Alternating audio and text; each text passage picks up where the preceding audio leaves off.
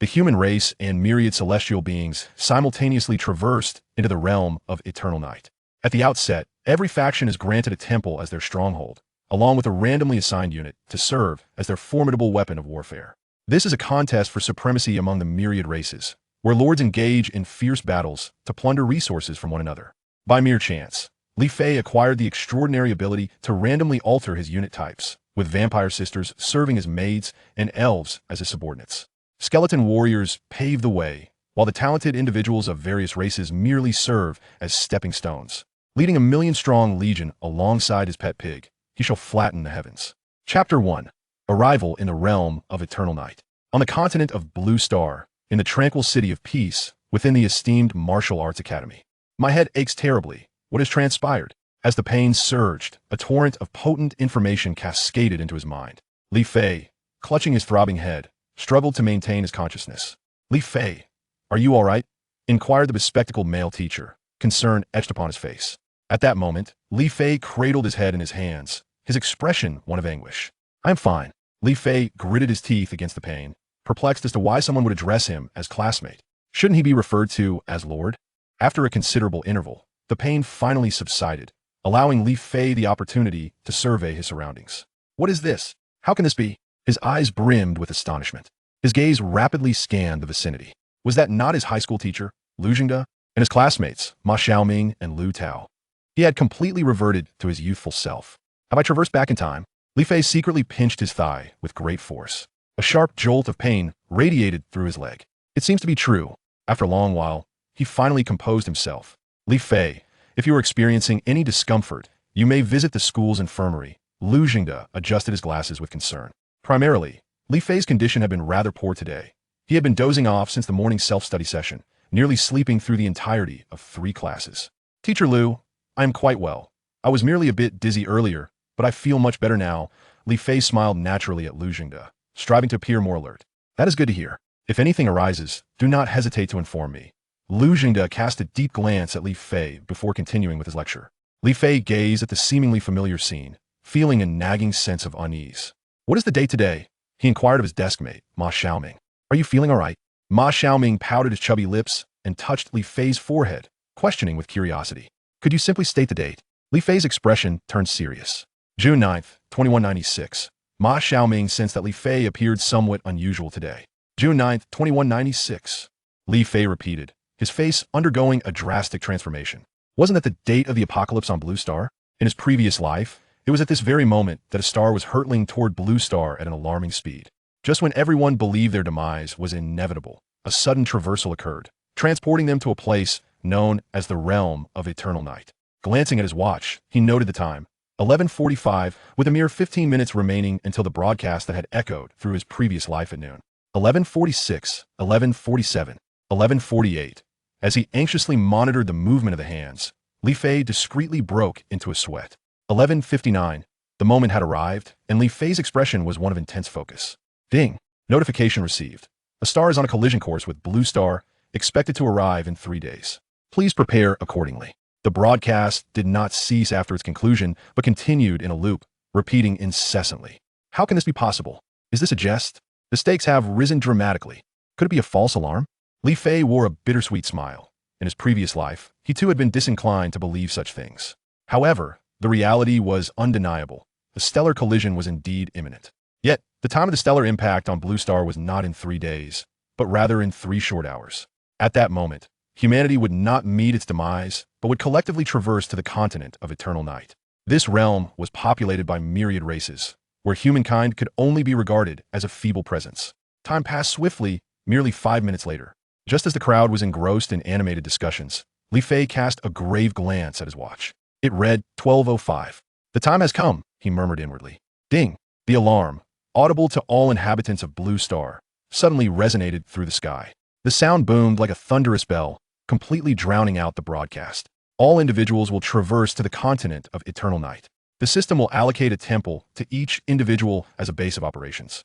The system will randomly assign a military unit to the host as a potent weapon for warfare. In this realm, myriad races contend for supremacy, and all celestial races will participate in the struggle for dominance. It is fraught with peril, where annihilation is a constant threat. Yet, It is also replete with opportunities, allowing the host to lead their army in competition against the myriad races. What is happening? A voice of confusion emerged from the crowd before the traversal. The one questioned wore a similarly bewildered expression. Li Fei's demeanor remained serious. He was prepared. In his past life, his lack of preparation had squandered initial opportunities for growth, leading to a fate of perpetual suffering. Clenching his fists tightly, he resolved that if fate granted him another chance, he would seize it with unwavering determination. Boom! At that moment, a rapidly spinning black hole appeared in the sky, expanding ever larger and exerting an inexplicable gravitational pull. All inhabitants of Blue Star were drawn into the black hole, soaring towards its depths. It's here! A fervor flickered in Li Fei's eyes. While others were unaware of what lay beyond the black hole, he knew all too well. Behind the black hole was another world, a realm of contention among myriad races. Within a mere 10 minutes, all were consumed entirely by the black hole. In the darkness, Li Fei glimpsed a glimmer of light, accompanied by the melodious voice of the system in his mind.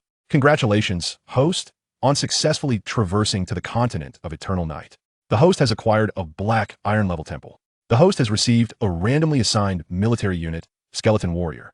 As he fully opened his eyes, he found himself within a decaying small palace, the interior reminiscent of an ancient Western palace. The space measured only around 40 to 50 square meters, surrounded by towering mountains that seemed to stretch endlessly. At the center of the palace lay a pentagram magic array, intricately etched with complex magical patterns. 3 meters from the magic array stood a summoning wand adorned with green gemstones, through which the military unit could only be summoned. Maintaining his calm demeanor, Li Fei noted that his previous military unit was also the skeleton warrior. View attributes, system, Li Fei commanded. Temple attributes. Temple name, unnamed. Temple level, black iron 1 star. Note, temple levels range from black iron, bronze, silver, to gold, with each level further divided from 1 star to 9 stars. Summonable military unit, skeleton warrior. Next level requirement, 20 merit points. Note, merit points can be obtained by slaying monsters or defeating other lords. Host attributes. Strength 10. Agility 10. Intelligence 10. Skills none. Just like last time, Li Fei exhaled softly. The skeleton warrior he had acquired ranked moderately among the myriad races, but he had failed to capitalize on the opportunity during his previous life, resulting in subpar performance. He had wasted too much time previously. I shall name you the Flying Temple. Li Fei furrowed his brow, opting for the same name as in his former life. Chapter 2. The original vampires. Li Fei's eyes gleamed with satisfaction. Although these skeletal warriors appeared innocuous, their combat prowess was astonishing, defying the bounds of common sense. Furthermore, these were merely black iron 1-star skeletal warriors. They were capable of upgrading. Upon leveling up, the skeletal warriors would see enhancements in size, strength, and agility, and awaken unique innate skills exclusive to their kind. With a slight tremor of his right hand, Li Fei accessed the attributes panel of the skeletal warriors. Skeleton warrior, strength, 25, agility, 20, intelligence, 10, skill, focus, attack speed can be infinitely increased. Each attack raises attack speed by 1. Note, this is limited to the same unit. If other units are attacked midway, the attack speed must be recalculated. To upgrade to the next level, 2 merit points. Your Highness, the Underworld King, your servants are eager to serve you. The 2 skeletal warriors' eyes flickered with a deep green ghostly flame as they knelt on one knee, placing their right hands on their chests in a gesture of loyalty. To the skeletons, Li Fei was their creator, their sovereign, their king of the underworld. Although they could not speak, Li Fei could perceive all their thoughts. Excellent. Are you willing to follow me into battle? Li Fei regarded the 2 skeletal warriors with an icy gaze. We are honored to dedicate everything to the Underworld King and to battle alongside your Highness. The skeletal warriors replied, trembling slightly. Are you not afraid? Even in the presence of a lord or a deity? Li Fei inquired. The flickering ghost fire in their eyes communicated their resolve. We are willing to eliminate all obstacles in the way of the Underworld King, even at the cost of extinguishing our ghostly flames. Li Fei nodded in satisfaction. Unlike ordinary beings, the ghostly flame was essential for the skeleton's existence. Its extinguishment signified death. Regrettably, these 2 skeletal warriors are still too weak, Li Fei lamented. The skeletal warriors, like those of the Flying Temple, were categorized into 4 grades: black iron, bronze, silver, and gold. Currently, these skeletal warriors were merely black iron 1 star. I must find a way to acquire merit points. Li Fei pondered. At that moment, a golden icon on the transparent panel suddenly captured his attention. What is this? He was certain that such an option did not exist in his previous life. Default troop type unchanged, randomly replaced summoned troops. Moreover, there were no limitations on frequency. It was a permanent change. Gasping in astonishment at the subsequent description, Li Fei realized the implications. A lord could possess an endless variety of troops? Was this his golden finger after reincarnation? Overwhelmed with joy, he understood that this was a gift from the system, one that no other lord would possess. Without hesitation, Li Fei pressed the replacement button. Within the magic circle, the two skeletal warriors exhibited fleeting expressions of terror, but it was too late. With a flash of white light, the two skeletal warriors vanished, replaced by two 2-meter-tall kodos. The kodos, grayish-white in color, bore a striking resemblance to the ancient Triceratops. Roar, Your Highness, the Beast King. We are at your service, the two kodos proclaimed. Li Fei examined the kodos' attributes: strength, 18, agility, 15, intelligence, 10, skill, terrifying howl, temporarily silences enemies, rendering them unable to hear anything. A look of disappointment crossed Li Fei's face. Their attributes paled in comparison to those of the previous skeletal warriors. Even with both kodos attacking simultaneously, they might not match a single skeletal warrior in combat. Since they are too weak, I shall opt for another replacement. After all, there is no limit. Ignoring the pleading gazes of the two kodos, Li Fei clicked the replacement button once more. With another flash of white light, the two kodos disappeared, replaced by two minotaurs. Examining their attributes: strength, 25, agility, 23, intelligence, 10, skill, healing aura, restores 1 health point per second to units within the territory. Li Fei frowned, still too weak. The minotaur's fearful eyes met his as he chose to replace them again. As the white light flashed, this time, two beautiful vampires appeared. Your Excellency, the Count, your servants are eager to serve you. The two female vampires, approximately 1.7 meters tall, revealed sharp fangs and flashed sweet smiles. So beautiful? Li Fei was momentarily taken aback. The two vampires before him resembled the female vampires from Western dramas on Blue Star, with golden hair and exquisite features. He examined their attributes: strength, 30, agility, 35, intelligence, 20, skill, blood drain aura. Each attack inflicts a blood draining effect, restoring 3 health points to the attacking unit. Skill 2. Corruption. The vampire can continuously corrupt weaker units, stripping them of autonomy and turning them into thralls. It was evident that these two vampires possessed superior abilities compared to his original skeletal warriors. Moreover, they were the only summoned units he had encountered thus far with intelligence exceeding 10. Turning his gaze back to the panel, Li Fei noticed an additional option after replacing the troops: restore default troop type.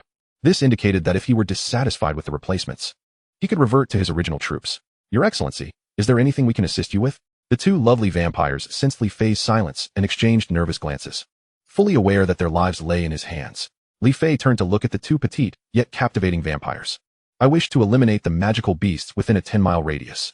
Do you have any strategies? In his previous life, one of the reasons for his slow development was the overwhelming presence of magical beasts surrounding the temple, which posed endless difficulties.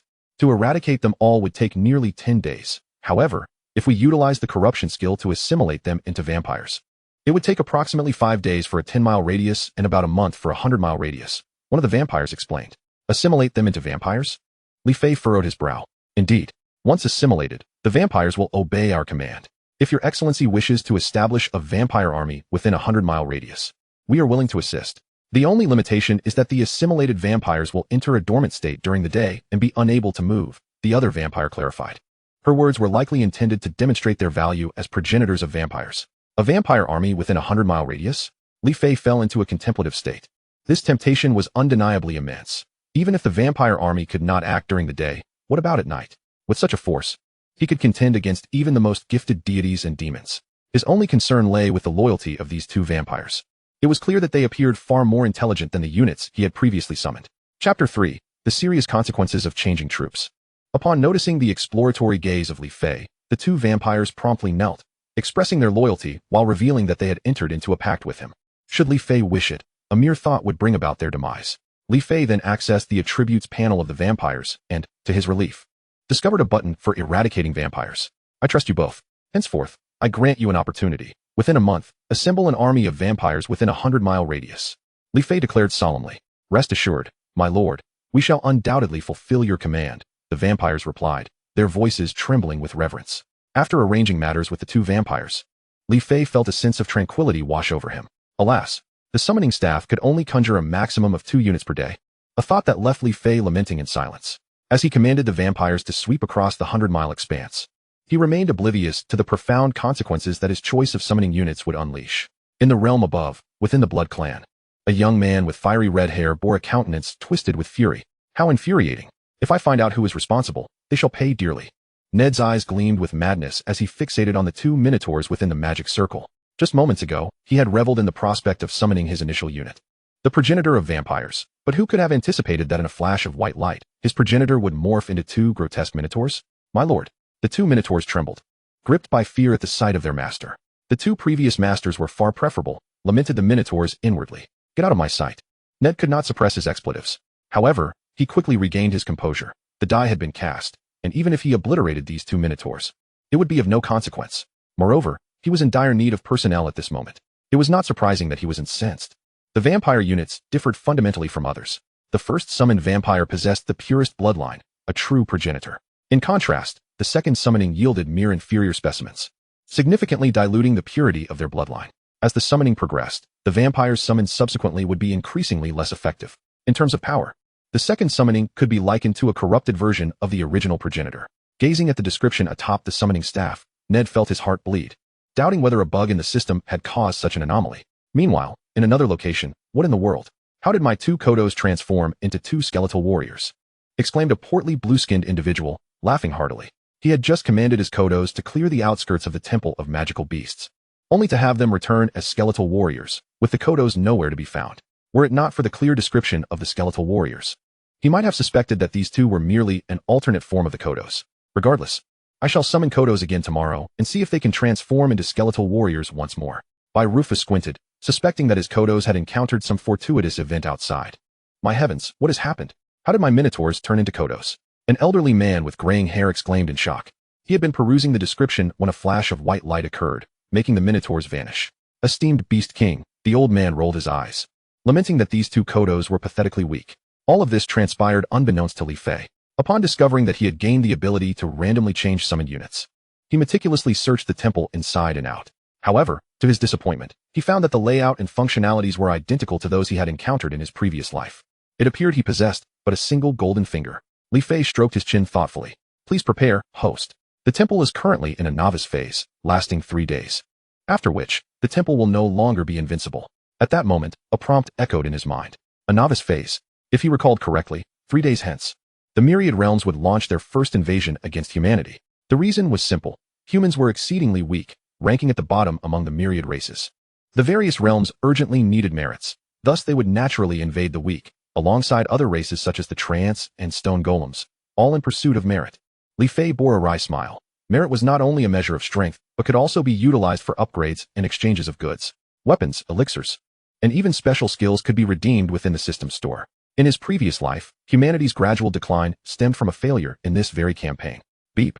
Congratulations, host, for successfully corrupting a Lion King beast, earning 3 merit points from the system. Beep. Congratulations, host, for successfully corrupting an iron armor beast, earning 2 merit points from the system. Amidst these notifications, Li Fei's eyes sparkled with delight. It had begun. Were he to summon skeletal warriors, such speed would have been impossible. For instance, it would take 2 skeletal warriors at least the time of a stick of incense to successfully defeat an iron armor beast. Vampires, however, required no such lengthy encounter. They merely needed to breach the skin of their opponent and infect them with their blood. The speed comparison was markedly favorable. In no time at all, he had successfully corrupted several magical beasts.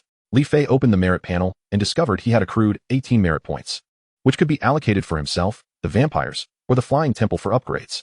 Among the various options, he prioritized upgrading the Flying Temple. An upgraded temple would not only enhance its defenses, but also add new functionalities. A 3-star Flying Temple would even introduce a turret with a range of 10 miles, wielding tremendous power. As long as he remained within the Flying Temple, he would be safe, for everything inside was under his command. As for the first-generation vampires, their safety was assured under the protection of the vampire army. Beep. Successfully corrupted a troll beast, earning the host 5 merit points. Here it came. Li Fei was astounded. The troll beast was massive, its strength unmatched. Had it been a skeletal warrior, it would have required an upgrade to 3 stars to defeat it. Yet now, it had been corrupted by a 1-star vampire. Li Fei accessed the upgrade page for the Flying Temple. Upgrading to a 2-star Flying Temple requires 20 merit points. Does the host wish to proceed with the upgrade? Red letters floated across the transparent panel. Yes, Li Fei affirmed, tapping with his right hand. Boom. A resounding explosion reverberated as Li Fei distinctly felt the Flying Temple shudder. The temple rose several meters under an inexplicable force, expanding its size by more than 3-fold. Its previously worn exterior transformed into a pristine appearance. Inside, a circular stone pillar ascended into view, revealing a control console. It's a mirroring system. Li Fei gasped in astonishment.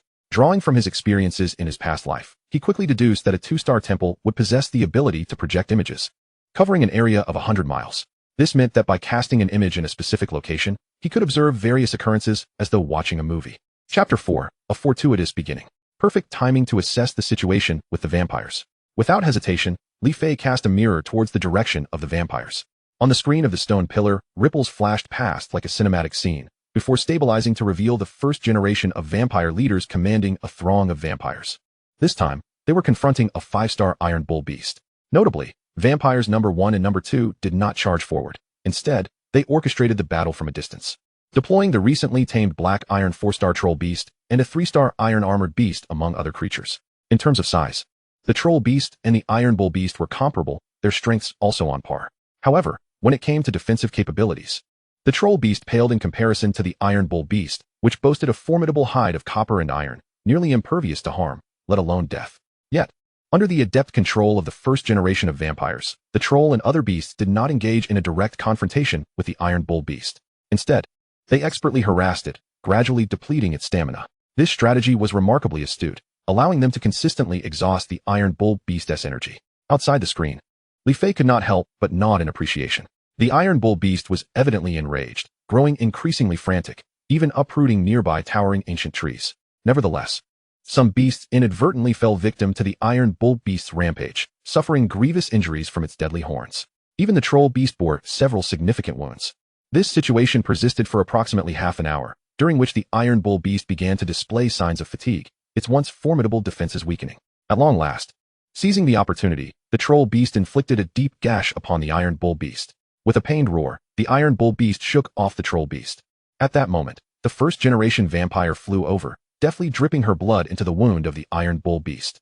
As the Iron Bull Beast absorbed the blood, its demeanor shifted from frenzy to calmness, ultimately becoming gentle, as it slowly prostrated itself before vampire number 1. Simultaneously, the wounds of the Troll Beast and other creatures began to heal rapidly, showcasing the advantage of the vampires. As long as the injuries were not fatal, they could recover at an astonishing pace. It was remarkable that within just half a night, such accomplishments had been achieved. If it had been the skeleton warriors, they would likely have only managed to contend with 2-star iron armored beasts in the same time frame. Li Fei was profoundly astonished. He finally understood why the prodigies of various races held humanity in disdain. It was because they possessed formidable troops far superior to humans. Li Fei opened the merit panel and discovered he had accrued an additional 8 merit points, totaling 15 points. He had not anticipated the terrifying potential of the vampires' innate abilities. Very well, let them advance for now. Li Fei relinquished his initial intention to prioritize the advancement of the Flying Temple. Instead, he resolved to expedite the elevation of the vampires, believing that this would similarly accelerate the establishment of a vampire army within a 100-mile radius.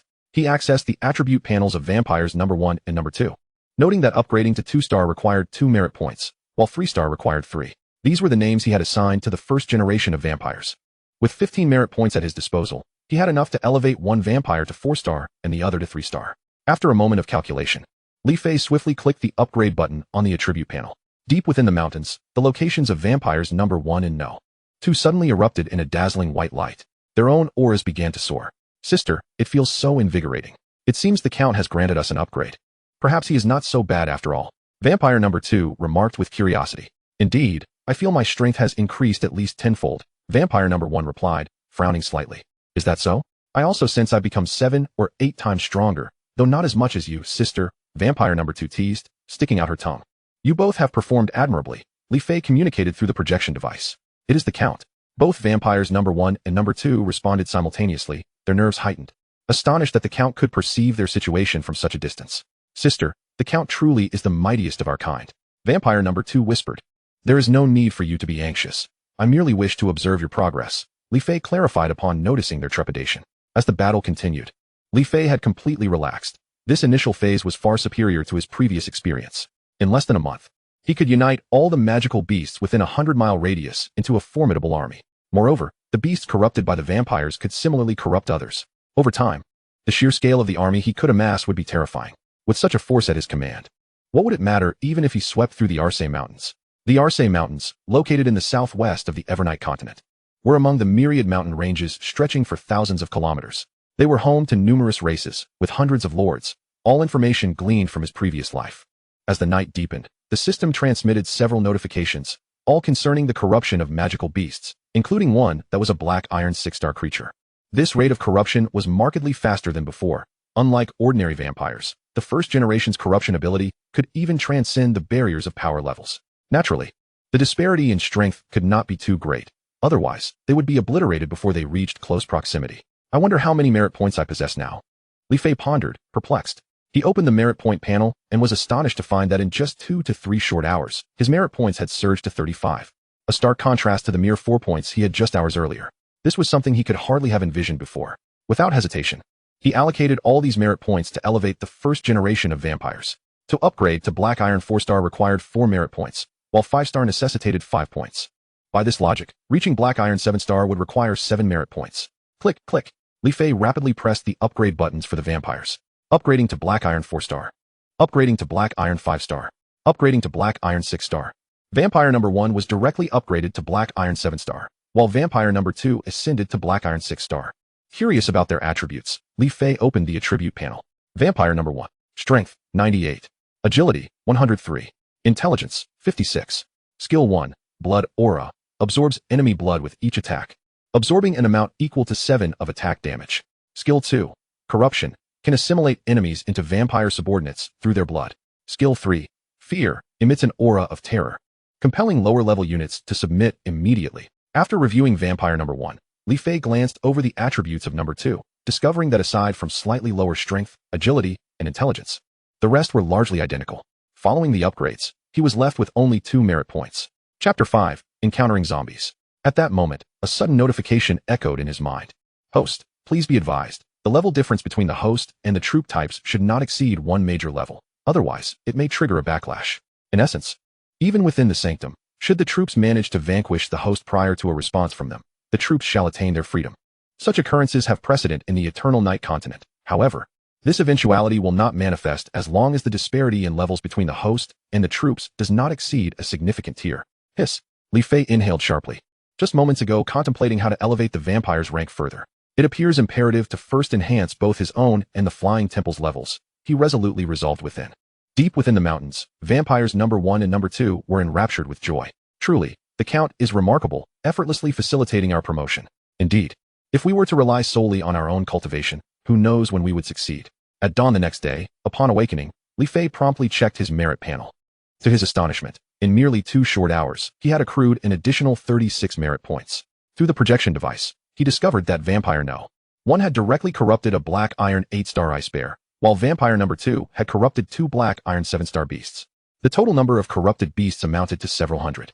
Such formidable combat prowess. Li Fei was certain that even if celestial, demonic, or ghostly prodigies were to confront them, they would be left utterly humiliated. Although the power of the corrupted beasts would diminish by a tier, they remained formidable nonetheless.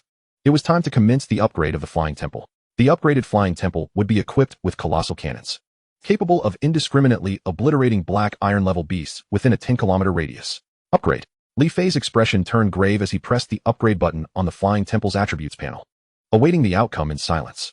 Boom. A resounding explosion echoed as the Flying Temple ascended at a visibly accelerated rate, expanding from its original 200 square meters to over 500. Portions that were once antiquated now gleamed anew, imbued with a mechanical essence. Click. At that moment, a mechanical sound resonated from the temple. It was a cannon. Li Fei focused intently, observing a cannon approximately 2 meters in length and width manifest atop the temple. With this cannon, he could effortlessly annihilate any beast of Black Iron level or below within a 10-mile radius. The commotion persisted for roughly 10 minutes before subsiding, and from a distance, the Flying Temple now resembled a fortress amidst the mountains, exuding a metallic aura. Glancing at his merit panel, Li Fei noted he had 6 points remaining. He resolved to invest all these points in elevating his own level. After all, he was merely a Black Iron 1-star. Should the gap between him and the troops widen too greatly, they could easily slip beyond his control. Finding the upgrade option on the attributes panel, Li Fei clicked twice. Swish. 2 brilliant flashes of white light enveloped him, and he directly ascended from Black Iron 1-star to Black Iron 3-star.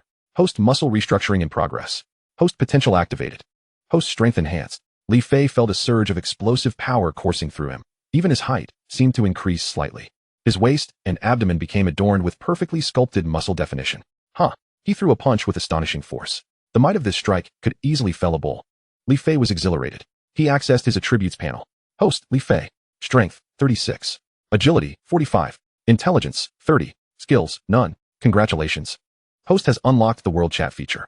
Host can freely communicate in the world chat window. A world chat window? Li Fei was overjoyed. The world chat window is a communication platform provided by the system for myriad races. It activates once the host reaches Black Iron 2-star. The world chat interface typically yields valuable information.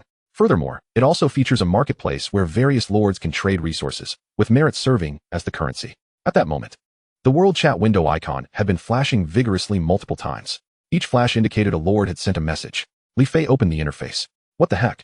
My initial troop is actually an anteater, followed by a sorrowful emoji. You're fortunate. I, on the other hand, drew SpongeBob, accompanied by an angry emoji. Damn, what a disaster.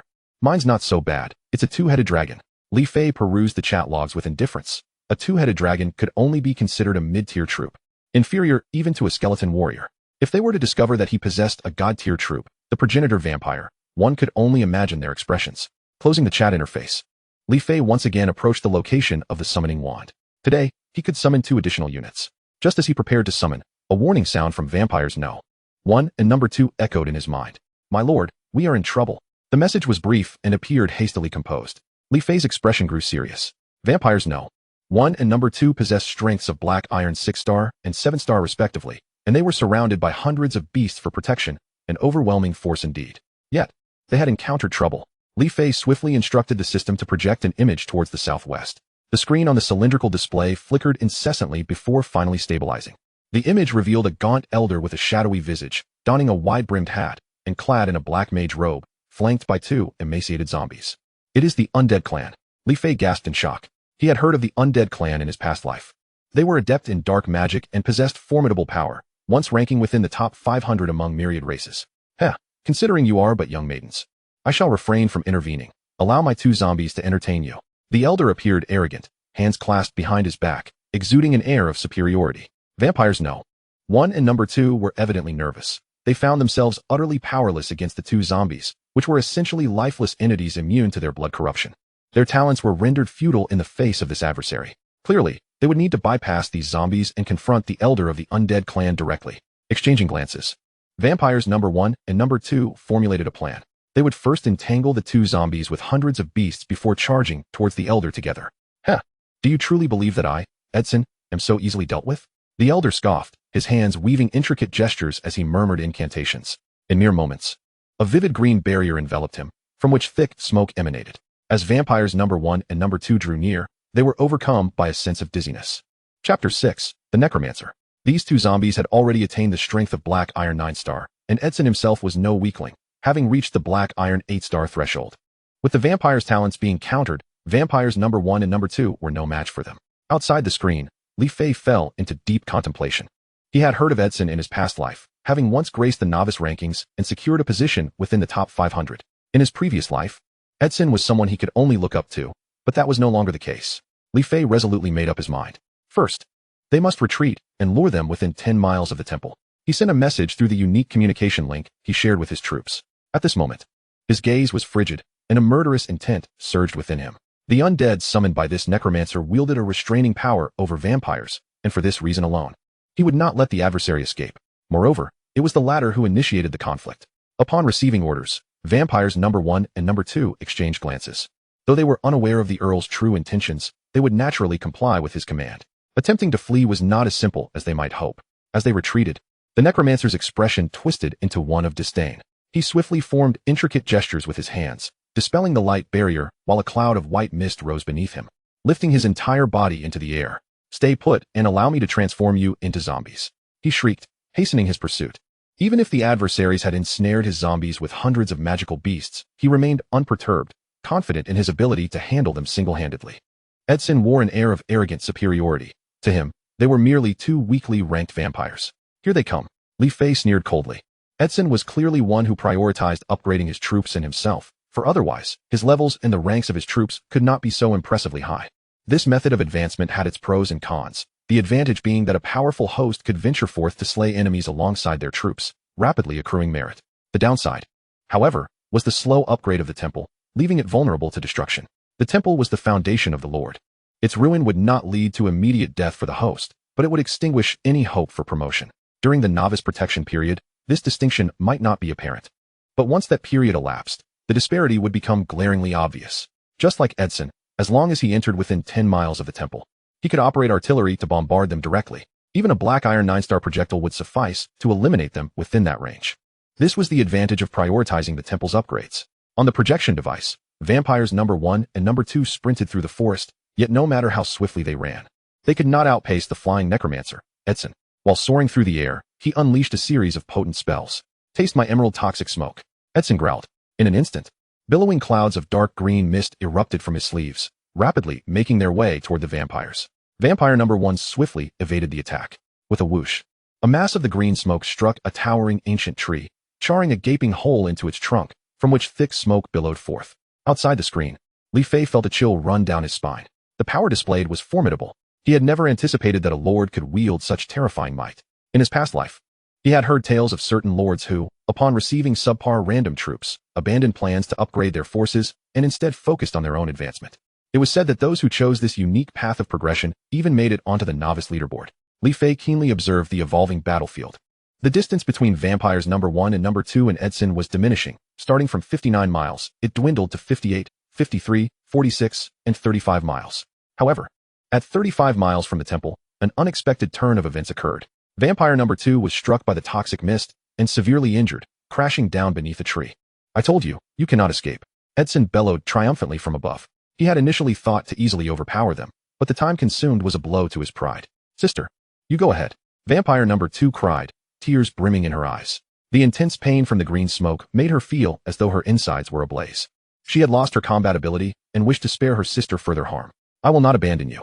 Vampire number 1, Celia, exclaimed. Her eyes reddened and her pale face glistening with tears. I have already notified the Earl. We are not without hope. She added hastily. Not a single fly shall escape from here, Edson declared with a derisive grin. The Earl will not let you go. Vampire number 2 retorted fiercely, disregarding her injuries. Gazing at the 2 feeble vampires before him, Edson laughed triumphantly. I have been searching for you for quite some time. Li Fei outside the screen was momentarily taken aback. He did not comprehend why Edson sought out vampires number 1 and number 2. You must be the ones responsible for the vampire horde in this vicinity. If I am not mistaken, there exists a lord behind you, and you are leading me towards that direction, are you not? Edson continued. At that moment, Li Fei suddenly grasped the situation. Edson aimed to kill them, while they sought to contend with him. The merits gained from slaying a lord were incomparable to those obtained from any ordinary magical beast. Although he currently resided within the temple, enjoying the so-called novice protection period, Edson could easily position himself around the temple, waiting for the protection period to expire before striking. Realizing this, Li Fei couldn't help but smirk. He felt pity for Edson, who had failed to consider that his temple had already ascended to the status of Black Iron 3 stars, unmatched beneath Black Iron. Li Fei thought, a smirk playing on his lips. Surrender now. Your lord shall also fall into my grasp, let alone the 2 of you. Edson sneered derisively. Despair flickered across the faces of vampires number 1 and number 2. It turned out that he had anticipated everything, while they had naively believed it to be mere happenstance. However, at that moment, an unexpected transformation occurred. A brilliant white light suddenly enveloped vampire number 2. Edson's expression shifted as he recognized the light all too well, having experienced it countless times before. Damn it, he cursed inwardly. Meanwhile, vampire number 2 felt a surge of joy within. She sensed her strength gradually returning, even surpassing her previous state. She had leveled up. Marvelous. It's the Earl. He has not abandoned us. Vampire number 2 exclaimed, exhilarated. Inside the temple, watching the 2 vampires flee anew, Li Fei's expression was complex. He had just used his remaining 7 points of merit to elevate Vampire No. 2's level from Black Iron 6 stars to 7 stars. This was all to save her. The benefits of leveling up extended beyond mere enhancement of power. It also facilitated rapid recovery from injuries. As long as one remained alive, they could heal swiftly under the white radiance. Chapter 7, Reduced to Ashes. In the sky, Edson wore a grim expression. Let us see how many times you can level up. After a lengthy silence, he let out a cold laugh. The zombies had extricated themselves from the magical beast's entanglement and were swiftly approaching. Regardless of how many times the adversaries leveled up, he could deal with them all at once. In fact, this was part of his deliberate strategy. He intended for these 2 vampires to lead him to the location of the Flying Temple. As vampires number 1 and No. 2 fled rapidly, Edson closed the distance to the temple. 30 miles, 25 miles, 18 miles. Li Fei continuously calculated the distance in his mind. He had not overlooked Edson's 2 zombies either. Through the projection, he discerned that they were approximately 3 miles away from Edson. Upon witnessing the safety of Vampire No. 1 and number 2, Li Fei's gaze shifted once more to the summoning wand. Today, he still had the capacity to summon 2 units. Exhaling softly, he extended his right hand toward the summoning wand. A semi-transparent panel materialized silently before him. With practiced precision, He clicked the summoning button. A dazzling white light flickered within the magic circle, and two skeletal warriors materialized before his eyes. Esteemed Lord of the Underworld, allow your humble servants to serve you. The skeletal warriors expressed their loyalty through the flickering soul flames. However, this was not what he desired. Under the fearful gaze of the skeletal warriors, Li Fei selected the option to change the unit type. While the skeletons were formidable, he yearned for something even more powerful. With a swift motion, as the light flashed once again, what appeared was not skeletal warriors, but rather two golden eagles. The majestic birds bore stern visages, their bodies shimmering with golden light, and their talons sharp as hooks. My lord, the two golden eagles bowed their proud heads. They certainly appeared impressive, yet, how formidable were they in strength? Li Fei hesitated before opening the attribute panel of the golden eagles. Name, Flame Golden Eagle. Strength, 36. Agility, 45. Intelligence, 28. Skill 1, Flamestorm. Unleashes dozens of flames from its beak in an instant, raining fire upon enemies with devastating impact. Skill 2, Passive, Wind Feather Technique. During flight, if encountering strong winds, speed may double. Li Fei nodded in satisfaction. Without question, the Golden Eagle represented the pinnacle of attributes among the units he had encountered. It was evident that the Golden Eagle belonged to the elite echelon of all unit types. He refrained from further changing unit types. His objective was to acquire exceptional troops. And the Golden Eagle had evidently fulfilled that criterion. Turning back, Li Fei was suddenly struck by the realization that, in just this brief moment, Edson and his companions had drawn perilously close to the Flying God Temple. According to the message relayed by Vampire Number 1, they had already encroached within 10 miles of the temple. Li Fei's expression turned cold. Edson actually intended to gain merit by eliminating him. Such a delusion was laughable. He seized this opportunity to test the might of his artillery. As the two zombies had yet to enter the firing range, he had no intention of striking just yet. Waiting patiently, a glint of determination sparkled in his eyes. Edson, leisurely trailing behind the two vampires, now found his two zombies had caught up to him. They were now less than a mile away. If he acted swiftly to intercept these two vampires, they would reach their destination in the next minute. However, his ambitions extended far beyond merely these two vampires. It was the lord behind them that he sought. He believed he was closing in on the position of that lord. Suddenly, what was that? At that moment, Edson's expression shifted to one of shock as he gazed in a particular direction, approximately 7 or 8 miles ahead. He could faintly discern a temple. Yet, this temple appeared far more magnificent, at least significantly larger than his own. The opposing side had likely upgraded their temple, Edson reasoned. Yet, what folly it was to squander merit on upgrading a temple. Otherwise, how could the levels of those two vampires be so low? Dealing with them would not be so effortless. Edson continued to follow at a leisurely pace. After traversing a distance of roughly 2 to 3 miles, he gazed upon the colossal structure before him. A sudden wave of unease washed over him. A temple that had only been upgraded once could not possibly reach such towering heights. Upon closer inspection, this temple stood approximately 10 meters tall. The disparity between his own temple and this one was staggering. Wait. Edson's gaze suddenly fixed upon the pinnacle of the temple. Hiss. He inhaled sharply, as he increasingly felt that a cannon was situated at that very location. He was aware that temples could upgrade and evolve, acquiring new functions. But a cannon emerging from such an upgrade was entirely unexpected. Panic surged within him. It seemed he had become a living target. Retreat. This was the only thought racing through his mind. Without further hesitation, he swiftly turned and fled at double the speed he had approached. Within the Flying God Temple, Li Fei had already fixed his gaze upon Edson. The reason he had refrained from attacking earlier was due to concerns over the distance. Should his artillery miss, it would pose a problem. But now that the enemy had caught on, he had no need for further hesitation. Cannon, lock onto Edson, Li Fei commanded with calm authority. Locked on. On the screen, Edson was fleeing in a frenzy, yet a red marker remained steadfastly fixed upon him. Fire. Li Fei issued his final command. Boom. A resounding explosion erupted from the top of the Flying God Temple. A crimson fireball surged forth from the cannon's mouth, racing toward Edson with incredible speed, followed by a series of sonic booms that echoed like thunder. Ah! Edson cried out in alarm, clearly aware of the sound. In that fleeting moment he turned. A small black dot loomed larger before him. No. Fear gripped Edson's face.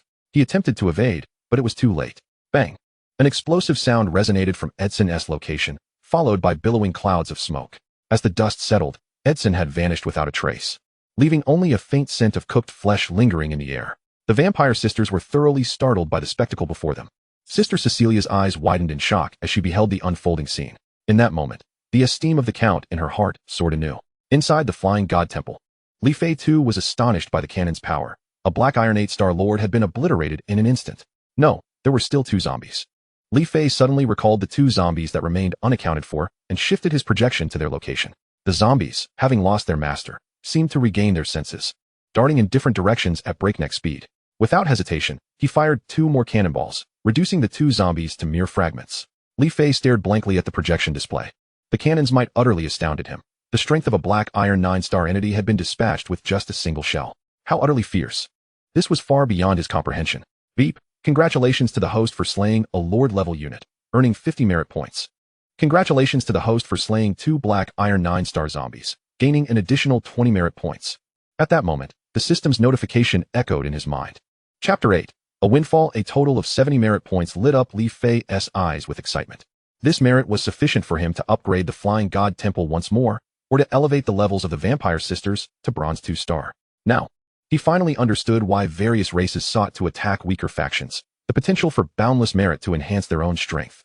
After some contemplation, Li Fei ultimately opted for a balanced upgrade plan. The Flying God Temple required another upgrade to reach Black Iron 4-star. The remaining 30 merit points would be allocated for his own and his unit's upgrades. Without delay, Li Fei set his thoughts into motion, transforming ideas into reality. Upon discovering the attribute panel of the Flying Temple, he promptly clicked on the upgrade option. Does the host wish to upgrade? A transparent panel presented a dialog box. He pressed with his right hand. Whoosh. From the outside, the entire Flying Temple was enveloped in a radiant white light, its area expanding at a visibly rapid pace until it stabilized at approximately 1,000 square meters. Its height also reached around 20 meters. Li Fei clicked on the attribute panel of the Flying Temple and noted that, aside from a significant increase in defense value, no additional functionalities were revealed. However, the cannon's range had indeed increased to a distance of 20 miles. Below that were the upgrade options for himself and his troops. He was currently at Black Iron 3 stars, requiring 4 merit points to advance to Black Iron 4 stars, and 5 merit points to ascend from Black Iron 4 stars to Black Iron 5 stars. This pattern continued, with the transition from Black Iron 8 stars to 9 stars demanding a certain number of merit points. The upgrade mechanism for his troops mirrored his own.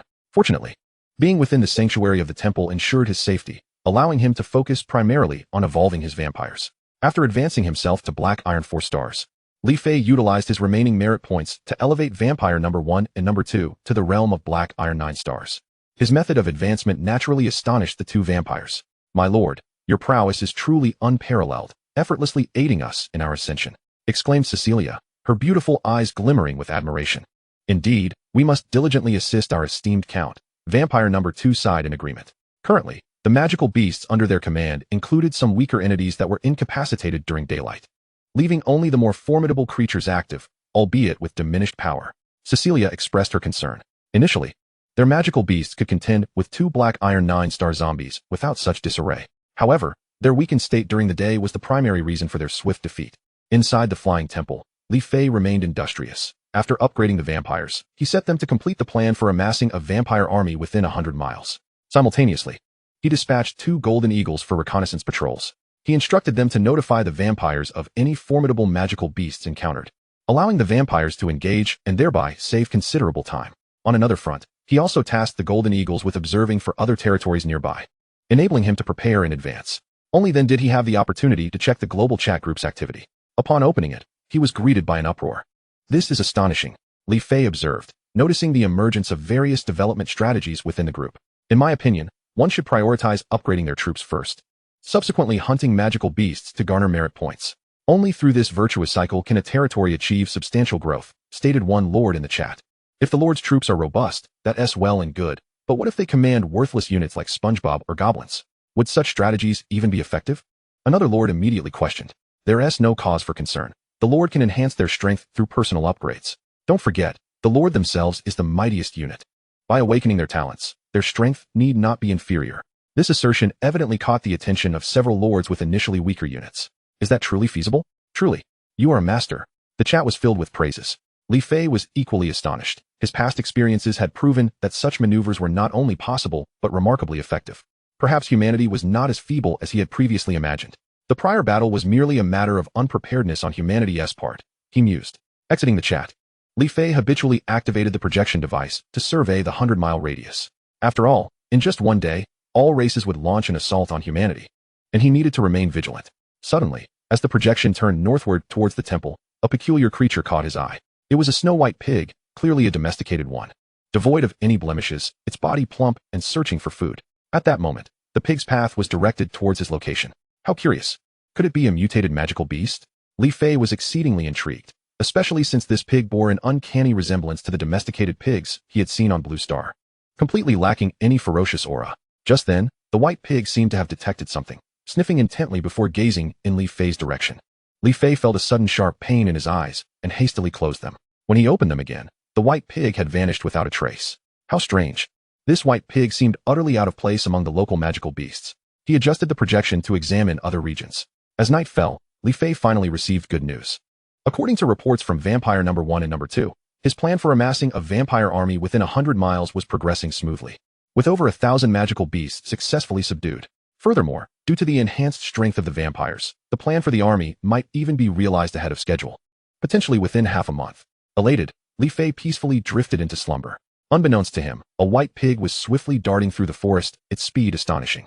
If Li Fei were present, he would surely notice that this white pig could outrun the necromancer Edson by a factor of 3. Boom. A tremendous crash echoed as the white pig barreled into a towering ancient tree, snapping it in two, yet it continued forward as if nothing had occurred. Its destination was none other than the Flying Temple. Now, it was merely 30 miles away. Just wait, oh pig lord. Rest assured.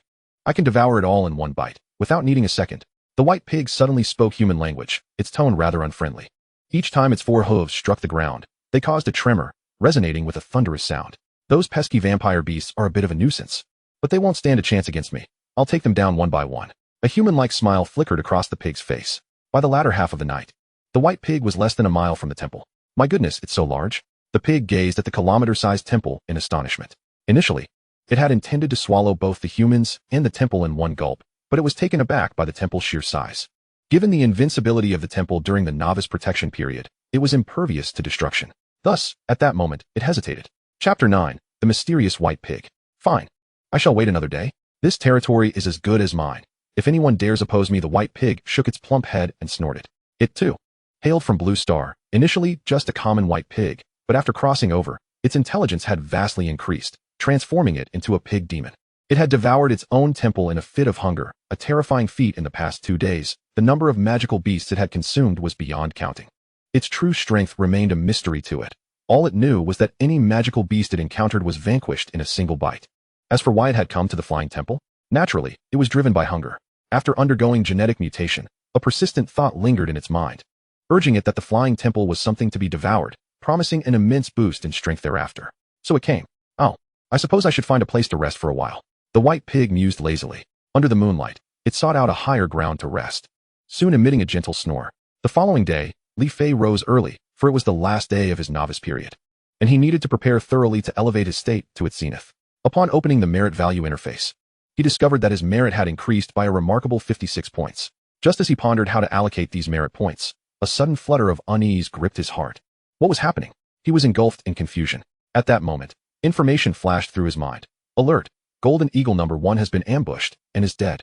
Location of death, approximately 500 meters from the host. Good heavens! Li Fei was startled. Had it not been for the system's alert, he would have remained oblivious to the demise of the Golden Eagle right beneath his nose. Although he had not upgraded the Eagle, its initial attributes were formidable. And more importantly, the Eagle spent most of its time soaring through the skies, unmatched in speed. Who could possess the capability to eliminate it so stealthily? The thought sent shivers down his spine. Simultaneously, he felt a wave of relief that he was within the protective confines of the Flying Temple. Otherwise, he could only imagine the dire consequences. In a flurry, he commanded another Golden Eagle to investigate the scene of the incident while he redirected the projection to search for clues. The images flickered rapidly, yet he found no abnormalities. The information relayed by the Eagle was alarming. How could this be? Li Fei continued his frantic search. Since the Golden Eagle had been ambushed, there must be an enemy lurking nearby. It was impossible for it to have simply vanished without a trace. Wait, what was that? As he prepared to switch to the next image, a flash of white light captured his attention. It was the white pig. But how did it end up here? Li Fei clicked his tongue in disbelief. Just yesterday, the pig was 100 miles away, and yet, after a single night's rest, it had arrived in his vicinity. Could it possibly be the white pig's doing? A sudden thought struck him, but he quickly dismissed it. After all, the pig was currently lounging on a rock, seemingly at ease, and did not resemble a ferocious beast in any regard. However, aside from the pig, there appeared to be no other anomalies in the vicinity. For safety's sake, he ordered the Golden Eagle to test the white pig. If it was indeed responsible for the attack, he would not hesitate to obliterate it with firepower. If not, he would simply capture it for a feast, as he had been craving meat for days. Within the temple, the projection device displayed the Golden Eagle receiving its orders and gradually approaching the white pig. At that moment, The pig was in a deep slumber. The eagle circled the pig a couple of times, its eyes reflecting disdain. However, just as the eagle extended its claws, mere meters away from the pig, the unexpected occurred. The pig turned to face the eagle, offering a surprisingly human-like smile, and before the eagle could react, it opened its cavernous mouth and swallowed the eagle whole, leaving no trace behind. The sequence was lightning fast. The white pig let out a satisfied belch and resumed its repose. What the hell? Li Fei's eyes widened in shock as he stared at the screen. He acknowledged his grave misjudgment. He had never anticipated that the creature could be so terrifying. More alarmingly, it had been playing the role of a harmless animal all along. Artillery, lock onto it. Faced with this threat, Li Fei resolved to employ his most formidable weapon against it. Just then, the white pig turned to him, grinning sweetly through the screen. A wave of dizziness washed over him, and by the time he regained his bearings, the pig had vanished from sight. Fortunately, he had already instructed the system to lock onto it. Rapidly switching through the images, he observed the white pig moving at breakneck speed around the flying temple, constantly shifting its form. Li Fei realized what was happening. The creature was evading the artillery lock. A cold smile crept across his face as he mused that even it had moments of fear. Simultaneously, he commanded the artillery to fire. On the other side, the white pig experienced its first taste of existential threat. The lock-on was disconcerting for it. Don't let me catch you, or I'll tear you apart. The pig thought menacingly. Wait, the pig could speak? In the language of Blue Star, Li Fei was utterly stunned. But there was no time to ponder further. The ominous white pig was clearly up to no good, and he had to eliminate it to feel secure. Artillery, do not cease fire. Blast it to bits. Li Fei commanded the system. He was certain that if he failed to dispatch the white pig today, it would inevitably turn against him once the novice period ended. The mere thought intensified his resolve. Boom. The artillery roared one after another, yet each time, the white pig narrowly evaded the onslaught. This would not do. He needed to upgrade. Li Fei's eyes blazed with determination. He understood that this impasse was untenable. He accessed the attributes panel of the flying temple and immediately selected the upgrade option. A radiant light emanated from the temple. Why has the firing ceased? Are you giving up? The white pig observed the sudden halt in artillery fire with confusion. Its gaze shifted to the flying temple, realizing its error. Under its scrutiny, the temple had expanded significantly, doubling in size to an impressive 1,000 square meters. And to add to its concerns, the artillery seemed to have gained considerable might. In that moment of hesitation about whether to retreat, the sound of cannon fire erupted once more. Chapter 10. The pig is severely hurt. Boom. The cannon fired with a deafening roar, and the white pig immediately paid the price for its indecision. A shot struck its rear, scorching it severely. You damn fool. The pig cried out in agony. Keep firing. Within the temple, Li Fei's eyes glowed with the fervor of a gambler. The white pig before him was immensely powerful. If he could not subdue it, he could only imagine the repercussions. Boom. Another shot struck the pig's rear, causing it to stumble. You'll pay for this. Pig Lord will remember this debt. The pig spat angrily as it fled. Continue firing. In the temple, Li Fei gradually regained his composure. He had not anticipated the white pig to be so formidable. Even after 2 cannon shots, it had only singed its skin. 2 shots were insufficient, so he commanded 3. Then 4. He was determined to subdue this white pig. Now that the artillery's range had increased to 30 miles, he had ample time. Boom. Within a 30-mile radius of the flying god temple, a peculiar spectacle unfolded. A white pig dashed ahead with remarkable speed, relentlessly pursued by a multitude of cannonballs. Each projectile struck with unerring accuracy upon the pig's posterior. With a cry of anguish, the white pig contorted its face in pain. Damn it. In a fit of fury, the white pig accelerated, desperate to escape this violent place. Within the temple, Li Fei exhaled softly. Although he had failed to vanquish the white pig, it at least indicated that the temple's artillery held some deterrent power over it, instilling a measure of confidence within him. However, a concern loomed. He feared that the white pig might cause trouble for vampires number 1 and 2. Furrowing his brow, he promptly sent a message to the vampires, instructing them to flee at the first sight of the white pig and to inform him immediately. Dear sister, do you think Lord Count is being overly cautious? Is a mere white pig truly that formidable? Vampire number 2, with her charmingly large eyes, playfully queried. Since Lord Count has given such instructions, there must be a reason. In any case, we shall run at the first opportunity. She believed that the Count's actions were undoubtedly steeped in significance. As Li Fei pondered the next steps in his development plan, a delightful chime from the system interrupted his thoughts. Ding! The Flying God Temple has successfully upgraded to Black Iron 5 stars. From now on, the host can summon 4 units daily. 4 units? A surge of joy coursed through Li Fei. This meant he could summon 4 units today. Approaching the magical array, he grasped the summoning wand and invoked the summoning interface. He swiftly pressed the summon button. With a soft whoosh and a burst of blinding white light, 4 skeletal warriors knelt neatly within the magical array. Lord of the Underworld, your servants are ready to serve. The glowing flames in their eye sockets flickered, expressing their loyalty. Li Fei, well versed in the process, casually pressed the adjacent exchange button.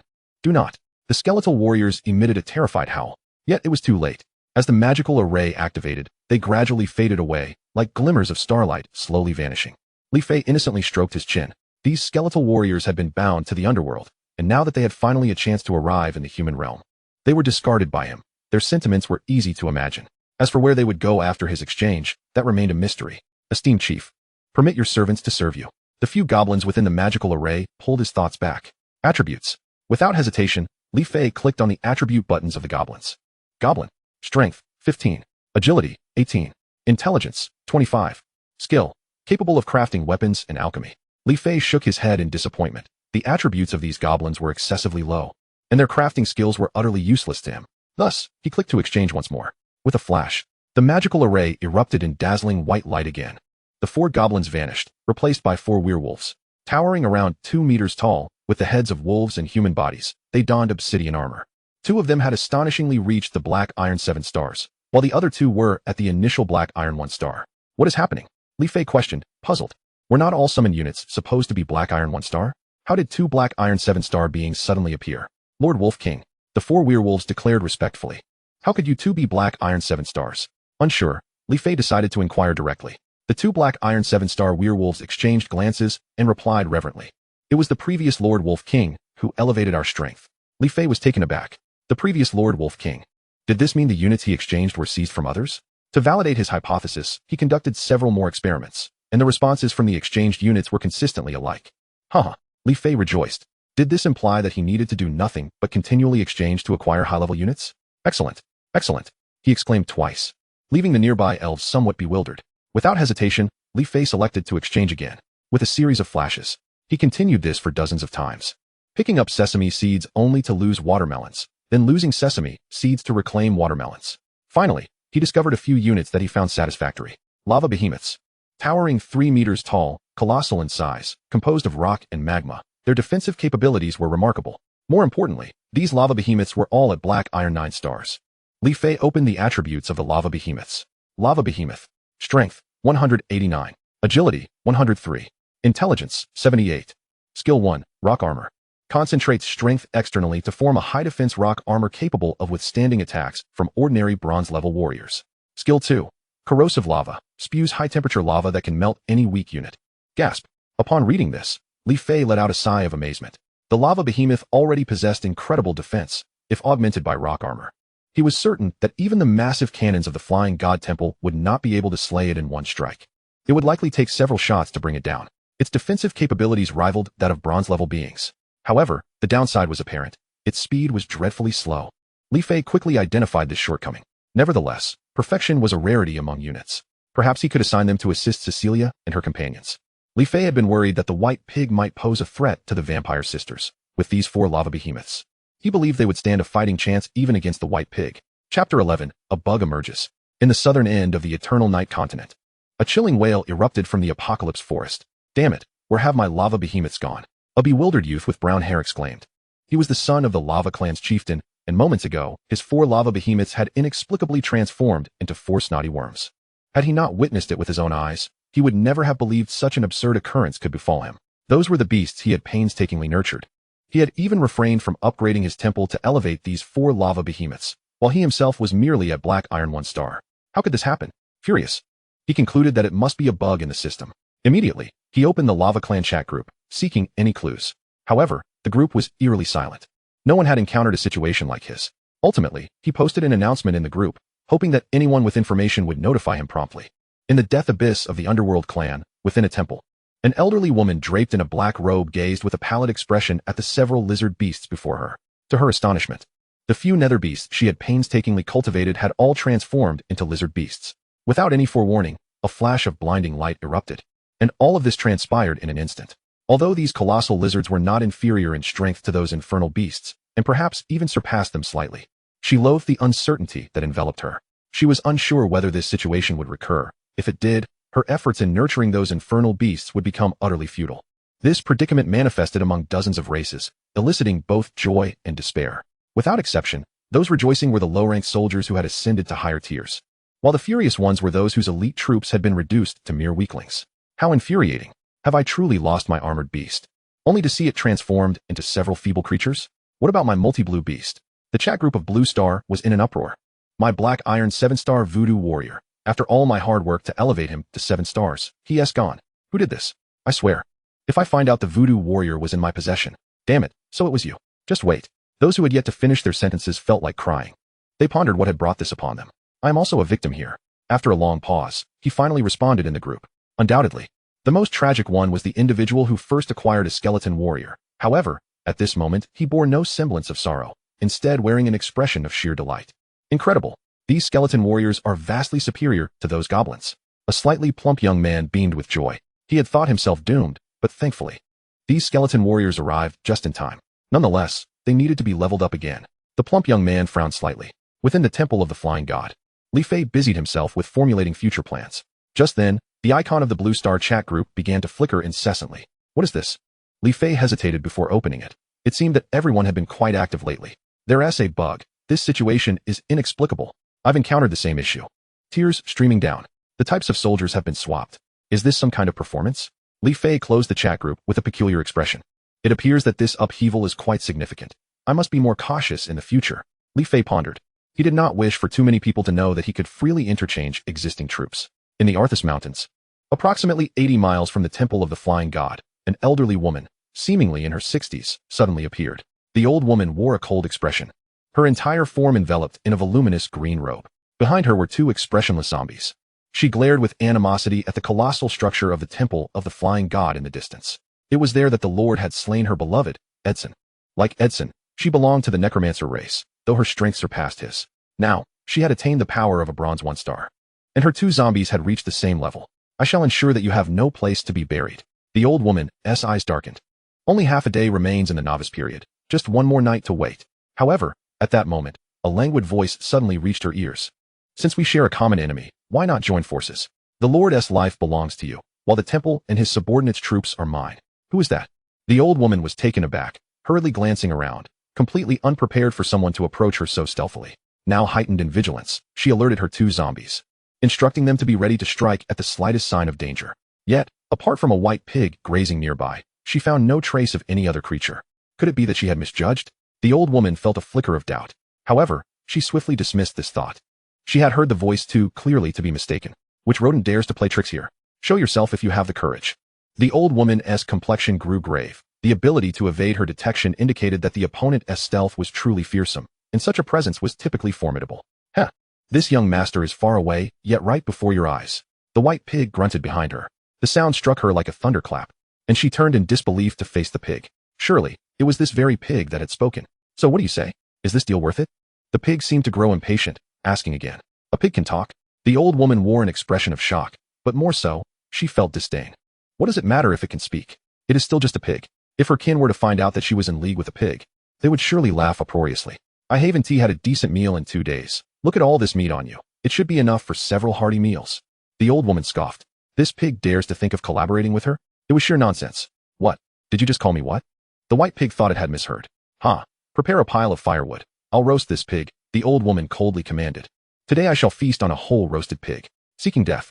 The white pig fully comprehended now that someone intended to take advantage of it, and had initially hoped that the other party would share some of the temple's artillery fire damage. It seemed it had been overly optimistic. It is foolish to think one can collaborate with me without any capital. The old woman's face twisted with scorn as she commanded her 2 zombies. Move quickly. I can hardly wait any longer. Perish. At this moment, the white pig could no longer maintain its calm demeanor. It opened its massive mouth and swiftly swallowed one of the zombies whole, beginning to chew. Chapter 12. Killing with a borrowed knife. This maneuver stunned both the old woman and the remaining zombie, yet the white pig was not unscathed. As a fellow bronze-level powerhouse, it had only managed to briefly engulf its opponent, but could not kill it immediately. The zombie within its mouth was now fiercely resisting. Enough of this. 36 strategies. Running away is the best. With this thought, the white pig made a swift escape. The old woman's face darkened. She had not anticipated the sudden emergence of such a terrifying creature, and now she regretted her earlier actions. Chase. After issuing commands to the other zombie, the old woman quickly pursued. There was no way she could abandon the other zombie, as these were her hard-earned creations. Bronze-level troops are far too precious. Compared to black iron, they are worlds apart.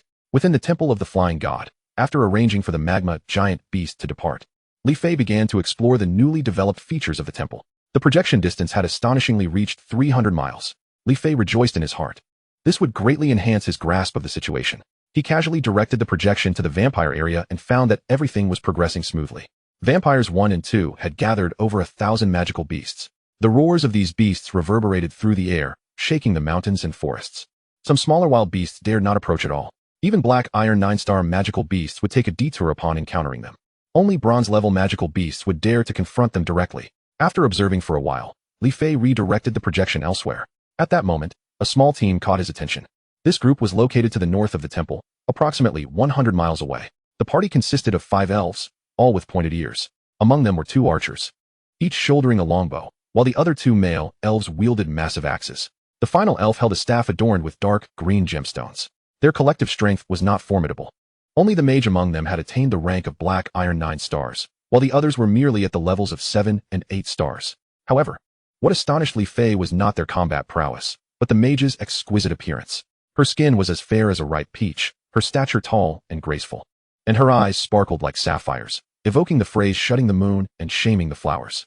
Alice, one of the archers, inquired with concern. Do you think venturing deeper into the Ars Mountains poses any danger? Alice, the elven mage, blinked her sapphire-like beautiful eyes and replied. A multitude of races is set to invade. We must hasten our preparations. Tet, you should understand that if our strength is insufficient, we will become targets for annihilation. Tet, a young man in his 20s, expressed his worries, having heard that the mountains had recently been unsettled, with reports of vampires emerging and many magical beasts falling victim to their malevolence. Tet, your courage seems to wane. Do you think our elven arrows are to be trifled with? Besides, we have the high priestess with us. Even if we encounter vampires, they will fall to our arrows. One by one, with enough achievements, we can ascend to higher ranks. Another archer, Keynes, declared. You wish to hunt my vampire army? How intriguing, Li Fei mused, stroking his chin. The current strength of the vampire army was formidable, far beyond what this party could contend with. The mere presence of thousands of magical beasts would suffice to challenge them, not to mention the formidable vampire number 1 and number 2, both at black iron 9 stars, along with 4 lava behemoths. Yet, he had no time to indulge in their dialogue. He needed to prepare for the impending invasion of the multitude.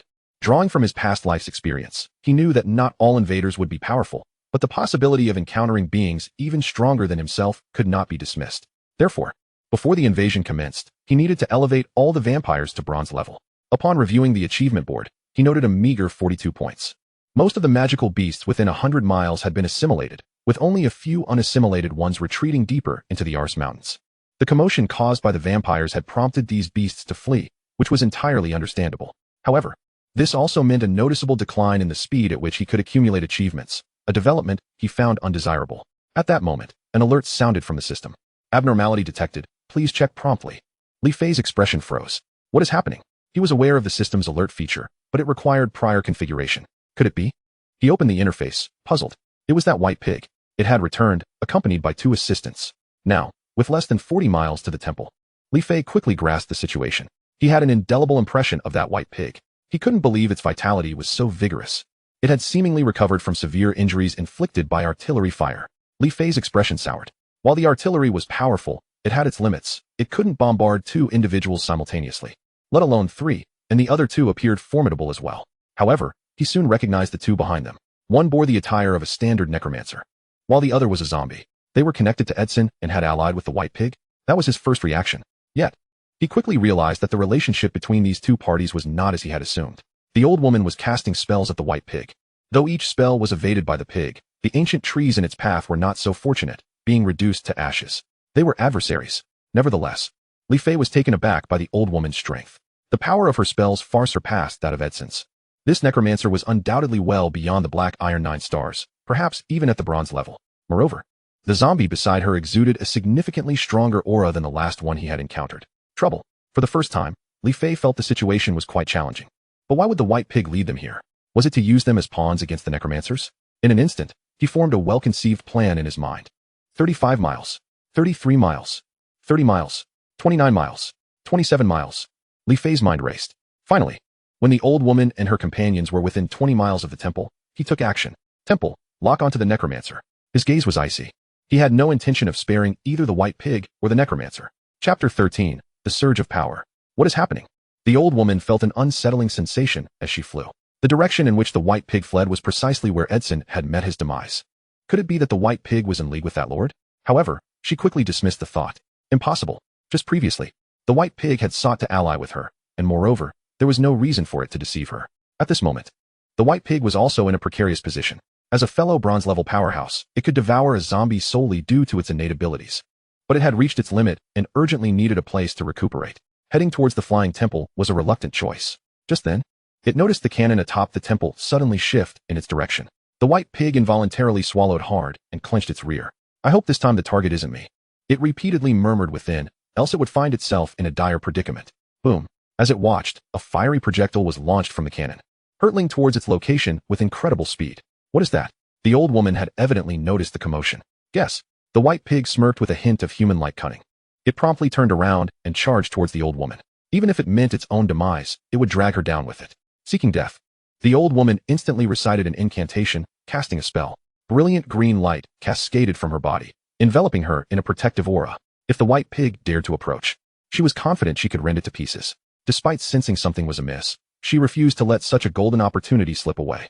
All of this transpired in the blink of an eye. Boom. The fired projectile created a sonic boom as it tore through the air, drawing closer amidst the clouds. The old woman finally recognized her perilous situation. Damn it, she cursed, then fled in the opposite direction. In her contemplation, the target of the turret was the white pig, which bore little relevance to her. However, it was too late. The shell struck her directly, and the white pig beside her was no exception. Not dead yet. Li Fei observed through the projection that the old woman merely swayed for a moment before regaining her balance. This was in line with his expectations. A formidable Bronze Realm warrior possessed remarkable resilience, making it akin to a fool's dream to expect to eliminate her with a single strike. If one attack proved insufficient, then two shall suffice. A glint of cold determination flickered in Li Fei's eyes. He was certain she had sustained some injury. Who dares to ambush me? The old woman fumed. Today, she had first been consumed by the white pig, only to be subsequently struck by artillery fire here, leaving her utterly vexed. Fire the cannons. Li Fei commanded from within the temple, unwilling to let this opportunity slip away. Boom. Another resounding explosion echoed from the temple's apex as another shell ascended. Despite her refined upbringing, the old woman could not restrain her curses. Without hesitation, she turned to flee, reasoning that there would always be greener pastures. She could seek vengeance at a later time. Yet it was too late. Having decided to strike, Li Fei was determined to go all out. Shell after shell bombarded the area, and the necromancer was relentlessly struck, her form gradually faltering. The white pig occasionally obstructed her escape, rendering her nearly immobile. And that was with another zombie absorbing some damage on her behalf. Boom. Ultimately, beneath the 23rd shell, the necromancer collapsed, devoid of life. Li Fei expended 5 more shells to eliminate the other zombie. Good. Now only the pig remains. Li Fei's eyes gleamed with excitement as he received a system notification upon successfully defeating the necromancer and the zombie. He had amassed a total of 90 merit points. Although he had anticipated this, Li Fei was still taken aback. Coupled with the 40 points he had previously accumulated, his merit value now exceeded 130. If he could vanquish the white pig, he believed he would garner a considerable reward. Cannons, target the white pig, Li Fei uttered coldly. This white pig had repeatedly opposed him and possessed an ominous background, an unknown factor. There was no telling when he might fall victim to its treachery. Thus, it was prudent to strike first. The preceding scene repeated itself as the white pig scurried amidst the cannon fire, its speed escalating. Although the shells struck their mark each time, they failed to inflict substantial damage. Li Fei reluctantly conceded defeat. This white pig was too enigmatic. The artillery seemed powerless against it. Consequently, he resolved to elevate his own level. Only by enhancing his rank could he exit the temple and lead his legion. Looking down upon all races, navigating to his attribute selection, Li Fei pressed the upgrade button. A dazzling white radiance enveloped him, and he felt a surge of power within. His vitality surged, his muscles became more defined, and he even sensed a slight increase in height. Yet it was not enough. He was merely at Black Iron 3-star. Pressing the upgrade button again, and at the cost of 4 merit points, he ascended to Black Iron 4-star. Now his fists clenched tightly. He could distinctly hear the sound of his bones cracking. With a forceful punch, he left an imprint on the iron table before him. Still not enough. Li Fei clicked the upgrade button once more. Whoosh. Another burst of white light. This time, he perceived the impurities within him being expelled. Now, he felt confident that he could fell a fierce tiger with a single punch. Accessing his attribute panel. Host, Li Fei.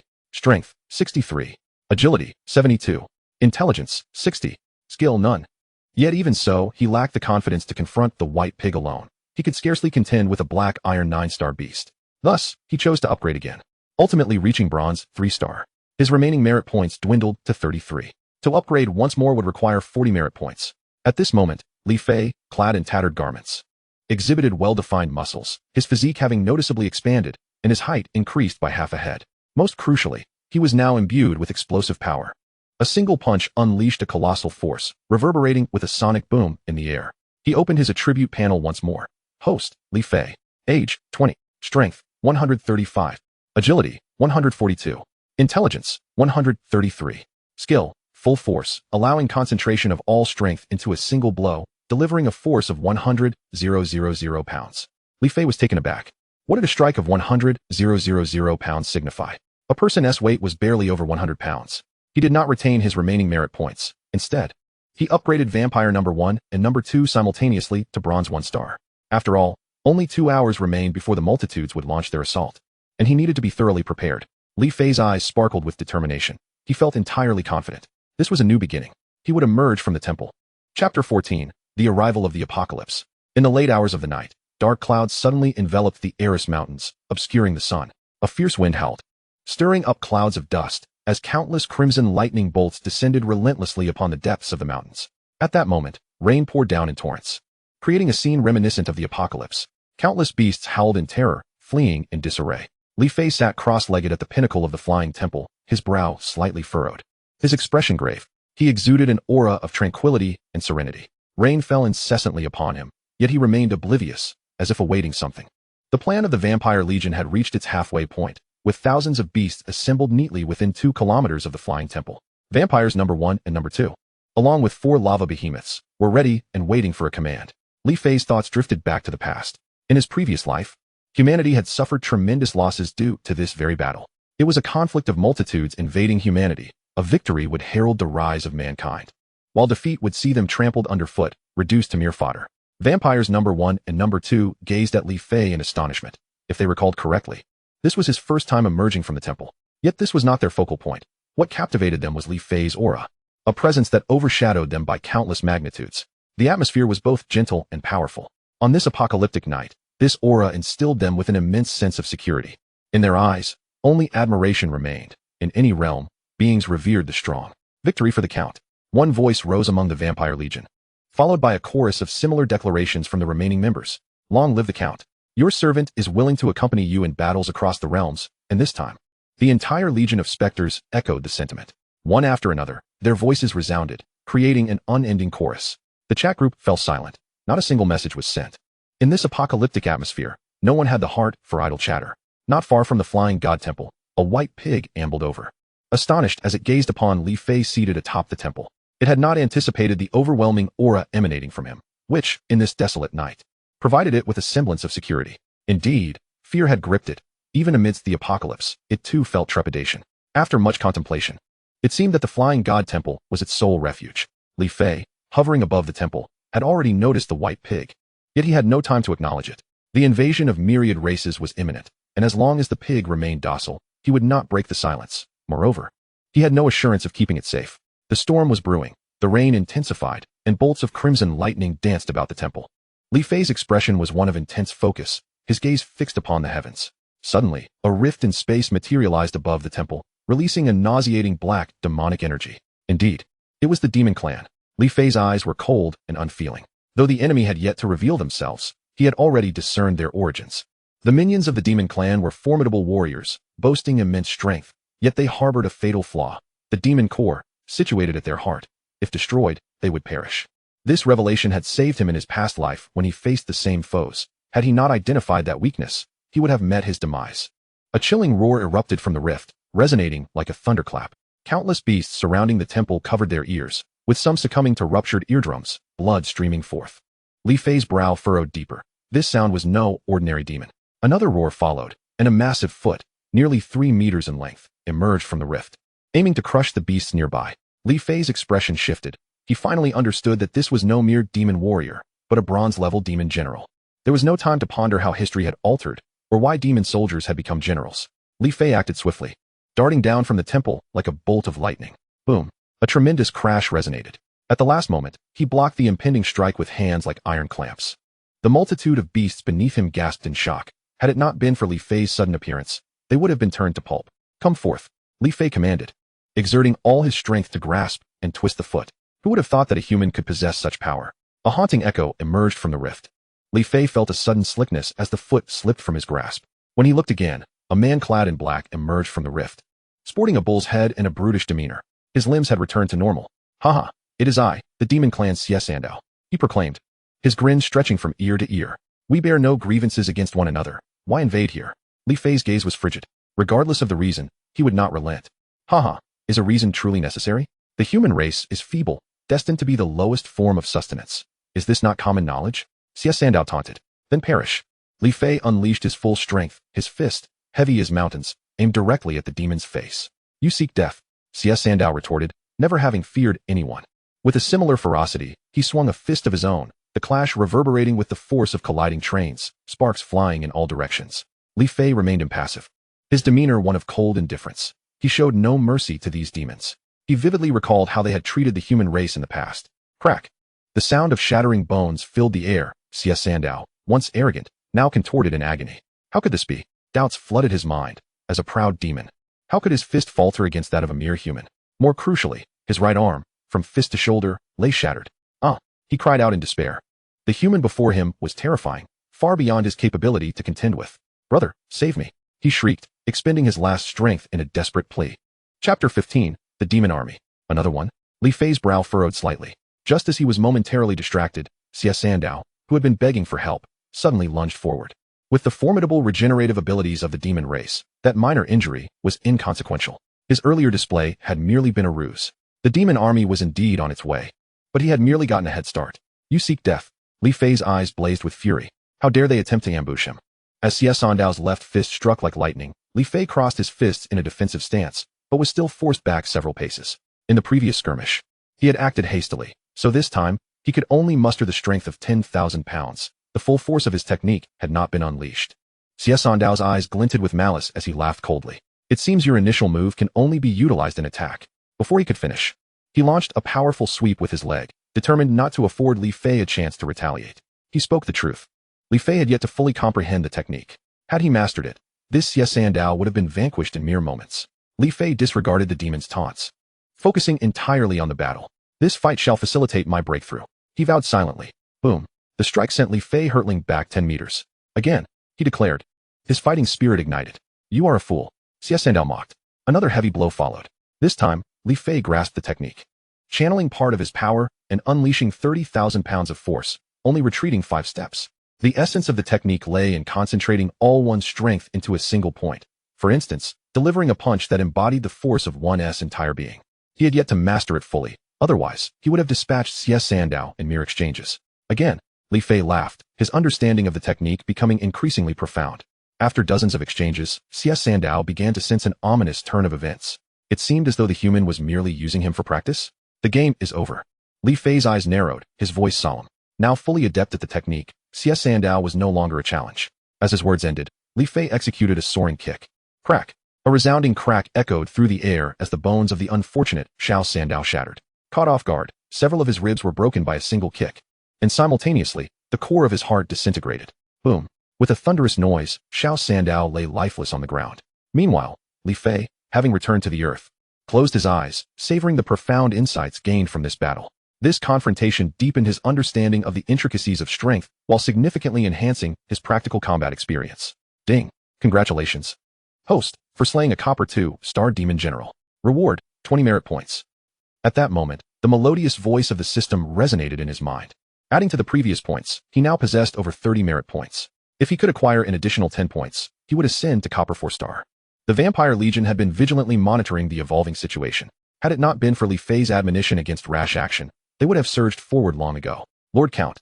Magnificent. Erupted a chorus of admiration from within the Vampire Legion. Yet, Li Fei remained vigilant.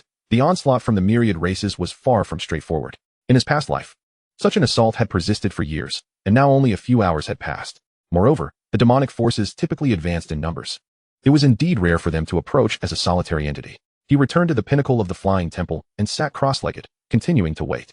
The demonic assault could not be so easily quelled. The torrential rain persisted, the fierce winds howled, and the crimson lightning seemed to intensify. The rift in the sky above had not only failed to close, but had also widened considerably. Peering into the rift, Li Fei discerned a shadowy image. A formidable legion of demons, numbering in the thousands, marched forward, clad in black armor and mounted on colossal unicorn beasts. A sense of urgency surged within him. If his intuition was correct, a spatial passage had been forged by the demons, and they were preparing to invade through this very rift.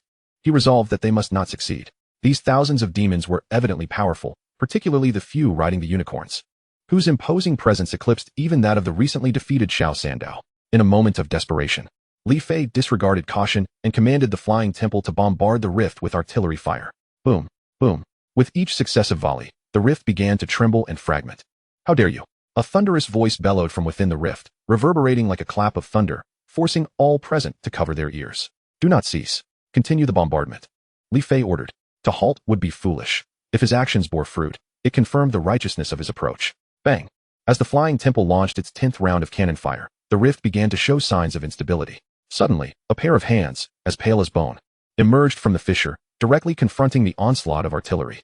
In an instant, sparks erupted upon contact with the ghostly hands, only to vanish without a trace, leaving no harm in their wake. Li Fei was astounded. The vampire legion gasped in disbelief. Even the white pig was taken aback, had it been in its place. It could not have remained so unfazed. Next, another pale hand appeared, followed by a gaunt figure that towered at an imposing height of 2.5 meters, emaciated and adorned with a strange chain around its neck. As this demon emerged, the rift finally collapsed due to its instability. What a pity, they shall not come through. Li Fei seized the moment to speak before the newcomer could utter a word. The figure smirked disdainfully and replied, if one passage can be opened, then opening a second or third is hardly a challenge. Moments later, the sky behind him indeed began to tremble, and another rift formed. Li Fei's expression darkened. He had underestimated his adversary's capability to reopen the passage. The newcomer sniffed the air with his elongated nose and remarked, if I am not mistaken, you are the one who killed Xiao Sandao, correct? Indeed, Li Fei replied coldly. Good. Then you should be cautious. I, Mo Chu, am not to be compared with him. Before he could finish, Mo Chu lunged forward, tearing the chain from his neck and flinging it at Li Fei. With a steely resolve, Li Fei anticipated the move, evading just in time. Bang! A deafening crash ensued as the iron chain struck the flying temple, creating a gaping hole nearly a meter wide. It was known that the flying temple was forged from steel, remarkably resilient, yet even it could not withstand the force of that chain's impact. Chapter 16, The Clash. The flying temple was his foundation. Its destruction would signify his end. Thus, any act of vandalism against it was utterly intolerable. Destruction here would come at a price. Perish! Li Fei bellowed, launching a powerful kick. Bring it on. Mo Chu responded, discarding the iron chain and countering with a kick of his own. Bang! The ground quaked under the force of their blows. The clash resulted in a stalemate, both warriors eyeing each other with newfound gravity. I never imagined that the human race could harbor such strength, Mo Chu exclaimed in astonishment. His words rang true. Prior to the assault, the demon race had conducted thorough reconnaissance, which was why they had chosen to engage the humans. Typically, they would only attack when several lords united. Today, you and that Xiao Sandao shall both find your graves here, Li Fei declared, licking his lips. Is that so? Do you know which lord Xiao Sandao served? Mo Chu sneered. Whose subordinate? Li Fei's eyes narrowed. Until now, he had presumed Xiao Sandao to be a lord, but this notion shifted. The foe was merely a demon general, little demon King Bo's son. But you likely have never heard of him, Mo Chu said, a peculiar smile gracing his lips. And what of it? Li Fei retorted. As long as he continued to slay demons, he would rapidly accrue merit points and ascend swiftly. The title of a so-called little demon king held no significance for him. With that, then perish, he proclaimed, not allowing Mo Chu another moment to speak.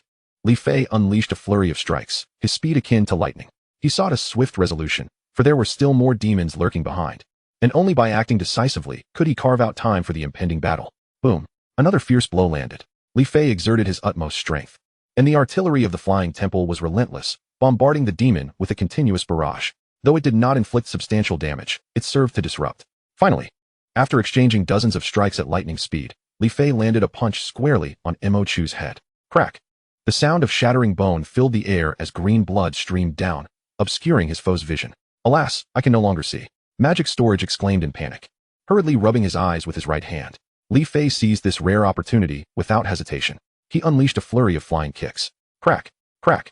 Magic Storage suffered a grievous blow and fell unconscious. Li Fei, with a demeanor as cold as ice, executed a powerful kick that obliterated the opponent's magic core. At that moment, he noticed that the demonic legion had yet to arrive at the spatial rift. Thus, he commanded the artillery to once again obliterate the teleportation passage. Boom! After several rounds of cannon fire, the spatial rift was once again shattered. This time, the teleportation passage was not repaired. The fierce winds gradually subsided, the rain diminished, and the crimson lightning seemed to vanish completely. Everything appeared tranquil. Had it not been for the two demon corpses lying on the ground, no one would have suspected that a cataclysmic battle had just transpired here. After dispersing the vampire legion, Li Fei returned to the interior of the temple. Upon accessing the merit panel, he discovered that he had accumulated 45 merit points. Without a moment's hesitation, he navigated to his attributes interface and pressed the promotion button. Whoosh! A cascade of white light enveloped him as countless streams of energy surged into his body through his pores. Li Fei felt his strength intensify once more. Harnessing his full might, he delivered a punch that unleashed a series of sonic booms. This punch possessed at least 12,000 pounds of force. If he were to encounter Xiao Sandao again, a single blow would suffice to annihilate him. His eagerness to level up was a decision made after considerable contemplation. The demon race had merely retreated temporarily. It did not signify the end of their onslaught. As long as he could elevate his power to a new echelon in a short span of time, he was confident that he could contend with the lord mentioned by magic storage. Simultaneously, his desire for merit had intensified. Observing the tranquility of the Alls Mountains once more, he utilized his communication device to send the vampires on another mission. This time, his requirements extended beyond 100 miles to more distant locations. Only in this manner could he potentially locate more magical beasts for assimilation, thus acquiring greater merit within a short period. With all arrangements in place, Li Fei opened the chat group. He noticed that during this brief interval, several lords had posted messages. Damn, my territory was just attacked by the beast race. And the losses are catastrophic. It was a black iron 7-star black feather beast, and I was utterly no match for it, lamented a lord with the nickname Hajia Duo. That doesn't even compare. I faced 2 black iron 8-star giant shark beasts, but they were repelled by my flame phoenix. Replied a lord with the moniker Maiguada. We're in a similar predicament. I have a companion nearby whose territory was completely breached, and I haven't seen him since. I fear the worst, remarked a lord named Yuguiyumen. What is going on? It seems that numerous races hold grievances against us humans. Is that even a question? Naturally, it's for merit. Slaying a lord yields at least 50 merit points. If it were you, you'd do the same, came a harsh response. This is brutal. Are we to simply await our doom? Not quite. I've heard that a portion of the invaders were repelled by human powerhouses. As the chat erupted into chaos, Li Fei silently closed the chat interface. It seemed that encounters with bronze-level powerhouses at the outset were a rarity, and perhaps it was fortunate. Otherwise, their challenges would have been far more daunting, he pondered. He began to question whether higher levels correlated with stronger demonic adversaries. In his previous life, he distinctly recalled facing 2 black iron 9-star demons rather than bronze-level entities. Yet now, everything appeared transformed. Nevertheless, he remained undaunted. Even against bronze-level demons, he would not yield. As for that white pig, he could leave it be. Through his projection, Li Fei observed that the white pig had yet to depart and had, indeed, become much more subdued, no longer exhibiting its previous arrogance. It was now voraciously consuming the corpses of the 2 demons. Watching this scene unfold through the projection, Li Fei's eyes widened in shock. However, he understood. If the white pig could swallow golden eagles whole, consuming demons was hardly an insurmountable task. This was fortuitous, as it spared him the effort of cleanup. Li Fei found it curious that he entertained such thoughts. Chapter 17. The Elven Tribe Seeks Aid. Li Fei noted that after the white pig finished devouring the 2 beast corpses, it entered a state of slumber, surrounded by a faint yellow glow. This yellow luminescence seemed to ward off any potential intruders. What is this? Could it be that it intends to level up? Li Fei mused with curiosity. Isn't leveling up only achievable through merit? Are there alternative methods? He was somewhat perplexed. Yet, he did not dwell on it for long. The white pig appeared to have aligned itself with his faction. If it could successfully level up, it would bolster their strength. At that moment, several unexpected visitors stood outside the temple. Alice, are you certain you wish to pay a visit to them? Ted inquired, her expression filled with reluctance. The risks are too high. If they are weak, they cannot assist the Elven tribe, and if they are powerful, they may very well turn against us. After all, this concerns merit. I observed clearly from the periphery. They defeated a demon expert. If we can convince them to aid us, I believe our Elven tribe's troubles will be resolved, Alice replied earnestly, her beautiful visage reflecting her conviction in her choice. Great High Priest, are you truly not reconsidering? One of the other women in the 5-person team ventured, sharing her concerns about the potential dangers of this endeavor. Do we still have time? The Elven ancient tree has been seized. If we do not secure assistance promptly, we are in peril. Alice explained, her gem-like eyes shimmering. But, there are no buts. If you are worried for your safety, you are free to leave. Alice's frustration was palpable. Did they think her position as Great High Priest was without merit? We wish to accompany the Great High Priest, the remaining 4 resolutely declared as they approached the entrance of the temple. We are members of the Elven tribe, and wish to meet Lord. Tet called out loudly at the door. Elven tribe members? Inside the temple. Li Fei furrowed his brow in confusion. He had no recollection of any prior interactions with the Elven tribe. In truth, he had been aware of their presence ever since they entered within 3,000 meters. However, they had not engaged in any improper conduct, which is why he had chosen to ignore them. Now, as they suddenly expressed a desire to meet him, he was intrigued to discern their intentions. Thus, he commanded 2 vampire beasts to open the door and allow them entry. These vampire guards were previously stationed by him to maintain a semblance of authority. As the temple doors swung open, the 5 elven members entered slowly, except for the great high priest Alice, who maintained her composure. The other 4 remained in a battle-ready stance, prepared for any eventuality. Li Fei found the situation rather amusing. He had observed everything clearly through the projection. If he truly intended to harm them, he would not have allowed them entrance. In the reception hall of the temple, Li Fei sat with an air of composure. This hall was a temporary arrangement he had devised within the temple. He had the liberty to design various areas at will, whether to designate certain rooms as bedrooms or an office, and even to adjust the dimensions of these spaces at his discretion. Currently, the temple spanned an ample 2,000 square meters, and he seldom utilized its full capacity. As several members of the Elven race entered the reception hall, Li Fei immediately donned a cheerful expression and inquired, "Might I ask what brings you here today?" His gaze inadvertently lingered on the high priestess, captivated by her beauty, reminiscent of a lotus emerging from clear waters. Her skin was a flawless porcelain, rosy and delicate. Her figure was slender, and her eyes sparkled with clarity, enough to enchant any man. "Ahem, we have come to seek your assistance," Alice stated candidly. This was a decision she had reluctantly made, having learned en route that the ancient elven tree had fallen under the control of the cannibal tribe. Fortunately, the clan leader was safe. Witnessing Li Fei's formidable prowess as he vanquished a powerful demon had inspired her to consider leveraging his strength against the cannibal tribe. Once Li Fei grasped the gravity of the situation, his expression turned cold. It seemed they were bringing him trouble. "Ladies and gentlemen, I have pressing matters to attend to, so I cannot see you out," Li Fei said, rising to depart. "Please wait. We elves would not ask for your aid without compensation. If you can rescue our clan leader and ensure the safety of the ancient elven tree, we shall bestow upon you 10 drops of sacred water." Alice hurriedly replied, "Unthinkable." As soon as Alice's words left her lips, the 4 elves behind her quickly protested. Everyone was aware of the significance of the elven sacred water. The ancient elven tree could produce only a single drop each year. The sacred water was immensely vital to the elves, capable of purifying the body and drastically improving one's constitution. A black iron 9-star elf could ascend directly to the bronze level with just a single drop. Even at the bronze level, the effects were considerably diminished, yet sufficient quantities could still enable one to leap over rank barriers. Would the high priestess truly offer 10 drops? If memory served, the elven stock was limited to merely 12 drops. "Absolutely not, high priestess," the elves echoed in unison. "I have made up my mind," Alice replied with calm determination. The ancient elven tree had been seized, and the clan leader was besieged. The elven race was in peril, and as high priestess, she could not remain passive. "I apologize, but I must decline this request," Li Fei said, furrowing his brow as he prepared to leave. "If you agree to my terms, I would be willing to do anything for you," Alice stated seriously. "And if I were to request that your elven race serve under me?" Li Fei asked, his brows knitting together. His query was deliberate. His ambition was to conquer all races across the heavens, a feat that would be exceedingly challenging alone, especially with the limitations on newly summoned troops. Thus, the native elves of the Eternal Night continent represented a splendid opportunity. "Very well. I shall speak on behalf of the clan leader, but only if you can guarantee the safety of our people." Alice took a deep breath and replied. Even if the clan leader were present, she believed she would make the same choice without hesitation. "Agreed, but you must remember your promise. Otherwise," Li Fei spoke in a serious tone. "Rest assured, I am not one to break my word," Alice assured him. Chapter 18, The Ancient Elven Tree. "You may have confidence. I shall rescue your clan leader as promised." Li Fei comforted them before sending a message to Vampire number 1 and number 2, instructing them to monitor the situation closely. With the situation still uncertain, the demon tribe could very well launch a counterattack, prompting him to exercise caution. "Let us proceed," Li Fei declared, his voice resolute in the face of their anxious expressions. "Please follow me," the high priestess said, slightly turning to reveal her graceful figure.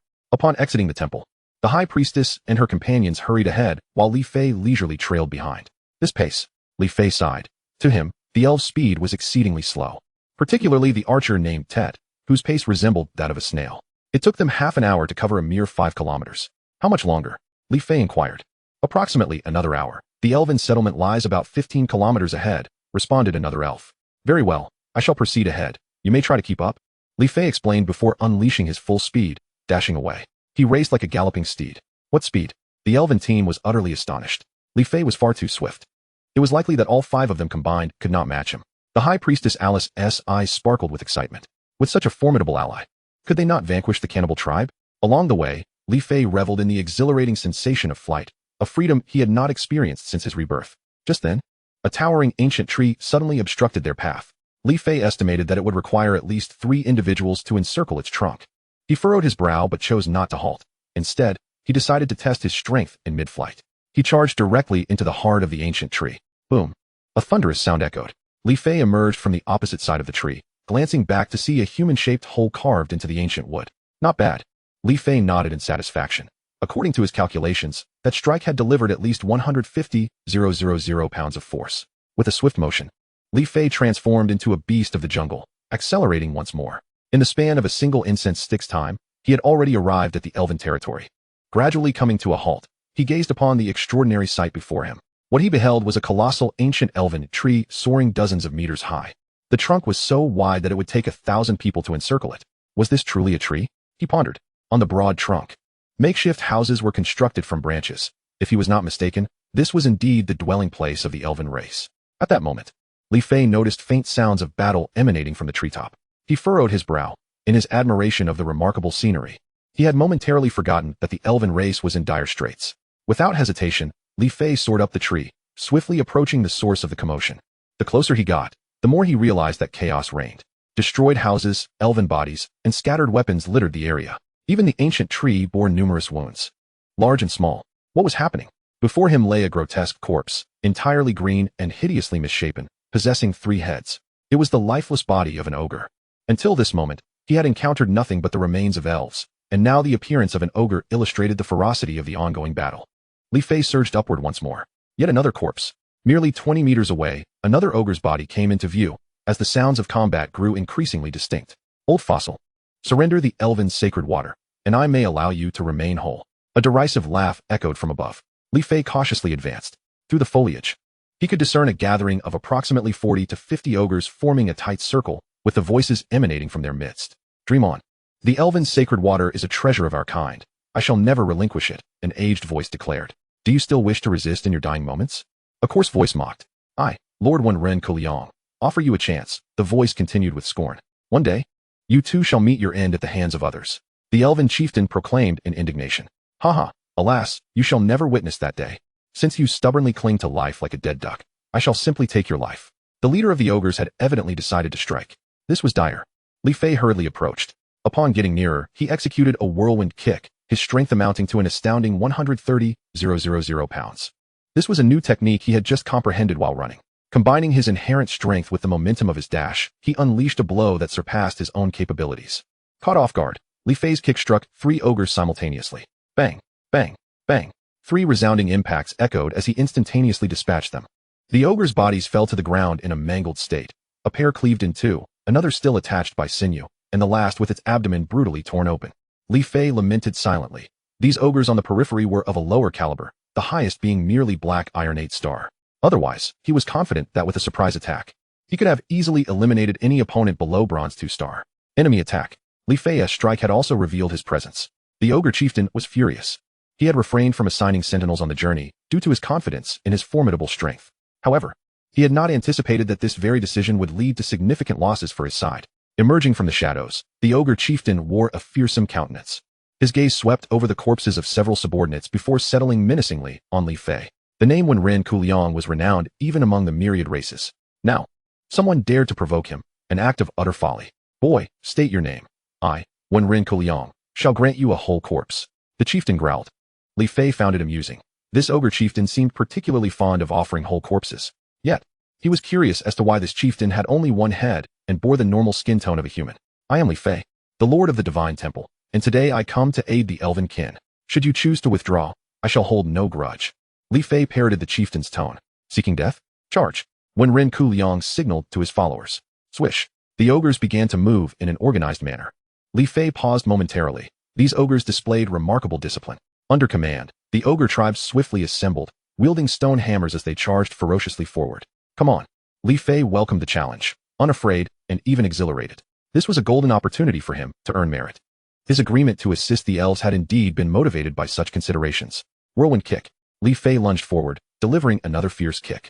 However, before he could land the blow, the lead ogres executed a tactical retreat, while others from the side surged toward him. Li Fei's expression darkened. It was evident that they were employing military-like tactics to outmaneuver him. Kill. In no time, over a dozen ogres had surrounded him. Their cries of kill rang out as they incessantly harassed him. At that moment, Li Fei finally perceived the plight of the besieged elves. The elven forces now numbered just over 30, while the encircling ogres still totaled more than 20. An opportunity. Seeing the prospect of reinforcements, the remaining elves began to stir. eager to break free. At last, one elven axe wielder, a black iron 9-star, could no longer contain himself and charged toward what appeared to be a vulnerable point, where only a black iron 8-star ogre stood guard. Crack. Yet, before he could revel in his success, he was swiftly dispatched by surrounding ogres wielding long knives that severed his bones. Li Fei gasped in shock.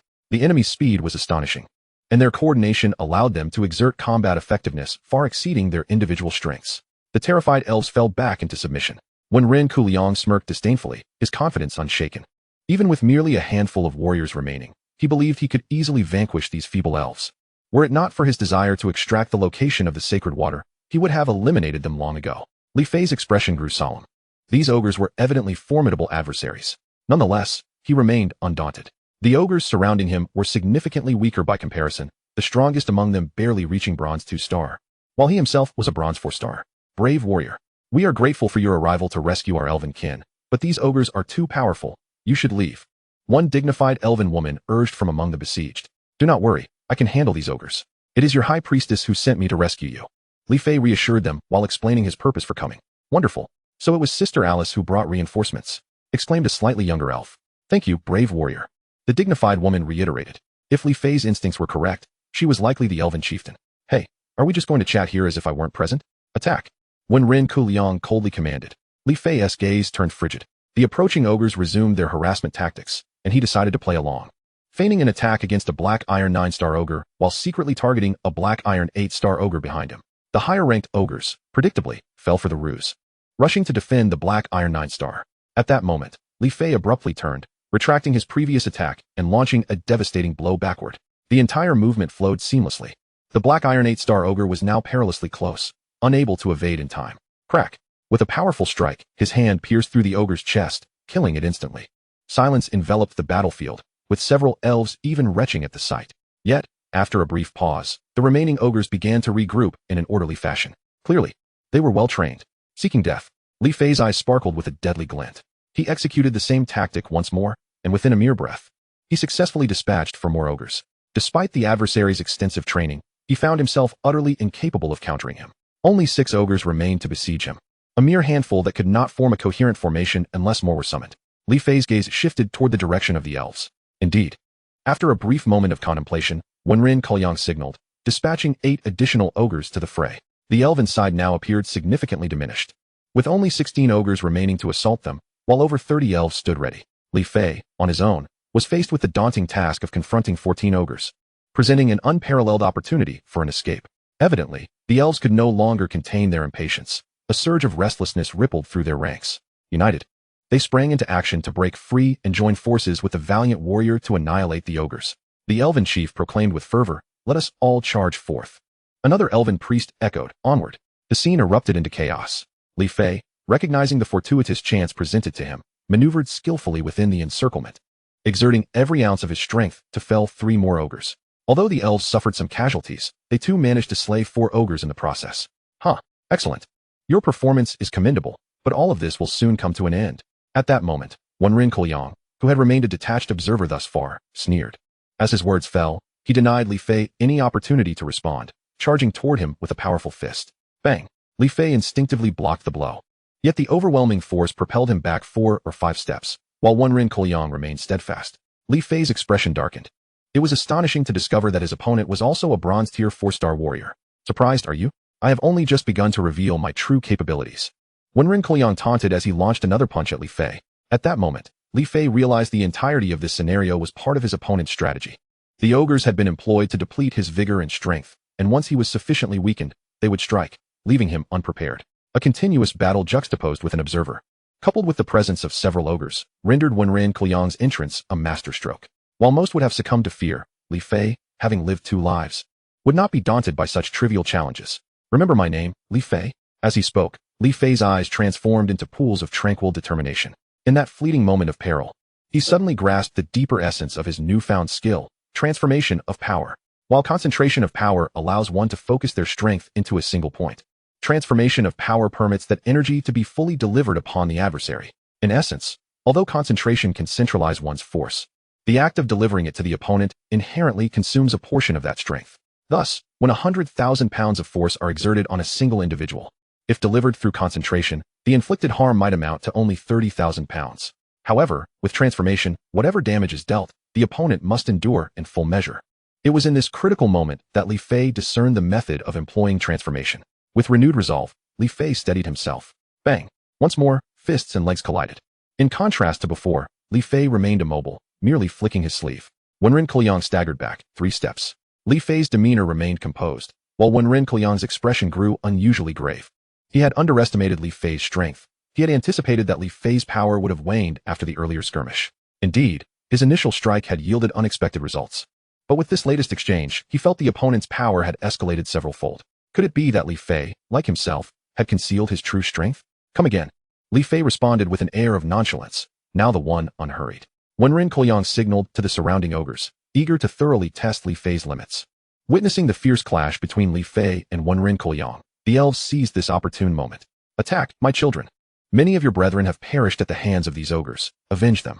The elven chief cried out. In the face of Wenren Kuliang and the multitude of ogres, Li Fei remained serene. This time, he resolved to leave none of them standing. Bang! Bang! Li Fei engaged in a simultaneous onslaught alongside Wenren Kuliang and the ogres. In an instant, they exchanged dozens of blows, the sounds of their clashes reverberating throughout the battlefield. Each impact signified an ogre's fall or injury. Li Fei grew emboldened with each confrontation. Wenren Kuliang, now desperate, recognized that the tide had turned unfavorably against him. Li Fei had transformed into a seemingly inexhaustible force, his stamina appearing to surpass even that of the ogres. The 12 ogres that had surrounded the Elven tribe dwindled to a mere 6. If he did not act decisively now, he might find himself unable to escape. Finally, Wenren Kuliang pressed his fingers together, producing an eerie sound. The ogres began a strategic retreat.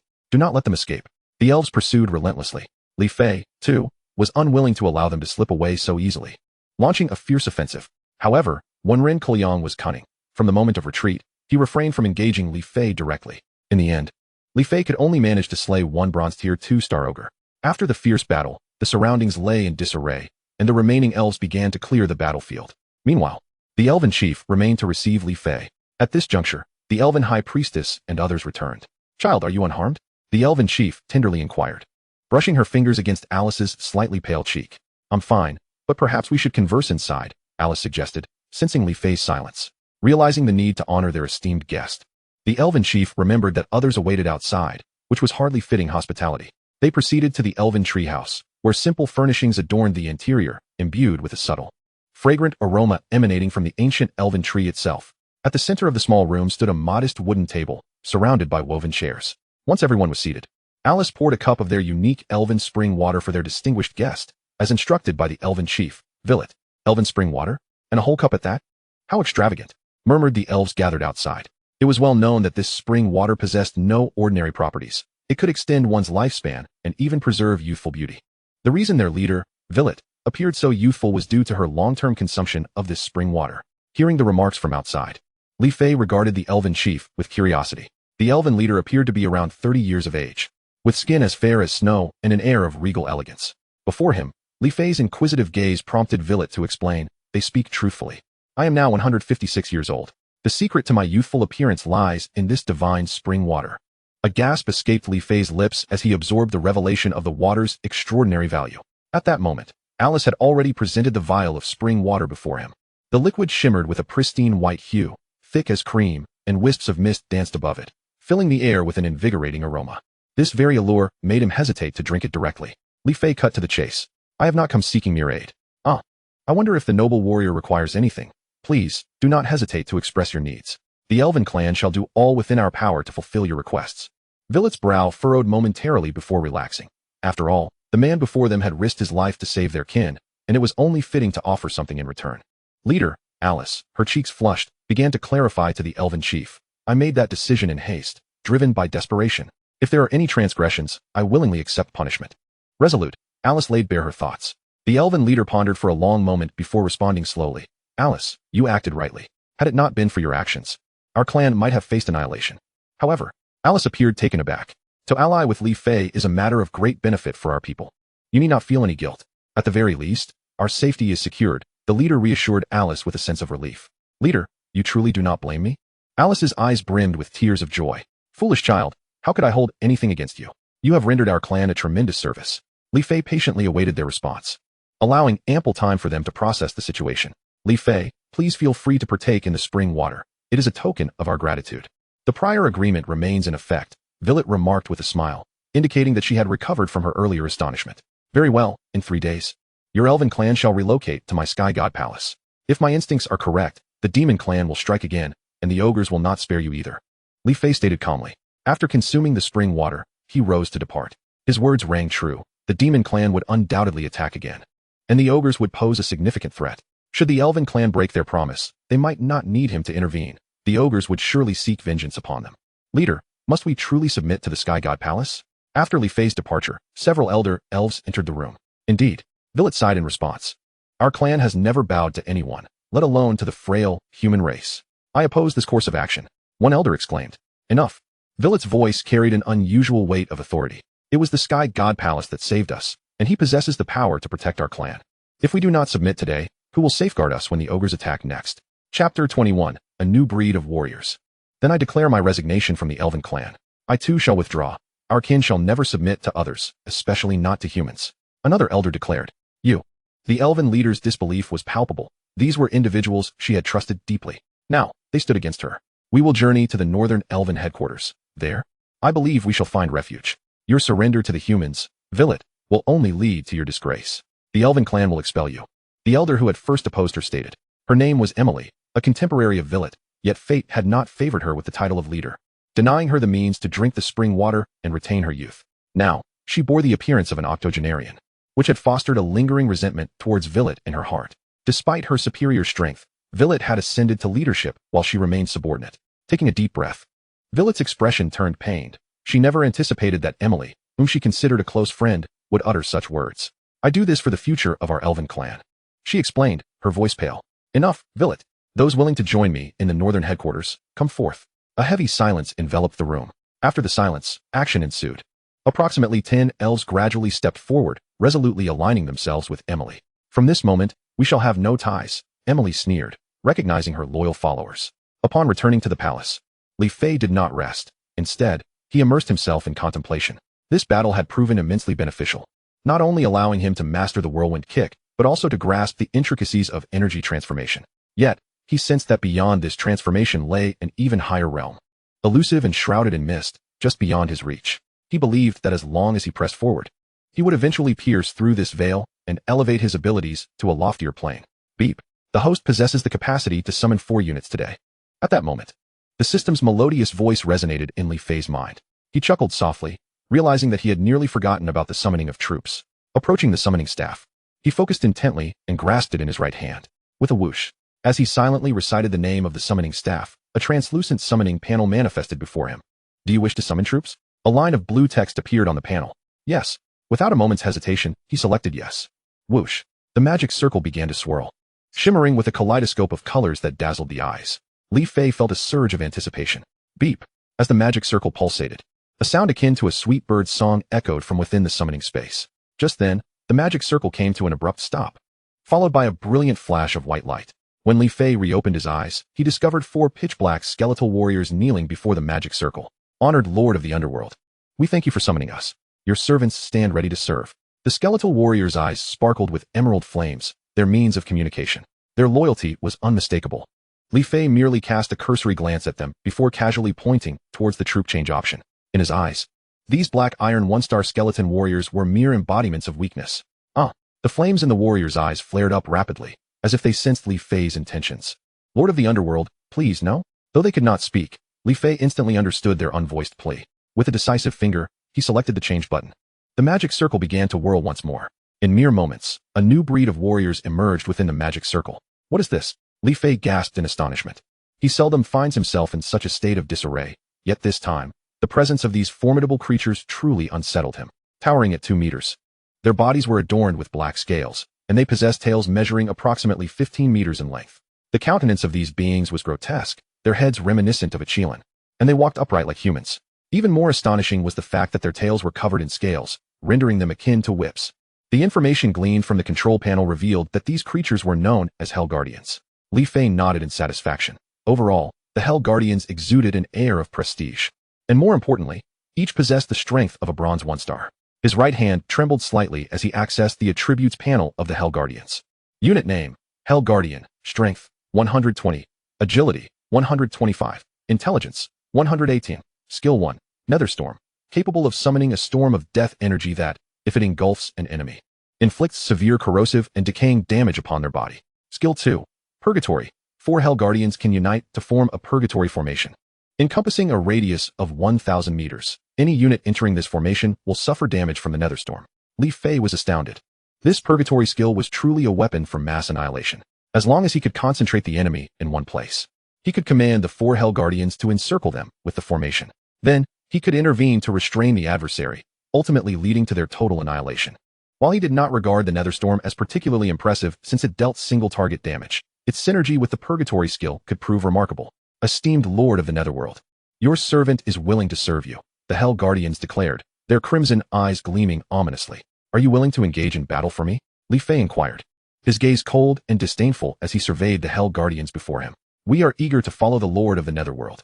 The Hell Guardians immediately knelt, expressing their loyalty. Li Fei regarded them with an appreciative eye.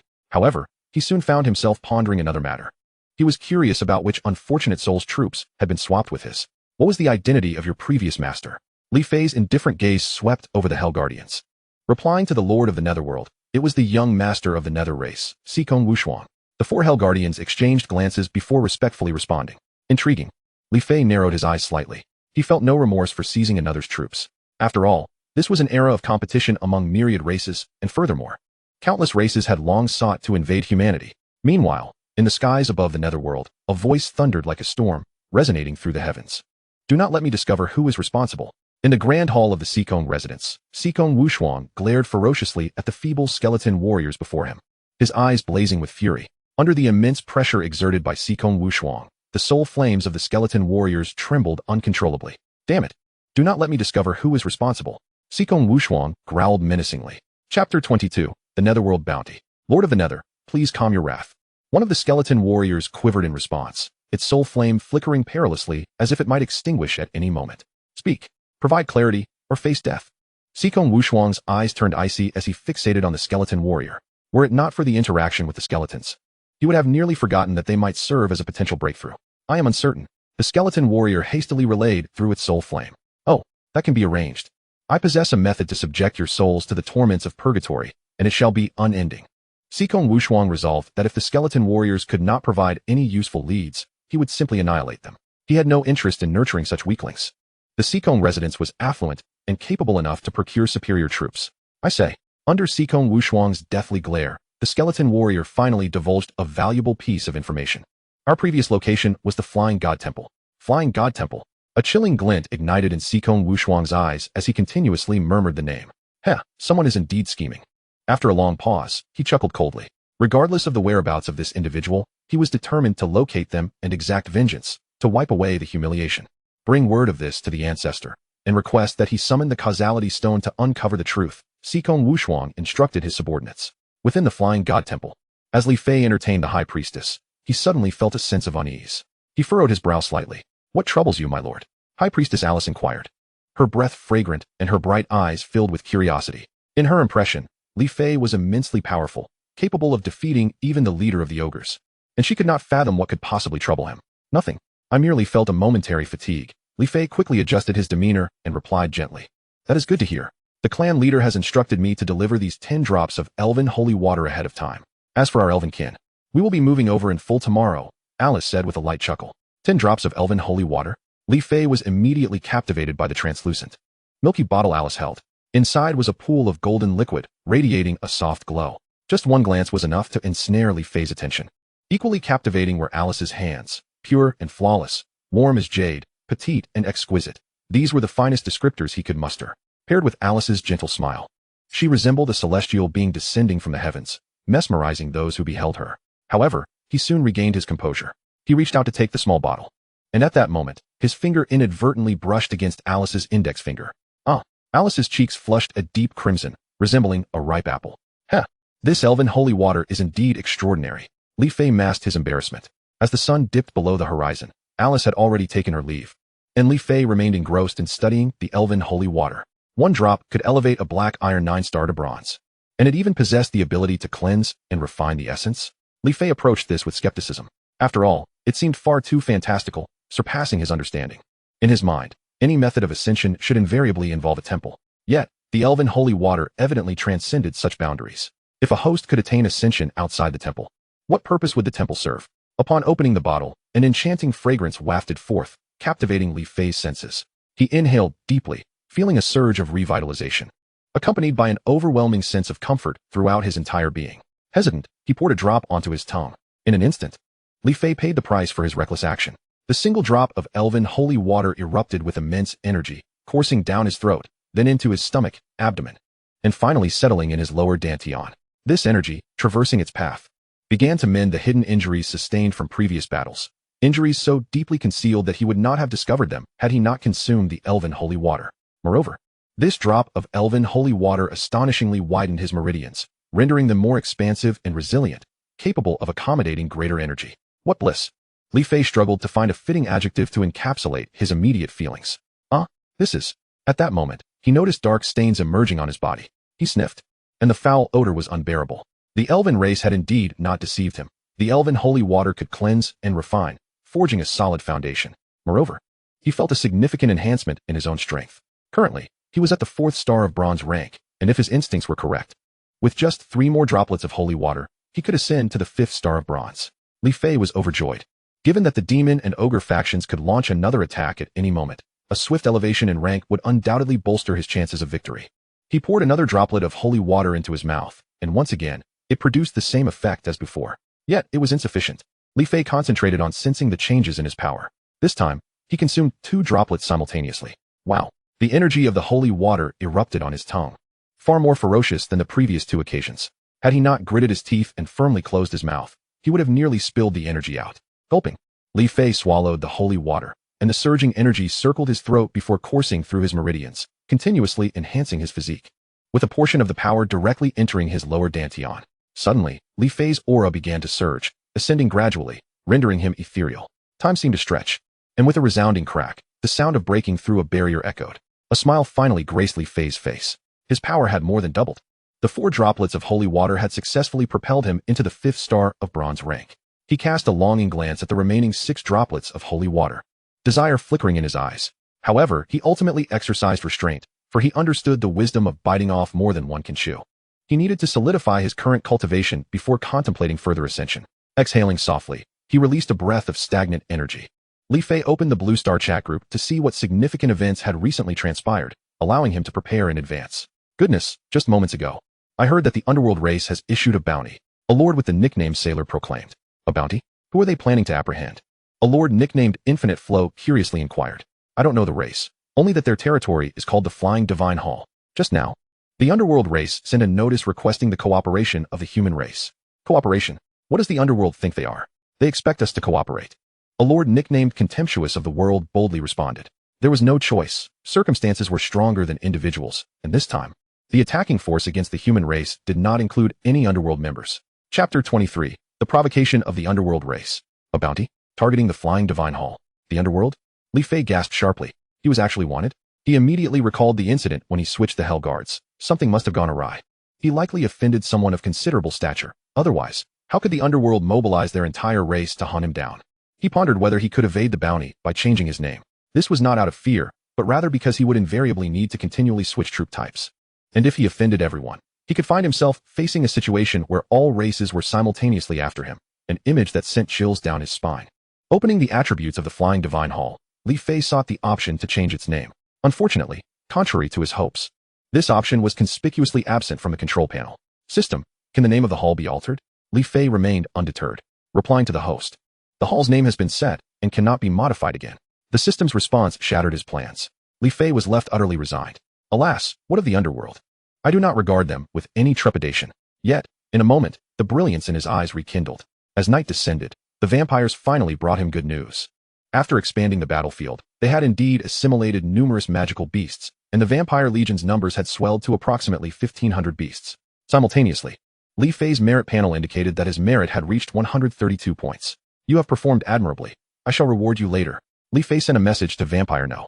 1 and number 2. Thank you, Lord Count. Vampire number 1 and number 2, located 160 miles away, almost simultaneously replied. Sister, if it weren't for Lord Count responding to us this time, I would have thought he had forgotten about us. Vampire number 2 pouted, looking pitiful. How could that be? I believe Lord Count has his own plans. Vampire number 1 frowned and consoled her, though she too harbored doubts. It seemed Li Fei had been neglecting them lately. Were they to be cast aside?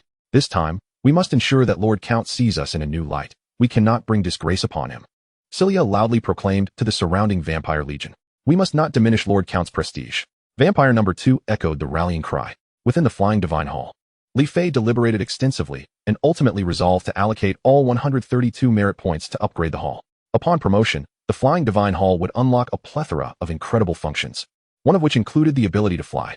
Once elevated to the bronze level, the hall could move through the air like a fortress, even enabling aerial assaults on enemies. With his own rank now at the 5th star of bronze, the hall remained at merely the 5th star of black iron, resulting in numerous capabilities yet to be unlocked. As for the troop types, he had ceased to consider them. He could effortlessly switch to those already advanced. Navigating to the hall's attribute interface, Li Fei clicked on it with his right hand. Would you like to upgrade the Flying Divine Hall? The system prompted a confirmation box. Yes. Li Fei promptly clicked to confirm. The moment he pressed it, the hall began to shake. And it would not be an exaggeration to say it felt as if the earth were quaking. Li Fei understood this was the cause of the hall's elevation. Anyone standing outside the Flying Divine Hall would witness it slowly ascending. 1 meter, 2 meters, 3 meters, until it reached a height of 5 meters before ceasing. The hall's area expanded to 500 square meters, and even a brand new turret rose atop it, meaning the Flying Divine Hall now boasted 2 turrets. The hall's strength had once again increased. As the upgrade completed, the interior of the hall gradually stabilized. Li Fei's expression remained indifferent. This was still insufficient. His right hand once more directed towards the upgrade confirmation. Would you like to promote the Flying Divine Hall? Yes. Li Fei did not hesitate. Even if he would be left with only 2 merit points after the upgrade. Boom. A tremendous sound reverberated. The recently calmed Flying Divine Hall shook again, and its volume expanded yet again, increasing from the original 500 square meters to 3,000 square meters. The height has now increased by an additional 5 meters, reaching an impressive 30 meters. Moreover, the attack range of the artillery has also been enhanced, expanding from the original 30 miles to an astounding 50 miles. Li Fei observed the Flying Temple with keen interest, utterly astonished by this unexpected upgrade. The enhancements to the Flying Temple were nothing short of remarkable. At that moment, Li Fei noticed a plethora of new messages accumulating in the chat group, prompting his curiosity to delve in. Everyone, please be cautious. My territory has just been attacked by the Great Deer clan, but I managed to repel them. A lord with the nickname Infinite Madman posted. Wow, that's impressive. What rank are you at now? Another lord inquired with curiosity. Bronze 3 star, came the reply. I've also been attacked. The Fire Demon clan just sent a few fire demons to assault me, chimed in another lord. Following this, a slew of messages echoed similar sentiments. They too had encountered assaults from various clans. After reading through the messages, Li Fei's expression grew solemn. He gleaned 2 vital pieces of information from the chat logs. Firstly, the human race was progressing reasonably well, with numerous individuals reaching the bronze level. Secondly, the myriad of clans was beginning to stir restlessly again. His intuition hinted that it was only a matter of days before the demon clan would launch another attack here. With this thought, Li Fei hurriedly sent a message to the High Priestess and the others, warning them of the potential resurgence of the demon clan and ogres. Since the Elven clan had already pledged allegiance, he equipped them with some communication devices, a benefit bestowed by the system following the upgrade of the Flying Temple. Alice, do you think what I'm doing is right? The questioning from her close friend, Emily, left Verite uncertain about her decision. Chief, your decision is unquestionably correct. This is the only way for the Elven clan to survive, and Emily and her group will surely face consequences for their actions. Alice reassured her. That's a relief. Hearing your words has eased my mind a bit, Verite responded softly. By the way, Chief, just now Lord Earl sent a message indicating that the demon clan will be attacking again soon, urging us to prepare. Alice relayed the recently received information. Very well. In that case, let us expedite our preparations. If the ogres return, it would undoubtedly spell disaster for the Elven clan. Verite expressed her concerns.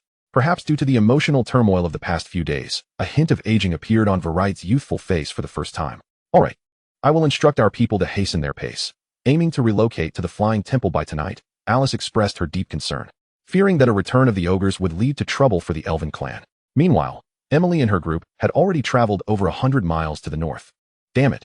How could the High Priestess and the Chief have been so misguided? The idea of merging the Elven clan with the human race is utterly ridiculous. An elder beside Emily remarked. Haha, in my opinion, it's the High Priestess who has taken a fancy to that human, and the Chief is merely under her influence. You all should know that the Chief's favorite is the High Priestess. Another elder sneered. Absolutely. I believe the position of Chief should rightfully belong to you, Emily. Verite is far too indecisive, a third elder added.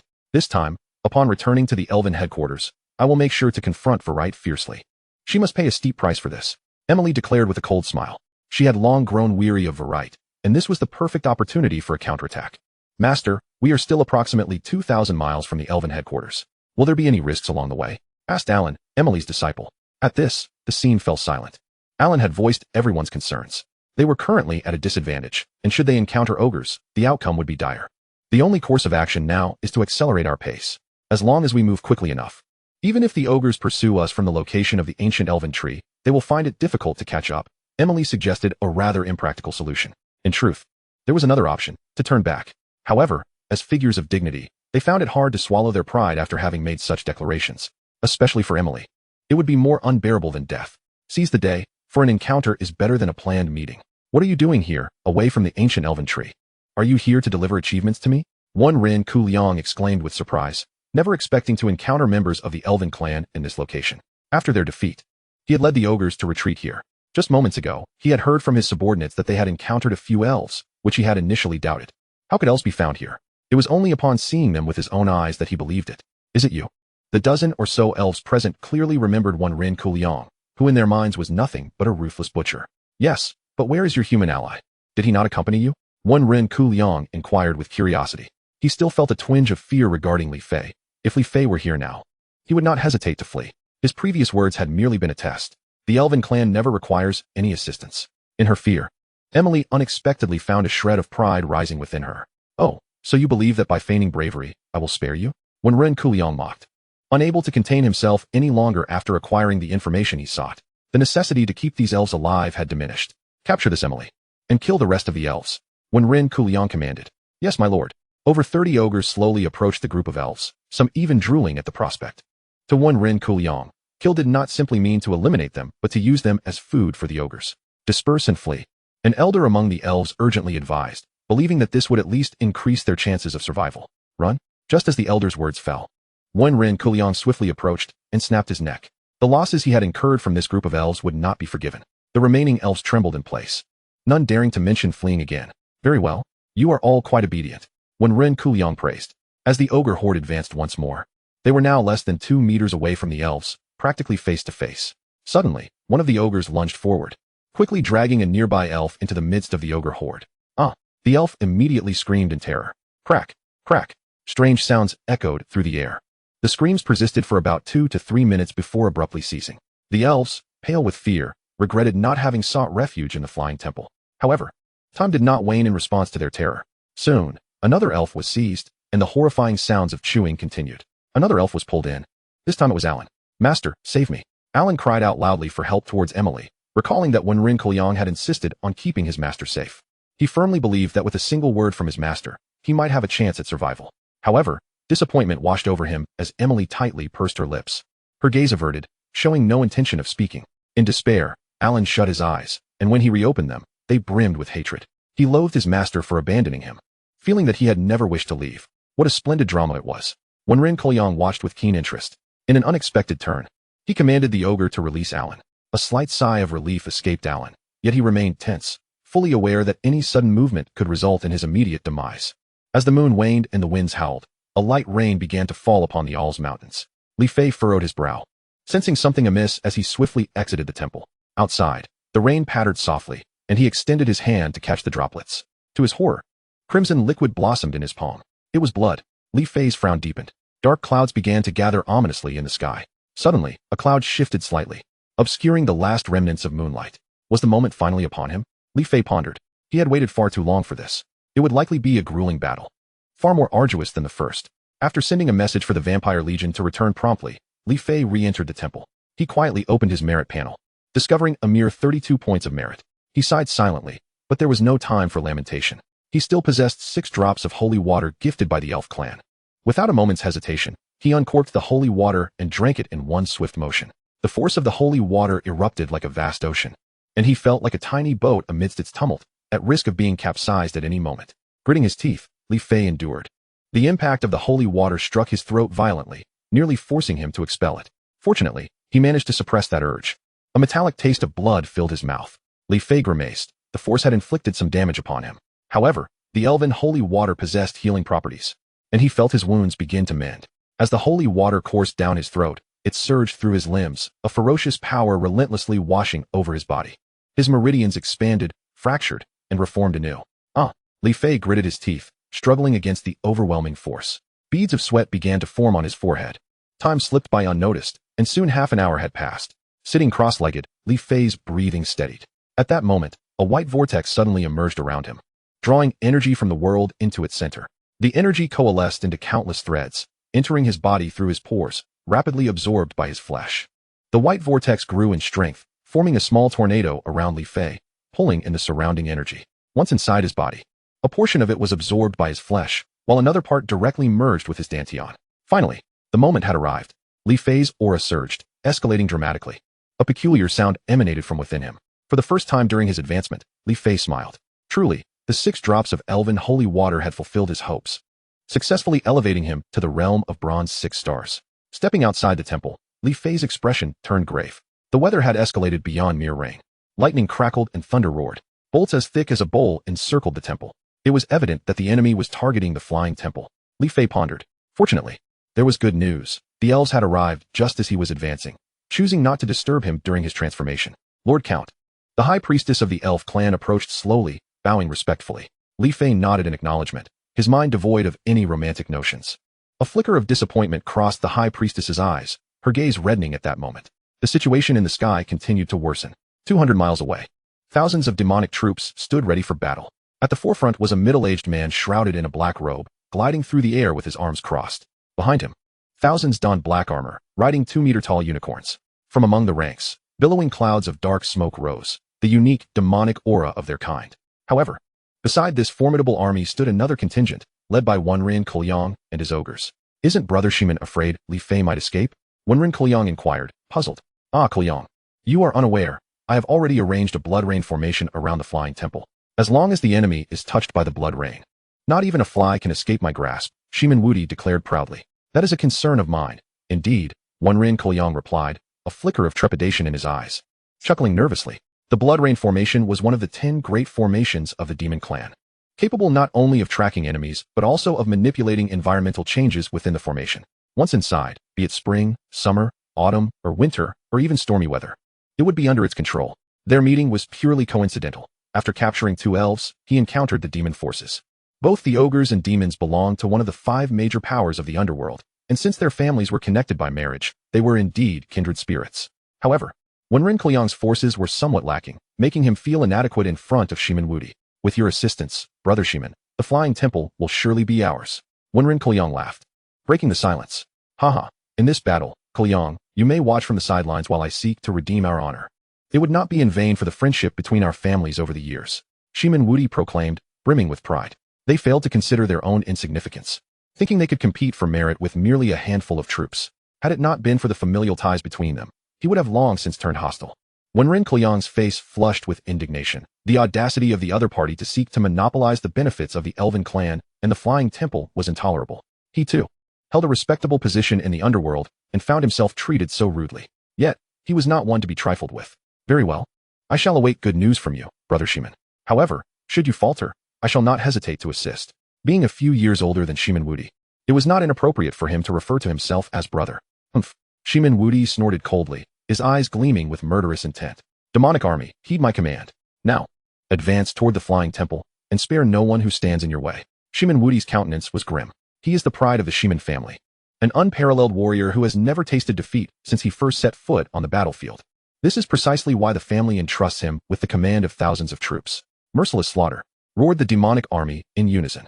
The ground trembled under the thunderous stomps of the monstrous beasts. Shiman Wudi strode forward with an air of indifference, his demeanor one of haughty confidence.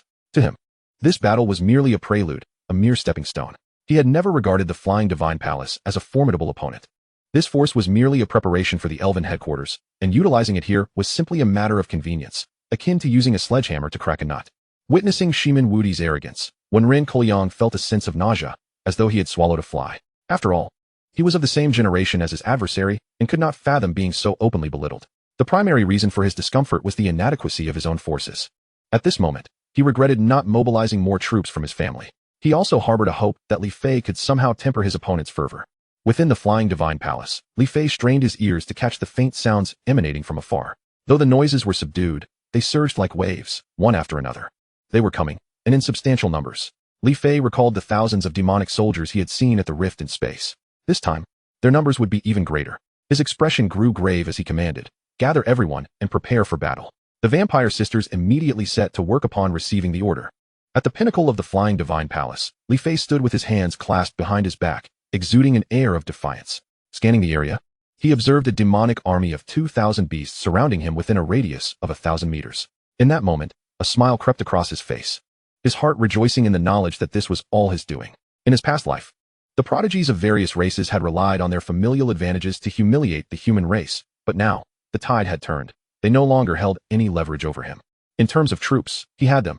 In terms of strength, he remained confident and formidable. Thus, he stood proudly, biding his time, ready to use his opponent as a stepping stone on his ascent to greatness. Chapter 26, A Stalwart Rival. At that moment, the environment within the realm of the flying divine palace suddenly shifted, growing cold. A chilling wind howled, and the rain that fell was no ordinary rain. It was mixed with snow. In a matter of mere moments, the snowfall intensified, transforming into a flurry of goose feather-like flakes. Li Fei was taken aback. First, blood rain, and now heavy snow. The situation was perilous, he pondered. It was a formation. A flash of insight illuminated his mind. He rapidly scoured his memories from his previous life, seeking any clues. Having weathered countless storms, he was well acquainted with some renowned formations.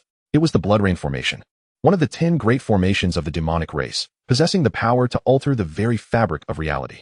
In a brief span, he formulated a hypothesis.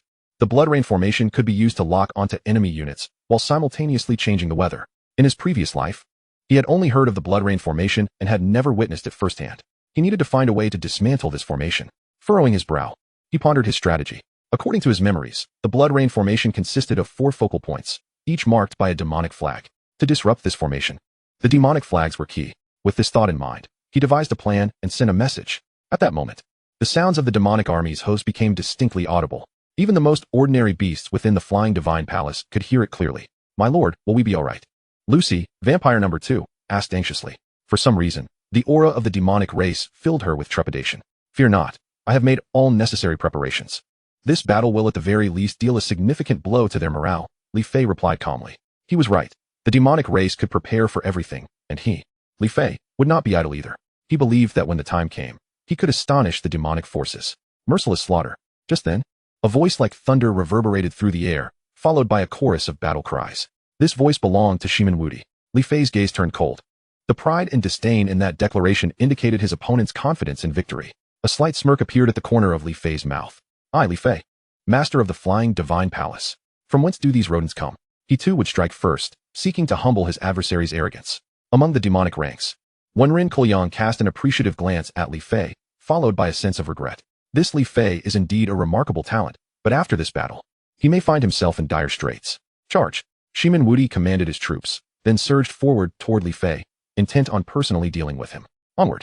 Li Fei signaled to the monstrous army behind him to attack, then he too charged into the fray. Slaughter! At this moment, Li Fei's gaze was laser-focused. In his eyes, there was but one figure, Shimin Wudi. Shimin Wudi's expression was one of cold detachment as he observed the solitary, defiant figure rushing toward him. A flicker of admiration surfacing in his eyes. The opponent dared to face him in battle. For this alone, he regarded Li Fei with newfound respect. "Remember my name, Shimin Wudi," he declared proudly, watching as Li Fei drew near. Li Fei remained calm. He recognized the strength of his opponent and knew he must exert every ounce of his power. Whirlwind kick. Utilizing the momentum of his charge, Li Fei leaped into the air, aiming a powerful kick at Shimin Wudi. He estimated the force of this blow to be no less than 390,000 pounds. "Come at me." Shimin Wudi's eyes blazed with battle intent as he responded with a flying kick of his own. Clearly, Li Fei's forceful strike compelled him to take this encounter seriously. Boom. The collision was akin to 2 freight trains crashing into one another, shaking the very earth beneath them. The impact created a deep crater approximately 3 meters wide, and a fissure gaped between the two combatants, a meter wide and unfathomably deep. Boom. The tremendous force sent Li Fei reeling backward 4 or 5 meters. In that brief moment of confrontation with Shimin Wudi, he felt as though his leg had struck solid steel. His opponent's physical resilience surpassed all his expectations. Yet, Shimin Wudi was not unscathed. That exchange had left him equally injured, or perhaps worse. Shimin Wudi stared at Li Fei in shock. His opponent was of the same realm, a bronze 6-star, and he had gained no advantage from their exchange. Unable to contain himself any longer, he spat out a mouthful of blood. He had not retreated an inch during their clash, absorbing all the force of the impact himself. He had never anticipated that there would be such a formidable warrior among the human race. The white-haired Shimenwudi nodded in appreciation. The recent strike had violently dislodged his cloak, revealing his true form beneath. At this moment, Li Fei's dark hair billowed dramatically, and his handsome visage was etched with an aura of lethal intent. You are simply too weak. Li Fei did not allow himself to bask in the praise from his adversary. What? Shimenwudi's expression quickly soured. Throughout his life, no one had ever dared to speak to him in such a manner. If you can withstand the divine demon transformation, then perhaps you may speak such arrogant words. Shimenwudi declared with pride. The divine demon transformation was one of the 3 paramount secret arts of the Shimen clan, enabling the host to temporarily harness powers far beyond their natural capabilities.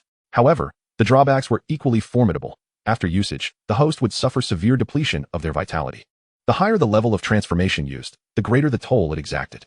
Unraveling, observing from the sidelines, was taken aback. He had not anticipated that Shimenwudi would resort to such a self-destructive tactic to vanquish an enemy. Nonetheless, this also indirectly underscored the formidable nature of Li Fei. Divine demon transformation? Li Fei's demeanor grew serious. The first transformation, the 9 Netherwolf King. Shimenwudi roared, and at that moment, his aura shifted dramatically. A torrent of formidable demonic energy surged forth from him, his presence escalating with each passing second. More astonishingly, his visage began to morph.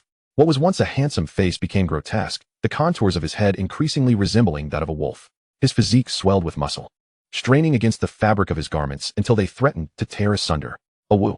In that instant, Shimenwudi unleashed a sound akin to a wolf's howl, charging swiftly towards Li Fei. Chapter 27. The Sword That Cleaves the Werewolf. A werewolf. Upon transformation, his appearance bore an uncanny resemblance to the werewolves depicted in films from Blue Star. Robust limbs, a fierce countenance, and a coat of thick fur sprouting from every inch of him, his eyes now a fiery crimson. Swish. The ferocious claws he brandished uprooted the very soil beneath Li Fei's feet. Li Fei refrained from meeting this attack head-on, for his opponent's current state had significantly amplified both speed and strength. This is bad. My lord the Count is in peril. A look of anxiety marred Zelia's features amidst the chaos of battle. The High Priestess was equally troubled. Li Fei's struggle was crucial to the safety of the entire Elven race. Should he falter, the consequences would be dire. Was this truly the same Shimenwudi she had known? Unraveling, who had been a mere observer, was equally astounded. Just 2 months prior, they had been on par in terms of power, and now, in such a brief span, Shimenwudi had ascended to bronze 6 star. Meanwhile, Li Fei had also grown formidable. Their last confrontation had seen him at bronze 4 star, and now, merely days later, he too had reached bronze 6 star. A profound sense of defeat enveloped Unraveling. After all, he is but a humble human. I am certain Lord Shimen will soon triumph. The opposing forces believed that their strength paled in comparison to the Elven headquarters, and that Li Fei was no match for their might. Just wait. Within the span of a single incense stick, Lord Shimen will send him flying. Many among the demon horde shared this sentiment, considering Shimenwudi a godlike figure, invincible, and certain that Li Fei would soon be vanquished. Even Shimenwudi himself harbored such thoughts. His divine demon transformation promised a doubling of strength at the first level, a tripling at the second, and a quadrupling at the third. With his current capabilities, he could only access the 3rd transformation, which would amplify his strength to 4-fold. If his first transformation could not overpower Li Fei, the subsequent transformations would surely overwhelm him. Seeing Li Fei evade his initial attack post-transformation, Shimenwudi felt a surge of triumph. Was his opponent beginning to fear? He unleashed another barrage of attacks, yet Li Fei continued to evade rather than confront him directly. All hail Lord Shimen. The demon army erupted in cheers amid the fray. What happened to that bravado? Are you afraid to strike? Lord Shimen, we cheer for you. Defeat him. I say, Lord Shimen alone could take on everyone here. On the side of the Flying God Temple, the expressions of the onlookers were grim. Alice clutched her clothing tightly. From any angle, it appeared as though Li Fei was being thoroughly outmatched. We are in danger. The Count seems to be on the defensive. Have I made the wrong choice? Violet's face was laden with worry. Had she agreed to Emily's plan, perhaps the Elven race would not be facing such calamity today. Unbeknownst to her, Emily was already being held hostage within the ogre ranks. Die. Shimenwudi grew more emboldened as he lunged at Li Fei once again. At that moment, he beheld Li Fei draw forth a shimmering silver sword from his sleeve. That is, a tremor of unease coursed through Shimenwudi's heart. A silver sword? Impossible. He cannot possibly know the werewolf's weakness. That knowledge is a closely guarded secret of the Shimen clan. This must be a ruse. Doubt clouded Shimenwudi's thoughts as he observed his opponent's weapon with growing skepticism. The notion that werewolves might fear silver weapons was a secret preserved for over a century within the Shimen family. That weapon merely resembles silver, he consoled himself. Yet his next attack was noticeably slower, as he sought clarity. Look, that human has chosen to meet force with force. Did he believe that merely wielding a weapon rendered him invincible? Lord Shimon's claws could rend any weapon asunder. The demon army cast scornful glances at Li Fei, perceiving him to be woefully overconfident. Li Fei remained resolute, focused intently as he faced the incoming claws. He did not flinch. Instead, he swung the silver sword with all his might. Crack! The sound echoed like a knife slicing through tofu, as Shimon Wudi was cleaved in two. He had not even unleashed his full strength. Gasp! In that moment, all fell silent. The demon horde and the vampire legion halted in unison. One sword. Just a single strike. The once mighty Shimon Wudi lay cut in half, leaving all present in disbelief. Some rubbed their eyes, questioning their own vision. Shock. Impossible. Shimon Wudi was a legend among demons. How could he suffer such a humiliating defeat? The high priestess gazed at Li Fei with a mix of confusion and astonishment. She was certain that Shimon Wudi had perished, yet how had Li Fei achieved this? Is the count truly that powerful? Zelia regarded Li Fei with incredulity. Silence enveloped the arena. Shimon Wudi was dead? Wenren Kolyang felt a sharp jolt at the corner of his eye. Was it that Li Fei was too powerful? He meticulously recalled the details of their confrontation. The issue lay with that weapon. He quickly deduced the truth. That sword was either a divine weapon or possessed the ability to counter Shimon Wudi's werewolf form. This was indeed monumental news. A cold smile crept across Wenren Kolyang's lips. Should he convey this revelation to the underworld, many would surely be intrigued, and the future standing of the Shimon clan in the underworld would be uncertain at best. Verily. Virit's expression was somewhat vacant. Had Shimon Wudi truly perished just like that? Moments ago, she had pondered the fate of their Elven clan should Li Fei suffer defeat. Little did she anticipate that Li Fei would so effortlessly dispatch Shimon Wudi. Now, she felt a wave of relief for not having made a grievous error in judgment. Li Fei gazed at the long sword in his hand, a peculiar look adorning his countenance. In the films of the Blue Star, werewolves harbored a profound fear of silver. Thus he had decided to test this theory. To his astonishment, it proved remarkably effective. The long sword was forged from the silver found within the Flying Temple, which housed an abundance of metals that he had merely amalgamated. Yet, he could not help but acknowledge the sheer luck involved. Had his opponent reverted to their normal state or transformed into another form, he would not have been able to vanquish them so readily. Kill. Do not allow any of these demons to escape. A voice erupted from the ranks of the vampire army. In the wake of Shimon Wudi's demise, the vampire legion's morale surged, while the demons found their resolve faltering, with some of their kin beginning to retreat. The tides of battle shifted dramatically. Chapter 28. Dreadful weather at that moment. The climate suddenly turned hostile. The gentle snowfall transformed into hail, relentlessly pelting the vampire forces. Not only that, but the speed of the vampire army began to diminish. Splendid. The blood rain formation is taking effect. The demons rejoiced. For these formations were designed to impose significant impediments upon their foes. They had no cause for concern. This array was specifically crafted to counter the Flying Temple. On the battlefield, a demon soldier swung a black longsword at a massive toothy beast. Panic flickered in the creature's eyes as it attempted to evade, only to be thwarted by a hailstorm that obscured its vision. In that instant, the demon soldier struck, plunging the sword into the beast's heart. As he withdrew the blade, blood gushed forth, and the monstrous creature succumbed, its eyes closing in resignation. Elsewhere, a golden leopard beast had pinned a demon soldier to the ground and was poised to rip his throat out when a fierce wind swept in, laden with blood rain, rendering the beast unable to open its eyes. With a furious growl, the golden leopard retreated. The demon soldier was surrounded by several companions, and if it could not deliver a swift kill, its life would be in jeopardy. At the edge of the battlefield, a frenzied beast prepared to crush a demon soldier beneath its foot, only to find its legs suddenly encased in thick frost, slowing its movements just enough for the soldier to escape. Celia's face was etched with anxiety. These beasts were birthed from her own blood, binding them in a master-servant relationship. As she witnessed her subordinates fall one after another, her helplessness was palpable. The high priestess, too, wore a worried expression. She had anticipated that with Shimon Wudi's death, the demon army would surely rout, but the enemy, emboldened by their formations, pressed on with increasing fervor. Wenliang Kolyang's expression oscillated between hope and despair. He had contemplated retreating. Yet now, observing the situation, it seemed there was no immediate need for haste. The demon army was not devoid of fighting spirit. To him, the demon forces were formidable. Aside from the deceased Shimon Wudi, there were 3 experts of the bronze 4-star caliber among them, and an impressive 7 of the bronze 3-star level, along with his own recent ascension to bronze 5-star status. This combined might was not to be underestimated. Even with Shimon Wudi's death, defeat was not a foregone conclusion. Resolute in his decision, Wenliang Kolyang vowed to avenge Lord Shimon, declaring that had it not been for the enemy's ambush, Shimon Wudi would not have met his untimely end. He suddenly shouted, his voice resonating throughout the demon ranks, "I told you." How could Lord Shimon possibly have fallen so suddenly? It must have been due to the enemy's underhanded tactics. Indeed, the enemy had appeared to be at a disadvantage. How could they have slain their lord so swiftly? The demon army erupted in a fervor of indignation, questioning whether Li Fei had utilized hidden weapons to bring about their lord's downfall. Let us avenge our lord. Yes, revenge. Otherwise, even if we return to the Shi-Min clan, our lives will be anything but pleasant. What is happening? Victoria gazed at the enraged demon army, her eyes betraying a hint of panic. Just moments ago, she had believed victory was within grasp, yet the tide was swiftly turning against them. Could it be true that the Count had indeed employed hidden weapons? The High Priestess furrowed her brow in contemplation. She had not observed the manner in which Li Fei had dispatched Shi-Min Wudi, but one thing was certain: Li Fei had been under relentless assault.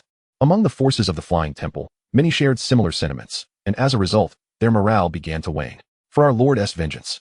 Wanliang eyes gleamed with exhilaration. His ploy had indeed borne fruit. The demon army's spirit surged as they rallied for revenge, chanting fervently. Coupled with Li Fei's immobility, they were further convinced that he had resorted to underhanded tactics. Li Fei found himself at a loss for words. Astonished that the balance of power had shifted against him so swiftly, he had been engaged in communication with the hellish emissaries, instructing them to locate and dismantle the formation flags hidden around the battlefield. Engage Li Fei with the three of you while the rest of us launch a full-scale assault on the Flying Temple. Wanliang commanded the three guardians among the demon army. Though he outwardly belittled Li Fei, he recognized the latter's strength. Alone, he could not contend with Li Fei, which was why he had enlisted the aid of the three demon guardians. Understood. The three bronze 4-star demon guardians readily acquiesced to the plan. None of them could tackle Li Fei individually, especially with the threat of hidden weapons looming. Follow me. Wanliang led the charge. The three guardians exchanged glances before hastily following suit. Li Fei, observing the four charging towards him, stowed away his longsword. The silver blade would have no effect on these adversaries. With a collective sigh of relief, Wanliang and his companions felt the weight of their fear lessen. After all, it was this very sword that had claimed Wanliang's life. They suspected that the weapon itself harbored significant power. Li Fei, today you shall surely meet your demise. Wanliang sneered, his confidence bolstered by the knowledge that the three guardians were peak bronze 4-star warriors, well-versed in the art of coordinated attacks. Together, their combined strength could challenge even two bronze 5-star experts, and with Wanliang himself, it was akin to Li Fei battling three bronze 5-star warriors. Furthermore, Li Fei had only just ascended to bronze 6-star, rendering him woefully outmatched. The situation appeared dire. Lucy's expression was fraught with concern. Li Fei was currently restrained, and the overall might of the vampire forces paled in comparison to that of the demon army. In addition, due to the formations at play, the vampire legion had already suffered the loss of over a dozen high-tier beasts in a mere short span. We can only fight while retreating, Celia declared, her complexion ashen. The demon army was overwhelmingly powerful. Aside from the few restraining Li Fei, they boasted 7 bronze 3-star experts, not to mention over a dozen bronze 2-star warriors, and countless more of the bronze 1-star caliber. Among their ranks, only the Elven chieftain possesses the strength of a bronze 3-star, while both Lucy and the High Priest are merely bronze 2-star. The only bronze 1-star beings are 4 lava beasts. The remaining magical beasts are all below the bronze level. We can only hold out for half an hour at most. The Elven chieftain, Vilith, provided this grim assessment. Chapter 29, The Ferocious Battle. Li Fei furrowed his brow, astonished that the demon army could display such valor even after the demise of Shi-Min Wudi. Witnessing his own vampire legion retreating in disarray, Li Fei understood that if he did not intervene soon, defeat would be inevitable. At that moment, a melodious notification echoed in his mind from the system. Successful kill of Shi-Min Wudi. Host receives 70 merit points. Kill a regular demon soldier. Reward 5 merit points. Successfully slay a bronze-level demon. Receive 10 merit points. A flurry of notifications flooded in, and Li Fei's spirit soared. He quickly grasped the situation. His merit points had been credited. Upon examining the merit panel, he was astonished to find that within such a brief span, his merits had already amassed to an impressive 150 points. Temple, level up. Li Fei discreetly communicated with the Divine Temple, summoned his attribute panel, and pressed the advancement button. With a flash, a gleam of white light enveloped Li Fei, causing his aura to surge to unprecedented heights. Not good. We must stop him. Wen Kuliang's eyes widened in alarm. If Li Fei succeeded in advancing, their predicament would worsen. A wave of fury surged within him. How could Li Fei be on the verge of another advancement so soon after the last? Yet, he soon realized that as a lord, Li Fei had garnered substantial merit after slaying Shi-Min Wudi, compounded by the numerous demon soldiers falling in battle. This represented a considerable fortune. The other 3 demon guardians clearly recognized the gravity of the situation. Should Li Fei successfully level up, their demise would be assured. Kill him. The 4 rushed forward, their weapons slicing through the air from 4 directions. However, they were soon left dumbfounded. As their weapons neared Li Fei, they were repelled by the radiant light of his advancement. In this state, he was invincible. How splendid. The Lord is leveling up. Despairing, Celia felt a flicker of hope igniting within her. The high priest's eyes glimmered with an unusual light. Li Fei's speed of advancement was astonishing. The magical beasts wore expressions of wild elation. Look, the enemy's attacks are having no effect on our lord. A giant stag beast exclaimed joyfully. Let us withstand as many waves of assault as we can to grant our lord sufficient time. The vampire legion surprisingly regained some momentum. When Ren Ku Liang's expression darkened. Yet at that moment, he made a new discovery. After advancing to bronze 7-star, Li Fei did not cease his ascent. His aura continued to rise. His eyes widened in disbelief. What was Li Fei attempting? Was he preparing for yet another advancement? Cold sweat trickled down his back. Look, it seems the lord is advancing again. Several magical beasts noticed the change. The high priest's gaze towards Li Fei transformed entirely, filled with fervent admiration. Vilith observed Li Fei on the battlefield, her eyes reflecting a myriad of complex emotions. How could he advance again in such a short time? In comparison, she felt like an ancient relic, long past her prime. During his advancement, Li Fei opened his attribute panel. Host, Li Fei. Strength, 189. Agility, 186. Constitution, 179. Energy, 100. Skill 1, concentration. Focuses all bodily strength into a single point, resulting in explosive power. Skill 2, true fire of Samadhi. Conjures tangible flames from his eyes to incinerate foes. Currently at the novice stage, each use consumes 50 energy. Li Fei was elated. Upon reaching bronze 8-star, he had acquired a new skill, true fire of Samadhi.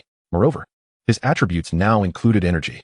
If he understood correctly, utilizing true fire of Samadhi required energy, and the higher his energy value, the more frequently he could employ it. At that moment, his eyes underwent a remarkable transformation, their pupils shimmering with a kaleidoscope of colors. Something is amiss with his eyes. Li Fei could distinctly sense that something lay hidden within. With but a thought, it would manifest. The 3 demon guardians exchanged grim glances, then turned to flee. The strength of a bronze 7-star was beyond their capacity to contend with. Yet it was too late. Li Fei unleashed the true fire of Samadhi upon one of the demon guardians. Upon activating the skill, Li Fei's pupil shifted, and a surge of white flames erupted from his eyes, racing like lightning to envelop the demon guardian. To onlookers, it appeared as though a beam of white light shot forth from Li Fei's gaze, igniting the demon guardian in flames. Ah, save me. The fleeing demon guardian screamed in agony, desperately trying to extinguish the flames, only to find that no method proved effective. More terrifyingly, these flames appeared capable of burning the soul, subjecting him to unending torment. Ultimately, he was reduced to ashes, without a trace remaining. All of this transpired in mere seconds. Li Fei immediately charged towards another demon guardian, employing the same technique, and the outcome was identical. Death by true fire of Samadhi. Hiss. When Ren Kuliang gasped, horrified. Such a method was utterly unfathomable, inescapable. The last remaining demon guardian was paralyzed with fear. With 2 of the 3 guardians already slain, he knew his turn was imminent. The vampire legion was equally astounded. Look, the lord has effortlessly dispatched a powerful demon with flames, without even lifting a finger. Wow, the lord is truly my idol. He is unbelievably strong. The high priest's eyes sparkled with admiration. Li Fei had ascended to new heights in her estimation. The demons began to feel the icy grip of fear. To them, it seemed as if Li Fei merely glanced casually, and then the elder guardian ignited spontaneously. Reduced to ashes. Even more tragically, one of the elder guardians fled into the ranks of the demons, resulting in several demon soldiers being consumed by flames. Just like their guardian. Having vanquished 2 demon guardians, Li Fei felt exhilarated. The destructive power of these flames exceeded his expectations, and they appeared incapable of being extinguished. Yet, there were still 2 foes to confront. Li Fei fixed his gaze upon the fleeing one Ren Kuliang and the last remaining demon guardian. Though everything appeared slow, his actions were swift. From the moment he activated true fire of Samadhi until now, no more than 20 seconds had elapsed. Damn it. Feeling the intensity of Li Fei's gaze, when Ren Kuliang's eyes widened with terror, he believed escape from that peculiar flame was impossible. Fortunately, it seemed Li Fei was pursuing the other demon guardian, granting him a moment to flee into the ogre legion. Chapter 30. Harvesting. Soon, Li Fei caught up with the remaining demon guardian. With unwavering resolve, Li Fei executed a soaring kick, estimating its force to exceed 450,000 pounds.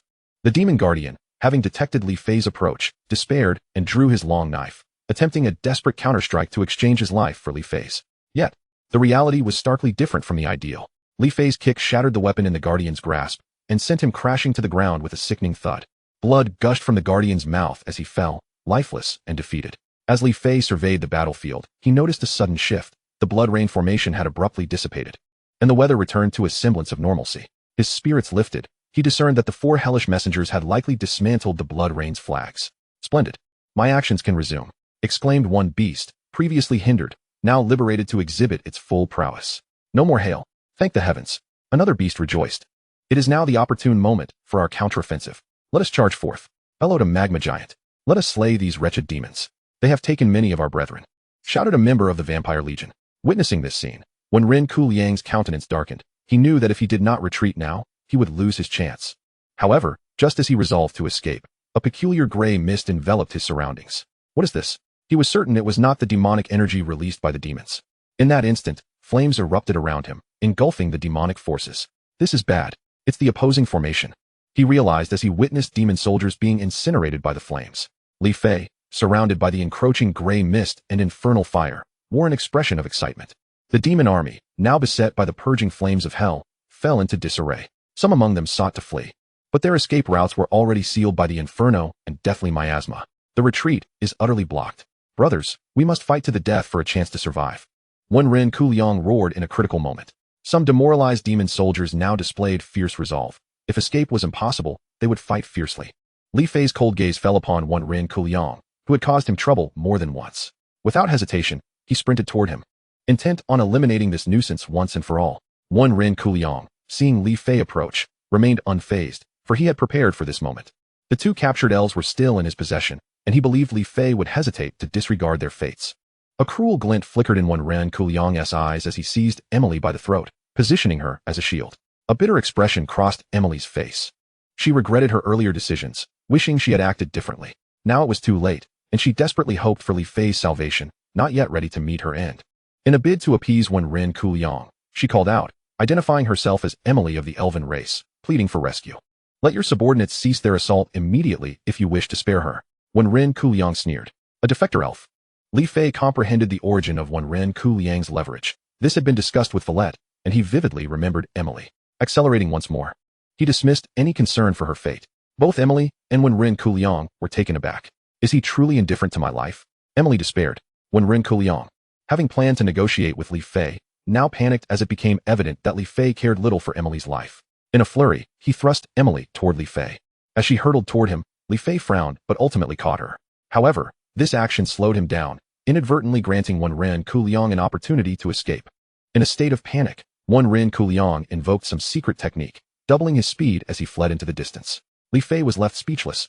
Yet he trusted that when Ren Kuliang would not escape unscathed, the technique surely bore significant side effects, explaining his previous hesitance. Moreover, during his frantic flight, he would undoubtedly be scorched by the deathly miasma and hellfire.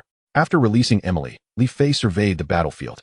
Approximately 1,000 demon soldiers remained, the elite among them for having withstood the corrosive miasma and purging flames. However, the vampire army had also suffered grievously, with losses exceeding half their numbers. Fury ignited within Li Fei as he beheld the devastation. The Vampire Legion had incurred severe losses, leaving only 400 to 500 survivors. He charged into the fray, dispatching foes with ruthless efficiency, each strike claiming a life. The already demoralized demon forces descended further into despair. Let us avenge our fallen brothers by slaying these wretches, cried an unknown voice from the Vampire Legion. Fight alongside Lord Count. Cecilia rallied the troops. Eliminate these scoundrels, roared the remaining magma giants, their eyes ablaze with fury. The battlefield erupted into chaos once more, but this time, the demon army found themselves overwhelmed and powerless. With Li Fei's intervention, the conflict concluded swiftly. With the exception of one Ren Kuliang's escape, the demon forces were decimated. The vampire army also suffered grievously, with only 400 beasts remaining, 2 magma giants slain. Lucy gravely wounded, and both the high priest and Villette sustaining severe injuries. The Elven medical team busied themselves with the injured. Emily stood in silence, feeling superfluous in the aftermath. No one acknowledged her presence, not even the high priest or Villette. Even her apprentice, Alan, exchanged pleasantries with others but chose to ignore her, leaving her feeling utterly alienated. As the battlefield was cleared, Li Fei returned to the Temple of the Flying God. Upon opening the merit panel, he discovered a meager total of only 130 points. What is happening? After slaying so many demon soldiers, I should have accrued at least 3,000 or 4,000 points. How could it be so few? Is there a glitch? Frantically perusing the system page for answers, he finally stumbled upon a notification in a corner. After the host ascended to bronze 8 stars, the merit acquisition rate was reduced to 1/10. And any units below iron rank will no longer yield any merit. What in the world? When did such stipulations come into effect? Why was I not informed? Chapter 31, Emily's Apology. Gazing at the paltry merit points before him, Li Fei refrained from upgrading immediately, opting instead to devise a strategy before making any decisions.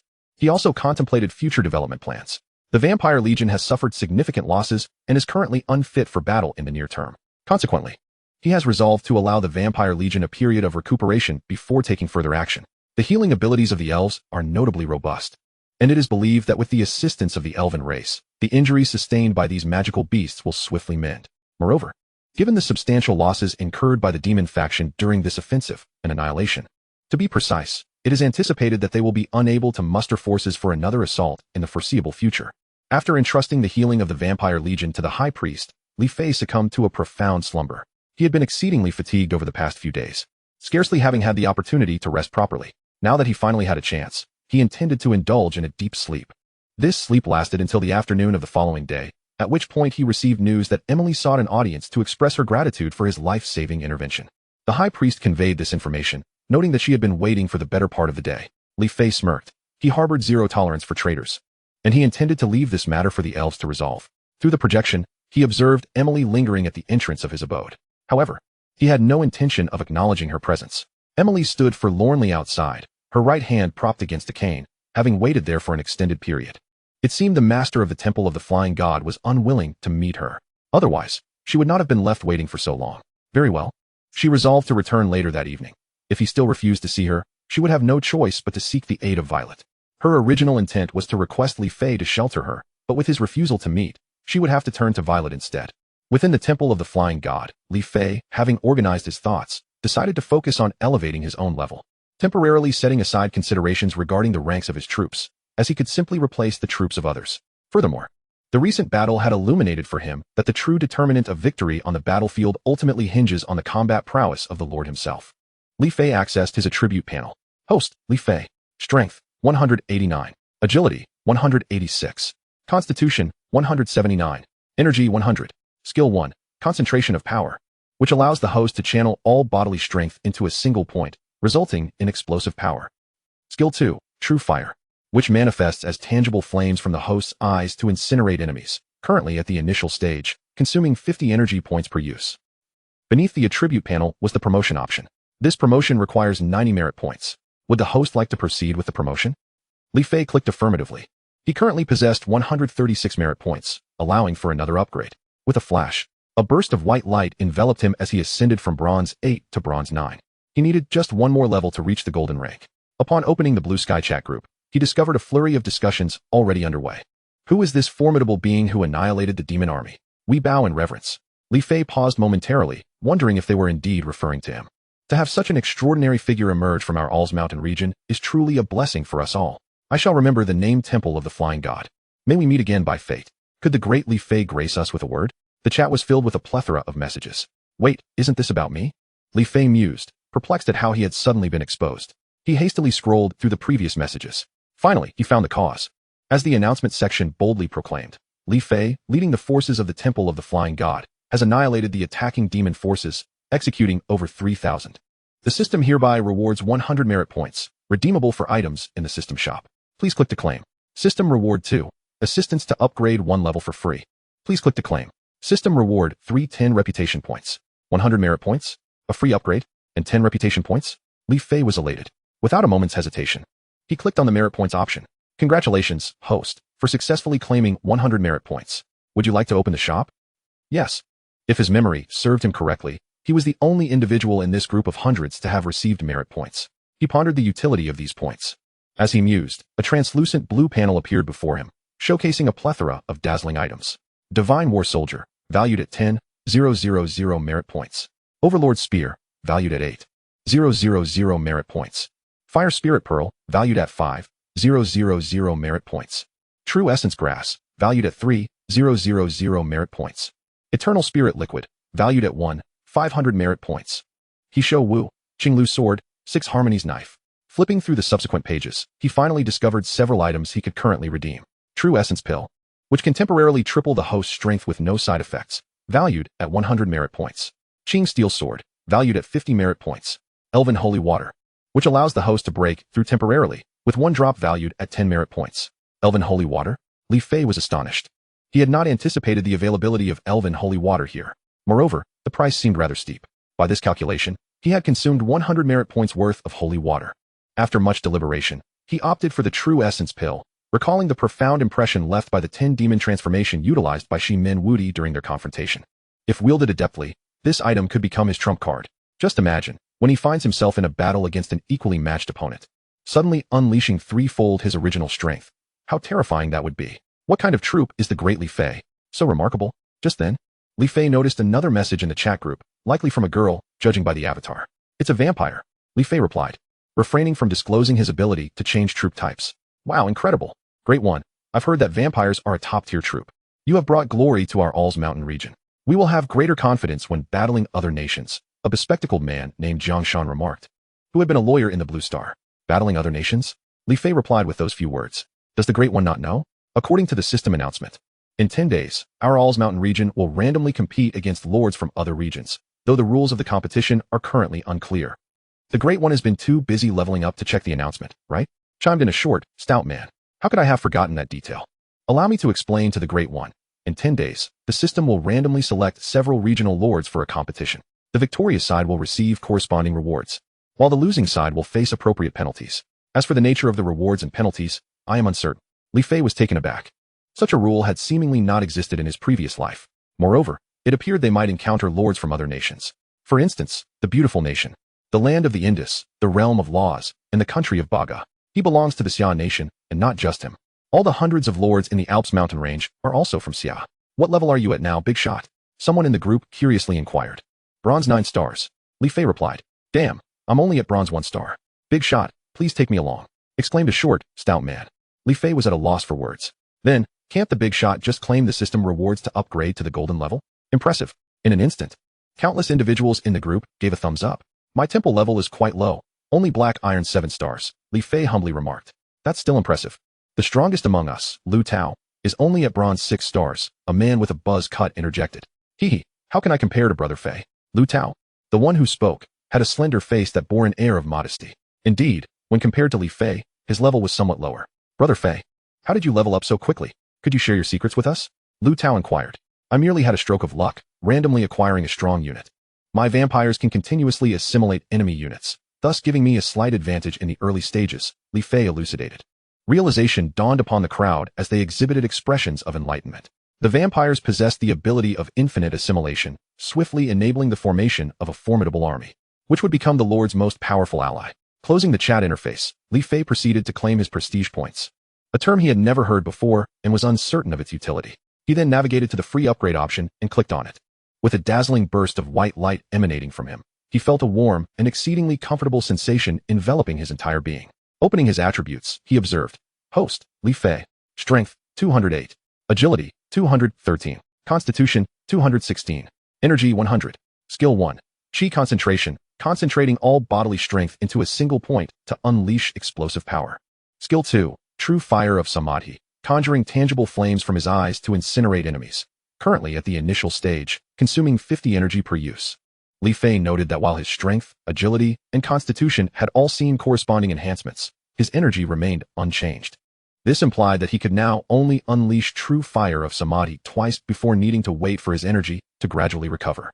He calculated that approximately 10 energy points could be regained in an hour, meaning it would take 10 hours to fully replenish. However, at that moment, the chat group was suddenly interrupted by a new system announcement. Li Fei is the first to upgrade to golden level, gaining 10 prestige points. The system grants Li Fei a siege order. The leaderboard feature has been activated. From now on, all lords in the Alps mountain range can view the corresponding rankings, divided into the temple ranking and the lord ranking based on levels. How enviable. The big shot's prestige has increased by 10, Lu Tao remarked in the group. Come on, Lu Tao. For us, you are also a big shot. A dark-skinned man chimed in. Li Fei recalled that this person was named Wang Yuan, whose initial troop type was the Earth Dragon, a mid-tier unit. And his ranking should also be respectable. Now that we in the Alps mountain range have become a cohesive entity, we rise and fall together, another lord stated. Jiang Feng. Is this principle known only to you? Lu Tao laughed in response. Li Fei furrowed his brow. The other party was correct. At least for the competition 10 days hence. The losing side might have to pay a hefty price, while the victors would benefit all. Damn it, there are only 300 of us in the Alps mountain range. And I'm ranked at the very bottom of the lord leaderboard, over 200th. This is terrifying. A lord lamented. No wonder Li Fei and Lu Tao are the big shots, ranked first and second on the lord leaderboard. while Wu Ku is also commendable, sitting at third. After the leaderboard was revealed, those with keen eyes noted the rankings. However, on the temple leaderboard, Li Fei was temporarily in 7th place, with Li Jikong at the top, followed by Wang Zilong and Li Bin in 2nd and 3rd, respectively. Li Fei was taken aback. According to his assumptions, he could infinitely switch troop types, thus endowing him with a significant advantage. Yet, the reality was that the gap between him and the others was not as vast as he had envisioned. Take Li Jikong, for example. He had never heard of him, yet his temple ranking was astonishingly first, and his temple had already reached bronze 3-star level, enabling flight.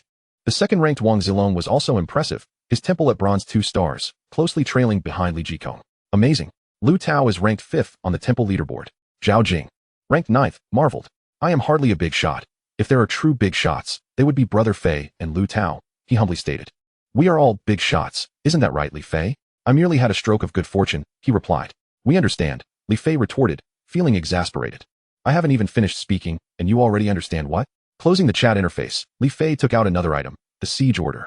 The Siege Order was a golden-hued token, ancient in appearance, adorned with the engraving of a beast resembling a Qilin.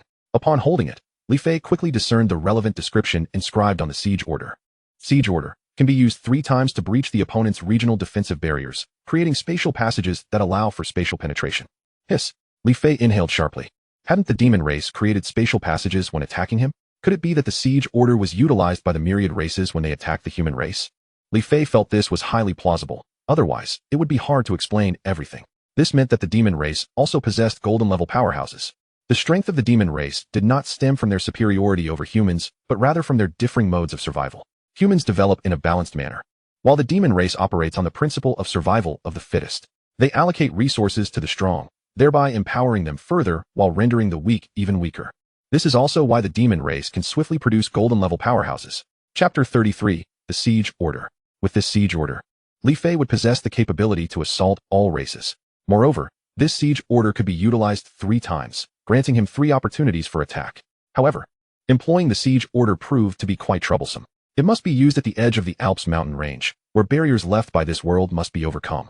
The Siege Order needs to be affixed to the barrier to be effective. The Evernight continent is vast, containing countless regions, each separated by respective barriers. To put it metaphorically, it is akin to the Evernight continent being filled with innumerable bubbles, with the Alps mountain range being one among many. Yet, while Li Fei was examining the usage of the Siege Order, chaos erupted in the underworld.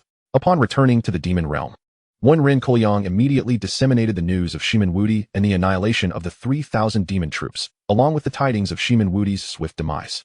The names of Li Fei and the Flying Temple rapidly spread throughout the entire underworld. Have you heard? The army of the demon clan, led by the formidable Shimin Wudi, was unexpectedly annihilated, with not a single soldier managing to escape. Shimin Wudi, a warrior who has never tasted defeat in countless battles. Could this possibly be a fabricated tale? How could this be? This news, attributed to the renowned Wen Ren Kouyang, known as one of the 5 young masters of the demon realm, surely cannot be false. Could it be that the cannibal clan and the demon clan have always maintained a facade of camaraderie while secretly employing underhanded tactics? The crux of the matter lies in the fact that the news has spread like wildfire. Yet the Shi Min family has remained utterly silent. This alone signifies the gravity of the situation. It must be true. Moreover, there is even more shocking news.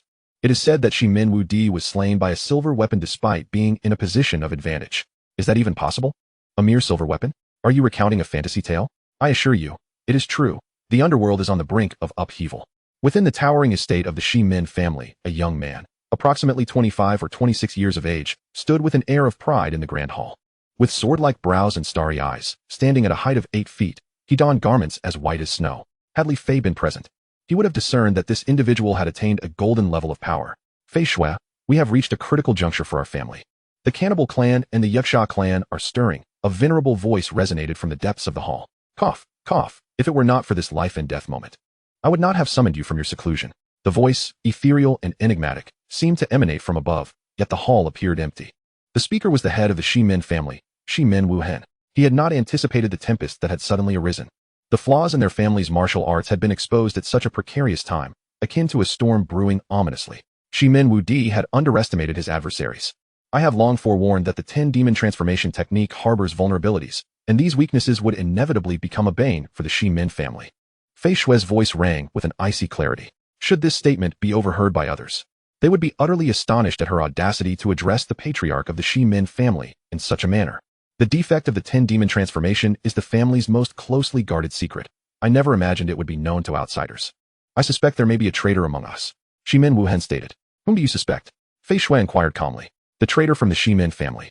Shimin Jue Feng, Shimin Wuhen replied. I will resolve this matter, including dealing with those who seek to exploit this opportunity to harm the Shimin family. They will learn the true meaning of fear. After declaring this, Fei Shui turned and departed without a backward glance. In the hall, only the echo of Shimin Wuhen's voice remained. The human clan? Li Fei? The flying temple? How intriguing. Once Fei Shui has dealt with matters here, I shall arrange for him to meet you. Do not beg for mercy then. This night was destined to be tumultuous. Fei Shui roamed the vicinity of the Shimin family throughout the night, systematically eliminating hidden threats. The following morning, many were startled to discover the corpses of unidentified individuals scattered around the Shimin estate. It was this night of bloodshed that silenced those who had coveted the Shimin family's domain. In the underworld, within the ranks of the 5 great powers, the Xikong family, Xikong Wushuang listened intently to his subordinate's report. The flying temple Li Fei, Shimin Wu Di has been elegantly dispatched. Xikong Wushuang revealed a peculiar smile. He had awaited news of Li Fei for far too long, and now it arrived in such a peculiar manner. Li Fei had seized 4 Hell Guardians from him, yet had also redeemed his previous humiliation. Shimin Wu Di had once publicly humiliated him, a grievance he had harbored deeply. He never anticipated that Shimin Wu Di would be slain by another target of his disdain, Li Fei. Enough. It has been ages since I last ventured forth. This time, I shall confront you properly, Li Fei. Xikong Wushuang declared calmly. Have you heard? The flying temple that Xikong Wushuang is seeking has made an appearance, and the one who eliminated Shimin Wu Di is the same person. What on earth does the opponent intend? They have offended 2 major forces in the underworld in quick succession. This Li Fei must possess a formidable background, otherwise, he would need to be exceptionally audacious. What race is this Li Fei to wield such power? I have heard he is of the human race, and seemingly without significant connections, a truly formidable individual. This development would undoubtedly lead the Shimin family to pursue him relentlessly. However, the Shimin family had been notably quiet of late, which was rather out of character. Thus, news of Li Fei spread like wildfire throughout the underworld, his name echoing in every corner. Meanwhile, within the estate of the cannibal clan, a middle-aged man with a grim countenance sat cross-legged. This man was none other than Unren Kuliang, who had never anticipated that Li Fei would gain such notoriety due to his actions. The mockery of Xikong Wushuang, the humiliation he had suffered at the hands of Unren Kuliang, and the disdain shown by Shimin Wu Di had even inspired some in the underworld to compose a ballad in his honor, which became widely sung. This is infuriating. Shimin Wu Di seethed, his eyes ablaze with fury. Not only was he the subject of ridicule across the underworld, but even within the cannibal clan. His rivals mocked him. Even the leader of the cannibal clan began to distance himself from him. More critically, his plans had unraveled. The Shimin family did not falter as he had anticipated. Instead, they had been negotiating with the cannibal clan these past few days, demanding the surrender of Unren Kuliang. It was easy to imagine the dire fate that awaited him should the cannibal clan acquiesce. Thus, he found himself consumed by a tempest of anger and fear, terrified that his family would offer him up as a means to placate the furious Shimin family. Meanwhile, Li Fei remained blissfully unaware of these unfolding events. In fact, he had been enjoying a remarkably comfortable few days, often fishing, chatting, and playing chess with the high priest. As for the fishing spots, he merely needed to summon his thoughts to conjure a fishing pond within the temple. Chapter 34, Weapon Forging. Within a grand hall of the flying temple, Li Fei and the high priest sat cross-legged on opposing sides of a chessboard. Li Fei held the white pieces, while the high priest commanded the black. How can you make that move? You should play here instead. As victory loomed on the horizon, Li Fei found himself patiently guiding the high priest on where to place her pieces, for only in this way could he avoid being captured. Li Fei earnestly asserted. In contrast, the high priest seemed somewhat distracted, her thoughts evidently elsewhere. In truth, she had come for another reason, to plead on behalf of Emily. However, before she could articulate her intent, Li Fei had already drawn her into a game that lasted for approximately 2 hours. You need to surround my white pieces. Li Fei strategically offered his insights. Alice nodded, a hint of exasperation evident. At this moment, it was clear that Li Fei was thoroughly engaged. Seizing the opportunity, Alice finally expressed her true purpose. That matter is internal to your elf clan. You need not consult me. If you wish to keep her, then keep her. It is not for me to decide. Li Fei was taken aback, questioning why such a trivial matter required his input. Then I shall express my gratitude to the Count for you, Li Fei replied, speechless. The entire morning passed as he immersed himself in the game. It was not until the afternoon that he received an unexpected piece of news in the chat group. The system store had a forging function. Hosts could deposit certain metals into the system warehouse for the purpose of forging weapons. It was said that this feature had existed within the system for quite some time. The discussions within the chat group have already commenced. It is no surprise that the esteemed Zhou could uncover such a hidden function in the minutiae. Had it not been for his discovery, we would have been oblivious to the potential loss of immense wealth. Lu Tao, who is currently quite active in the group, remarked, "Haha, I merely stumbled upon it by chance. And in truth, this function is of little significance." Zhou chuckled modestly. "Let us not be so humble. This function is indeed extraordinary. Who among us does not possess a few weapons or pieces of armor? With this feature, it is akin to employing a master blacksmith. Whatever one desires to forge, one can forge." Immediately, dissent arose within the group. However, the system is rather unscrupulous. Each forging requires 1/3 of the metal as a fee. There is no alternative. Zhou interjected. "By the way, esteemed Zhou, how is the long sword you forged?" Someone inquired. "Allow me to share a demonstration video," Zhou replied, uploading a video to the chat. The footage showcased a young man in black, approximately 25 or 26 years old, wielding a snow-white long sword before a majestic temple. "Behold, my temple has ascended to bronze 1 star. The young man announced before striking the sword down upon the temple. Whoosh. The targeted section of the temple was effortlessly cleaved in two, akin to slicing through tofu. Gasp. A collective intake of breath filled the group. The sword was astoundingly sharp, far exceeding their expectations. This weapon was merely a low-grade common artifact.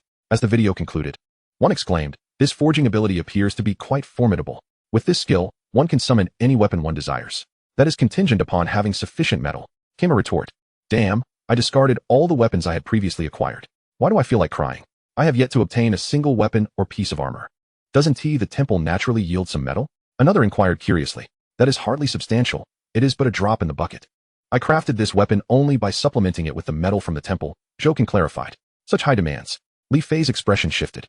Having clashed with the demon and cannibal tribes multiple times, he had amassed countless metals. If he could forge, it would represent a considerable fortune. Referring back to the group's earlier discussions, Li Fei opened the system's marketplace. After several attempts, he finally discovered a small option tucked away in the bottom right corner, weapon forging. The text was faint, nearly blending into the translucent panel, and would have easily gone unnoticed without careful scrutiny. Without hesitation, Li Fei clicked on it. The page was divided into two sections. The left side presented an option to upload metal, which he deduced would create a spatial channel between him and the system, allowing the transfer of some metal from the temple to another space for forging. Besides the upload option, the left panel contains several other choices.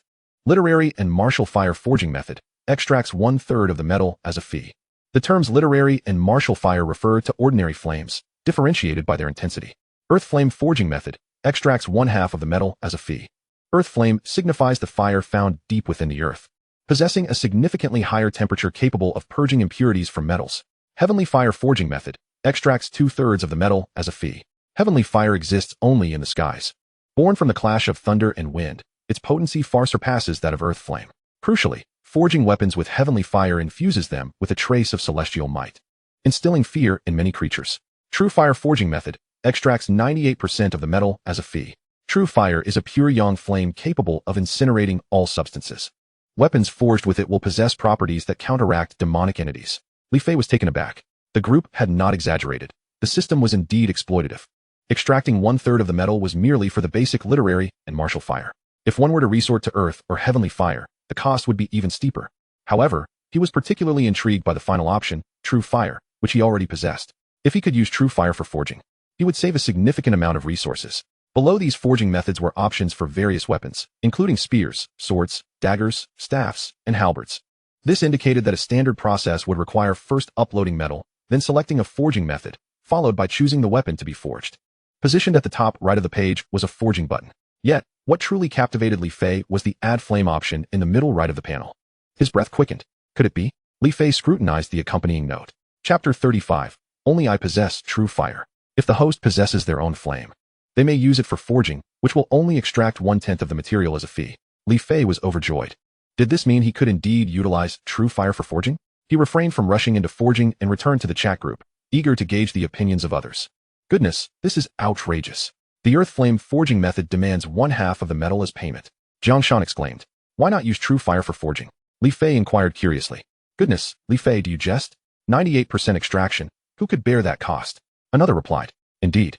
Only someone who has annihilated 3,000 demonic troops would be entitled to wield true fire. Li Fei pondered, perplexed, and opened his attribute panel. Host, Li Fei. Strength, 208. Agility, 213. Constitution, 216. Energy, 100. Skill 1. Concentration, channeling all strength into a single point to unleash explosive power. Skill 2. true fire, conjuring substantial flames from his eyes to incinerate enemies, currently at the novice stage, consuming 50 energy per use. Upon noticing the uniqueness of the skill, he was certain that others could not possess it. It was unrelated to level, but rather due to the skill's singular nature. He had previously glossed over the notes in parentheses. Exiting the chat group, Li Fei proceeded to the armory within the temple, where 3,000 suits of armor lay neatly arranged, remnants left by the demon tribe. Not only armor, but also weapons. Most demonic soldiers wielded some semblance of weaponry, such as spiked clubs, hammers, long swords, shields, and more. Li Fei casually selected several items and subsequently uploaded them into the forger system space. He then directly clicked on the option to add flames, opting for a long sword as his weapon of choice. In accordance with the forging requirements, Li Fei summoned his own Samadhi True Fire, directing it towards the opening of the weapon workshop displayed on the interface. Ding, insufficient firepower, please add more. A wave of frustration washed over Li Fei. He could only manifest the Samadhi True Fire twice at most, and he still had one attempt left. With a flourish, Li Fei's eyes transformed once more, and white flames spontaneously ignited, streaming into the weapon workshop through the spatial passage until his last vestige of energy was expended. Wiping the beads of sweat from his brow, Li Fei recognized that the Samadhi True Fire differed fundamentally from ordinary techniques. While the latter consumed physical stamina, the former drained mental energy, a distinction of great significance. However, at that moment, the weapon workshop issued another notification. Your Samadhi True Fire is insufficient. Only a dagger can be forged. Would the host like to proceed with the smelting? Li Fei was taken aback. Was this truly inadequate? This was already his utmost limit. Would the host like to forge the dagger? The system prompted him again. Li Fei hesitated, contemplating whether to abandon the endeavor. Ultimately, he resolved to give it a try. After all, a small success was better than none. Yes. He clicked to confirm. The forging time will require 3 hours. Please wait. Li Fei felt helpless. He hadn't anticipated that forging a mere dagger would take such an extended period. If renowned blacksmiths were to hear of his complaints, they would undoubtedly be incensed. To forge with Samadhi True Fire and only require 3 hours? How could he dare to find that slow? Did he understand the implications of using Samadhi True Fire? Even deities from the divine realm coveted such a resource. Weapons forged with Samadhi True Fire were the bane of all magical creatures. While waiting, Li Fei kept himself occupied, seeking methods to enhance his mental energy. Thus, he scoured through chat groups and system resources comprehensively. Finally, fortune favored the diligent. He discovered a method in the system marketplace. Spirit replenishing grass, valued at 200 points, possessed the ability to nourish and strengthen the soul. Li Fei was elated, though the price was steep, and the effectiveness of the spirit replenishing grass remained uncertain. Time passed swiftly, and it was soon time for the dagger to be completed. There were no dazzling rays of light, nor were there any special effects marking the birth of a legendary weapon. The finished dagger was simply carelessly left in the system space. When Li Fei retrieved it, the dagger felt cold to the touch, its handle pristine white, measuring 144 millimeters in total length, with a blade length of 55 millimeters, a handle length of 90 millimeters, and a width of 30 millimeters. Strangely, the surface of the dagger bore an imprint of white flames.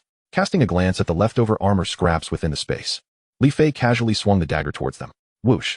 The dagger sliced cleanly through, encountering no resistance whatsoever. Li Fei's pupils constricted. This was iron armor. Moreover, it had been tempered by Samadhi True Fire.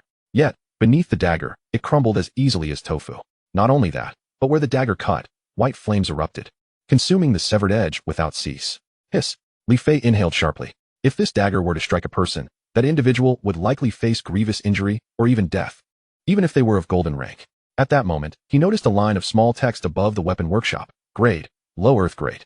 Li Fei's eyes widened, and only upon confirming he had not misread did he manage to regain his composure. Weapons were classified into 4 grades: Heaven, Earth, King, and Common. The long sword previously forged by Zhou Qin was merely of the low common grade. Yet this dagger had reached the low earth grade, far surpassing the long sword in Zhou Qin's possession. To put it metaphorically, 1,000 low common grade long swords could not equal a single low earth grade dagger. The rarity of low earth grade weapons was unparalleled. Even within the divine realm, they were exceedingly scarce. In the divine realm, within the hall of 10,000 gods, Yi Wuyo sat in quiet anticipation, unaware of how much time had passed before he finally opened his eyes. 49 days had elapsed. It was time to open the furnace. Though he was uncertain what grade of weapon he would forge this time. Approaching the forging furnace, he lifted the lid. Before him lay a short knife, shimmering with radiant hues. However, Yi Wuyo merely sighed, disinterested. Was it truly impossible for him to forge a weapon of earth grade, even with the heavenly fire at his disposal? In another location, within the Flying God Valley, a barefooted giant was leisurely sipping old wine, utterly at ease. Suddenly, he recalled that the time to forge his legendary spear had reached 81 days. Alarmed, he rushed towards the forging furnace, having nearly forgotten this crucial task. Upon arrival, the barefooted giant extinguished the furnace's flames and eagerly opened the forging chamber, revealing a long spear that sparkled with a lustrous sheen. Lo King Great. Disappointment washed over the barefooted giant's face. Chapter 36. This dagger is impressive. In the Nine Netherrealm, a man cloaked in black sat cross-legged within a quiet chamber. His name was Lu Tian, a direct disciple of the Nine Nether Demon Lord, Jun Wuhui. At this moment, he was utilizing the seven-colored treasure light forging furnace bestowed by his master to forge his own life weapon. Gazing at the seven-colored treasure light forging furnace before him, Lu Tian fell into contemplation. According to his master, this forging furnace was a treasure of earth grade, and with its enhancement, the user could more easily forge high-grade weapons. As time elapsed, joy flickered in Lu Tian's eyes. He opened the forging furnace to discover a long spear lying quietly within. The spear emanated an overwhelming aura, even shrouded in wisps of white clouds. Yet disappointment soon followed. Had he failed again? Confusion clouded Lu Tian's face. This was his seventh attempt, and still, he had not achieved earth grade. In the ruins of the Forgotten, a renowned place for hidden swords, a golden-clad swordsman raced through its depths. However, upon reaching a certain spot, he inadvertently triggered a powerful sword formation buried underground, ensnaring him within. In truth, he had encountered numerous such formations along his journey. After half an hour of intense combat, he finally broke free. Yet, upon locating the main sword of the formation, his heart sank in disappointment. It was merely of mid-king grade. This was insufficient. He sighed deeply, gazing skyward. Such occurrences transpired everywhere. In the Flying God Palace, Li Fei carefully held the dagger in his hand, scrutinizing it closely. The dagger was exquisite and glossy, particularly the mysterious white flame markings adorning it. By mere appearance, this dagger surpassed many competitors, yet that was insufficient. To secure a favorable price for the dagger, he needed to demonstrate its true value. Upon reopening the chat group, Li Fei discovered many discussions surrounding the intricacies of weapon forging. How fortunate I am to have successfully forged a low-grade common spear in one attempt. However, I have exhausted all my materials. The speaker is Lu Tao, whose favored weapon is the spear. I envy the great ones. All my materials combined were only sufficient to forge 2 weapons, yet both endeavors ended in failure. Remarked a bald, corpulent man. I'm in a similar predicament. It seems there are no more chances left. One of the lords inquired curiously, has no one considered using earthly fire to forge weapons? At that moment, Li Fei seized the opportunity to interject. I have crafted a low-grade earth weapon. Who desires it? Wow, a low-grade earth weapon? Am I hearing correctly? Surely you jest. Is it truly genuine? Let us see it. Li Fei found himself at a loss for words. The excitement was overwhelming. He replied, please wait, I will record a video. It was indeed convenient that video sharing was permitted in the chat group. Leaving the chat group, Li Fei made his way to the outskirts of the temple, seeking out a particular corner. This location was evidently sturdier than the one Zhou Ken had chosen previously. After preparing the temple's built-in projection feature for filming, Li Fei commenced his demonstration. He directed the dagger he held towards that corner, allowing it to fall freely. In an instant, the dagger pierced through the steel of the temple's corner as if it were air. Not only that, but the penetrated steel ignited, flames surging ever higher. This startled Li Fei, who had not anticipated such an outcome. Fortunately, he retained control over the entire temple.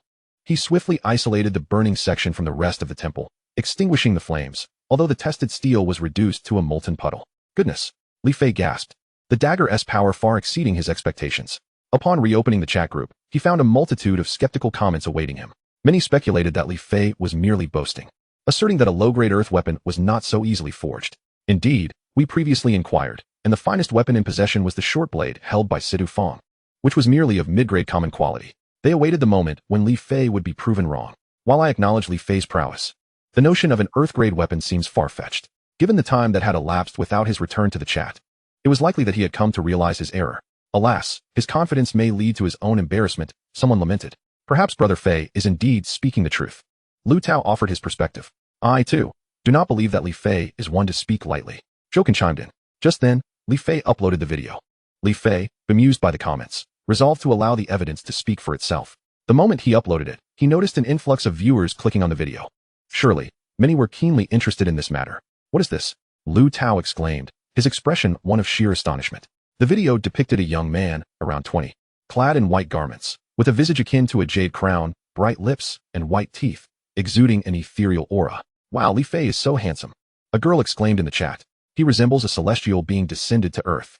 Another girl added. In the footage, Li Fei held a dagger, allowing it to fall freely. The descending dagger cleaved through the steel of the temple's corner, igniting it in flames. In a flurry of panic, Li Fei attempted to extinguish the fire. But the more he struggled, the more chaotic it became. Ultimately, He managed to halt the spread of the flames by isolating the burning section of the temple. That is true Samadhi fire. Without special means, it is nearly impossible to extinguish. At the video's conclusion, Li Fei added a remark. And those who had watched fell into a profound silence. The very individuals who had doubted him moments ago were now flushed with embarrassment.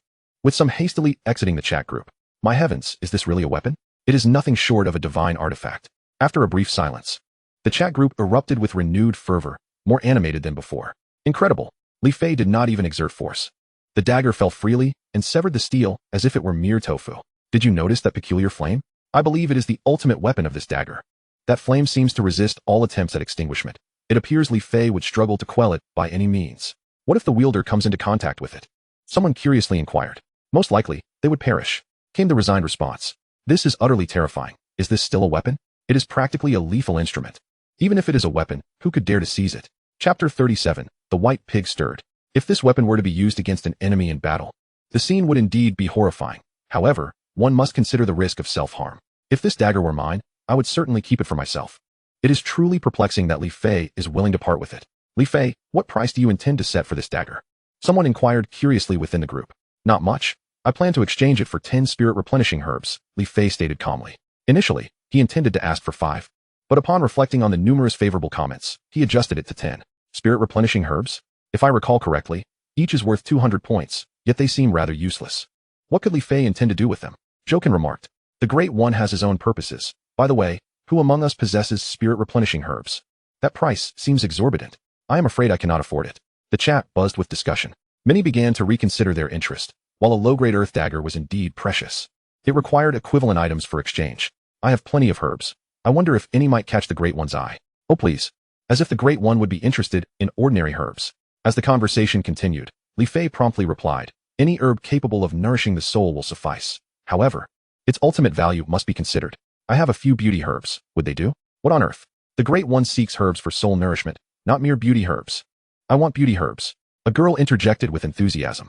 I have several spirit-building herbs. Would they suffice? A stout, short man inquired. He had casually gathered these herbs from a secluded area near the temple, discarding them in his storage, believing them of little use. That works, but you only have 3. It's too few. Li Fei initially rejoiced, then felt dismayed. Can we arrange a preliminary trade?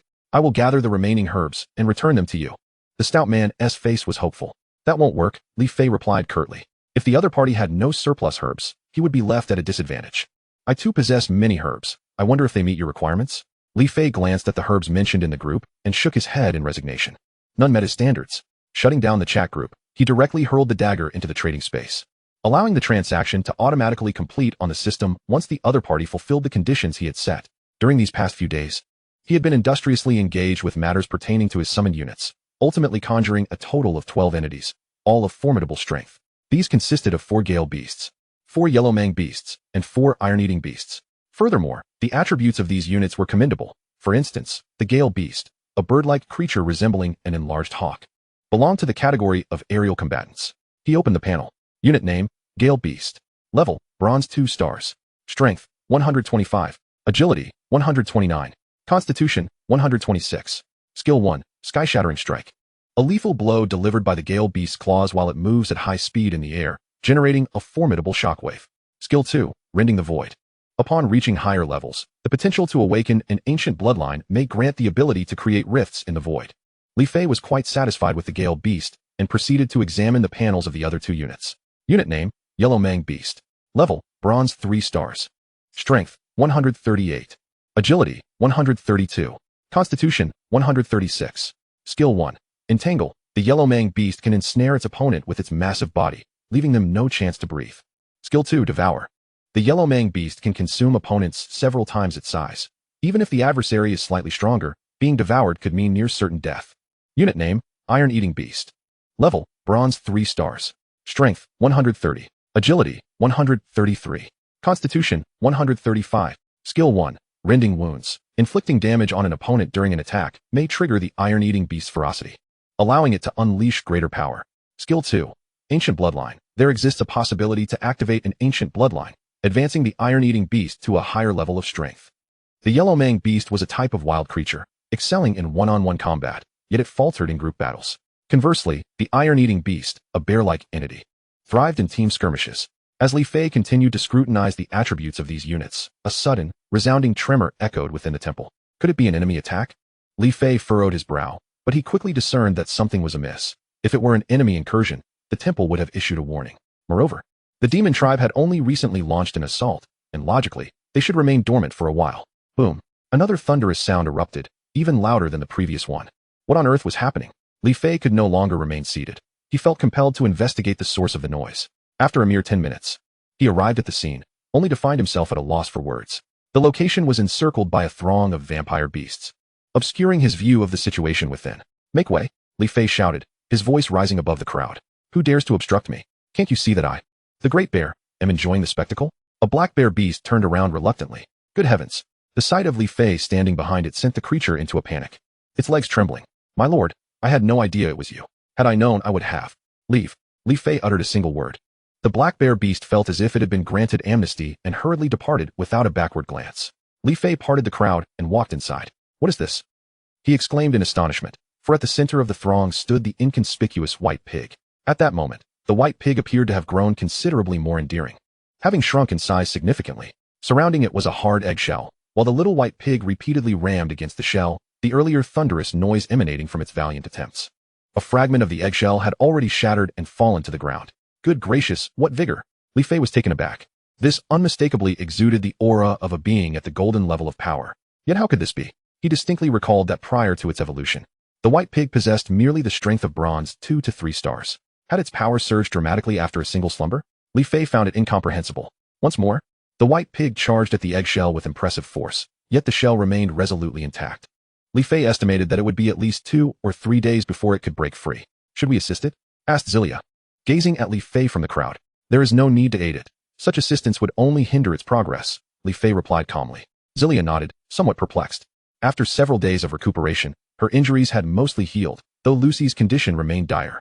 At the thought, tears welled in her eyes. Rest assured, I will ensure that Lucy remains unharmed, Li Fei said with a reassuring smile, fully aware of her concerns.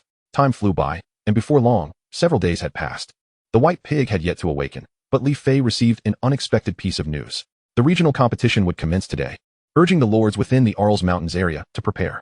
Staring at the blood-red lines of text on the chat group announcement, Li Fei was taken aback. This was 2 days earlier than anticipated. However, since the competition was set to begin today, he knew he must first familiarize himself with the rules. With a slight tremor of his right hand, he opened the rules explanation. In this competition, the system will randomly select teams from 10 regions to participate. Each region may nominate up to 10 lords as representatives, who will be chosen by a vote among their peers, and selected representatives may opt to forfeit. After all lords are chosen, the system will transport them to a perilous area known as the Dark Night Forest. Upon entering the Dark Night Forest, representatives from each region may employ any means necessary to frantically harvest resources from the forest.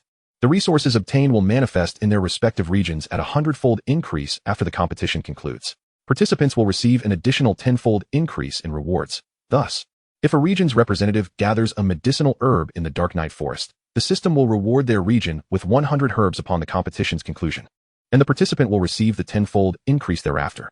During the competition, any means may be employed, including theft, killing, and other methods to acquire resources. Upon reading this, Li Fei's expression turned grave. This was a competition devoid of any moral boundaries, aptly dubbed a death match. The competition lasts for 1 month, during which participants may not withdraw. During the competition, the participating regions are in an invulnerable state and cannot be invaded. The temples of the participants are also in an invulnerable state during the competition, yet cannot be transported into the Dark Night Forest. There is but one condition for victory. The one who acquires the most resources shall be declared the ultimate victor. Based on the resources obtained, the top 3 will be recognized, while all others will be eradicated. Furthermore, the resources of the defeated nation will be halved. Hiss. Li Fei inhaled sharply, realizing the gravity of the situation. According to the rules, only 3 out of the 10 teams could emerge alive from the Night Forest. Astonishingly, merely 3 teams would survive. The malevolent system elicited gasps from the group. Others in the chat quickly absorbed the details of the competition guidelines. This is outrageous. Perhaps we should forego participating in this contest altogether. Someone suggested. If we abstain, our resources will diminish by half, which amounts to a slow suicide. Indeed, participation is imperative. Li Fei turned back to the subsequent announcements. The competition will be broadcast live in the group via video. During the competition, each region may contact their representative 3 times unilaterally. Once these 3 opportunities are exhausted, no further communication is permitted. The competition will commence promptly at noon today. All regions must prepare accordingly. This rule is absurd, this wretched competition. Fear not. Other regions are likely in the same predicament as us. What should we do? Whom should we choose? Is it even a question? Naturally, we must select the 10 strongest from the rankings. I am ranked 10th, yet I do not wish to participate. For the welfare of everyone, you must. Gazing at the chat records, Li Fei fell silent. He had to venture into the night forest, not solely for the sake of all the lords of the air's mountains, but also for another reason. He needed countless herbs that nourished the soul, and the resources within the night forest would undoubtedly be abundant. This was a once-in-a-lifetime opportunity, and he believed that many others would also seek to seize it. In another region, oh my goodness, an opportunity has arisen for our magnificent nation. This time, the random region includes us. We are a land of freedom and equality, destined for victory. May the goddess of freedom and democracy bless us. Our region's strongest contenders are all former special forces, equipped with advanced gear. They shall lead us to triumph. If I am not mistaken, there are participants from Xia country among the contenders. How wonderful. We can settle both old and new scores with them. They dare to surpass us and dominate Blue Star. Unforgivable. At that moment, a different voice erupted in the chat. I disagree. We demand democracy. We need a vote. We oppose all manipulation. You fool. Do you not wish to win? We want democracy. Not far from the Air's mountains, another location buzzed with excitement. Oh, we, the people of the Indus nation, shall be invincible. Our country is unmatched in Asia and shall dominate here as well. Now, we need to vote for 10 representatives. I choose Chamar. His strength ranks first. Damn it, you chose a low-caste representative for us, and he is a 4th-tier being. You must be a wretched outcast. I am no outcast. I am a Vaishya. That still makes you an outcast. Precisely. Only a high-caste Vyas can represent us. Outcasts are unworthy. We cannot allow outcasts to represent our Indus nation. At that moment, a new message appeared in the chat. I, Vyas, shall lead you towards democracy and glory. Trust me, Vyas asserted, sharing a video in the chat.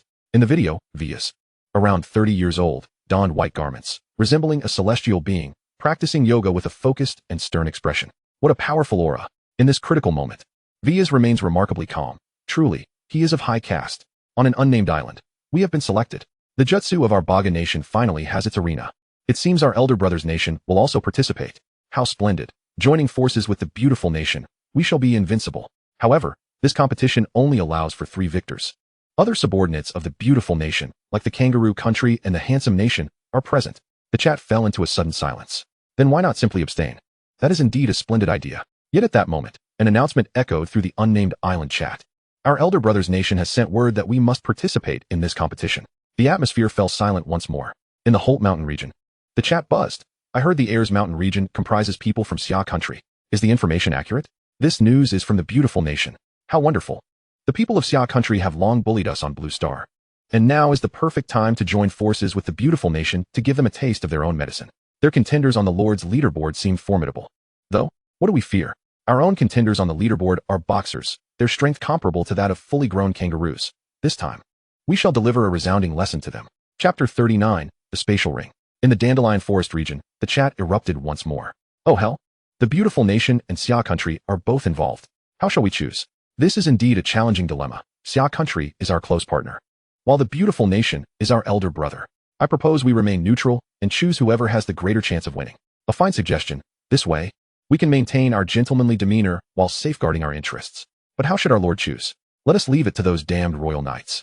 Their ranking on the Lord's leaderboard is notably high. I shall arrange that. Wait, remember to maintain friendly relations with both Xia country and the beautiful nation in private. As the competition in the night forest commenced, over 10 regions descended into chaos. What shall we, the Ayers Mountains, do for our selection? We must choose from the top 10. Moreover, only those in the top 10 of the Lord's leaderboard shall suffice during the competition. The temple cannot be brought into the night forest, as it is rendered ineffective, someone analyzed in the group. Indeed, this competition necessitates the selection of the 10 strongest contenders. I suggest we cast our votes for those in the top 10. Another chimed in. I am under immense pressure. Lu Tao sent a smiling emoji. Our pressure far exceeds yours.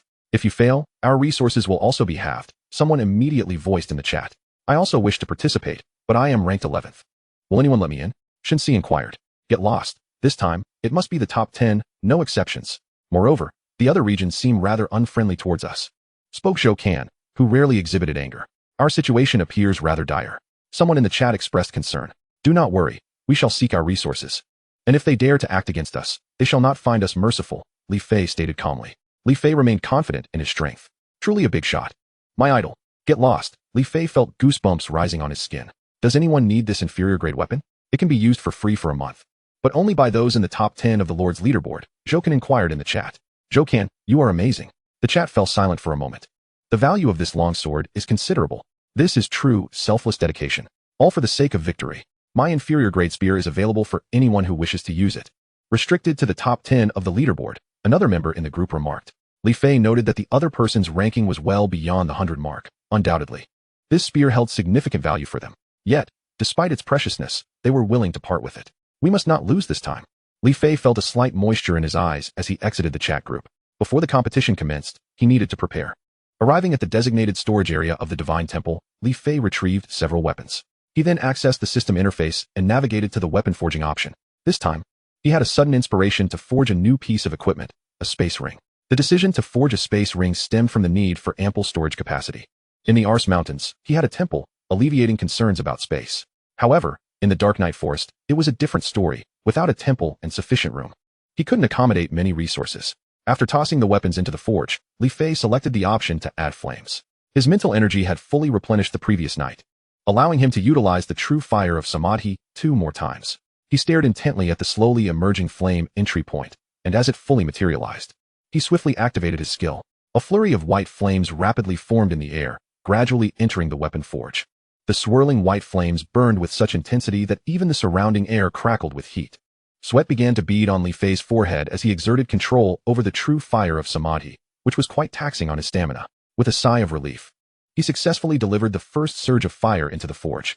Now, it was time for the second wave. Taking a moment to recuperate, Li Fei repeated the process, slowly guiding the flames into the weapon forge. As the flames entered, several options above the forge illuminated: daggers, space rings, bracelets, and gauntlets. Li Fei exhaled softly and chose the space ring. Space ring forging has commenced, requiring 2 hours. Please wait. He had been somewhat anxious about whether the forge could accommodate the creation of a space ring, but it was clear he had overthought it.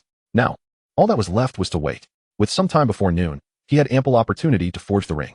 Meanwhile, Li Fei made various arrangements within the temple through the system, ensuring that no issues arose during his absence. Under his command, all units returned to the temple and were ordered not to venture outside for a month. Sister, could it be that the Count has encountered some trouble? Lucy, still recovering from her injuries, worried for Li Fei's safety. Not at all. I heard that the Count is participating in a competition called the Dark Night Forest, so he won't be back for over a month. Our gathering in the temple is for our own safety, Celia explained. Then I can rest easy. A smile broke through Lucy's pale countenance. Inside the temple, in the Elven area, Alice, you seem troubled today? The concerned high priestess, Valette, inquired, observing Alice's distracted demeanor. She had always regarded Alice as her own child, and it was evident that something weighed on her mind. It's nothing. But do you know that Count Li Fei is participating in the Dark Night Forest competition? Alice curiously asked. I just learned of it. Are you worried for his safety? Valette chuckled at Alice's worried expression. Yes, I heard this competition is exceptionally perilous, and many may perish. Rest assured, with his strength, he will undoubtedly overcome this challenge. Valette comforted with a smile. On the other hand, the forging of the space ring was nearing completion. Feeling somewhat bored, Li Fei opened the chat group. Brothers, if you still have votes, please cast them. I have already voted for the great Li Fei. I voted for Lu Tao. I cast my vote for Zheng Yu. Chapter 40. Entering the Dark Night Forest. All votes have been cast. Are we certain that the top 10 can enter? Don't worry, I've tallied the votes. Li Fei, Gold 1 star, 65 votes. Lu Tao, Bronze 7 star, 50 votes. Wu Ku, Bronze 6 star, 40 votes. Zhao Jing, Bronze 6 star, 39 votes. He Bin, Bronze 5 star, 35 votes. Lin Sun, Bronze 5 star, 15 votes. Lei Zhe, Bronze 4 star, 15 votes. Han Ding, Bronze 4 star, 15 votes. Chening, Bronze 3 star, 13 votes. Zheng Yu, Bronze 3 star, 13 votes. Aside from a few deceased in the Ars Mountains, all other votes have been cast. And not a single one was wasted. We calculated carefully before voting. It seems that the great Li Fei has been absent for quite some time. Someone in the group noticed Li Fei had not been online and inquired curiously. I was just refining some items, Li Fei explained upon rejoining the chat. Wow. What weapon is the Great One refining now? Could it be another Earth-grade artifact? Someone asked with curiosity. Shut your mouth. Whatever he is refining is his personal business. Before Li Fei could respond, someone else defended him. I was merely asking. In the land of the beautiful nation, damn it, who did you all vote for? Didn't I tell you to vote for the top 10 leaderboard contenders? We must support democracy. We have the right to choose. Emil, a weightlifting champion from Blue Star, voiced his opinion. I think the runner Jason is a more fitting choice. You fools, you are beyond saving. The leading Special Forces member, Herman, exclaimed angrily. Are you insulting us? Let's all report Herman and have him expelled from our area. Fortunately, most people remained rational, and the majority voted for the top 10 Special Forces competitors. Meanwhile, in the region of the land of the untouchables, wonderful, Veyes has garnered the highest votes. However, many lowly folk have chosen Chamar. His votes are now within the top 10. These wretched commoners must be taught a lesson. Only then will they learn to respect the Brahmins and Kshatriyas. We need to have a word with Chamar. He should understand the consequences. We cannot allow a low caste to represent us. He would tarnish our reputation. One Kshatriya shared a location. I just saw the location you shared. It's not far from me. I can go there. Is anyone nearby who can accompany me? We must ensure he voluntarily forfeits this opportunity. Veyes replied with a message. On an unnamed island, the participating candidates were exceedingly few. Most appeared disinterested. What? The Honorable Lord Sanjia of the North Plains has actually given up. What a coward. The group erupted in anger. Just then, several announcements suddenly appeared in the chat. The second-ranked Lord Ito Takaku has declared his withdrawal from the current competition. The third-ranked Lord Makino Hayo has also announced his exit from the contest. The fourth-ranked Lord Fujimaya has chosen to forfeit this match. The fifth-ranked Lord Fujiwara Chiyo has similarly opted out of the competition. The sixth-ranked Lord Ito Koya has also announced his withdrawal. In a mere instant, all the top 10 competitors on the Lord's leaderboard have abandoned the contest. They are not foolish. They are well aware of the imminent peril. And who would willingly march towards death? A band of cowards. A bunch of worthless individuals. Voices of dissent echoed within the group. If you're so capable, why don't you go? Scoffed Ito Koya. No one is eager to embrace death. However, at that moment, the system unexpectedly transmitted several announcements. Due to the complete withdrawal of the top 10 competitors, the selection process will automatically proceed based on the remaining participants' votes. Congratulations, you have qualified for the selection. Congratulations, you have qualified for the selection. The personnel have been newly appointed. The countdown has commenced. Withdrawal is no longer an option. Oh no, I can't forfeit now. Linyi exclaimed in shock. Damn, I've been selected too. Weren't you just calling us cowards? Why are you backing down now? In the Holt Mountain region. Oh, what the hell? The personnel have been finalized. I haven't to even cast my vote. No worries, Jerry. Our votes are sufficient to ensure that the strongest competitors heading to the Dark Night Forest are on our side. This time, we shall join forces with the beautiful country to deliver a resounding lesson to the summer country.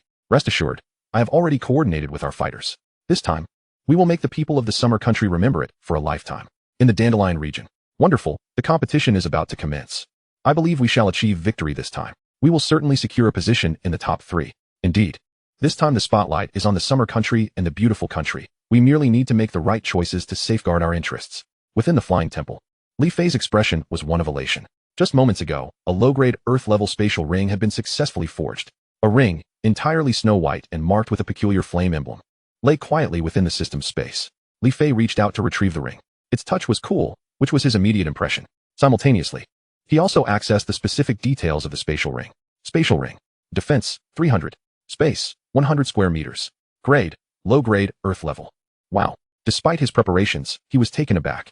The internal space of this spatial ring was an astonishing 100 square meters. To put it in perspective, a typical storage bag only offers a few square meters of space, and even a superior spatial ring provides merely 20 square meters at most. This spatial ring's capacity was nothing short of extraordinary. Just then, the system sent out an announcement. The competition in the Dark Night Forest has commenced. All lords are advised to prepare themselves, with collective traversal beginning in 10 seconds. Li Fei had no time to ponder further, as the moment of traversal approached. He swiftly retrieved the low-grade, Earth-level dagger from the system store and placed it into his spatial ring. This competition was evidently unlike any other. He needed to be fully prepared. At the very instant he stored the dagger in the spatial ring, the traversal began. A beam of brilliant white light enveloped him, radiating to the heavens. Within this luminous embrace, he scattered like starlight into countless tiny points, before dissipating. Meanwhile, in the dark skies of the Dark Night Forest, hundreds of luminous pillars suddenly illuminated the atmosphere, descending from above without any prior warning. Chapter 41. Those who witness share, one person, half. Where am I? The Dark Night Forest? Upon opening his eyes, Li Fei discovered himself in an entirely different area. He gazed upwards, only to find the sky devoid of any substance. A singular hue of gray enveloping it. Surveying his surroundings, he saw towering mountains on either side. He appeared to be situated within a canyon, through which a small stream flowed downstream. In another location, Lu Tao, having finally regained consciousness from a dizzy spell, found himself confronted by a swarm of aggressively hostile scorpions, each approximately 2 meters long, with a brownish body and a blood-red tail, numbering in the hundreds. Damn it, Lu Tao cursed, swiftly dispatching 2 nearby scorpions before fleeing into the distance. Meanwhile, Wu Ke found himself transported to a desolate desert, utterly devoid of life. With no oases or water in sight, creating an eerie atmosphere that heightened his alertness. The other competitors in different regions faced similar scenarios. They had been scattered across various locations. Clearly, all traversal points were randomized, and the teams had been separated by the system. Li Fei furrowed his brow. He deemed it necessary to regroup with his teammates. However, before that, he needed to secure sufficient resources. He ascended the canyon, hoping that reaching the summit would grant him a broader view of his surroundings. Just then, a peculiar sound captured his attention. Hiss, like a serpent flicking its tongue. This is not good. The moment he heard it, Li Fei sensed something was amiss. Suddenly, a python, approximately 4 to 5 meters long and as thick as a bull, lunged out from his right side. This is insane. He never anticipated encountering such a perilous situation upon his arrival. In a moment of desperation, he drew his dagger and struck. Whoosh. With a single slash, the snake was severed in two, both head and tail. It was only when he saw the snake's head turn to ashes under the flames of his three mysteries' true fire that he finally let out a sigh of relief.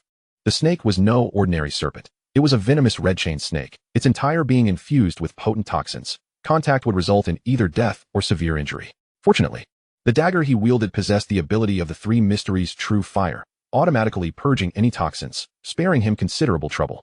At that moment, Li Fei noticed a faint glimmer where the red-chain snake had emerged. Recalling tales of rare treasures being guarded by toxic creatures, he cautiously approached. What is this? The red-crowned flower?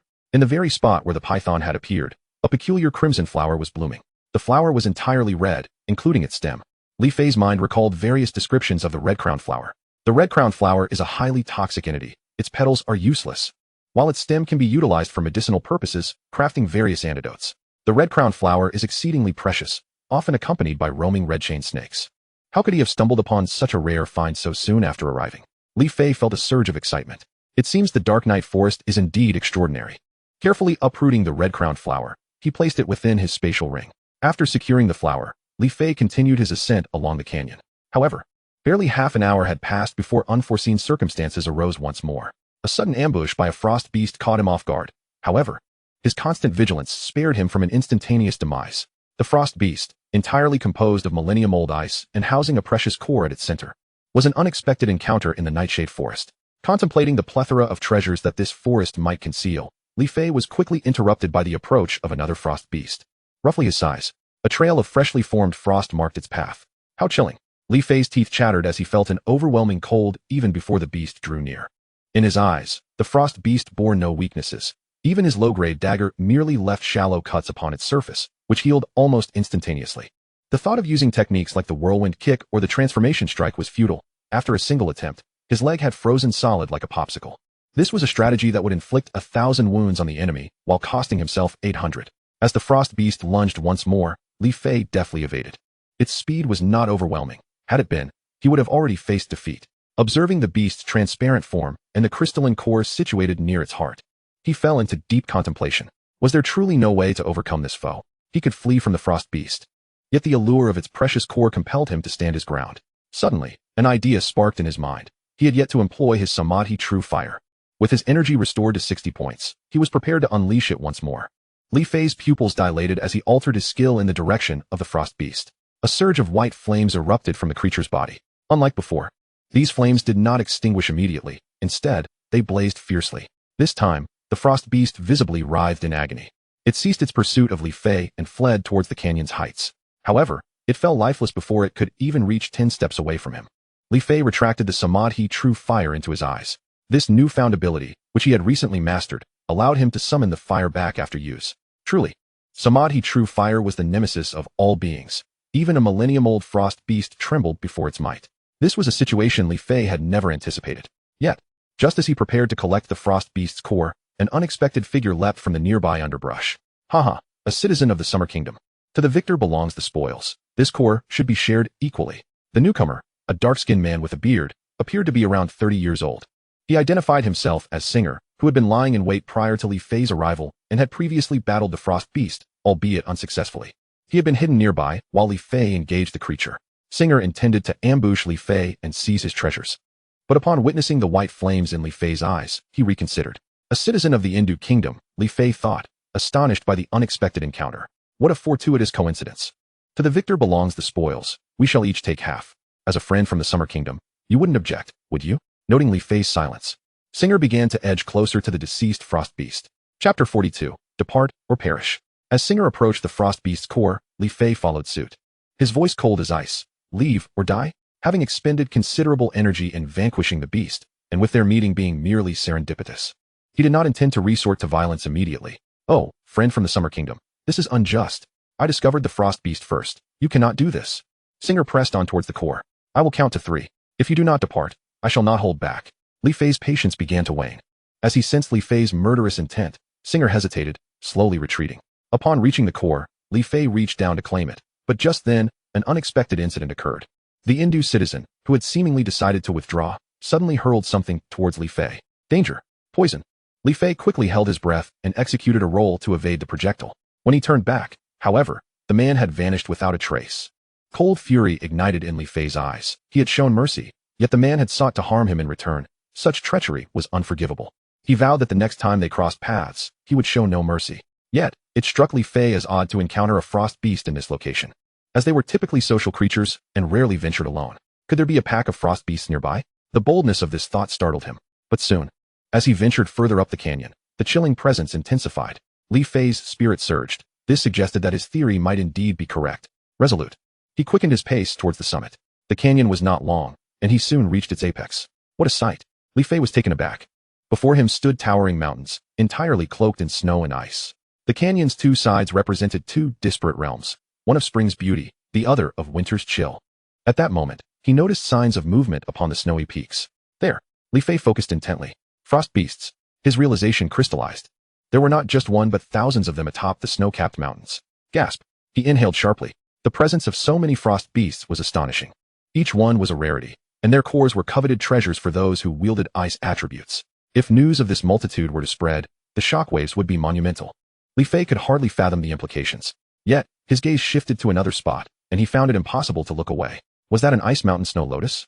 Amidst the gathering of frost beasts bloomed a pristine, white snow lotus.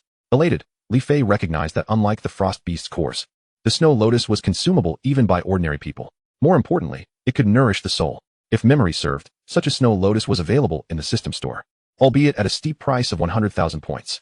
After a moment's hesitation atop the mountain, Li Fei proceeded into the icy realm before him. Li Fei's flames, what are they? They seem so familiar.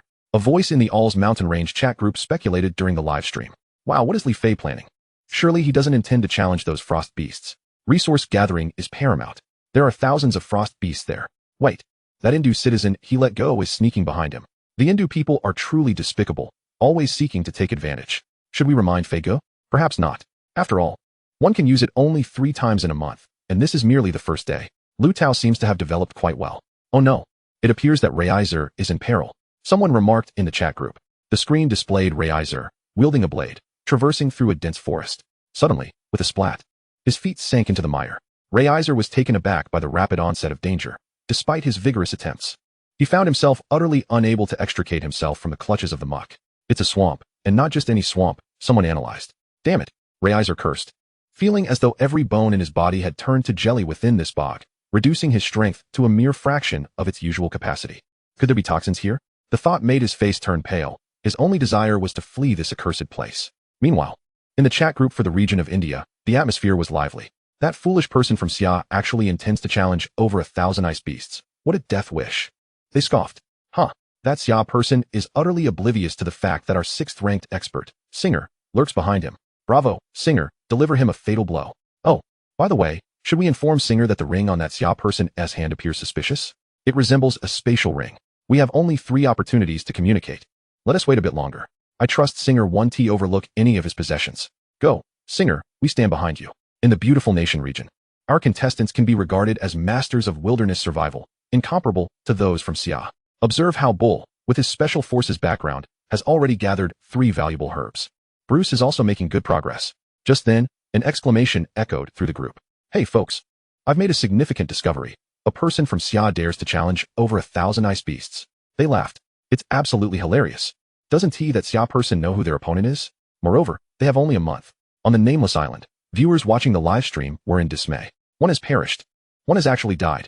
And this is merely the first day? If it weren't for our master of ninjutsu fleeing like cowards, our Baga nation would never have fallen to such disgrace.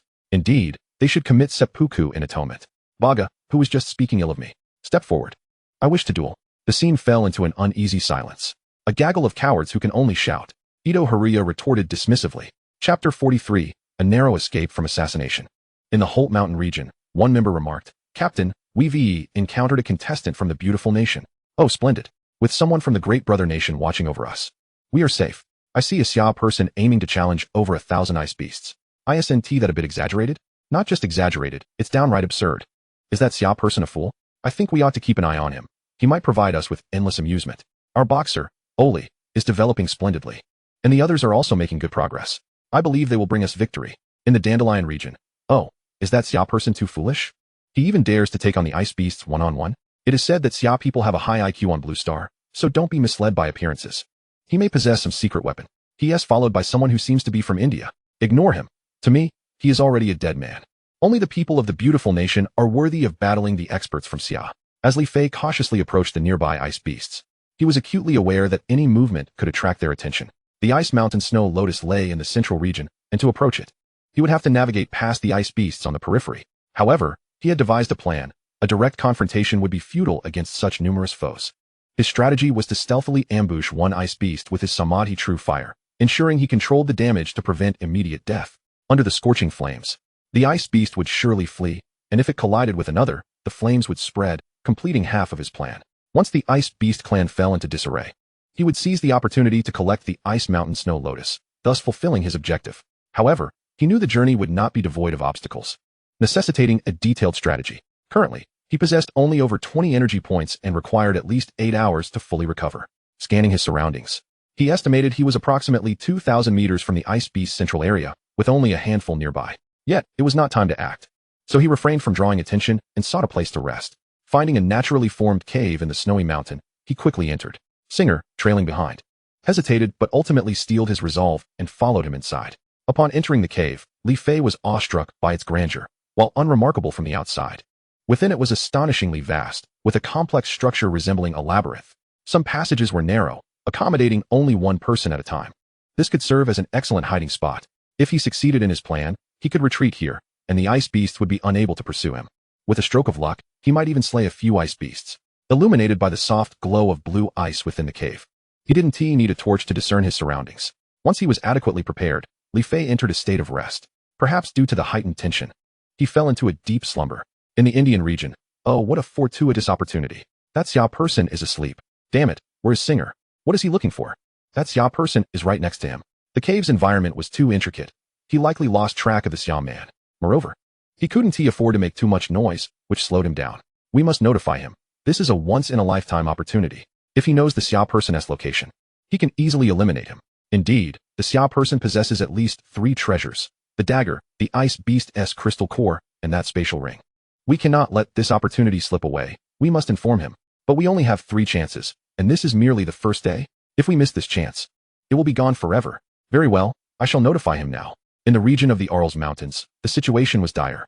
The individual from the land of the Indus had been relentlessly searching for Li Fei's whereabouts, and at that moment, Li Fei was in slumber. What should be done? Should we alert him? Let us wait a moment.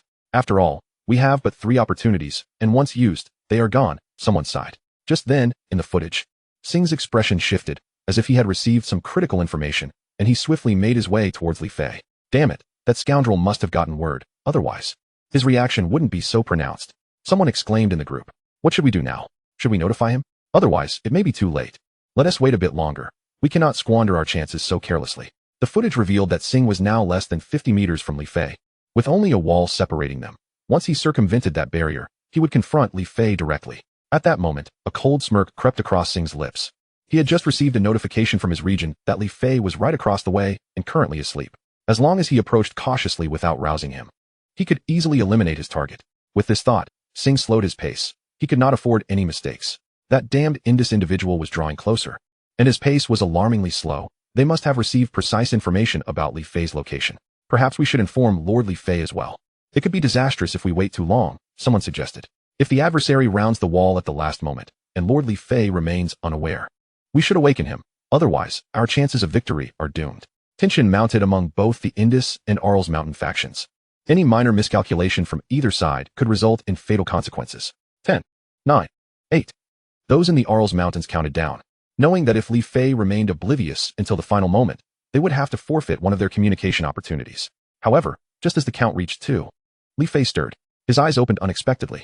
A collective sigh of relief swept through the Arl's mountain group. Li Fei's awakening indicated that he had sensed something amiss. Chapter 44, The Heart-Pounding White Flame. Oh no, he woke up at such a crucial moment. The individuals from the Indus region began to wail in despair. What should we do? Sing seems to be in peril. Should we send him another message? Someone inquired. No, we only have 3 chances to communicate. If we use another, we will be left with only one. Are we really going to stand by and watch Sing perish? Someone in the group exclaimed angrily. Silence. He is merely a kshatriya. He does not merit 2 messages, and even if he dies, it is of no consequence to our overall strategy. You butchers, you are the ones who sent him in. Be quiet. The remaining 2 messages must be reserved for Vias. As for Sing, let him fend for himself. The instant Li Fei opened his eyes, he sensed something was amiss. The fine thread wrapped around his finger had just snapped. This thread was so thin that it was nearly invisible unless scrutinized closely. And its connection point was just to the left in the current cave. He had set up small traps on both sides of the cave using this thread. Should anyone inadvertently touch it, he would be alerted immediately. This was one of the preparations he had made before arriving in the night forest. However, he had not anticipated that this small mechanism would activate so swiftly. Something was approaching from the left. His first assumption was a frost beast. Given that this was their territory, however, he quickly reconsidered, as a frost beast would not approach so stealthily. Li Fei closed his eyes once more, intending to remain still and composed. Wonderful. That summer country fellow has fallen asleep again. Sing, the master of ambushes, thought to himself, relishing the fact that his proximity had gone undetected by the opponent. Look, what is Sing doing? In the footage, Sing needed only to take one more step to see Li Fei, yet he refrained, instead donning a pair of specialized foot pads, which appeared to muffle the sound of his footsteps against the ground. He was preparing for the impending kill. The final 10 steps were crucial, and discovery would lead to dire consequences. Sing truly deserves his place among the top 10 competitors in our region. Most of us could not replicate such finesse. Someone remarked. Sing is a professional assassin. He has silently dispatched more than one victim. In the Arl's mountain region, Lord Li Fei seems to have dozed off again. We must hasten to alert him, or he will be in danger. Someone in the chat group expressed anxiously. No need. Lord Li Fei is feigning sleep. Look at his eyes. They are not fully closed. Jokin asserted confidently. The group focused intently, and indeed, they noticed that Li Fei's eyes had a slight gap. Furthermore, his right hand was subtly moving towards his lower back. Look at Lord Li Fei's fingers. It appears a fine thread is attached. Another member exclaimed. Indeed. I see it too. There is a thread on Lord Li Fei's finger, and the other end is connected to Sing's position. Connecting this with Li Fei's sudden awakening. The group comprehended that he had long been prepared. Goodness, it turns out Lord Li Fei had everything planned from the start. We worried for nothing. They marveled at Li Fei's strategy, realizing that as long as someone approached, he would be alerted immediately. Impressive. No wonder he is ranked first on the Lord's leaderboard. His meticulous attention to detail has dazzled us all. The individual from the Indus was in for a rude awakening. Previously, Li Fei had allowed him to escape. Yet he had returned. This could only be described as a fool's errand. The footage revealed Sing moving again. After securing his foot pads, he cautiously took the final step forward and turned to the right. Indeed, the information had been accurate. Li Fei was sound asleep. Sing's heart swelled with joy. He merely needed to take a few more steps to eliminate his target. However, just as he inched closer, Li Fei opened his eyes. Oh no! Sing's heart raced. The moment Li Fei's gaze fell upon him, he sensed something was amiss. The clarity in Li Fei's eyes betrayed any semblance of sleepiness. It was evident he was deliberately luring Sing into a trap. Those damned fools. Sing's thoughts turned to the individuals from the Indus region. Had they not provided him with erroneous information, he would not have found himself in such a precarious position. His only thought now was to flee. To escape as far as possible. Yet it was too late. Li Fei would not allow him to escape so easily. With a direct gaze, Li Fei unleashed the 3 flames of true fire. In the footage, Sing's eyes ignited, followed by his entire head, until he was ultimately reduced to ashes. As Sing disintegrated into nothingness, the chilling white flames gradually dissipated into the air. Throughout the entire process, Li Fei remained utterly motionless. What skill is this? Incredible. Goodness. Lord Li Fei's strength is truly otherworldly. In the chat group of the Arl's mountain range, the members found themselves at a loss for words as they gazed upon the scene before them, primarily due to its sheer shock value. Li Fei had not even lifted a finger, yet his opponent was reduced to ashes by the white flames, an occurrence that defied all logic. The individuals from the nation of Sin did not exhibit the slightest semblance of resistance. It was a complete annihilation. So impressive. A female member of the group exclaimed. Utterly captivated, Li Fei, already handsome in appearance, had further endeared himself to many of the women in the group with his effortless display of lethal prowess. No matter how handsome he is, he wouldn't look your way, someone retorted, attempting to dampen her enthusiasm. Don't worry, he'll never take a liking to you. She shot back. Don't you think the flames Li Fei unleashed seem rather familiar? Jokin inquired with curiosity, perceiving a resemblance between these flames and the samadhi true fire produced by Li Fei's dagger earlier. Are you suggesting that these flames resemble Samadhi true fire? I believe you should refrain from overthinking it. Samadhi true fire is beyond human control, Wang Leilong dismissed. His assertion found consensus among the majority. How could humanity possibly wield Samadhi true fire? Meanwhile, in the area of Sin, the chat group fell into an eerie silence. With no one daring to send even a single message. Singer possessed the prowess of a 6-star bronze warrior. Yet, he was utterly incapacitated before his adversary. Experiencing a swift demise. A single lethal strike. The opponent merely opened his eyes, and a mysterious flame engulfed Singer, leading to his death. The most alarming aspect was that none of them felt they could escape the inferno. He must have cheated, using a hidden weapon. Someone eventually remarked after what felt like an eternity. Indeed, otherwise Singer could not have been so easily defeated. Another added, Singer wasn't defeated, he was merely ambushed. He is our hero. Chapter 45, The Frantic Ice Beasts. The despicable people of Xia have ambushed the valiant Singer. Well said. The opponent resorted to trickery during the competition. Otherwise, Singer would not have perished. We must inform Vyas to teach those Xia people a lesson. Agreed, but Vyas is currently preoccupied and cannot be disturbed. The Xia people had better pray they do not encounter Vyas. Within the cave, Li Fei exhaled softly and drifted back into slumber. Initially, he had not intended to employ Samadhi true fire against Singer. But considering the potential ramifications of allowing his opponent to escape, especially with the lair of the ice beasts not far outside the cave, he deemed it prudent. Before long, the midday sun of the following day illuminated the cave as Li Fei awoke from his deep slumber, feeling quite refreshed and fully restored in spirit. Upon exiting the cave, he was startled to discover that a gathering of approximately 10 ice beasts had amassed near the cave entrance. This was alarming. If these ice beasts were to notice him, the consequences could be dire. However, they were not all congregated together. 7 or 8 of the ice beasts were clustered in one area, while 3 others remained apart. After a brief moment of hesitation, Li Fei chose to approach the region with fewer ice beasts, understanding that the proximity to the stronger ones posed an increased risk. He selected these 3 ice beasts as targets to mitigate potential dangers. Resembling ancient colossal elephants, these ice beasts possessed formidable strength and would be exceedingly difficult to escape if ensnared. Li Fei cautiously approached a protruding section of the snowy mountain, eventually halting about 5 or 6 meters away from one of the ice beasts, a distance sufficient for him to utilize Samadhi true fire. The ice beasts were rummaging beneath the glacier with their noses, and one particularly small specimen, possessing only the strength of a 7-star bronze warrior, drew nearer to Li Fei without any notion of the stranger concealing himself behind the rock. Li Fei's heart leaped with joy. If the creature approached, he could unleash Samadhi true fire without detection. As the distance closed to a mere 3 meters, he peered through the crevice of the rock, noting that the beast was still facing away from him. What a perfect opportunity. With that thought, Li Fei swiftly activated his Samadhi true fire skill from behind the creature. Whoosh! A small plume of white flame erupted from the ice beast's back. The creature remained oblivious, merely swaying in front of the rock before rejoining the other 2 ice beasts. The flames intensified upon it. At last, the other 2 ice beasts sensed something amiss. They attempted to extinguish the fire using their elongated noses. However, rather than snuffing it out, they only exacerbated the situation, igniting their own snouts in the process. Arg! One of the ice beasts emitted a pained howl, prompting the surrounding horde of ice beasts to converge. Li Fei, witnessing this unfolding chaos, cursed under his breath. If they spotted him, he would be in serious trouble. Adhering to his preordained escape plan, he sought refuge in a concealed location. Now, all that remained was to wait. Time passed slowly, and an hour slipped by as the outside descended into utter pandemonium, with countless ice beasts roaring in fury. Sensing that the moment was ripe, Li Fei cautiously emerged to survey the scene. He beheld over 1,000 ice beasts gone completely berserk, with at least several hundred of them ablaze with Samadhi true fire. Yet, due to the excessive division of the flames, their potency had diminished significantly, and these fractals of fire would likely extinguish soon. At this juncture, the ice beasts upon the snowy mountain had scattered, with only a few lingering near the ice lotus.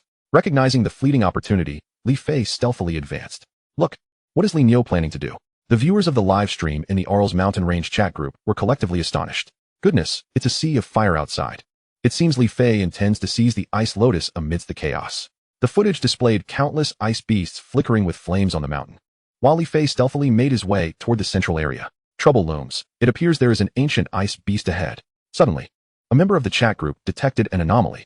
Indeed, while only a few ice beasts remained in the central area, one stood out prominently. This particular beast was 3 to 4 times larger than the average ice beast, surveying its surroundings with a cold and indifferent gaze. Li Fei is in danger. Fear not. Li Fei would not undertake such a venture without confidence. Meanwhile, the chat group in the Sin region also began to murmur about the unfolding events. Look at that Xia individual. He is attempting to claim the ice lotus. It's all Singer's fault for being utterly useless. Otherwise, How could the opponent succeed so effortlessly? The ancient ice lotus is a substantial prize. There lurks an ancient ice beast. That Xia individual is no match for it. I believe he will soon meet his end at the hands of this beast. You're right. I almost overlooked that detail. This will be quite the spectacle. As Li Fei cautiously approached, he naturally took note of the ancient ice beast, which he discerned to be the leader among the thousands of its kind. Accompanying this formidable creature were 3 larger ice beasts, each likely possessing considerable strength. He stealthily concealed himself, endeavoring to remain behind the rocky outcrops of the snow-capped mountain. At last, when he was a mere 30 meters away from the ice beast leader, he came to a halt, for there were no more hiding spots nearby. Any further advance would risk detection. He needed to devise a strategy to lure the creatures away from the ice mountain snow lotus. For facing them head-on would spell his doom. At that moment, an ice beast engulfed in 3-colored true flames suddenly surged toward him. Seizing the opportunity, Li Fei leaped onto the massive form of this ice beast, subtly redirecting its path toward the location of the ice mountain snow lotus. Simultaneously, he positioned himself diagonally on the beast's back, rendering himself invisible to the nearby ice beasts. Under his control, the ice beast beneath him became increasingly frenzied, charging wildly toward the central area. In the 46th chapter, titled A Fortunate Escape, the ice beast king was momentarily taken aback as it observed one of its kin barreling toward it. However, it quickly regained its composure and let out an angry roar directed at the charging beast. Unfortunately for the ice beast king, the creature under Li Fei's influence had succumbed to madness due to the flames, losing all semblance of rationality. Rather than halting, the ice beast accelerated forward. The ice beast king, caught off guard, had no choice but to yield, thereby exposing the ice mountain snow lotus nearby. Li Fei seized the moment. As the ice beast he clung to rushed past, he swiftly uprooted the ice mountain snow lotus and stowed it away in his spatial ring. By the heavens! Li Fei has succeeded, exclaimed the members of the chat group in the Alps Mountains. Astonished by his audacity and admiring his triumph in acquiring the precious ice mountain snow lotus amidst the guardianship of thousands of ice beasts, Li Fei is remarkable. The ice beasts were utterly oblivious to his cunning maneuver. Initially facing some disadvantages, the tide had turned following Li Fei's bold actions. If ranked according to their current standings, they were assuredly in the top 3, perhaps even higher. Incredible. I dare say that apart from Li Fei, no one else in this arena could achieve such a feat.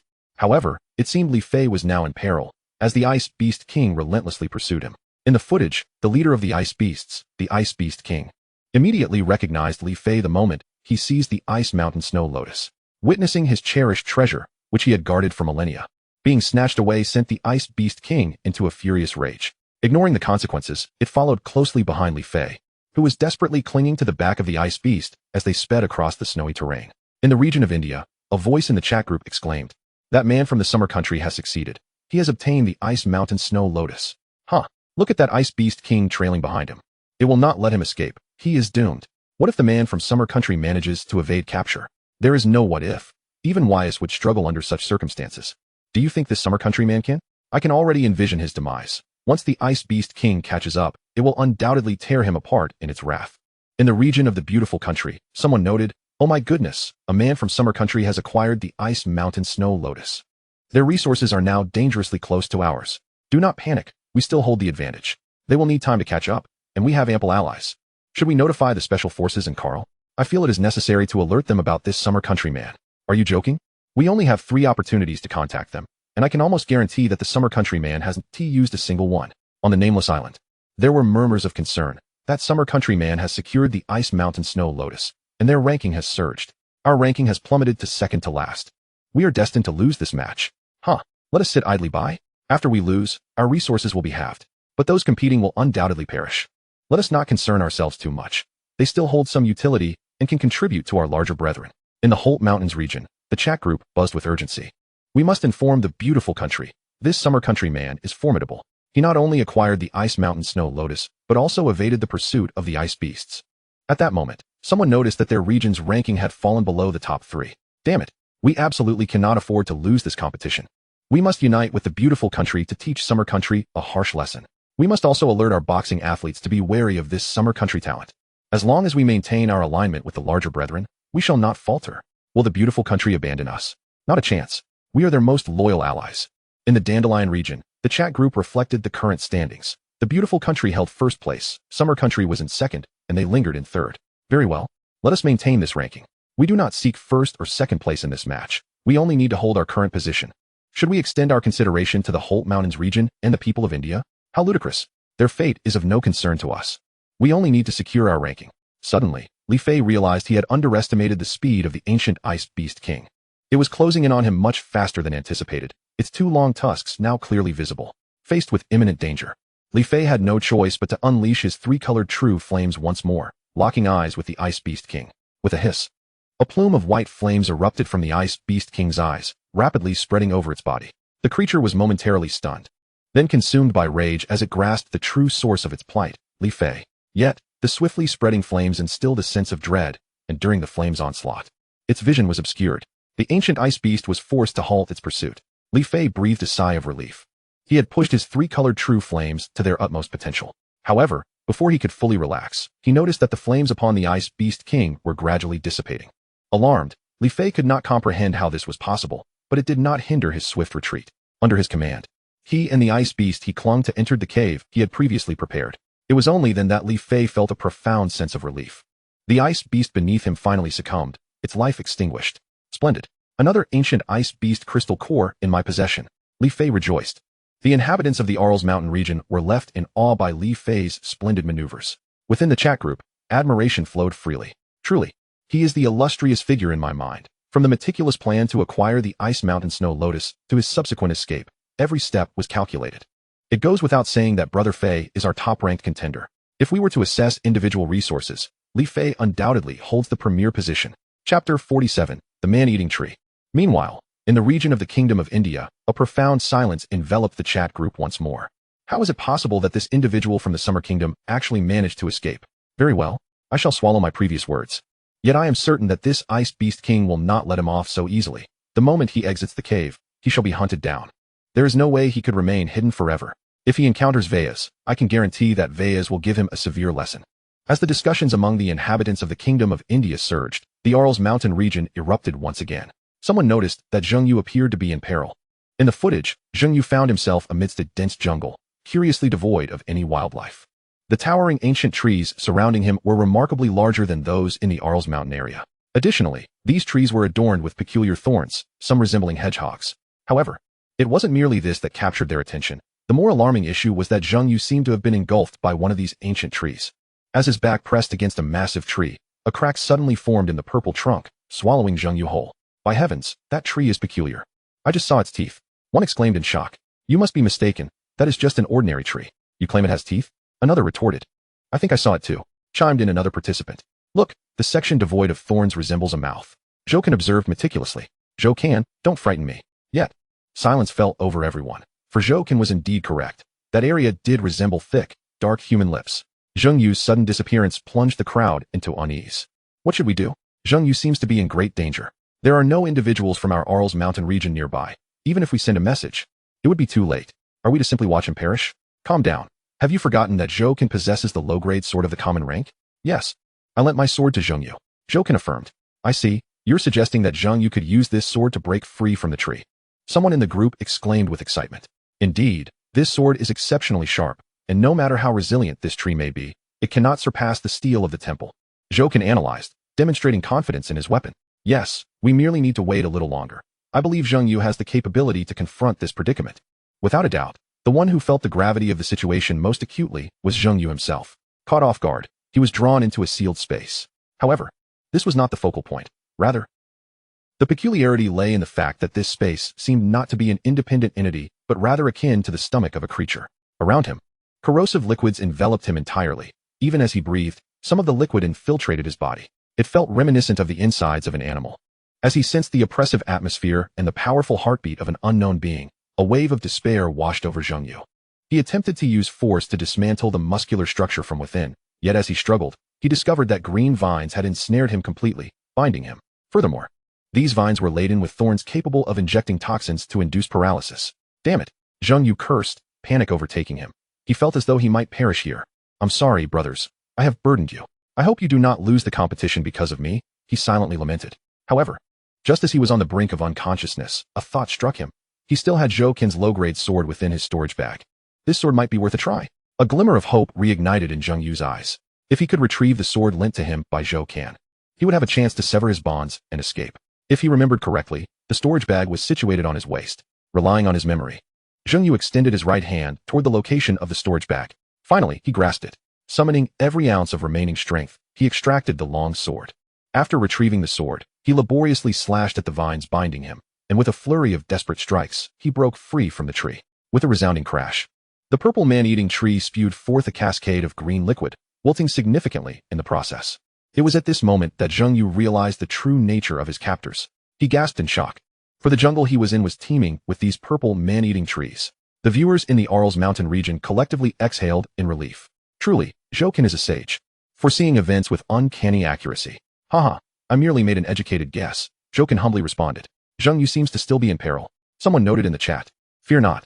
These man-eating trees possess slow mobility. As long as he remains cautious, he should not encounter any further significant issues. Within the cave, Li Fei finally found a moment to catch his breath, yet he remained vigilant. Despite the cave's intricate passages, should 1,000 ice beasts charge in, he would still find himself in peril. After resting briefly, Li Fei cautiously made his way toward the cave entrance, eager to ascertain the latest developments. However, before he could approach the mouth of the cave, he was met with a chorus of furious roars. Ice beasts, and not just one. These roars emanated from multiple ice beasts in unison. Li Fei carefully peeked out, and there stood the Ice Beast King at the entrance, flanked by hundreds of ice beasts. By heavens, have all the ice beasts gathered? Li Fei's mind raced with uncertainty. How could there be so many ice beasts stationed at the cave's entrance? What astonished him further was the absence of the three-flame, true fire on these ice beasts. How could so little time have passed? He needed to devise an escape route swiftly. Otherwise, should these hundreds of ice beasts storm in, he would be in serious trouble. Currently, his only route of escape was to investigate whether there were any pathways leading elsewhere within the cave. Otherwise, even if the ice beasts refrained from entering, he would be trapped here indefinitely. It seems that Li Fei has encountered yet another predicament. Those ice beasts are persistently stationed at the cave entrance. It is indeed a conundrum. Remaining inside means certain entrapment, yet venturing out risks an encounter with the ice beasts. Chapter 48. Encountering the Crystal Mine. I believe Li Fei possesses the capability to escape this predicament. He has astounded us too many times. Let us not idolize blindly, regardless of who it is. Facing such a situation, it would be difficult for anyone to evade death. Tion, if you cannot speak, then it would be wise to remain silent. Is it appropriate for you to speak in such a manner? You must not forget that his victory also impacts our honor and disgrace. Huh. Am I not allowed to be mistaken? If I am not mistaken, Master Li Fei should be seeking an alternative exit, should he find it. He might just escape from this place. Indeed, we can all lend a hand in this endeavor. If necessary, we can directly contact Master Li Fei to provide him with some hints. In the Indu region, the chat group has already begun to buzz with excitement. Haha. That person from Xia country has been cornered by the ice beast in a cave. Precisely, our opportunity has arrived, while he is trapped. We can seize the moment to gather resources and then surpass him. Wise has already collected 5 medicinal herbs, and I believe our ranking among the Indu people will soon rise. This vividly illustrates that one will not perish if they refrain from reckless behavior. If it were me, I would remain inside for a month, until the competition concludes. However, that would still lead to his demise. Only 3 teams can survive this competition. Meanwhile, in the chat group of the Dandelion region, the others have clearly taken note of the situation here. It appears that the people from Xia country are in trouble, particularly their top-ranked contender. If my assumptions are correct, it seems that the victor of this match will most likely be from the beautiful country. Should we notify Ors and the others? Someone inquired within the group. Best to wait a while longer. It is only the 2nd day. What if the Xia country people manage to turn the tide? If the Xia country individuals prove ineffective, we can then form an alliance with the beautiful country. In search of an escape, Li Fei ventured deeper into the cave. The path he traversed was predominantly composed of ice sculptures, and the cave continued to extend downward, with no clear end in sight. Yet, he had no alternative route. Returning to the previous exit would mean facing the ice beast, resulting in a direct confrontation. He could choose to remain in place, but with only a month for the competition, if their team did not acquire sufficient resources within the designated time, they would still meet with demise. Thus, he had no choice but to proceed deeper into the cave. To expedite his search for an exit, Li Fei quickened his pace. It was uncertain how long he had been walking. By his estimation, it had been nearly half a day when he finally beheld a brilliant light. Is it an exit? Could there truly be another way out? Li Fei's heart soared with joy. He quickly approached the source of the light. What is this? Li Fei was astounded. It was not an exit at all, but rather a treasure trove. Before him lay a vast pit, several hundred meters wide, at the center of which was a mound of blue crystals. The radiance he had observed emanated from these very crystals. Crystal cores? A flicker of hesitation crossed Li Fei's eyes. But how could there be so many? The crystal cores of the ice beasts are only the size of a fingernail, and this abundance could only be amassed from the cores of hundreds of thousands of ice beasts. Not only was Li Fei shaken, but so too were the viewers who had been watching his livestream. The chat group of the Arles Mountains erupted into chaos. Incredible, we've struck gold. How many crystal cores must there be for such a scale? Master Li Fei has discovered this extraordinary place. One cannot deny the sheer luck. Even if Master Li Fei were to remain here for a month, victory would be assured for us. At this moment, everyone in the Arles Mountains found themselves hoping that Li Fei would remain there, only to emerge at the very last moment of the competition. However, how could Master Li Fei transport so many crystal cores? Someone suddenly questioned in the chat. A brief moment of awkward silence ensued. Master Li Fei must possess a spatial ring. Jokin glanced at Li Fei's fingers and remarked, "Indeed, a spatial ring is far more capacious than a storage bag, likely boasting an area of at least 20 square meters. As long as Master Li Fei can carry away a portion of these, victory will be ours." That is indeed true. However, I am concerned that while we can observe the situation here, others from different regions can do so as well. If they unite, Master Li Fei could find himself in peril. What should we do then? Perhaps we should notify our people to converge at Master Li Fei's location, and once gathered, we can decide our course of action? No, we only have 3 opportunities to communicate, and we have 10 contestants, all currently separated. We cannot waste these 3 chances. Very well, let us monitor the situation in other regions closely and ascertain their movements. Meanwhile, the Indu region was also engulfed in shock. The chat group first fell into a deathly silence. Not a single person dared to send a message. Then, fervent discussions erupted. That Xia country individual is extraordinarily fortunate to have discovered a crystal mine brimming with crystal cores. If this continues, our defeat is inevitable. Why not inform Wyas and have him ally with others to seize this crystal mine? I concur with this idea. I believe they would be quite interested. However, there are thousands of ice beasts guarding the cave's entrance, which presents a dilemma. This is not a concern. We can simply find someone to lure them away. The ice beasts are exceedingly ferocious. Those tasked with diverting them may face life-threatening dangers. For the sake of these crystal cores, losing 1 or 2 individuals is a small price to pay. Very well, I will take responsibility for contacting Wyas. In the Holt region chat group. Oh, what the heck? That individual from Xia country has gone mad. He has actually found an entire crystal mine. In this competition, there can only be 3 victors, and the opposing side has already secured 1 position. What should we do? Even with our world-class boxers, the situation seems to be shifting unfavorably for us. We must join forces with the beautiful country. As long as we can seize that crystal mine, victory will still belong to us. This is exceedingly difficult. You know there are thousands of ice beasts outside. These ice beasts have become the opposing side's greatest shield. We must deliberate on this matter carefully. In the Dandelion region, the people of Xia country have never disappointed, and they have now ascended to the top ranking. What should we do? We need to contact their people. As long as they are willing to share half of the crystal mine with us, we are willing to assist them in fending off others. Excellent. Now that they are surrounded by enemies, they will have to agree, whether they like it or not. Chapter 49, Predicament. Li Fei, of course, remains oblivious to the fact that individuals from other regions are plotting to unite against him. Had he been aware, he would have sought every possible means to escape from this place. At that moment, he was astonished by the sheer volume of crystal cores. He could not fathom how such a trove of blue crystal cores could exist. Had a great battle taken place here? His mind was filled with countless questions. The mound of blue crystal cores before him shimmered like sapphires, their intense radiance casting a long shadow behind him. Moreover, the blue crystal cores emitted a peculiar fragrance. It felt as though he should be doing something.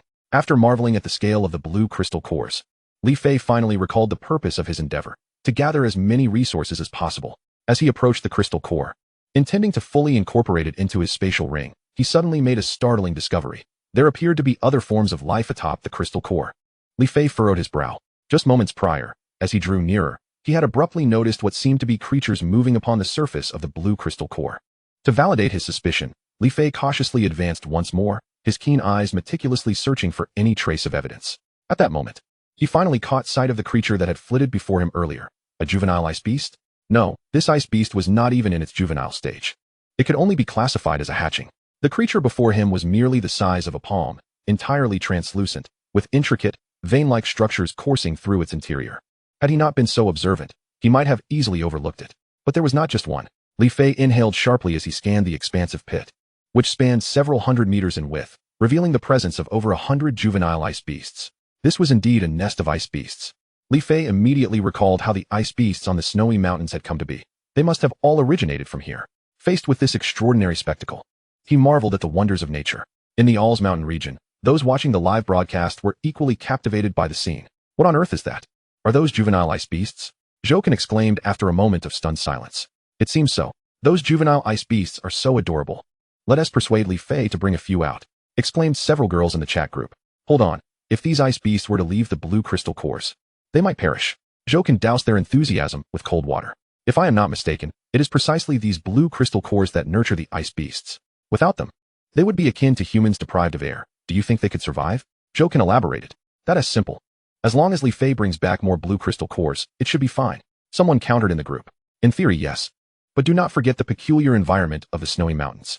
Even with blue crystal cores, these ice beasts may not be able to thrive. It was astonishing to learn that these ice beasts were birthed in such a manner. Today had truly opened his eyes. In the region of India, the chat group buzzed with questions. What is that? Someone inquired, as the live broadcast showcased the newly hatched ice beasts. They are juvenile ice beasts. That person from Xia Nation is incredibly fortunate. These juvenile ice beasts will surely fetch a high price. What should we do? Should we notify Veas? No need. We only have one last chance to make contact. That's right. Once Veas arrives, he will understand everything. I must admire the luck of this Xia person. Such fortunate events seem to happen to him one after another. We need to be wary of his flames. They are undoubtedly peculiar. Even the ice beasts seemed to fear them. In the beautiful nation region, the chat group was abuzz with excitement as they watched the broadcast. What am I seeing? Juvenile ice beasts. It is said that these creatures in this state can be consumed and may enhance one's physical constitution. I must say, this Xia person is extraordinarily lucky. Do not worry. Carl has already headed there, accompanied by individuals from the Holt Mountain region. I believe that soon, these treasures will belong to our beautiful nation. Indeed, with a 100-fold increase, there will be plenty for everyone, and not just one. The thought stirred a palpable excitement among them. That is only natural. But we must ensure a democratic distribution, fair and just. At that moment, someone interjected in the group. Oh, for heaven's sake, could you be quiet? I have the right to free speech. In the Dandelion region's chat group, the shock at Li Fei's fortune resonated with many. Haven't the people from Xia Nation received any news yet? Someone asked. The message was only sent a short while ago, and they also need to contact the internal personnel of the Night Forest, so it may take a while. Well, let us wait a bit. I am confident that the people from Xia Nation will make wise choices. Have our royal knights been dispatched to the snowy mountains? 3 have already gone. The others are too scattered to make contact. Excellent. Once they gather, we shall coordinate with them to move forward. Are we truly going to be adversaries with the beautiful nation? They are formidable. How could that be? We are allies with the beautiful nation. Then what is our stance? Naturally, we will play both sides. In the Nameless Island region, the chat group was in an uproar.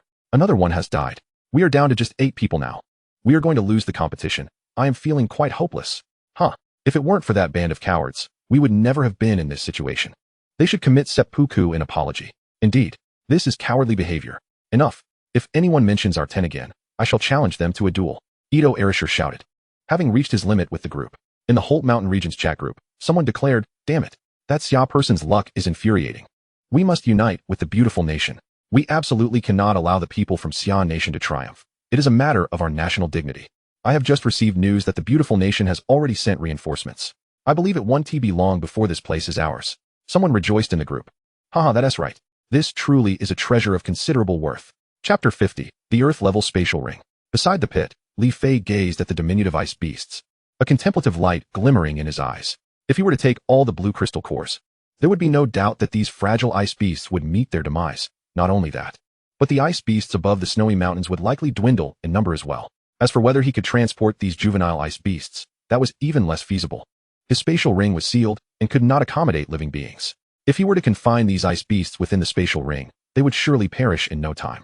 Yet, with so many blue crystal cores before him, he could not simply leave them behind, could he? Li Fei hesitated. Ultimately, he resolved to take only half. This way, he would grant the ice beasts a chance at survival while securing ample resources for himself, a win-win situation. Comprehending this, Li Fei fully opened the space within his spatial ring and began to gather the blue crystal cores one by one. During this process, if he inadvertently encountered a small ice beast, he would gently set it aside.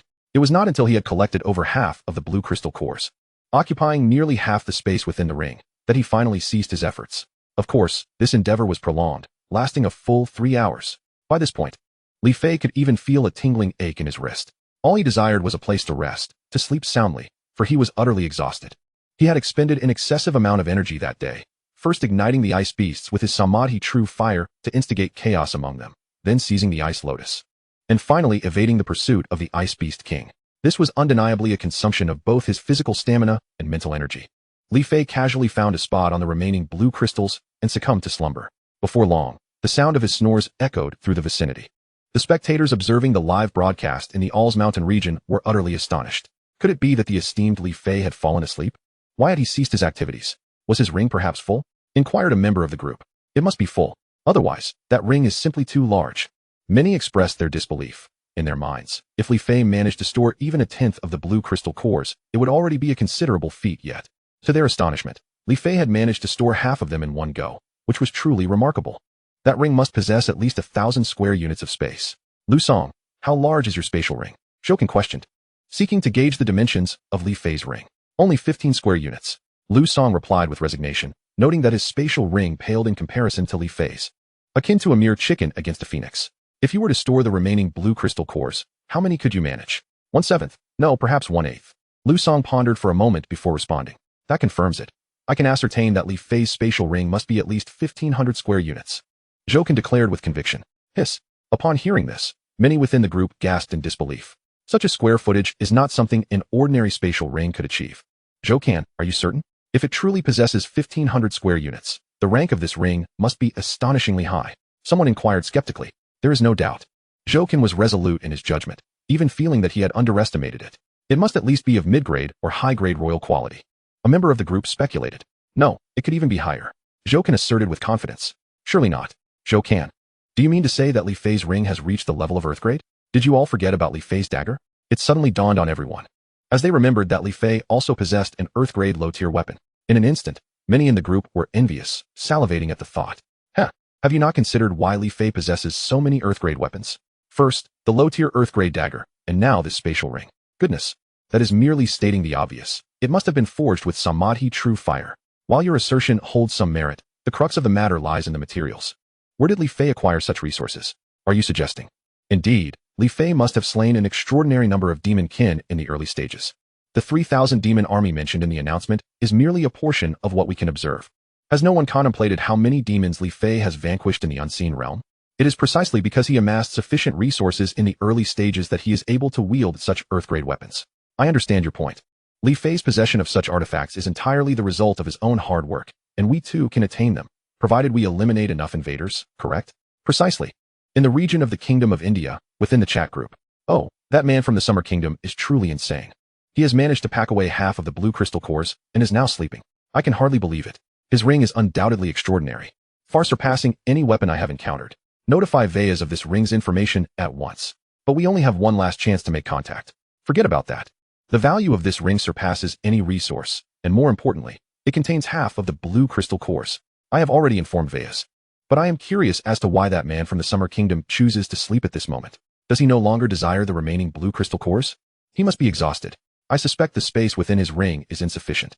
After all, he has already stored so many cores, which is nothing short of terrifying. All of this should belong to us in the Kingdom of India, while the Summer Kingdom's people can merely serve as a means to our end. Agreed. They have no friends and no allies, while we have many. Yet sometimes our allies do take advantage of us, especially the beautiful country.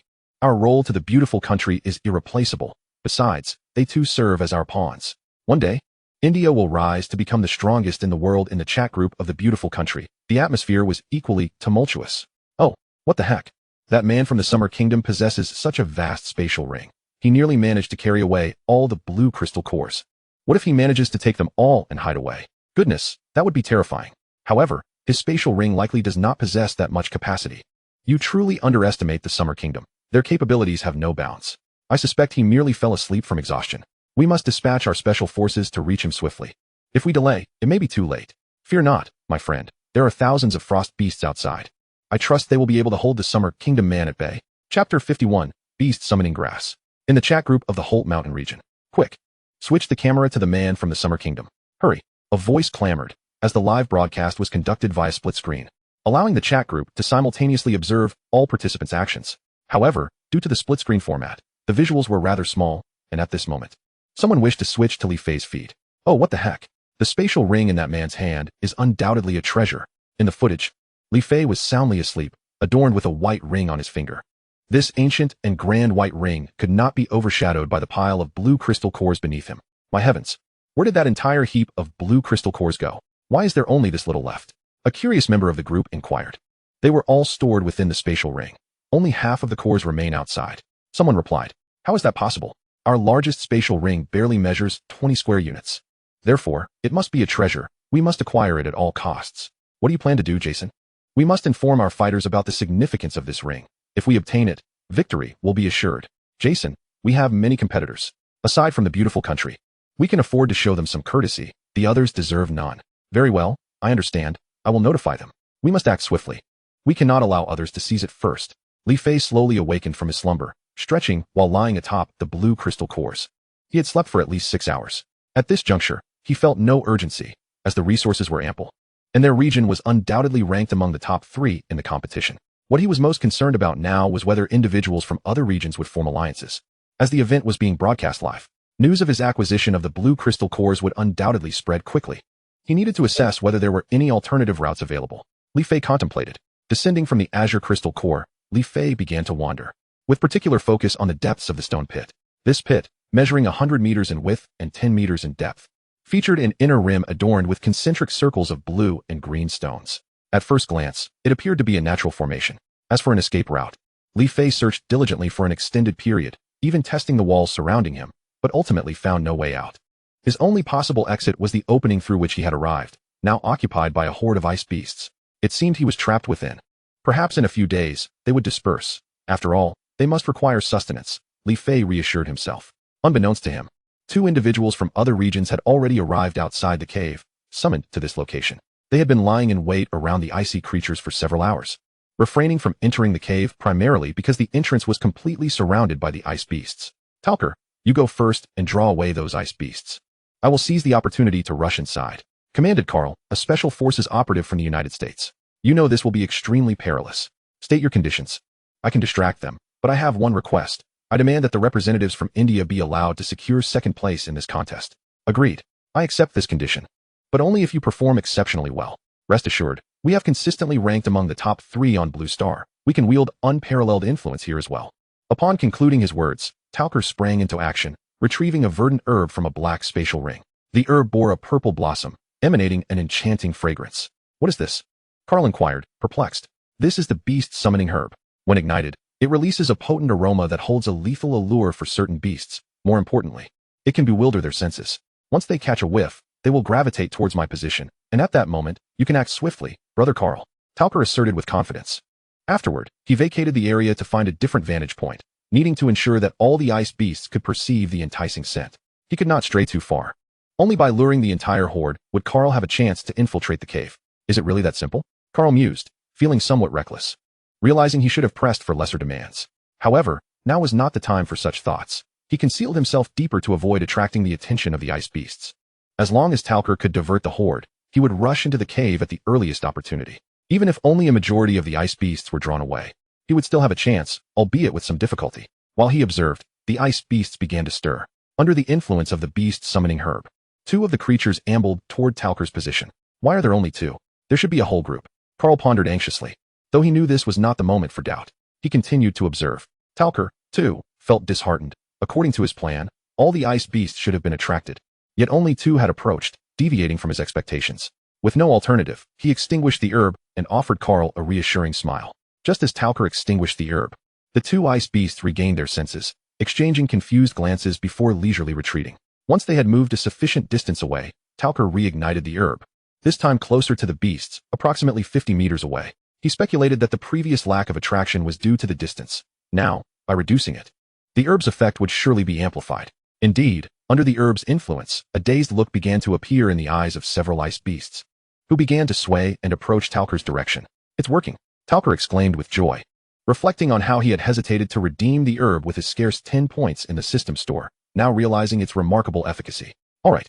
Carl's expression shifted as he began to gather strength in his legs, ready to sprint into the cave at the slightest opportunity. The ice beasts started to move, one after another. Talker estimated that there were hundreds, with only a few remaining unaffected within the cave. He remained patient, continuing to conceal himself while using the herb to lure the beasts. However, an unexpected turn of events transpired as a deafening roar echoed through the air. It was the Ice Beast King. Talker's expression changed instantly as he peered out, witnessing the previously enchanted ice beasts awaken. Moreover, the Ice Beast King turned its gaze upon him, its eyes resembling bronze bells seemingly ready to erupt with fury, fixated on this human intruder. This human had previously scorched countless of its kin with flames, and this one appeared equally malicious. With a furious roar, the Ice Beast King summoned its horde, and Talker realized the gravity of the situation. He swiftly turned to flee towards the entrance he had come from. You incompetent fool, Carl cursed, having prepared to charge into the cave, only for Talker's plan to fail. If that were all, it might have been tolerable. However, the ice beasts were now pursuing him. He was left with two choices: remain concealed and observe how many ice beasts Talker could attract, or flee like Talker and contemplate his next move. After a brief moment of hesitation, Carl, a soldier of honor, chose the first option. He could not bear the thought of failure. Thus, he remained in hiding, feigning ignorance to Talker's panic calls. Yet, something felt amiss. As he prepared to continue his concealment, he noticed Talker changing direction, purposefully running towards him. Oh no! Carl's face darkened as he realized the imbecile was heading straight for him. Was he trying to get him killed? Quick, save me, Carl. Talker's heart raced with panic. He had underestimated the strength of the ice beasts, now mere steps behind him. All he wished for was to reach Carl's side, hoping to share the burden of pressure. At that moment, he drew closer to Carl. 10 steps, 9 steps, 6 steps. However, he was met with disappointment. Carl had also chosen to flee before he could draw near. Watching the retreating figure, Kodal displayed a visage of despair. What a joke! Even in his arrogance, Carl would never risk his own life in such folly. Facing an entire horde of ice beasts single-handedly was a feat only a deity could accomplish. As for that fellow from the land of the snake, his demise mattered little to him. At that moment, Carl showcased the remarkable prowess befitting his background as a special forces operative: extraordinary endurance, a striking demeanor, and continual evasion. In stark contrast, Kodal was trampled into the ground by the pursuing ice beasts, meeting a death most final. In the ALS mountain region, within a chat group, a gathering of individuals was engrossed in a live broadcast. The scene was frozen on the fleeing Carl and the now silent Kodal below. It seemed we need not worry about the safety of the esteemed Li Fei, with the aid of these thousands of ice beasts. Who could dare set foot into the cave? These ice beasts are truly commendable. The more I observe them, the more I appreciate their presence. I find Li Fei's strategy to be nothing short of brilliant, directly leveraging the strength of the ice beasts against those from other regions.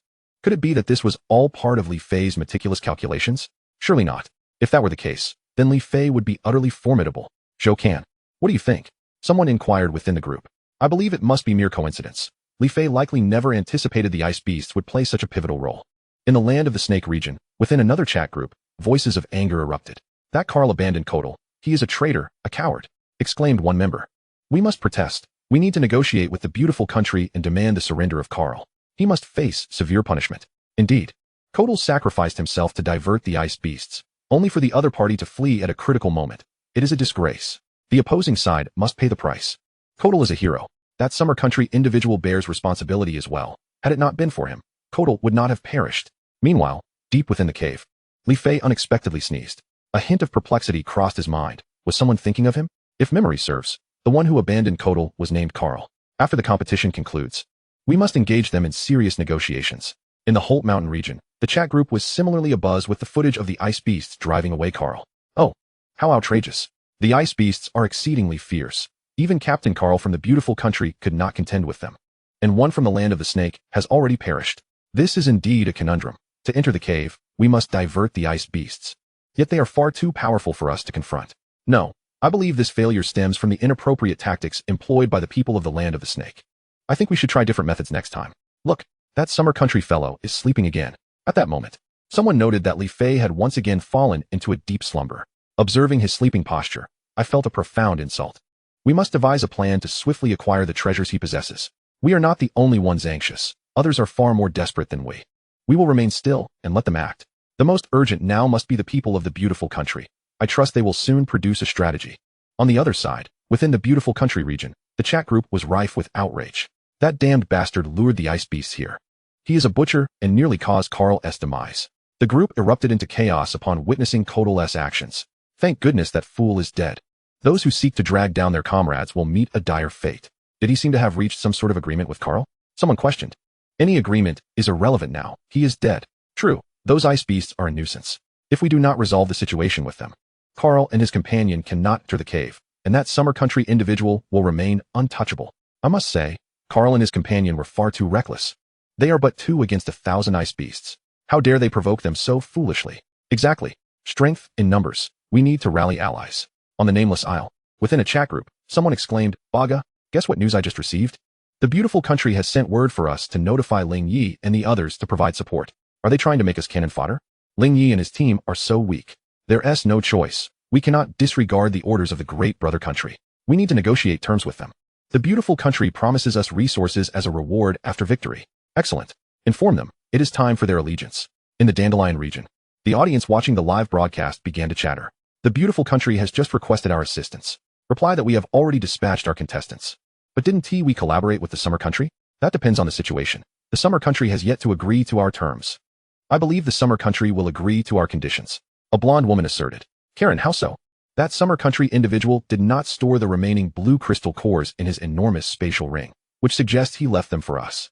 But we have yet to receive any news from the summer country. Didn't we receive a message from the ALS mountain range earlier?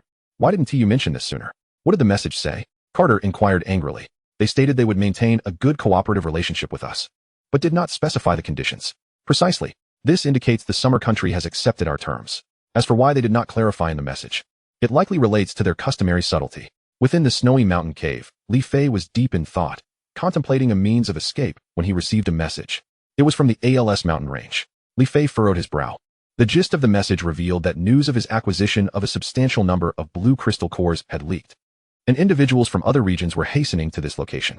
However, the message reassured him not to worry excessively, for a multitude of ice beasts surrounded the cave, making it impossible for the newcomers to enter, and in the first wave of conflict, some had already been slain by the ice beasts.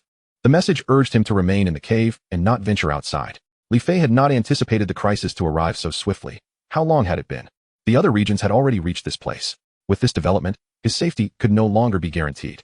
However, this was the birthplace of the ice beasts, and they would not easily allow others to enter. At this moment, he did not relax his vigilance. He must prepare for an eventual confrontation. Although the encirclement of the ice beasts was formidable, there remained a possibility of it being breached. With this thought in mind, Li Fei began to purposefully navigate the winding passages of the cave, seeking to familiarize himself with its intricacies.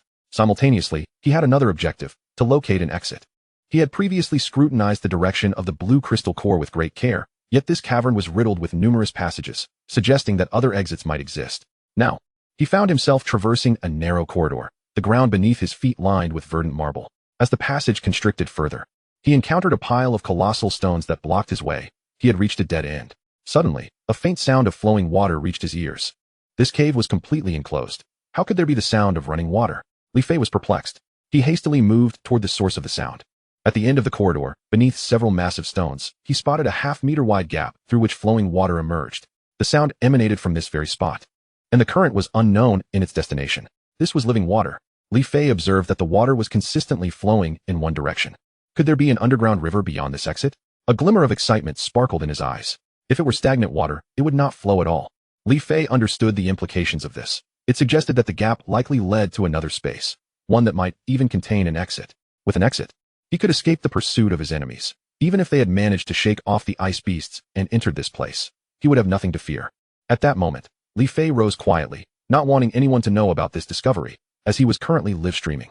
He needed to maintain a facade of normalcy to avoid drawing attention from his foes. However, unbeknownst to him, his peculiar behavior had already been noticed by several individuals. In the Aris Mountains region, within a chat group, a gathering of people was closely observing Li Fei's every move. What the heck is Li Fei doing? Why has he suddenly turned back? Isn't he going to continue searching for other exits? One person exclaimed. It seems Li Fei has already found an exit. Jokin remarked gravely. An exit? Are you sure, Jokin? I haven't seen anything yet. Another responded. Haven't you noticed the puddle of water beneath those massive stones? Jokin replied calmly. What does that prove? That gap is so small. There's no way Li Fei could squeeze through there. Furthermore, it's filled with water. Even if he went in, it would be a dead end. A girl voiced her doubts. That water is alive. It likely leads to an underground river. If Li Fei swims along with the current, his chances of survival are significantly increased. Jokin asserted with confidence in his analysis. But what if he drowns? The girl questioned, clearly losing confidence. If you were surrounded, and this was your only escape, what would you do? Jokin countered. But what if others follow the current after him? Then it would be a dead end for them as well. The passage is so narrow, if they rashly pursue him, they would undoubtedly face Li Fei's counterattack. Moreover, before pursuing, they would also have to consider the dangers of this underground river, for everything beyond that current is unknown. Jokin explained. Li Fei is my idol. He can discover such hidden places. It seems we can rest easy. Someone declared. Not necessarily. If we can discern this situation, others can too. If they enter this cavern, they will surely block that exit first. Chapter 54. The underlying currents in the region of India. Within a chat group, an audience was watching as Li Fei retraced his steps. Something's amiss, declared Treachery from the crowd. Treachery, are you certain? There's nothing but stones here. You can't possibly be scared to the point of wetting your pants by that Summer Kingdom person. Shinra scoffed. Enough. I speak the truth. Did you not notice the underground river where that Summer Kingdom person left? Treachery insisted earnestly, his hair peppered with gray. How ridiculous. That's just a small puddle. It couldn't possibly accommodate someone of that Summer Kingdom person's size. Even if he could get in, death would await him, another scoffed. What if jumping in there leads to a path of escape? Then all our efforts would be in vain. Even so, what can we do? You've exhausted our chances of contact. Treachery. We can reach out to people in other regions. Notifying them could yield similar results. Do you really think they would take us seriously? Of course, our input is invaluable. In the Beautiful Nation region, a chat group erupted in anger. Oh hell, that Summer Kingdom person has discovered an underground river. If he escapes, all our efforts will be for naught. An underground river? Escape? That's merely a small puddle. Someone waved dismissively. I assure you, I dealt with these underground rivers frequently while on Blue Star. I can tell at a glance whether it is an underground river or not. That Summer Kingdom person has certainly found it, and we must stop him, or he will abscond with all the blue crystal cores. Stop dreaming, OS. Our people are blocked by the ice beasts, and not a single one can enter the cave. What do we have to stop him? Oh, come on. A bunch of useless fools who can't even handle these ice beasts. OS shouted angrily. Fine. I'll tell Carl what you said. I'm sure he'll be quite interested. Alright. I admit I was wrong. I am one of Carl's most devoted fans. Please don't do that. In the Holt Mountain region, a group was glued to the live stream. The image had focused on Li Fei, who had become the center of their attention. What is he doing? Is he not looking for an exit? Was questioned. Observing Li Fei retreating. He has found an exit. We need to prepare quickly, or we stand a significant chance of losing this round. An exit? Was, are you joking? There's a pile of stones in front of him. Do you expect me to believe that a way out? Millie mocked. You had better refrain from shouting in my presence. I am not as mild-mannered as that Summer Kingdom person. And let me tell you, that puddle is the exit, a subterranean current. If Li Fei jumps in, he can escape, understood? Was retorted without holding back. Huh, how ludicrous. Millie scoffed, falling silent. What should we do next, Was? Another inquired, evidently more inclined to trust Was's assertions. We have no other option. The only way forward is to send our people in quickly and completely seal off that entrance. Then he won't have a chance to escape. Alright. I know what to do. I will inform them. On the other side, in the Dandelion region, the chat group buzzed with discussion. Oh, fantastic. That Summer Kingdom person has found a way out. The Beautiful Nation is doomed. Buddy, you can't be serious. That's just a pile of stones. Look closely at the ground beneath him. It's a puddle with living water leading to an underground river. As long as he follows the current, he can find a way out. Oh my, if you hadn't pointed it out, I wouldn't have noticed. So what now? That Summer Kingdom person has successfully found an exit, and our influence over them has dwindled to zero. Will they still cooperate with us? In the region of the Ars Mountains, the previous conditions still hold true. We can assist them in fending off attacks from the other regions, granting them sufficient time. During the competition, the 10 regions can communicate freely without limitations. Thus his connection with the Ars Mountains has become increasingly frequent. Is this certain? I mean, do we possess the capability to withstand the assaults from the Beautiful Nation and its allies? Otto, you seem to have overlooked one detail. We have additional allies, namely the Frost Beasts. At that point, we merely need to find a few excuses to delay time or refrain from intervening, and that would suffice. As Li Fei retraced his steps and ventured further, he decided to take an alternate path in hopes of discovering something new, only to be met with disappointment. The other route was barren, filled solely with stones, leading him to the end of the cave, a clear dead end. A flicker of disappointment crossed Li Fei's eyes. Upon receiving the news, he realized that the Frost Beasts could not indefinitely obstruct the enemy's path. With over 100 individuals across the 10 regions, even if the adversary could not muster that many, a mere few dozen would still pose a formidable threat. It is vital to remember that when he initially devised his strategy against the Frost Beasts, he was alone. If so many were to confront the Frost Beasts simultaneously, the cave he occupied would no longer be safe. Intruders would inevitably breach it, and he must devise a meticulous plan. At that moment, he thought of the juvenile Frost Beasts. If he failed to devise a means to safeguard them, they would ultimately meet a grim fate. Finally, he conceived a rather desperate solution. If he were to completely seal off the entrance to the Crystal Core Pit before anyone else could invade, the juvenile Frost Beasts would have a chance at survival. However, this was a last resort. As long as there remained a glimmer of hope, he would refrain from such drastic measures, for while the juvenile Frost Beasts would be safe, they would also be eternally confined to this place.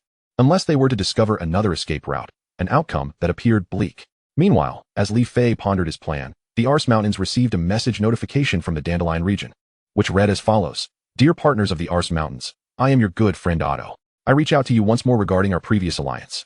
I wish to reaffirm that the conditions we established remain unchanged. We will ultimately protect you from the incursions of other regions at the entrance of the Snowy Mountain Cave. Supplement. We are already aware of the discovery made by your compatriot Li Fei regarding the hidden river. To demonstrate our sincerity, we will keep this matter confidential indefinitely. Chapter 55, A Peculiar Space. Within the Ars Mountains chat group, members were discussing matters concerning Li Fei. Wow, the Dandelion region has sent another message. They claim the terms of cooperation remain unchanged and can fend off the attackers at the cave. Shunyin remarked with a smile. Terms? Did we ever establish any terms with them? Someone inquired curiously. No, we have never reached any agreement with them, although they did propose some demands last time. Jokin mused, furrowing his brow. What demands? Why was I not informed? I thought it was trivial, so I didn't mention it. Seriously? You considered such an important matter trivial? Last time they suggested a collaboration against the other regions, but their condition was half of the blue crystal cores. Jokin replied helplessly. What? The Dandelion region must be joking. They expect to receive half of the blue crystal cores without contributing any effort? Heh. Had it not been for the discovery of the blue crystal cores by the esteemed Li Fei, do you think they would even bother with us? Of course not. The Dandelion region is like a fence sitter. Thus, I merely expressed a desire to maintain a friendly relationship without agreeing to their terms, Jokin clarified. I understand now. They must have misunderstood our intentions, otherwise, they would not have sent this message. Precisely, we can turn their misunderstanding to our advantage. However, at that moment, one of the numerous live screens in the chat group suddenly went dark. Not good. It's the esteemed Lu Tao encountering danger. How could this be? Lu Tao is currently at the strength of bronze 7 stars. Aside from the esteemed Li Fei, he is the strongest among us. Look at the screen. Everyone turned their attention to the screen, where Lu Tao appeared to be engulfed in darkness, devoid of any light. Not only that, but even Lu Tao himself was barely discernible. Has he fallen into a formation trap? Jokin speculated. No, I just saw Lu Tao being swallowed by a beast. Huobin stuttered. How is that possible? Huobin, are you certain you did not missee? That is Lu Tao, and his strength has reached bronze 7 stars. I am absolutely certain. Could it be the man-eating tree that Zheng Yu encountered last time? Someone in the group conjectured. No, I saw a shadow rushing towards Lu Tao, and then Lu Tao vanished from his original spot. Gasp. Everyone collectively inhaled sharply. Huobin had not even seen what the beast looked like. This indicated that the beast's power must be exceptionally formidable, to the extent that even Lu Tao was no match for it. What should we do? The group fell into a heavy silence, unable to conceive of a viable solution. Yet, at that moment, the dark realm where Lu Tao was situated began to tremble violently, causing him to be thrown about chaotically. Lu Tao felt unwell. He only remembered a shadow appearing above him, followed by an overwhelming force pulling him into this place. The air was occasionally filled with a foul stench, which made it difficult for him to maintain his composure. Enduring the dizziness in his head, he retrieved a luminous gem. In the dim light of the gem, he finally discerned his surroundings. All around him were red stones, including the ground beneath his feet. Had he inadvertently stumbled into another space? Lu Tao pondered in confusion. The stones were arranged systematically, whereas he had been in a dense forest moments ago. The abrupt transition in space left him disoriented. Nevertheless, the environment was rather clean, albeit with intermittent wafts of a foul odor that made him feel lightheaded. Wait, what is that? At that moment, he suddenly noticed something writhing at the end of this enclosed space. Lu Tao quickly widened his eyes and gazed over, observing several massive stones oscillating up and down, reminiscent of the movement of human intestines. What is this? Lu Tao was filled with curiosity. He had never encountered stones that resembled living creatures. Intrigued, he approached to scrutinize, even reaching out to touch them in fascination. Wow, truly. The world is vast and full of wonders. The red colossal stones bore what appeared to be vascular structures. Lu Tao exclaimed in astonishment. If possible, he would love to take these red stones back to show his friends. Just then, Lu Tao furrowed his brow. For some reason, this space felt exceedingly unstable, shaking intermittently. Just moments ago, he had nearly fallen to the ground due to a sudden tremor. All of Lu Tao's actions were being closely observed by the members of the Ars Mountains chat group. The crowd felt somewhat at a loss for words. They were in a state of urgency, while Lu Tao appeared as if he were on a leisurely holiday. Goodness, Lu Tao seems remarkably composed. If it were me, I would surely be in a frenzy. Lu Tao is quite impressive. The bravado he displays deserves full marks. Has Lu Tao not realized the gravity of his surroundings? How else could he exhibit such tranquility? In the scene, Lu Tao, clad in black, with sharp eyebrows and bright eyes, was busily toying with something at his feet while holding a long spear in his hand. Wait a moment, take a closer look at Lu Tao's position. Someone in the group exclaimed. On the minimap, Lu Tao's location was rapidly shifting, and the direction of his movement was precisely towards the snowy mountain where Li Fei was located. Is there something wrong with this minimap? Lu Tao's speed is astonishing. This minimap accurately reflects the movements of everyone in the Dark Night Forest. It cannot possibly be erroneous. I understand now. This unknown creature must be a pet Lu Tao recently acquired, which is why he remains so unflustered. A pet? The crowd felt a surge of indignation. What kind of pet could possess such terrifying speed? Yet, if this were not the case, they could find no other reasonable explanation. After all, Lu Tao was presently safe within the confines of this unknown creature, and he appeared remarkably calm, showing no signs of coercion. Goodness, these rocks are incredibly hard. Even my low-grade spear cannot budge them. He had intended to bring back some stones for his friends, but now he had to abandon that plan. After sheathing his spear, Lu Tao's gaze began to survey the surroundings once more. At that moment, he made a new discovery. Is this the exit? His eyes fixated on the direction opposite that of the writhing stones. Earlier, he had concentrated solely on the stones directly in front of him. And with the limited brightness of the gems, he had failed to notice that there was indeed an exit. Meanwhile, at the position of the snowy mountain, Carl finally welcomed the second wave of reinforcements. This time, 5 individuals arrived, each hailing from different regions. Chapter 56, Carl's Plan. Among them, from the Kingdom of Sin, were Vyas and Sharma. From the Holt Mountain region came Justin, representing the beautiful nation was Charles, and from the unknown island was Inspector Otegu. Carl's eyes brightened as he watched the group approach. With their assistance, his chances of success increased significantly. In the distance, Vyas, dressed in a white robe, stood tall and exuded a remarkable presence, embodying the essence of youthful talent. Carl's expression turned serious upon realizing that Vyas's strength matched his own at the 9th star of the bronze rank. Beside Vyas stood Sharma, who appeared diminutive and frail, possessing only the strength of a 6-star bronze. Carl cast a few additional glances at Justin from the Holt Mountain area, who had a robust physique, was around 30, and sported prominent muscles. Notably, he was bald, and his features appeared somewhat fierce, although his strength was only at the 7th star of bronze. Even so, among the gathered individuals, his prowess ranked 3rd. Lastly, there was Charles, whom Carl was more familiar with, boasting striking golden hair and a 6-star bronze cultivation. Of course, the final individual, Inspector Otegu from the unknown island, was overlooked by Carl, as his strength was merely at the 4th star of bronze, raising doubts about his sincerity.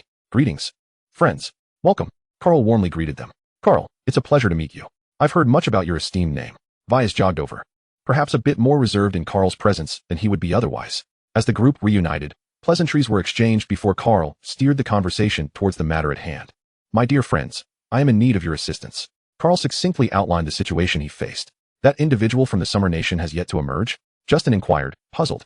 No, we cannot enter, nor can he exit. Carl furrowed his brow. This was indeed the most challenging aspect. Carl, I heard that Tacker has perished? At that moment, Vyas asked gravely, acknowledging their shared heritage. Carl's heart raced, but he maintained his composure as he sorrowfully replied, it was all because of that Li Fei. Otherwise, he would not have met his end. I must clarify, he performed admirably. He was a commendable teammate. Rest assured, Vyas, I will avenge Tacker's death. Vyas solemnly vowed, gesturing towards the place where Tacker fell.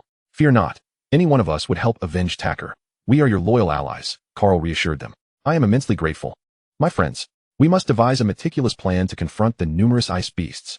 Vyas continued, I have a detailed plan in mind, but it requires the cooperation of a few individuals. Carl replied in a low tone. This plan had been conceived before their arrival, but circumstances had not permitted its execution until now. Then please, Carl, share this detailed plan with us. Justin urged. The concept is quite simple. We need to allocate several individuals to divert the ice beasts while a portion of us infiltrates the cave to confront Li Fei. Carl explained calmly. Could you elaborate? Vyas inquired thoughtfully. It is straightforward. We can assign a few individuals to the perimeter to slay several ice beasts, thereby inciting their wrath. Consequently, those enraged beasts will pursue us, allowing the remaining individuals to seize the opportunity to enter the cave, Carl elucidated. But there are thousands of ice beasts. What if only a portion of them follow us? We may still be unable to enter the cave. Vyas expressed his concerns. Fear not. I have already considered this. Ice beasts are notoriously volatile and easily provoked. If we slay a few, we can surely incite the entire horde to pursue us, and that will be our opportunity. Carl declared confidently. Indeed, he had been researching strategies against the ice beasts for some time, and this plan was the result of considerable contemplation. If all the ice beasts pursue us, wouldn't those tasked with attracting them be doomed? Ah, that is where the beast summoning grass comes into play, Carl said, producing a half-remaining stalk of the beast summoning grass from his pocket. This was the very same stalk used by Tacker, which had been reduced to half its length after being burned. Following Tacker's demise, Carl deemed this grass's potential significant enough to retain it. This is the beast summoning grass. Vyas's eyes flickered with intrigue. He had seen this grass on Tacker before. Indeed, this is the very grass left by Tacker. I kept it to fulfill his last wish of eliminating the ice beast that led to his demise. On behalf of Tacker, I express my gratitude to you, Vyas said earnestly. In the Eris Mountain region, within the chat group, everyone looked on with concern as they watched the live broadcast. The screen displayed Carl and his companions. In the Beautiful Nations chat group, the members were also glued to the live feed. Carl and the others are already strategizing on how to deal with the ice beasts. This time, they will surely succeed. I pray to God. Behold that individual named Vyas. He emanates an aura of menace reminiscent only of the formidable Carl. Good heavens. Vyas possesses the strength of a bronze 9-star. At this moment, others have begun to take notice of his formidable prowess. Moreover, he is remarkably youthful. His potential is boundless. The troubles of that individual from the Summer Nation are upon us. These warriors are surely capable of breaching the blockade of the ice beasts. I have great faith in their success. In the Holt Mountain region, discussions within the chat group have commenced. Our esteemed Justin has successfully rendezvoused with Carl and his companions. The troublesome individual known as Li Fei is on the move. It won't be long before they penetrate the cave. Let us not forget that Li Fei has discovered an exit from within. What is there to fear? Justin and his allies are also aware of this information. They will promptly seal the exit. Even if Li Fei were to escape through that opening, it matters not, for half of the crystal cores remain in the cave, which they cannot carry away. More importantly, there are hundreds of juvenile ice beasts within, presenting a treasure of considerable value.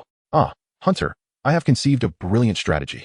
Once our competitors surge inside, they could easily take those young ice beasts hostage, leveraging them to coerce the ice beasts outside.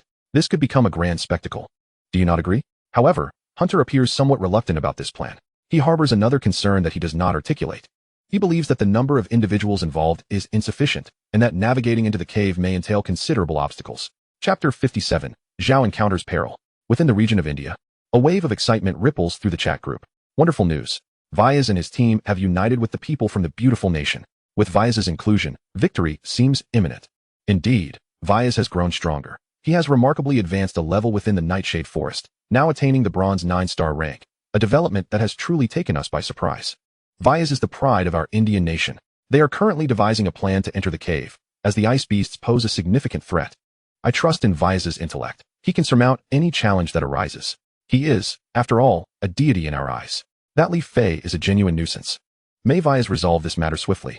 In the Alps region, concern fills the air as the environment surrounding Li Fei appears perilous. There are numerous adversaries seeking to confront him. Fear not. The ice beasts are formidable foes. With their presence, these intruders shall not easily gain access to the cave, which is the birthplace of these ice beasts. They will undoubtedly vow to defend it at all costs. Our only concern is their employing treachery. Should the ice beasts fall for such ruses, Li Fei will be in dire straits. Yet, any trouble will not manifest presently. Let us remember that Li Fei is of golden caliber, even combined. These individuals cannot match him, especially considering he wields that terrifying flame. It seems I have been overly anxious. Upon hearing Zhua Can's explanation, the group collectively relaxed. The strength of the individuals on the snowy mountain is insufficient to overpower Li Fei. The atmosphere within the chat group thus lightened. However, at that moment, someone made a startling discovery. Look at the route of Lu Tao. The group's gaze converged upon the small map. A blue was moving at a visibly rapid pace, its trajectory intersecting with another green dot. Troubling news. Almost in unison, the group recognized the issue at hand. It is Zhao's position. This unidentified creature seems to be targeting him. Quickly inform Zhao. Someone exclaimed in the chat. I have dispatched the message. May Zhao remain safe. Lu Tao appears quite at ease. Surely, it cannot be a grave danger. Someone interjected. If it were you, would you wish to remain within the belly of a beast? That is a hard pass. Within a dense forest, Zhao strolled leisurely. Having just slain a bronze 6-star saber-toothed beast and acquired an herb it guarded, I never anticipated finding this heavenly mechanism herb here. My luck is truly exceptional. Zhao reveled in his recent acquisition, the herb a deep purplish red, its roots spiraling intricately, a characteristic exclusive to specimens aged over a century. In contrast, herbs of lesser age would only exhibit a bluish hue. I am grateful for the favor of the heavens, Zhao chuckled. Yet, at that moment, he received an urgent message from the Alps region, warning of impending danger and urging him to swiftly change direction to the west. Zhao furrowed his brow. The message lacked specifics, indicating a hasty dispatch. Without a moment's hesitation, he altered his course westward, moving at the utmost speed he could muster. In each region, communication could only be utilized thrice within a month. The Alps would not concoct a false alarm. Thus, Zhao quickened his pace, reaching his maximum velocity. Huff. As he ran, Zhao exhaled a sigh of relief. Surely the danger must have dissipated now. He had been fleeing for over 20 minutes. Any threat should have passed by now.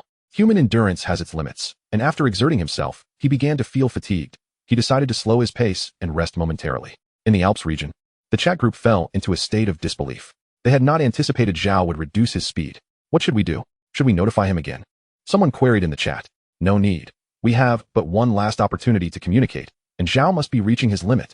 Even if we informed him, it would bear little fruit. Zhuokan replied helplessly. On the small map, the blue dot representing Lu Tao hastened towards Zhao. Furthermore, this blue dot consciously tracked Zhao's movements. They could now surmise that this was no mere coincidence, but a deliberate pursuit of Zhao. Everyone, remain vigilant. Let us discern the nature of this beast. We must observe closely so that others may prepare should they encounter it in the future, Lu Song stated solemnly. Zhao. The tension in the chat group intensified as nearly all members felt a bead of sweat form. It is drawing near. Pay attention, someone shouted. All eyes were glued to Zhao's location. At this moment, Zhao had come to a complete stop, panting heavily. Swish. The group witnessed a flash of white light, and Zhao vanished. Upon examining the small map, they found the green dot representing Zhao had merged entirely with the blue dot representing Lu Tao. Goodness. Did anyone catch a glimpse of what it was? Zhuoken inquired in disbelief. He had only seen a flash of light, failing to discern any details. I certainly did not. It moved with astonishing speed. Do not look to me. I failed to see clearly. Same here. By the heavens. Did no one manage to discern it? I believe I caught a glimpse, yet I dare not speak. At that moment, a timid voice emerged from the group, inquiring. Is there anything you are afraid to speak of? Everyone is quite curious about what kind of beast it is. Just say it outright. Well, I suppose I will. Came the reply. It seems to be a white pig. Since I have a penchant for pork, I doubt I could be mistaken. Countless individuals were left bewildered by the revelation. Are you certain? How could there possibly be pigs here, let alone a white one? You must be seeing things due to hunger. You all urged me to speak, yet now you doubt my words, the voice lamented. Well, brother, the information is simply too shocking. Someone inquired. What shall we do now? Another voice echoed through the chat. Let us just observe. We can only wait and see. It appears the creature is heading toward the snowy mountains. Who knows, perhaps this pig is indeed the pet of the esteemed Lu Tao. Chapter 58. Bloodstone, where am I? Disoriented from the fall, Zhao Jing hastily rose to assess his surroundings, only to find himself enveloped in utter darkness, his hands unable to discern even an inch ahead. Moments prior, he had felt a gust of wind behind him, followed by a powerful pull that transported him to this location. Bang! In his panic, he seemed to have collided with something, stone. By groping around, he confirmed that he was indeed within a cave, surrounded by rocky terrain. A sense of relief washed over him. At the very least, he was safe for the moment. As his heartbeat steadied, Zhao Jing began to examine his physical condition. After some time, he exhaled with relief. He discovered that he had sustained no injuries. Yet, why did this cave continue to tremble? Puzzlement filled his mind. With great effort, he ignited a flame. What is this? Surrounding him were massive red stones, intricately laced with what appeared to be vein-like structures. What is this? He began to scrutinize these peculiar stones with keen interest. Could they be the fabled bloodstones? Zhao Jing wore a look of skepticism. They bore an uncanny resemblance to the legendary bloodstones. According to lore, ancient stones that became tainted with blood would undergo a transformation, thus creating bloodstones, which are exceedingly precious as they retain certain bloodline talents. Both humans and magical beasts could glean abilities by observing the intricate patterns on these stones. At that moment, Zhao Jing's eyes sparkled with excitement. This place was not a perilous one, but rather a veritable treasure trove. These stones were undeniably bloodstones. If only he could carry a few back with him with this thought, he unsheathed his low-grade blade and began to act, but regrettably, the outcome mirrored that of Lu Tao. He was unable to inflict any damage upon the bloodstones. Damn, no wonder they're called bloodstones. They're incredibly tough. Zhao Jing begrudgingly sheathed his blade. He began to wander about. Oh, are there other exits here? At that moment, he noticed a narrow passage behind him, one that was easily overlooked unless one was particularly observant. Could it be a secret chamber? His eyes glimmered with anticipation. It was no wonder he thought this way. First, he encountered an abundance of bloodstones, and now a hidden passage. The luck he had encountered was extraordinary.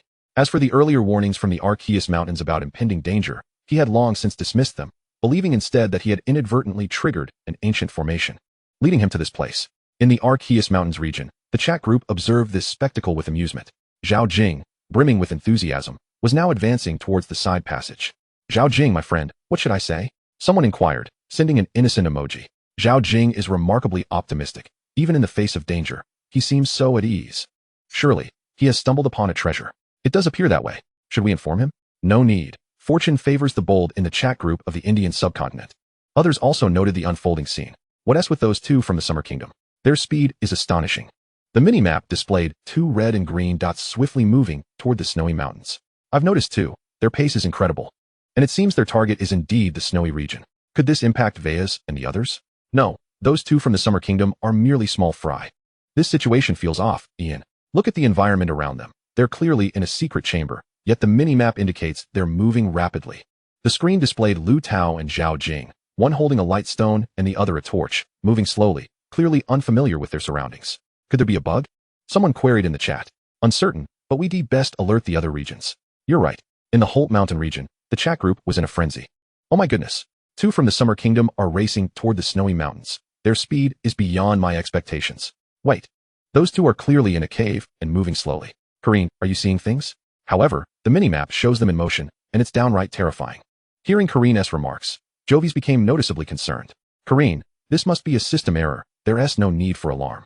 They are in a secret chamber and cannot suddenly arrive at the snowy mountains. After some time, he added, the live feed cannot be erroneous. The only explanation is that the minimap is malfunctioning.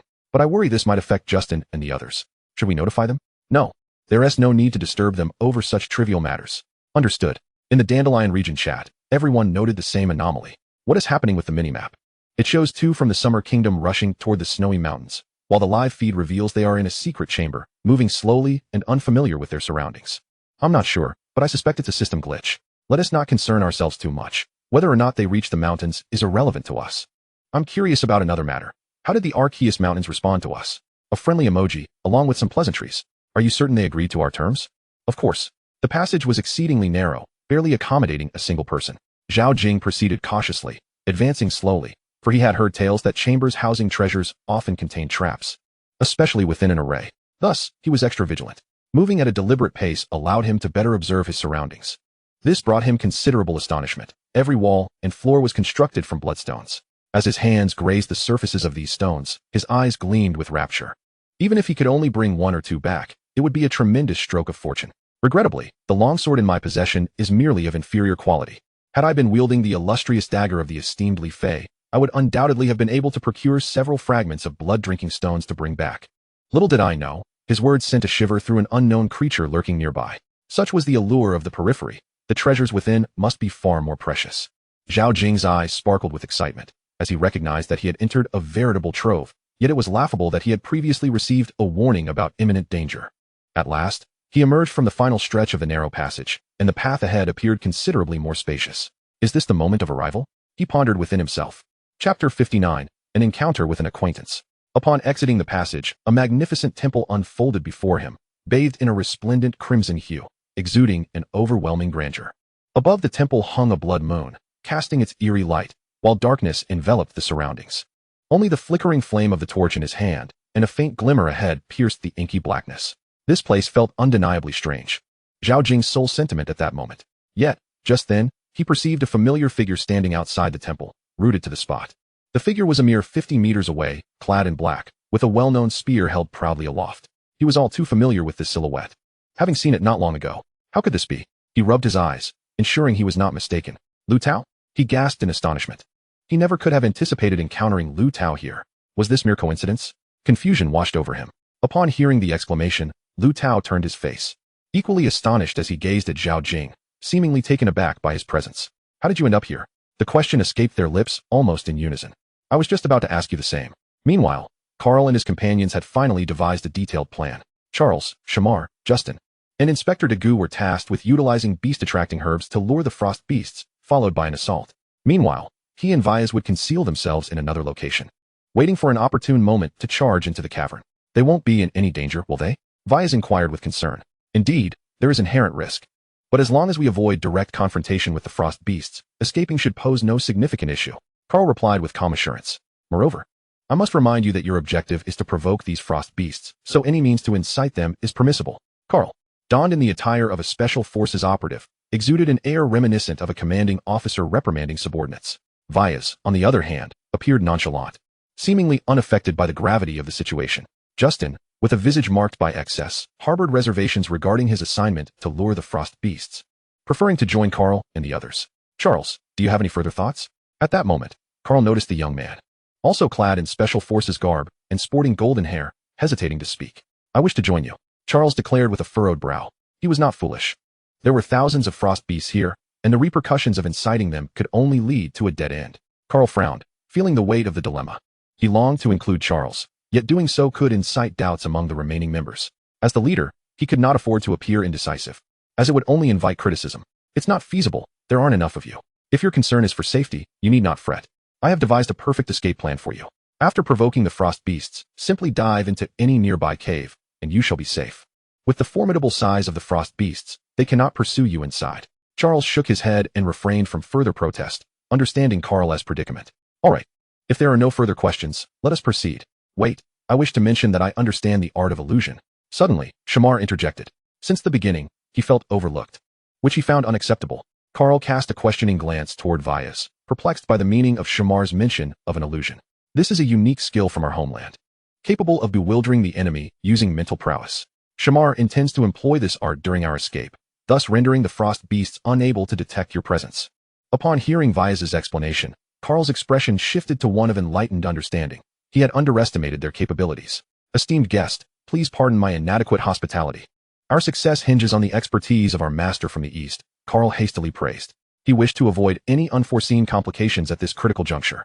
Shamar nodded with an air of superiority. He was a revered master in his homeland, and the neglect he faced here was intolerable. Karl, maintaining his composure, smiled graciously.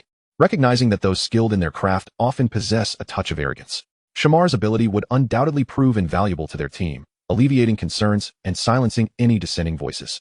Of course, the group would not simply take Shamar at his word. He would first need to demonstrate the efficacy of his skill. Justin became the subject of this experiment. Following Shamar's instructions, Justin turned away, presenting his back, while Shamar seated himself at a random distance of 10 meters behind him and began to set up the formation. With swift, slender fingers, Shamar began to manipulate the air around him. The numerous vials he carried into play began to work their magic. He continuously extracted various powders from the vials and scattered them around him. The scents ranged from overwhelmingly pungent to delicately fragrant. Soon, the effects of his preparations became apparent. In less than a dozen seconds, the color of Shamar's form began to fade, until he vanished entirely, leaving the onlookers astonished. Even Karl gasped in disbelief. Had he not known where Shamar had been, he would never have detected him. The only one able to see through this illusion was Vyas, the noble Brahmin, who possessed a deep understanding of such arts. However, comprehension and execution are two different matters. Even he would struggle to replicate this feat. The intricacies were far too complex. In truth, Shamar had not truly vanished, nor had he performed any genuine magic. His earlier motions were mere sleight of hand designed to mislead. The true efficacy lay in the seemingly mundane powders, which could infiltrate through the ears, nose, and eyes, thereby affecting the nervous system. Consequently, the visual information relayed to the observers was distorted. In their eyes, Shamar had disappeared, while in reality, he remained in place, unchanged. However, to achieve this effect, the requirements are exceedingly stringent. Shamar must incessantly prepare the medicinal powder and disperse it around him. Should he pause even for a moment, the effects of the previously scattered powder would swiftly dissipate. Chapter 60, The Roar of Anger. Just as the crowd stood in astonishment, Justin turned around. This was as previously agreed. He needed to turn back and locate Shamar after half a minute. Where on earth is Shamar? Justin exclaimed, scratching his bald head in utter disbelief. He did not believe that Shamar had vanished. He had only given him half a minute, and even if he had fled, he could not evade Justin's keen hearing. The only explanation was that Shamar's illusion had taken effect. He approached, hoping to discern some clue, but to his disappointment, there was not a single flaw to be found. Furrowing his brow, he cast a questioning glance at Karl, seeking an explanation. The group erupted into laughter. Excellent. The efficacy of Shamar's illusion has been validated. Even if the ice beasts charge at us, I doubt they would be able to locate us. We ought to award Shamar a medal, Karl praised. It was only at this moment that Shamar ceased his actions, his figure gradually becoming visible to the onlookers once more. The crowd gasped in astonishment. They had not anticipated that this master of illusion possessed such remarkable abilities. As long as you step into my circle, I assure your safety, Shamar declared proudly. Naturally, no one dared to underestimate him at this juncture, especially since their very lives would soon rest in his hands. To offend him now would be to invite one's own suffering. Master Shamar, I have a query that I hope you might address. Karl inquired respectfully. Speak. Could you apply this illusion directly to me and Vyas? If so, then there would be no need to lure the ice beasts. Karl asked curiously. For if this idea could be realized, it would spare them considerable trouble. No, my spell can only be cast in a fixed location, and it is time-limited. It lasts merely half an hour before becoming ineffective, Shamar replied with resolute finality. In truth, the medicinal powder he had brought was only sufficient for 30 minutes of use. After that, he would find himself devoid of resources. Karl nodded in disappointment, yet he understood that the complexity of such a miraculous spell was undoubtedly considerable. His request had indeed been unreasonable. Well, you have all witnessed Master Shamar's capabilities, so let us proceed as planned, Karl instructed. In the Arls Mountain region. Within the chat group, the onlookers gazed in astonishment at the unfolding scene. What are they doing? Is this some sort of ritual? Song Qian pondered aloud. The footage showed Shamar continuously sprinkling medicinal powder around a few individuals, who stood frozen, their eyes wide open, devoid of any reaction. It seems not. The video indicates that Shamar is casting an illusion, Lu Song remarked with an odd expression. An illusion? Nonsense. I see no one disappearing. Jokin retorted angrily. Look, it appears that Karl and the others cannot see Shamar, and that Justin is even more absurd, completely lost. A lord in the group noted. Good heavens. Is it truly that outrageous? Hasn't Shamar been there all along, scattering the powder? Someone questioned in confusion. To the observers, it seemed that Shamar had remained in place, never vanishing. I see now, The issue lies with the powder. Those who are dusted with it, or who inhale its scent cannot see him. Lu Song enlightened the group. Oh, now that you mention it, it makes sense. Their reactions certainly suggest something is amiss. The powder must have some kind of effect. I concur. But if that is the case, does it not significantly increase their chances of successfully entering the cave? What about Lord Li Fei? Impossible. Those bottles strapped to his waist won't last long, and there are thousands of ice beasts in the cave. Do you truly believe his powder can influence many of them? Zhou can correctly assert it. Let's just sit back and enjoy the show. In the Indu region. Within the chat group, the excitement of the crowd surged. Look at our master Shamal. He is employing the illusion technique of the Yuchia, rendering others unable to see him. But he is still right there, isn't he? An audience member questioned in confusion. Fool. There are distance limitations. Of course, you can see him from so far away. This is the supreme art of Yuchia. I have always wanted to learn it. But without a teacher, I never expected Shamal to possess such a skill. Shamal is so impressive. Look at how Carl reveres him. He resembles a devout follower. The footage displayed Carl bowing respectfully to Shamal. Marvelous. Truly. Our Hindu nation's martial art has captivated audiences across all regions. Once Shamal returns, I shall seek to become his disciple. Good luck with that. There's a queue of would-be students waiting. When will it be your turn? That summer country fellow is in trouble, with Vyas and Shamal as their formidable allies. They are bound to break through the encirclement of the ice beasts and enter the cave swiftly. This victory will undoubtedly owe an indelible debt to Vyas and Shamal. In the beautiful nation region, the chat group erupted in fury. Oh, what the hell are they doing? It seems they are playing an invisibility game. Someone lamented. Who is invisible? I don't see anyone. A group of spectators clamored. It seems to be Shamal. But Shamal has been right there all along. He hasn't gone invisible. Didn't you see how Carl's gaze passed right over him? Others also displayed expressions of shock, while those in the Holt region were even more exaggerated, unable to locate Shamal at all. Oh my goodness, are their eyes blind? Shamal is clearly sitting there. The footage showed Shamal continuously sprinkling the powder. That old trickster, he has deceived everyone. He ought to be judged. Someone in the crowd shouted in anger. And Carl and Charles, those two fools, have been made to look like monkeys. Justin is a complete idiot. He is a blind man with his eyes wide open. Another voice erupted from the crowd. That damned charlatan has duped us all. I just saw Carl bowing to him. He used to be my idol. But from this moment forth, he is no longer. He has been disqualified. I can already envision the outcome. They will undoubtedly be torn to shreds by the ice beasts. Collaborating with a fraud can only lead to a disastrous defeat. Chapter 61, The Blood Moon Hall. In the Holt Mountain region, within the chat group, the spectators gazed in astonishment at the unfolding scene. The footage depicted Justin circling around Shamal, yet he could not locate him. Oh, what a fool Justin is. How could we have chosen him as our representative? I must say, he is blind. He cannot see what is right before him.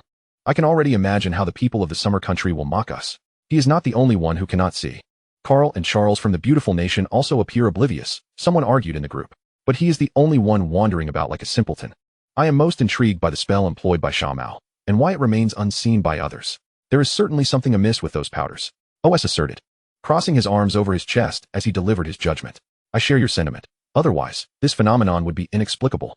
Do you believe such an illusion would be effective against the ice beasts? OS inquired. Mary pondered deeply, honestly doubting the efficacy of such a trick.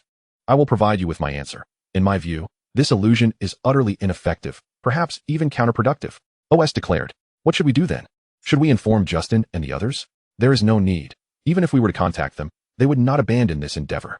In the Dandelion region, the chat group watched Shamal's performance with great interest.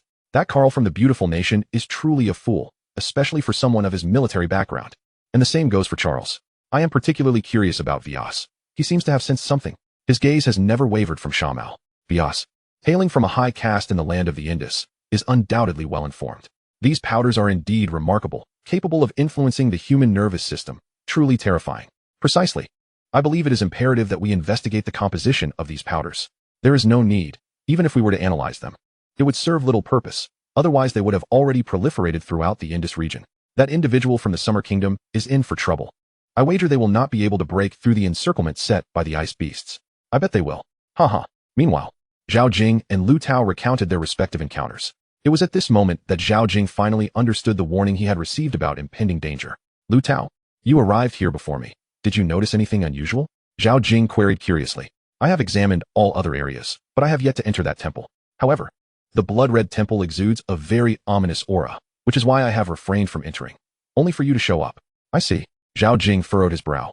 His thoughts diverging from Lu Tao's. He believed this could very well be a fortuitous opportunity. To know that the opportunity lies within reach, yet lack the courage to seize, it would be a great pity. Thus, Zhao Jing expressed his thoughts. You mean you wish to see what lies within that temple? Lu Tao asked in astonishment. Precisely. Since we are here, it would be a shame not to explore it. Of course, if you are unwilling to enter, I shall not force you, Zhao Jing said, a fervent glimmer in his eyes. Images of the blood-drinking stones flashed through his mind. Very well, I shall accompany you. I, Lu Tao, fear nothing, he replied solemnly. Good brother. Before them, the temple stood tall, its blood-red entrance soaring 4 to 5 meters high, adorned with 2 peculiar symbols. Lu Tao and Zhao Jing stood directly before the door, contemplating how to open it. Hesitating, Zhao Jing stepped forward and reached for the imposing door. With a creak, the door began to budge slowly under his strength. Zhao Jing's face lit up with delight as he exclaimed, Wonderful. This door is not locked. Lu Tao's expression turned peculiar. He sensed that something was amiss, yet could not pinpoint what it was. At that moment, darkness loomed beyond the door, obscuring any view within. The typically bold Zhao Jing felt a twinge of fear. He hastily retrieved a torch to illuminate the space, revealing countless cobwebs intertwined, indicating that it had long been abandoned. Lu Tao followed suit, brandishing his spear to clear away some of the webs, then remarked with a smile, It seems this temple has not been visited in quite some time, which accounts for this sight. Let us search carefully. We may discover some treasures. The observers in the Alls Mountain region, who had been monitoring Lu Tao and Zhao Jing's situation, were now perplexed. Was it not said that the two had been devoured by the beasts? Yet this temple is undeniably real. There is something amiss, without a doubt. Countless individuals began to express their doubts. Could it be that there exists a temple within the belly of a beast? One person speculated, though even he was not convinced by his own theory. I suspect it is this temple that has engulfed the two of them. Unlikely. Might they be in danger? In my view, they should be safe for the time being. Look, Zhao Jing still wears a smile. The image displayed Zhao Jing's face alight with excitement as he rummaged through the temple, seeking to uncover something of value. The onlookers were left speechless, unable to comprehend the unfolding events. Just then, a new development occurred within the scene. Zhao Jing and Lu Tao had entered a place known as the Blood Moon Hall. The hall was brightly lit, as radiant as daylight. If that were not enough, ethereal energy wafted through the air.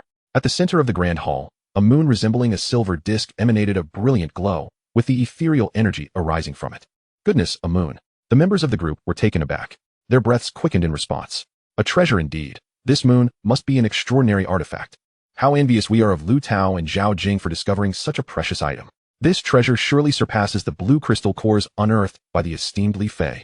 Who was it that claimed they had been consumed by the beasts? Clearly, they have stumbled into an ancient formation. My goodness, can anyone guess what this treasure is? Someone inquired among the crowd. All were astonished, eyes wide with wonder as they scrutinized the scene.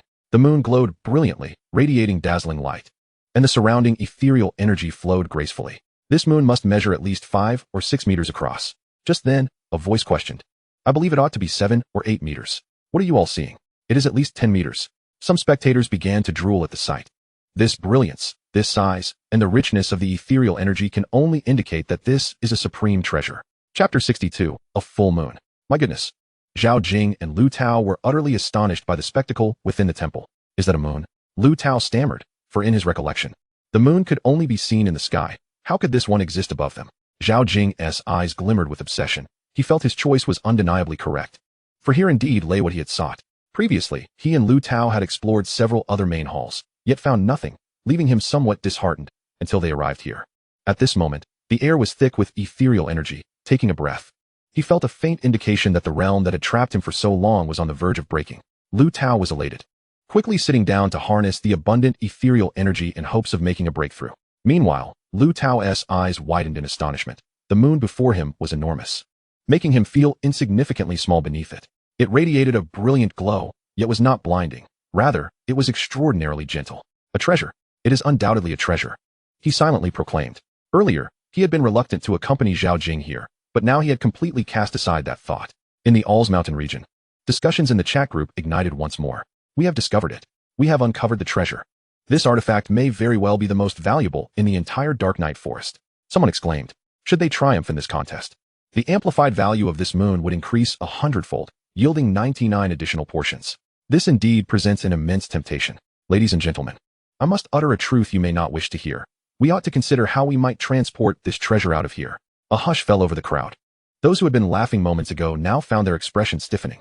Even if this moon is a treasure, they have no means to carry it away. Lu Tao and Zhao Jing do not possess spatial rings as expansive as Li Fei's. Lu Tao's ring is merely around 8 square units, while Zhao Jing lacks any spatial ring altogether, as Zhou can analyzed. Only the esteemed Li Fei's ring possesses sufficient capacity to bring this item back. Yet Li Fei is currently ensconced in a cave, unable to assist. What shall we do? We cannot leave the treasure mountain empty-handed, in my opinion. If we could somehow divide this moon. Yet, considering its status as a supreme treasure, could it truly be so easily split in two? As the debate raged among the group in the Alls Mountains, an astonishment swept through the region of the Indian subcontinent. Look! 2 individuals from the Xia Kingdom have discovered another treasure. At that moment, all eyes in the Indian subcontinent were riveted upon the luminous moon. Their gazes flickered with desire, greed, and longing. One cannot deny the Xia Kingdom's extraordinary fortune in effortlessly uncovering treasure after treasure. It appears to resemble a miniature moon. Indeed, there is a flow of spiritual energy surrounding this moon. We must inform Vyas and the others. This artifact surpasses the crystal core in Li Fei's possession in value. However, our communication attempts have been exhausted. Fear not. We can relay this information to our allies, requesting them to convey it on our behalf. What if our allies are equally interested in this moon? Do you believe they could rival Vyas? You make a valid point. Meanwhile, in the region of the beautiful nation, the chat group had just quieted when they witnessed yet another treasure acquisition by the Xia Kingdom. What is that? Is it a moon? Someone inquired. It is indeed a treasure, and its worth is considerably greater than these crystal cores, exclaimed another in astonishment. I can see countless streams of spiritual energy swirling around this treasure. Someone further proclaimed. Look, that Xia Kingdom individual seems to have harnessed the spiritual energy to break through. Another gasped. I can almost guarantee this treasure is worth a fortune. Should we notify Carl and the others? Perhaps not. We only have this final opportunity to communicate. And besides, Carl and the others are busy executing another plan. In the Holt Mountain region, the chat group was similarly struck with awe. Oh my goodness, what is that? A moon. My heavens, how is this moon inside a house? No, that is an artifact strikingly similar to the moon. These 2 individuals from the Xia Kingdom are extraordinarily lucky to have acquired such treasures so effortlessly. We must reclaim this artifact. Someone shouted frantically. But how do we seize it? Our region's strongest contenders are en route to the snow-capped mountains. They cannot be diverted. Look at their positions on the mini-map. Someone exclaimed. The mini-map displayed 2 blue-green dots swiftly moving toward the snowy peaks, now perilously close to their destination. Henry, I am certain their target is also the snow-capped mountains. They cannot be far from it. Did you not mention a system bug earlier? Henry, you understand. The situation has changed. We cannot afford to miss any opportunity. Quickly, notify Justin and the others. But we only have one final communication chance left. We cannot dwell on that. This is critical information, and we must relay it to them. Or we are surely doomed. Understood. In the Dandelion region, the chat group was filled with wide-eyed spectators. Oh my goodness, the Xia Kingdom has made a new discovery. A voice trembled with excitement and greed. In the live stream, within a resplendent hall, Zhao Jing sat cross-legged, preparing to break through, while Lu Tao occupied the central position. A moon approximately 10 square units in size hovering above him. My heavens, is this a miracle? I cannot fathom any treasure of such magnitude. The swirling spiritual energy is so dense that even through the video, I can see it clearly. The value of this artifact is undoubtedly beyond imagination. It is even more astonishing than that pit of blue crystal cores. The chat group fell into a stunned silence, with some gaping in disbelief, others revealing avaricious expressions, and still others' eyes shimmering with longing. We must collaborate with them, and the terms must be altered. This treasure must yield us a portion. What if the Xia Kingdom refuses? Let them choose their allies or enemies. This treasure must rightfully belong to our handsome nation. Very well, I will contact them offline. Wait, to demonstrate our sincerity, let us offer to assist them in dealing with 1 or 2 adversaries. Agreed. As various regions pondered their strategies, Carl's plan was already set in motion. Chapter 63, The True Strength of Shamal. At this moment, Carl and Vyas were concealed within a hidden pit, a mere 100 meters from the location of the ice beast, while Charles, Shamal, and 2 others were stationed opposite them, also about 100 meters away from the ice beast. This arrangement was primarily for easier access to the cave. If the ice beast could be lured away, it would significantly alleviate their pressure. Do you think they will succeed, Carl? Vyas inquired with a smile. They should manage with ease. They possess beast summoning grass, and Shamal has mastered the art of invisibility, Carl replied calmly. I share your thoughts. Let us hope nothing goes awry. Yet, I cannot shake a sense of unease. Vyas remarked gravely. His concerns were not unfounded. They stemmed from the cultivation method he practiced, which was also Yuchia, and he had attained a considerable level of mastery. This technique bestowed upon the practitioner a peculiar ability to foresee danger, and during this operation, he sensed a certain risk. Rest assured, Vyas, let us focus on preparing to enter the cave, Carl reassured him. Meanwhile, Justin and his companions were also readying themselves. Justin produced the beast summoning grass and began to ignite it. Just then, he received an unexpected message that darkened his expression. He opened the message to read it carefully, and his demeanor soured. The letter indicated that 2 individuals from the Xia Kingdom might soon arrive in their vicinity, and crucially, these 2 bore an artifact resembling a miniature moon. This news took him by surprise. the Xia kingdom had managed to uncover yet another treasure. One even more valuable than these blue crystal cores. This revelation was indeed startling. Justin furrowed his brow, contemplating whether he should immediately share the news with Carl. After glancing at the flaming beast summoning grass in his hand, he hesitated for a moment before resolutely deciding to withhold the information until the plan was successfully executed. After all, they had reached a critical juncture. Any retreat at this moment could potentially jeopardize the entire endeavor. "What's wrong, Justin?" inquired Charles and the others with curiosity. Without reservation, Justin divulged the contents of the letter. Hiss. The group collectively inhaled sharply, astonished to learn that the people of the Xia kingdom had acquired yet another precious treasure. "It's here," Justin whispered, his voice brimming with tension and excitement, effectively breaking the thoughts of his companions. Before them, a towering ice beast, approximately 2 meters tall, ambled toward them. Its eyes clouded with confusion, a characteristic that emerged when its consciousness was affected. The group rejoiced. This indicated that the beast summoning grass was indeed effective. "Master Shamar, is the poison ready?" Justin grinned widely. "It has long been prepared. Once you lure it behind the rock where we are stationed, I can deliver a fatal blow without it uttering a sound." Shamar replied with a cold smirk. Upon hearing this, the others exchanged wary glances, apprehensive that Shamar might suddenly turn against them, leaving them with no chance to escape. "Fear not. We Brahmins are well aware of our limits. As long as you do not provoke me, I shall not turn my poison against you," Shamar retorted dismissively. "Indeed, the master speaks the truth," Charles begrudgingly complimented. "I will lure it over. You all remain still," Justin instructed. With that, he began to urge the beast summoning grass to burn more fiercely. The oblivious ice beast continued to approach, unaware of the peril it was in. 10 steps, 9 steps, 8 steps, 7 steps, 3 steps. Justin silently counted the paces in his mind. The ice beast rounded the rock and arrived at their location. Charles and the other 3 displayed expressions of delight, indicating that they had successfully completed the first phase. Upon seeing the group, the ice beast momentarily froze, displaying a look of bewilderment. "Die!" Seizing the opportunity, Shamar grasped a handful of black powder and cast it forth. The powder emitted a pungent odor, overwhelmingly foul. Ugh! One of them nearly retched at the stench, while the others hastily covered their mouths and noses with their sleeves. The powder struck the ice beast's mouth, and soon its eyes reflected panic, its jaws turning black as its body convulsed. Within mere seconds, the ice beast lay lifeless. Justin's mouth fell agape in astonishment. He never anticipated that the ice beast would perish so easily and without a sound. The others shared his shock, realizing that Shamar was a master of poison. Everything proceeded smoothly. Employing this method, they successfully hunted 5 ice beasts, a remarkable feat indeed. Meanwhile, within the chat group of the region of India, excitement erupted. Master Shamar is truly a legendary figure. He effortlessly took down 5 ice beasts. He has brought us glory and pride. Master Shamar is renowned not only for his illusions, but also for his unparalleled skill with poison. I know of several individuals stronger than him who have fallen to his prowess. Haha, the foremost expert, Vyas, has yet to truly reveal his abilities. Should they witness Vyas in action, their jaws would surely drop. Indeed, Vyas has always been my idol. I wish to marry him, exclaimed a girl in the group. Then you must prepare a truckload of dowry. Meanwhile, in the beautiful country, the chat group buzzed with astonishment at the unfolding events. They could hardly believe that this fellow named Shamar possessed such formidable skills, single-handedly eliminating 5 ice beasts, an undeniably fearsome achievement, albeit aided by certain advantages. If I were to encounter him, I too might fall victim to his cunning, someone expressed doubtfully. In our region, aside from a few at the forefront, it seems no one could match him. This fellow gives off an intimidating vibe. We have underestimated him.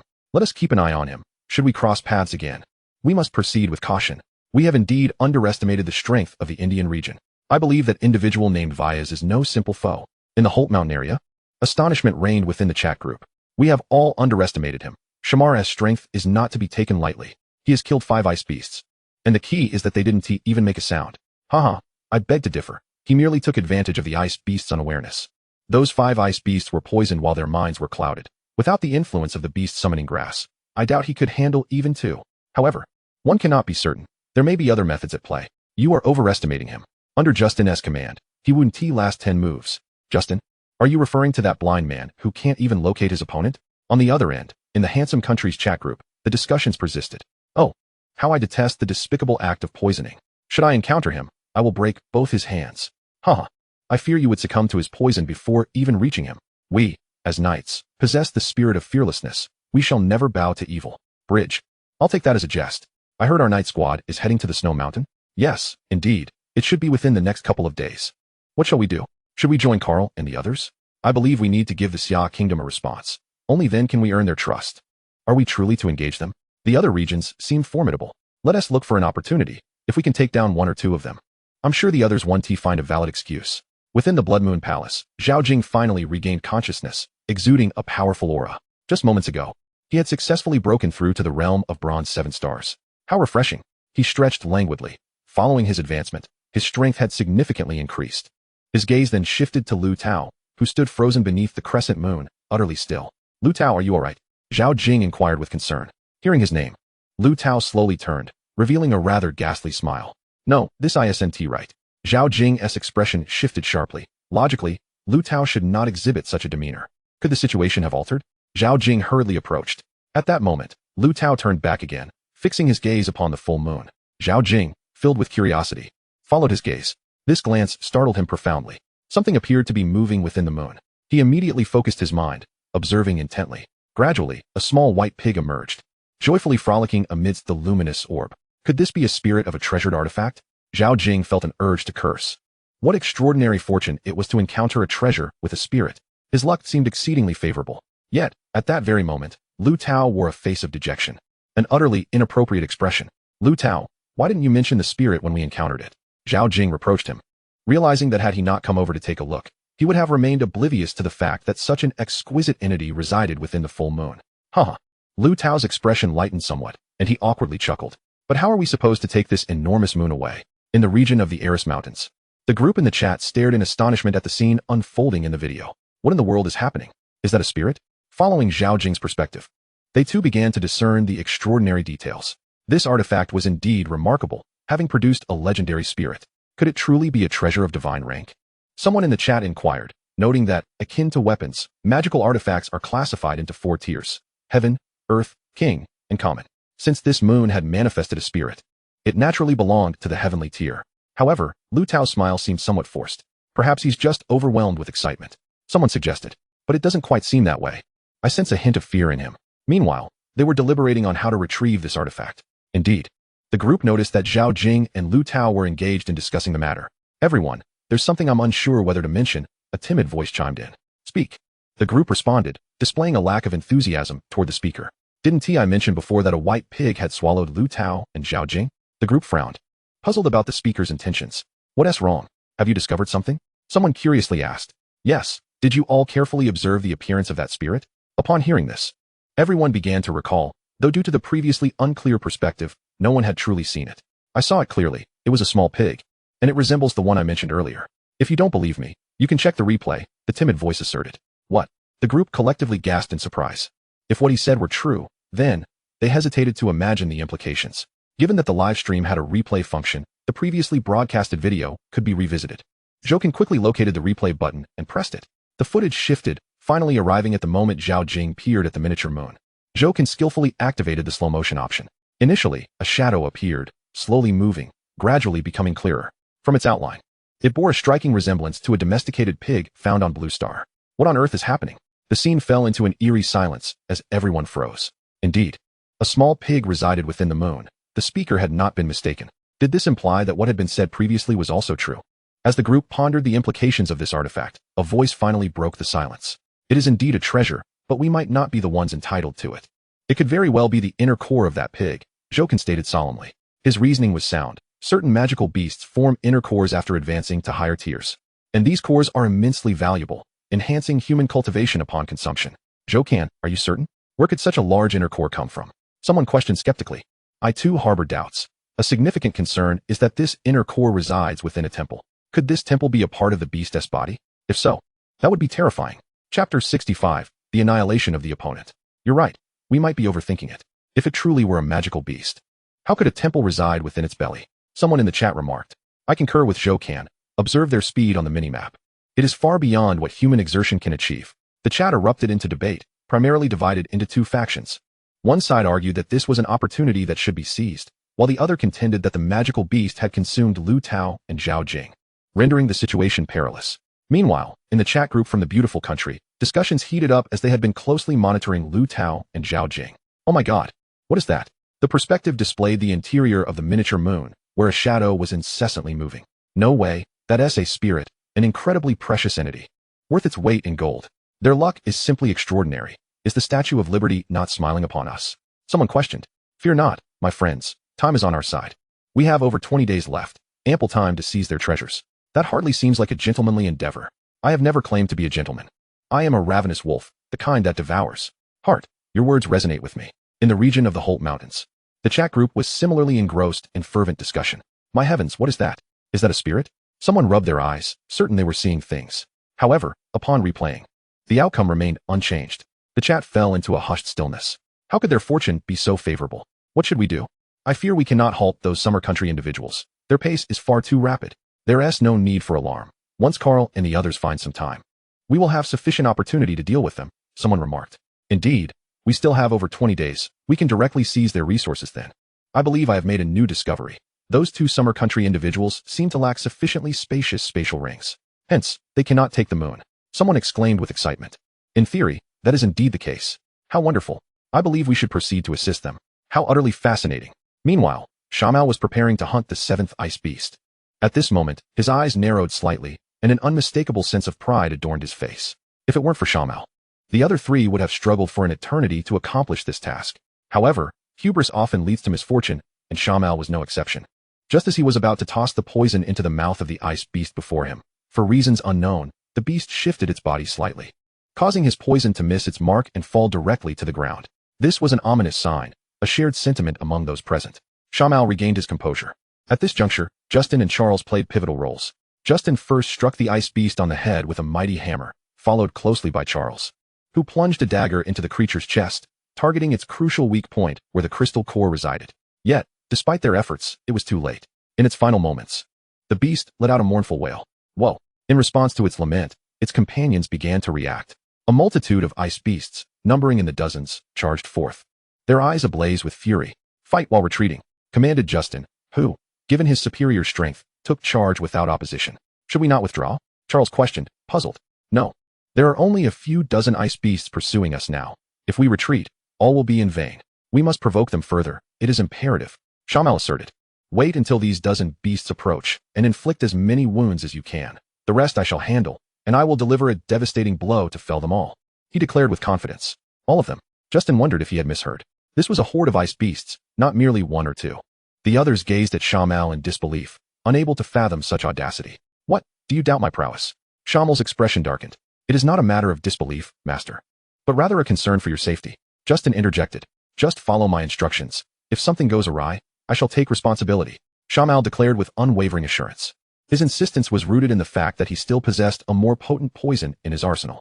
This powder, known as bloodbone powder, would be lethal to any mortal who came into contact with it. However, its efficacy would diminish against the ice beasts, hence his insistence on inflicting wounds first.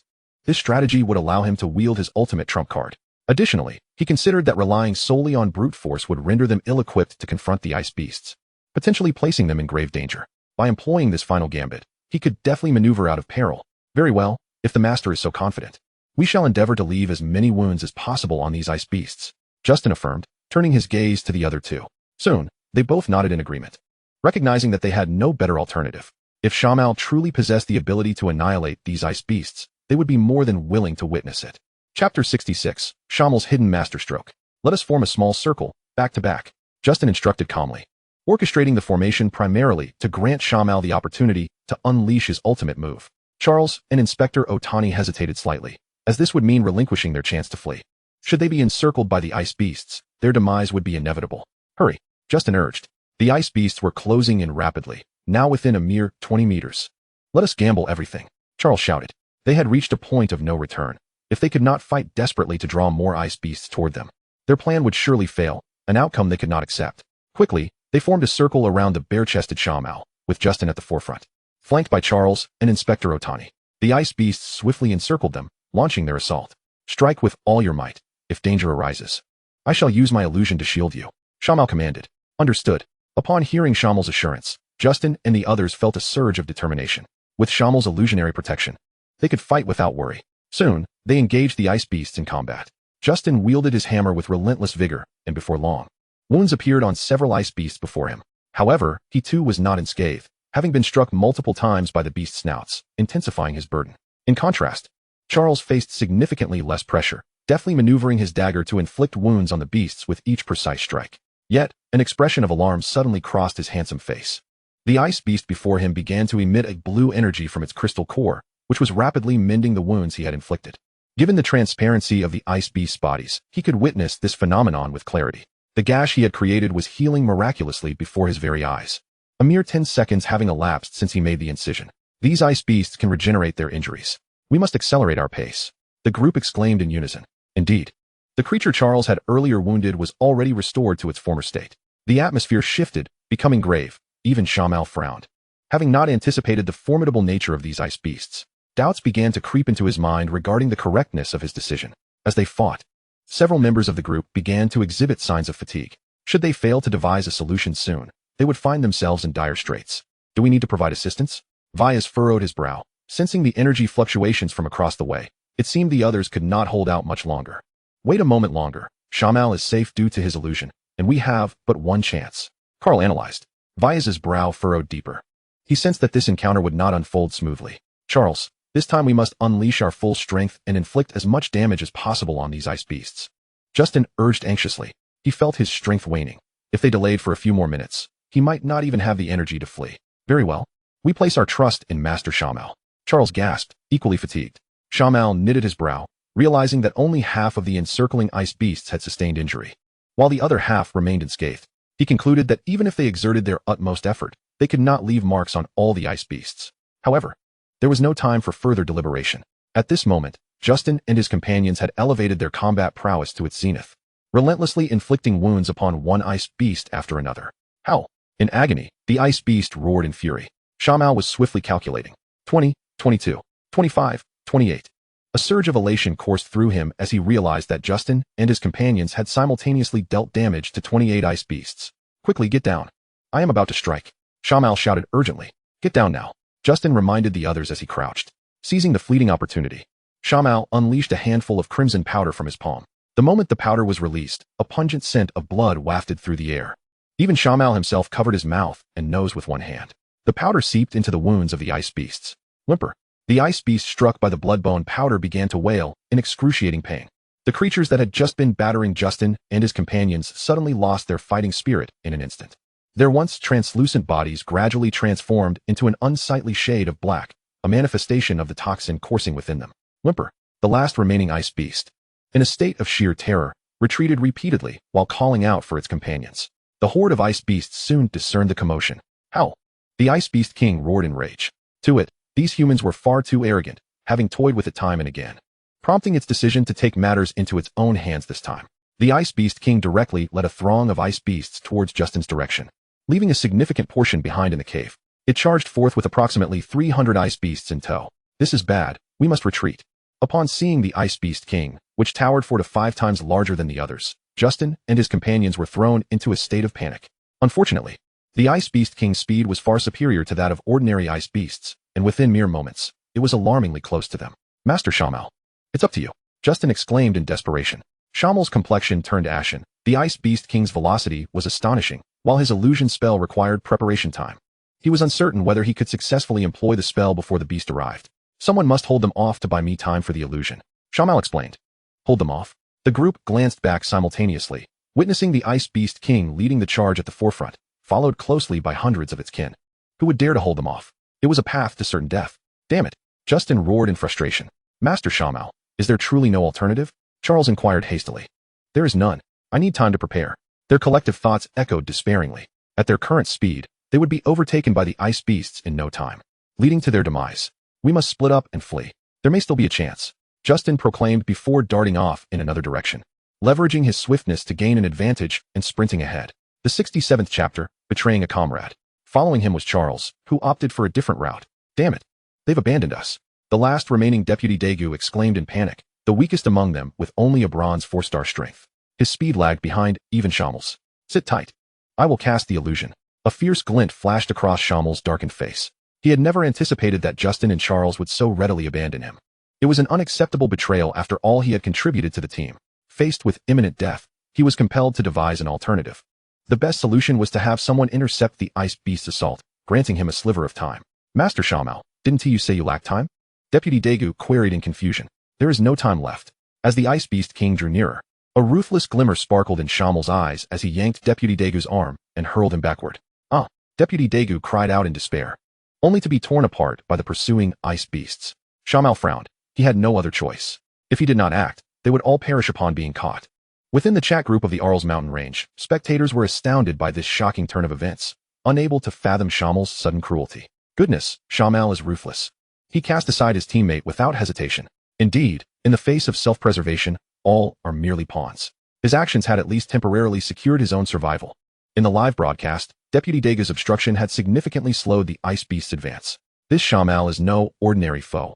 I must be wary if I encounter him again. The poison he wields is fearsome. Fear not, Shamal's prowess lies solely in his poison. In terms of pure combat strength, he is no match for Charles. I concur. Likewise. Meanwhile, on the Nameless Island, outrage erupted among the onlookers. Bastard. That man from the land of poison actually pushed Deputy Daegu into the throng of ice beasts. He deserves death.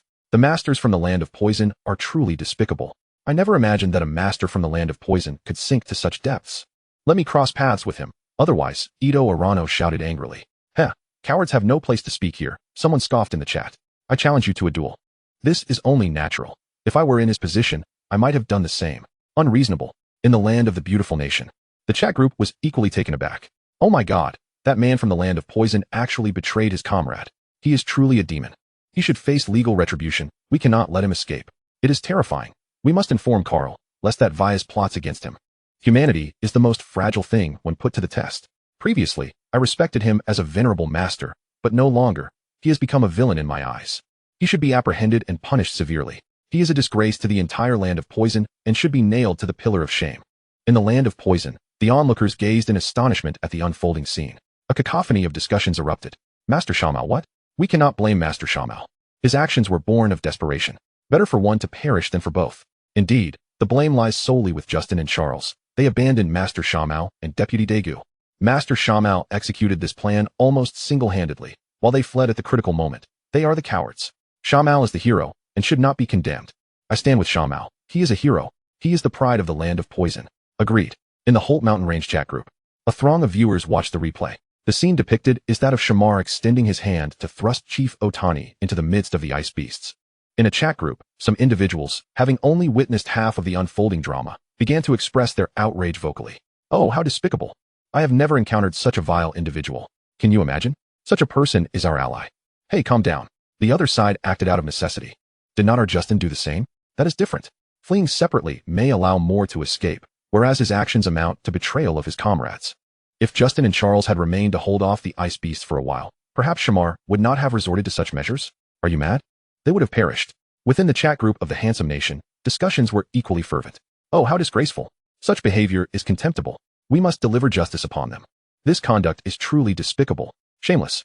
Chalin, I believe our focus should shift to those two individuals from the Summer Nation. What is there to fear?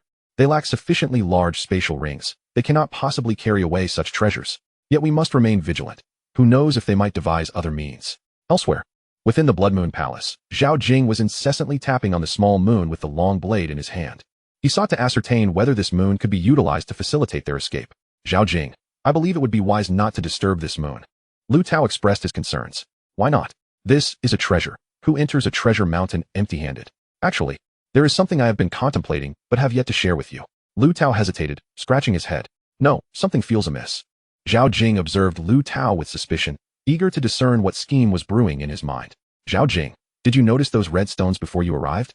Lu Tao spoke gravely. Oh, you mean those blood drink stones? Zhao Jing realized. Blood drink stones. Lu Tao was somewhat speechless, astonished that they would mistake those stones for blood drink stones. Is there a problem? Zhao Jing inquired, feeling a sense of confusion as he sensed Lu Tao's odd demeanor. Do you not perceive how those stones resemble internal organs? Lu Tao stated with solemnity. What nonsense. There are no divine temples within living beings, and furthermore, there is a treasure within this temple. Zhao Jing quickly formulated a rebuttal. What if this treasure is the inner core of that magical beast? Lu Tao articulated his thoughts. Chapter 68. The inner core of the magical beast. Are you jesting? Zhao Jing exclaimed, utterly dumbfounded. He had not anticipated that someone as powerful as Lu Tao would entertain such peculiar notions. I speak the truth. I sensed something was off upon my entry.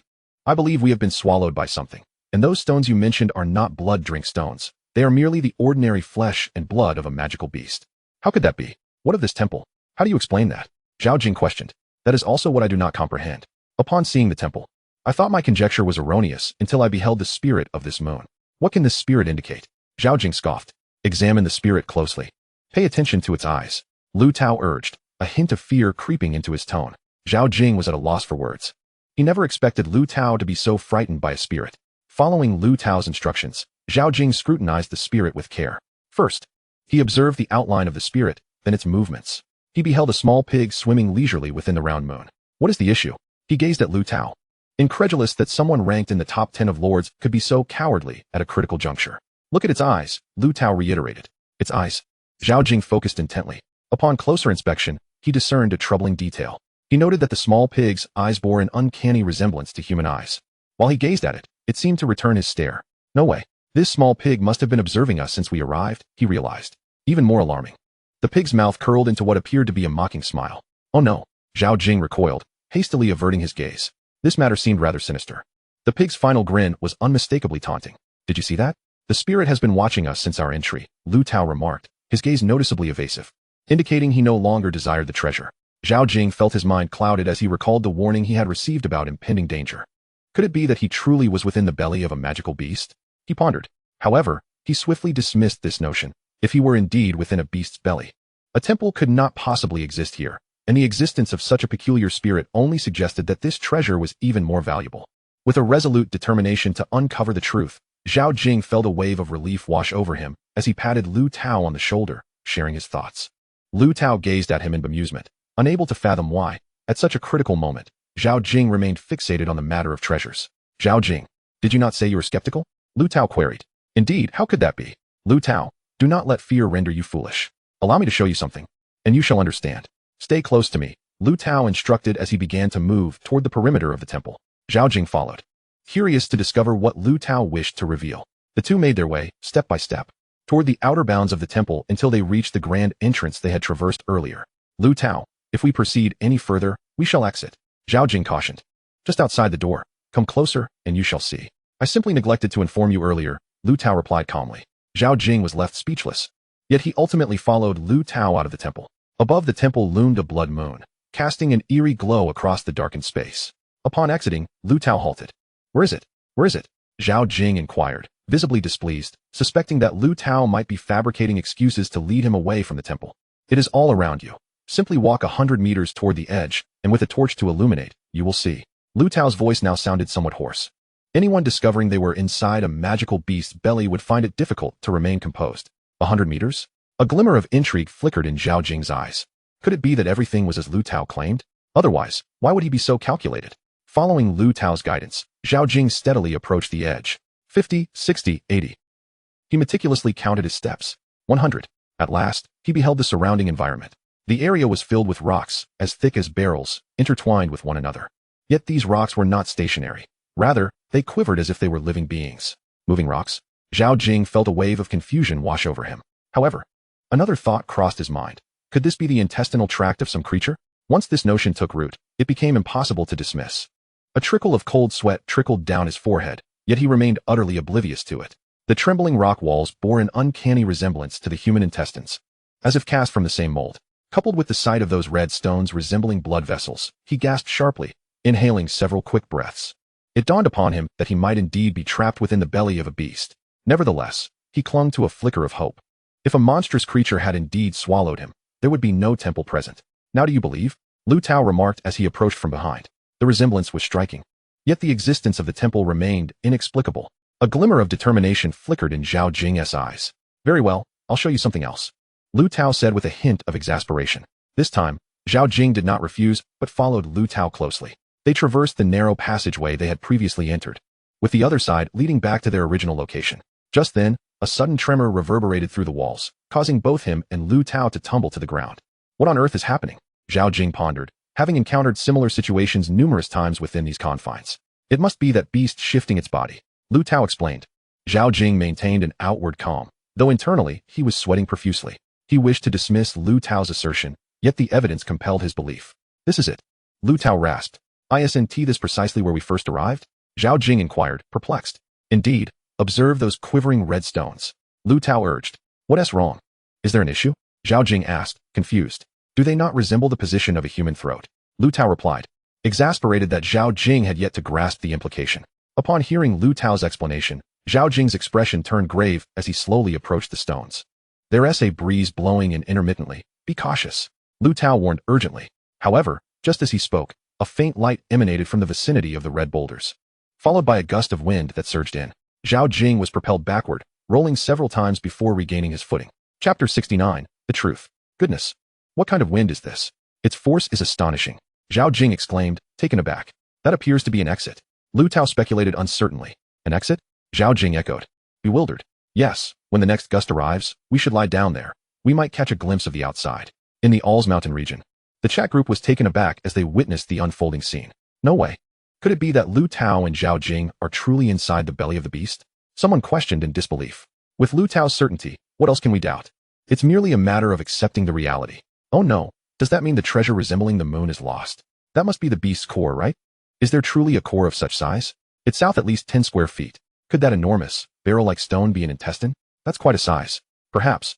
Otherwise it would be impossible to explain all this. Yet, we cannot be sure. At the very least, the temple situation remains inexplicable. By the way, what kind of beast is this? It can't possibly be a pig, right? 666. If it's a pig, I truly cannot accept that. In the beautiful nation region, the chat group members wore expressions of utter confusion. They had previously believed that Lu Tao and Zhao Jing had acquired a priceless treasure, but it turned out to be entirely different. They were likely swallowed by a fearsome creature. Oh my goodness, is this a comedy? What a twist in the tale. Someone mocked in the group. I thought they had obtained a treasure. I must have overthought. The shift from joy to disappointment was instantaneous. The elation they felt moments ago was replaced by disillusionment. How terrifying. I refer to that beast, which is powerful enough to effortlessly swallow two strong individuals from the Summer Nation, and its core is astonishingly large. I hope our beautiful nation never encounters such a dreadful creature. That would spell disaster. I just thought of something and am unsure whether to voice it. Myra, go ahead. You know we are in high spirits. I fear my words may dampen your mood. Not at all. We can accept anything. I've noticed that the creature on the mini-map is approaching Carl and the others. Myra expressed with concern. Oh no, Carl and the others are in danger. Someone exclaimed in the group. On the screen, the blue-green dot continued to move rapidly. At this rate, it would reach the snow-capped mountains well before half a day had passed. If Carl and his companions encountered this beast, it would be troublesome. There shouldn't be an issue. Such coincidences are rare. Will Carl be eaten? Close your mouth with your ominous predictions. We must inform Carl and the others. Our communication attempts have been exhausted, so we cannot reach anyone now. In the Shindu Nation region, the chat group erupted in excitement. My heavens. Those two from the Summer Nation were indeed consumed by the beast. That moon-like object wasn't a treasure, but rather the beast's core. I thought they had found something valuable. Now we have a spectacle to behold. This beast will not let them go so easily. This creature is incredibly formidable. It can effortlessly devour two strong individuals from the Summer Nation. Perhaps the beast isn't that strong. It could only consume them when they were unprepared. Although this beast is powerful, it certainly isn't a match for the people of Shindu Nation. If it encounters Weas, it will surely meet its match. You're right. The people of Shindu Nation excel in taming beasts. Friends, I've just uncovered an alarming piece of information. It may not be what you wish to hear. Someone stated in the group. What information? Speak.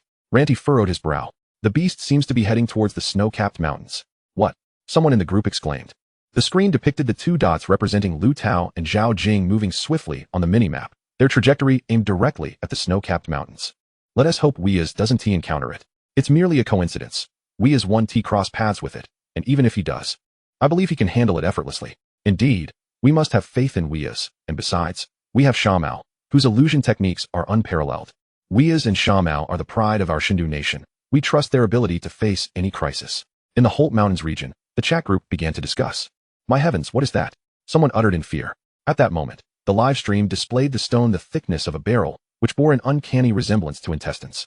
Is that the beast's intestine? Or just an ordinary stone? Have you ever seen an intestine that large? Someone in the group mocked. Have you ever seen stones that move? This is merely a trick played by the Summer Nation to divert our attention from them. I am certain that this is merely an ordinary stone. And the notion that the stone is capable of movement is but an illusion crafted by them. It is unequivocally true that this moon is a treasure. It cannot possibly be the inner core of a magical beast. Especially since this moon resides within a temple. How could there be a temple inside the belly of a magical creature? The chat group momentarily divided into two factions, each steadfastly holding their viewpoints and countering one another. We ought to redirect our focus towards Justin and his companions. Their current predicament is exceedingly perilous. A member of the group cautioned.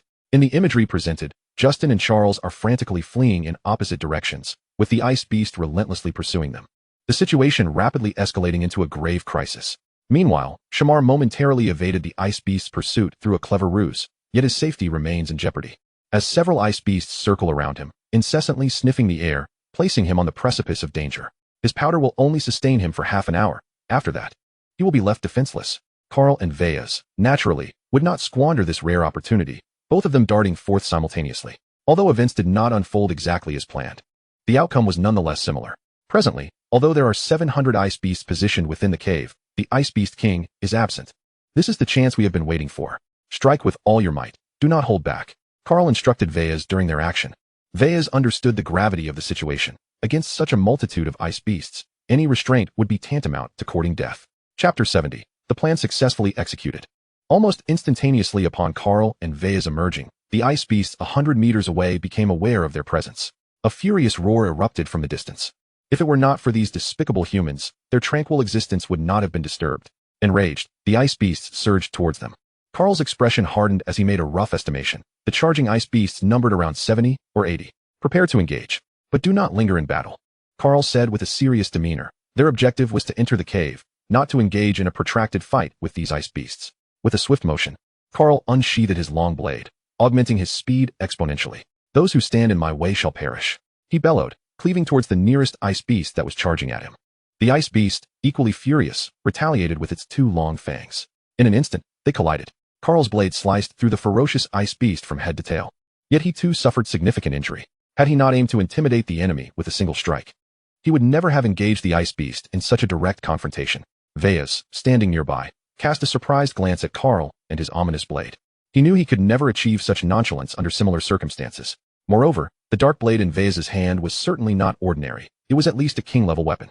Quickly, let us move while the ice beasts are still dazed, Karl urged, pushing his speed to the limit as he leaped over the backs of the ice beasts. Veyes seized the opportunity and surged forward alongside Karl. The remaining ice beasts roared in fury, unable to accept that these humans dared to tread upon their backs. If we become encircled by the ice beasts, we shall perish here, Karl warned Veyes coldly. He spoke with utmost seriousness. Although he and Veyes were formidable, they were merely two against the staggering 600 to 700 ice beasts. It can be said that unless they could break through the encirclement, their chances of survival would be exceedingly slim. I am fully aware of the stakes. I will unleash my full strength when the time comes, Veyes replied, furrowing his brow. His mood mirrored Karl's heaviness. This was a moment of life and death, and he would not take it lightly. Beware of the 70 to 80 ice beasts behind us, Karl suddenly cautioned. Veyes glanced back and saw the pack of ice beasts turning to pursue them once more, thus creating a pincer movement with the beasts in front. This is perilous. This was the only thought racing through his mind. Any moment of negligence could lead to his demise. Just as before, let us strike down the foremost ice beasts together, and when we stun them, we will break through into the cave. Karl articulated his plan amidst their frantic flight. Agreed. Veyes' eyes glinted with determination. This was the only viable strategy available. He could conceive of no other effective alternatives. These ice beasts are truly vexing. Veyes suddenly felt a surge of frustration. This was not entirely his fault. During his time in the region of India, he had experienced nothing but smooth sailing. Never had he encountered such dire circumstances. Kill! He roared in anger, drawing his long sword to slash at the beasts. His sword was also remarkable, a deep green hue, of superior quality, though not as sharp as Karl's. Yet, it bore a potent toxin, rivaling that of Shamar's bloodbone powder. Kill! Karl echoed with a roar, engaging in combat with the approaching ice beasts. Bang! Bang! The moment they made contact, they found themselves surrounded by the ice beasts. From the outside, it was impossible to discern the events transpiring within, only the sporadic sounds of clashes indicating a fierce struggle. Die, you fiends! A resounding roar echoed from within the ranks of the ice beasts, causing them to retreat hastily, leaving a gap of approximately 5 meters. It was then that one could finally glimpse the condition of Karl and Veyes. Both were drenched in blood, though it was not their own. Nearby lay several ice beast corpses. 4 of the bodies had undergone a transformation in color, resembling Veyes' sword, while the other 2 had been cleaved in two. A splendid opportunity. Karl's spirit soared. He exchanged a glance with Veyes, and following their prearranged plan, they leaped into the air, swiftly making their way towards the cave by stepping upon the backs of the ice beasts. Because the ice beasts were tightly packed, any strike would endanger their companions, causing them to momentarily descend into chaos, leaving Karl and Veyes unhindered. At last, Karl and Veyes successfully reached the cave entrance, both exhaling a sigh of relief nearly simultaneously. However, 2 or 3 ice beasts still obstructed their path. Clear the way, Karl and Veyes shouted in unison. Shortly thereafter, 3 more ice beast corpses lay at the entrance, allowing Karl and Veyes to enter the cave. In the Alps mountain range, within the chat group, Discussions erupted fervently. What on earth is happening? They actually made it inside. Will the esteemed Li Fei be alright? Their prowess is certainly formidable. Do not fear that Carl was injured at the final moment. And Vias has also expended considerable energy. Coupled with their unfamiliarity with the terrain, they pose no immediate threat to the esteemed Li Fei. By the way, do the people of the Sindu nation have such an affinity for poison? First Shamar, now Vias. Each one is formidable in their own right. Vias has concealed his capabilities too well. He has slain more ice beasts than Carl, and by a significant margin. He should be more challenging to contend with than Carl. I find myself somewhat concerned for Li Fei. Clearly, Vias is a formidable adversary, especially alongside Carl. It is quite likely that Li Fei may not stand a chance. What should we do? We have one last opportunity to communicate. Should we inform Li Fei? No need. Have you forgotten the traps Li Fei laid previously? I dare say their movements will not escape his keen sight. Unlike the discord in the Ulr's Mountain region's chat group, the Sindu region's chat group is filled with harmony. Chapter 71, Charles in Danger. Truly, Master Shamar is remarkable. At a critical moment, he employs his illusion techniques. Observe how the two ice beasts beside him wander aimlessly, as if blind. In the footage, Shamar is continuously scattering some medicinal powder around him, while not far off. Two ice beasts sniff the air restlessly. It is indeed terrifying. Such illusions are impenetrable, save for Vias. When Master Shamar returns, I shall certainly seek him as my mentor. Just wait. Those who wish to be his disciples will have to line up for quite some time. Vias is so dashing. Not only is he handsome, but his prowess is also formidable. From the footage, he appears significantly stronger than that Carl. Have you noticed that Carl seems to be injured, and quite severely at that? In the live broadcast, Carl's left arm hangs limply, blood seeping from his left bicep, quickly staining his entire arm crimson. Vias is remarkable in such a perilous situation. He emerged unscathed. However, Vias does seem fatigued, panting heavily. It is only natural to feel a bit weary after such a grueling battle. We ought to be understanding. Meanwhile, in the beautiful nation region, the chat group has erupted in chaos. Oh, what a disgrace. Carl has been injured, and that Sindu person is completely unscathed. It is utterly humiliating. He is our top contender, and yet he has succumbed to a Sindu individual in this plan. I cannot accept this. You are right. Our beautiful nation's reputation is at stake. We are the strongest on Blue Star, yet here we find ourselves needing the aid of the Sindu people. This is shameful. In the footage, Vias is using cloth strips to staunch Carl's bleeding. Friends, I suspect that during the previous battle, Vias intentionally held back his full strength, thus directing all the pressure onto Carl. Lacer, are you sure of what you were saying? Vias has slain more ice beasts than Carl. Someone scoffed. The crux of the matter lies here. Vias's long sword is laced with potent poison. Any contact will alter the color of the ice beast's blood. Even if those ice beasts were not slain by him, he could easily manipulate the outcome through the properties of his sword. Are you suggesting that some of the poisoned ice beasts were actually killed by Carl, and Vias merely finished them off later?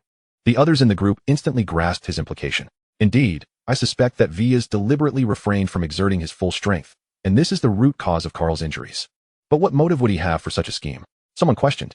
Certainly, it is for resources and reputation. The Sindu nation requires resources as well. They aspire to victory. And Vias is likely a person who places great importance on his reputation. Absolutely correct. I find it quite suspicious. In terms of raw strength, Vias should not be Carl's match. Yet this time, Carl has sustained grievous injuries while Vias appears unscathed. If this is indeed the case, then Vias is truly despicable. We must alert Carl. Apologies, but we have exhausted our communication attempts. We must engage in negotiations with the Sindu people. They will not concede. Meanwhile, in the Holt Mountain region, the chat group has begun to murmur. Am I seeing this correctly? Carl has been injured? When did the people of beautiful nation become so fragile? Yet Vias is completely unharmed. Perhaps he is even stronger than Carl. In the live broadcast, Carl's strength has always surpassed that of Vias, and yet he has sustained serious injuries. It can only be said that his luck has run out. Do you think they can still handle that person from the Xia nation? With Carl severely injured, Vias alone will not suffice. Do not worry, my friend. Others are already en route to the Snow Mountain and should arrive shortly. Let us not concern ourselves with others for now. Justin from our region remains in peril. Someone in the group exclaimed angrily. In the live footage, Justin is still fleeing frantically, though he is not as desperate as before. Mainly because the Ice Beast King pursuing him has retreated. Now, only over 50 Ice Beasts are in pursuit, matching his speed, thus allowing him to escape thus far. He urgently needs to find a concealed cave to evade his pursuers. Justin should be relatively safe. However, Charles from Beautiful Nation seems to be in grave danger, someone remarked. Unlike Justin, Charles is covered in countless wounds, some of which are bleeding profusely. The most severe injury is on his leg, where an ice beast has bitten him.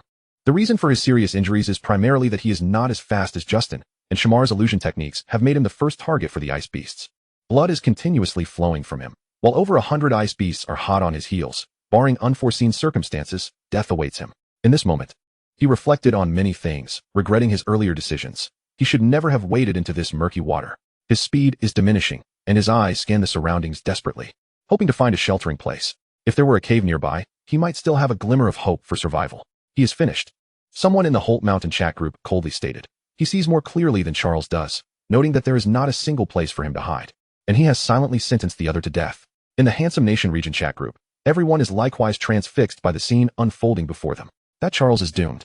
Someone in the group declared mercilessly, I wager he will not cover 300 meters. Another coldly added, as for that Justin, I bet he will survive. Of course, he is unscathed, and not far from him is a cave where he can take refuge, so he certainly will not perish. That Shamar also seems to be in some danger. The two ice beasts beside him have not left his side, and I genuinely worry for him. A voice chimed in. In this operation, Vias has undoubtedly performed the best. His execution has been flawless, with no missteps and no injuries sustained. It was indeed Carl, who suffered an unexpected injury. Undoubtedly, they had all underestimated him. He should be even stronger than Carl. Chapter 72, A Near Encounter. In another location, Lu Tao and Zhao Jing exchanged glances, having just positioned themselves at a windward spot where they successfully glimpsed the outside world. Before them lay a sea of white clouds, swiftly retreating in the opposite direction. However, the windward opening had closed too quickly, leaving them with only a vague impression of the scene. Now do you believe it? Lu Tao's expression darkened further. He had clung to a glimmer of hope, but that hope had now been extinguished. What on earth is going on here? Zhao Jing felt beads of cold sweat forming on his brow. Yet, he quickly regained his composure. We should be safe for now, though it remains uncertain where this magical beast intends to take us.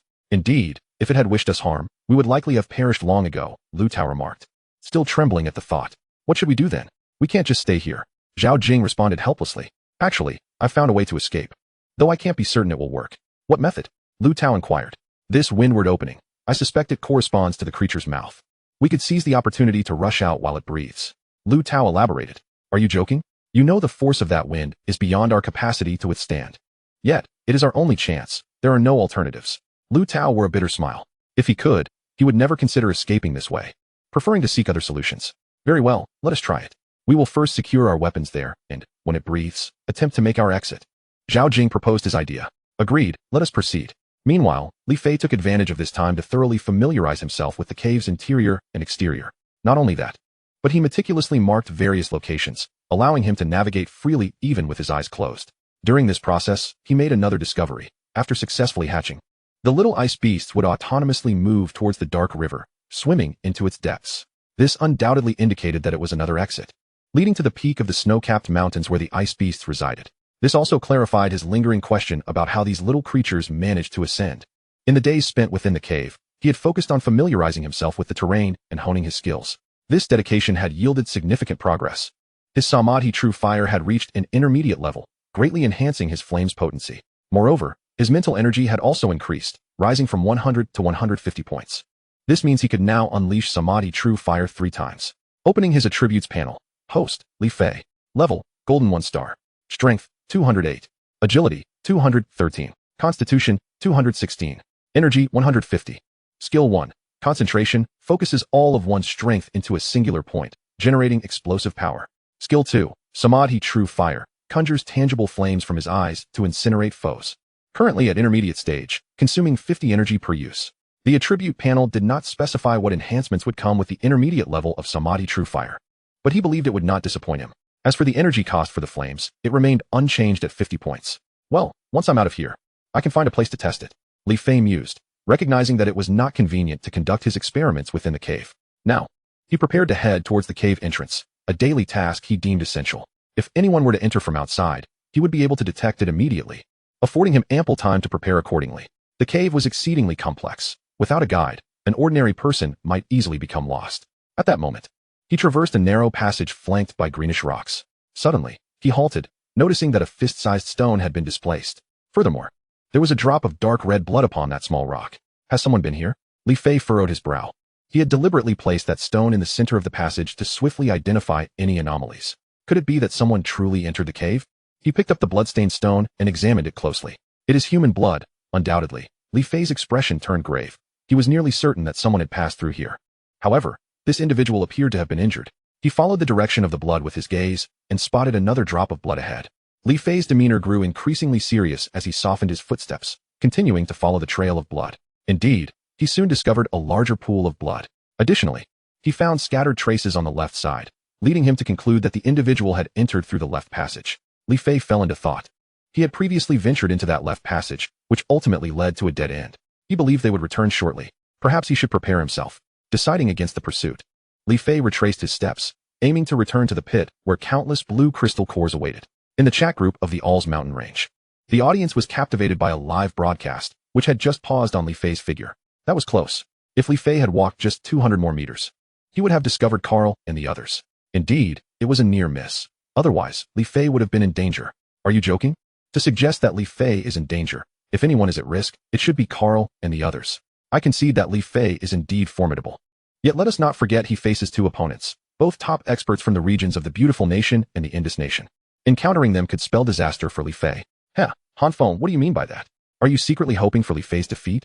Someone angrily retorted in the crowd. That's not my intention. I merely worry for Li Fei's safety. You might want to keep your pessimistic thoughts to yourself. Li Fei's strength is evident to all. He is undoubtedly the strongest among us. Even if Vias and Carl teamed up, they would not stand against him. Especially since Carl is injured on his left side, making it even less likely he could contend with Li Fei. Enough of the bickering. I believe we should shift our focus to another matter. Lu Tao and Zhao Jing seem to be drawing ever closer to the snow-capped mountains. Chapter 73, Target Shamar. I noticed that as well. This situation may be far from simple. I have a sense that something unexpected could occur atop the snow-capped mountains. Furthermore, have you not observed that 3 members of the Knights Order from the Handsome Nation have also arrived at the snow-capped mountain's edge? The situation is becoming increasingly complex. It seems we must act swiftly to keep up. On the other side, within the Indus Nation's region, a heated debate erupted in the chat group. Look at that person from Xia. He has discovered the traces of Carl and Vias. In the scene, Li Fei is seen picking up a stone and examining it closely. We should notify Vias and the others. Unfortunately, our communication attempts have long been exhausted. Otherwise, we could have alerted them directly. Look, that person from Xia is turning back. He seems frightened. Someone in the group exclaimed with delight. The feeble Xia person is terrified. Soon, Vias will certainly teach him a lesson. Indeed. Let us sit back and enjoy the show. I think that Li Fei must be quite formidable. Even the ice beasts fear his white flames, another voice timidly remarked. Shut up, you cursed low caste. As long as Vias is present, any issue can be resolved. No one can stand in his way. I believe in Vias. He is my sole idol. Meanwhile, in the area of the Beautiful Nation, the chat group was also captivated by this thrilling scene. Oh my gosh. Li Fei was so close to encountering Carl and the others. His luck is extraordinary. It's not merely luck. He has discerned their whereabouts. How could that be? Carl and the others are exceptionally cautious. Oh, did you not notice the bloodstains on the ground? The opponent noticed them immediately. In the footage, Li Fei abruptly turned back. He's trying to flee. Quickly, notify Carl and the others. Sorry, folks, our communication attempts have already been exhausted. We cannot reach them. Damn it. Knowing the enemy is so close, yet being unable to inform them in time. Do not worry. I believe Carl and the others will find the pit soon enough. They will surely make Li Fei regret his actions. That is true, but Carl is currently injured. Are you certain they can manage? Li Fei is no simple foe. The most terrifying aspect is that he seems to wield a powerful white flame. Rest assured, Vias is also formidable. I believe they can handle it with ease. In the Holt Mountain region, discussions in the chat group heated up as well. So close, just a hair's breadth away. And Li Fei would have crossed paths with Carl and the others. It seems Li Fei has discovered their movements. What is there to fear? Whether he discovers them or not, he is doomed. Haha, within the cave, there exists another exit. Are you not worried he might escape in a panic? Indeed. I am concerned, but he should be unwilling to abandon the remaining crystal cores. Otherwise, he would have fled long ago. This is our opportunity. I hope Carl finds the right path quickly. Victory is drawing near. Would you not agree? Let us set that aside for now. I wish to mention that Charles from the Beautiful Nation is dead. What? Someone in the group exclaimed in shock. As most of the group had been focused on Carl and the others, only a few knew of Charles's demise. Indeed, he was pursued and killed by an ice beast. What a pity.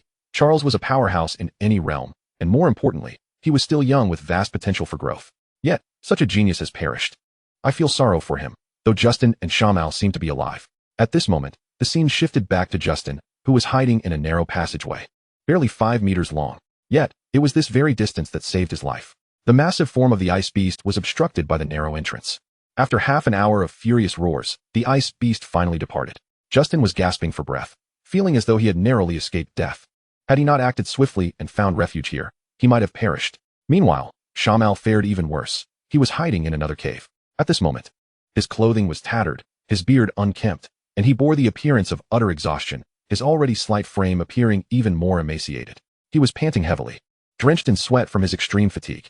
Many of the vials he had kept at his waist were shattered, and the few remaining intact vials were nearly empty, devoid of any powder. His survival was nothing short of miraculous. He had once used a diversionary tactic to confuse several ice beasts nearby. However, those beasts had remained steadfastly around him, unwilling to leave, which had sent him into a panic.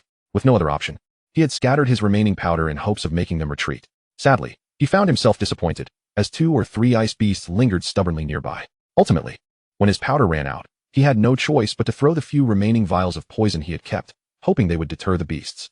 As he had expected, the powder successfully repelled the ice beasts, allowing him to flee a considerable distance. Nevertheless, the ice beasts continued their pursuit, and at the moment they closed in, he escaped into this cave. Now, he was both terrified and furious. He was shocked that he had nearly lost his life, and enraged that Justin and the others had abandoned him. Meanwhile, in the Handsome Nation area, the chat group was equally stunned by the unfolding scene. Has that person from Xia lost his nerve? Someone asked curiously. No. He simply does not know the specific number of individuals inside the cave. That is why he has not acted immediately. I am certain that had Li Fei known only Carl and Vyas were present, and that Carl was injured, he would have struck first. Indeed, Li Fei is exceptionally powerful. Based on my analysis, he is the strongest among the 100. Even if Vyas and Carl joined forces, they would struggle. I bet on Li Fei's victory, someone declared. So do I. Count me in as well. Our knight's order has arrived at the snowy mountains. Should we not take action? Someone reminded the group. You are right, Peter. I almost forgot about that. Since we have allied with those from the Arles Mountain region, we must show some gesture. I believe that Shamal from the Indu nation is an excellent candidate. He has exhausted all his poisons and is in a weakened state. Understood. I will make arrangements immediately. Chapter 74. The Knight's Order descends. In another location, Lu Tao and Zhao Jing had inserted their long spears and blades into the crevices of the red rock, lying in wait for an opportunity. As soon as the wind tunnel opened again, they would seize their chance to charge out. Lu Tao, are you certain this method will work? I have an unsettling feeling. Zhao Jing expressed his concern, glancing nervously at the dark crevice ahead. Do you wish to be trapped here for eternity? This is our only option. If we cannot escape, we may spend our lives here, Lu Tao replied solemnly. All right. I understand, but the wind in this tunnel is incredibly strong. It will not be easy to withstand it and make our way out, Zhao Jing worriedly remarked. Indeed. But I have made a new discovery. Every time the wind passes, a suction force emerges at this position, albeit for a very brief moment, less than a second. If we can take advantage of this suction, escaping should not pose a problem, Lu Tao explained. Suction force? Zhao Jing inquired curiously. Indeed, just as humans breathe. After inhaling fresh air, we must find a way to expel the stagnant air within us. I suspect that the force of inhalation is the other party expelling their own impurities, Lu Tao elucidated. I understand now. As long as we seize the moment when they exhale, we stand a chance of successfully escaping, Zhao Jing exclaimed, realization dawning upon him. Precisely. However, at that moment, a gust of wind swept through, causing Lu Tao and Zhao Jing's garments to flutter audibly. Fortunately, their bodies were securely anchored, preventing them from being swept away. As the wind subsided, a new gust emerged, distinctly different from the previous one, blowing from the inside out. Zhao Jing rejoiced, recognizing that this wind indeed followed Lu Tao's description of a rhythmic inhalation and exhalation. Meanwhile, in another location, Shamal had finally found a moment to catch his breath, gradually recuperating from his injuries within the cave.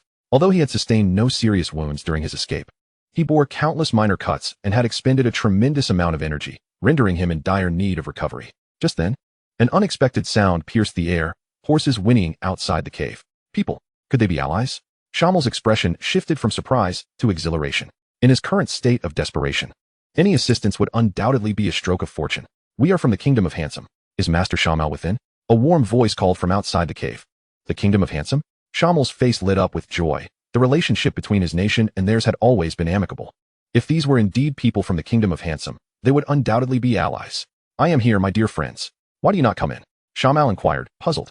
Without Master Shamal's consent, we cannot intrude upon your resting place, came the reply, a tone of utmost respect. Is this truly from the Kingdom of Handsome? Shamal was astonished. He had always perceived their people as exceedingly proud. When had they become so courteous? Was it truly their gentlemanly demeanor at play? Come in, my friends. I am terribly fatigued and in need of your assistance, Shamal urged warmly.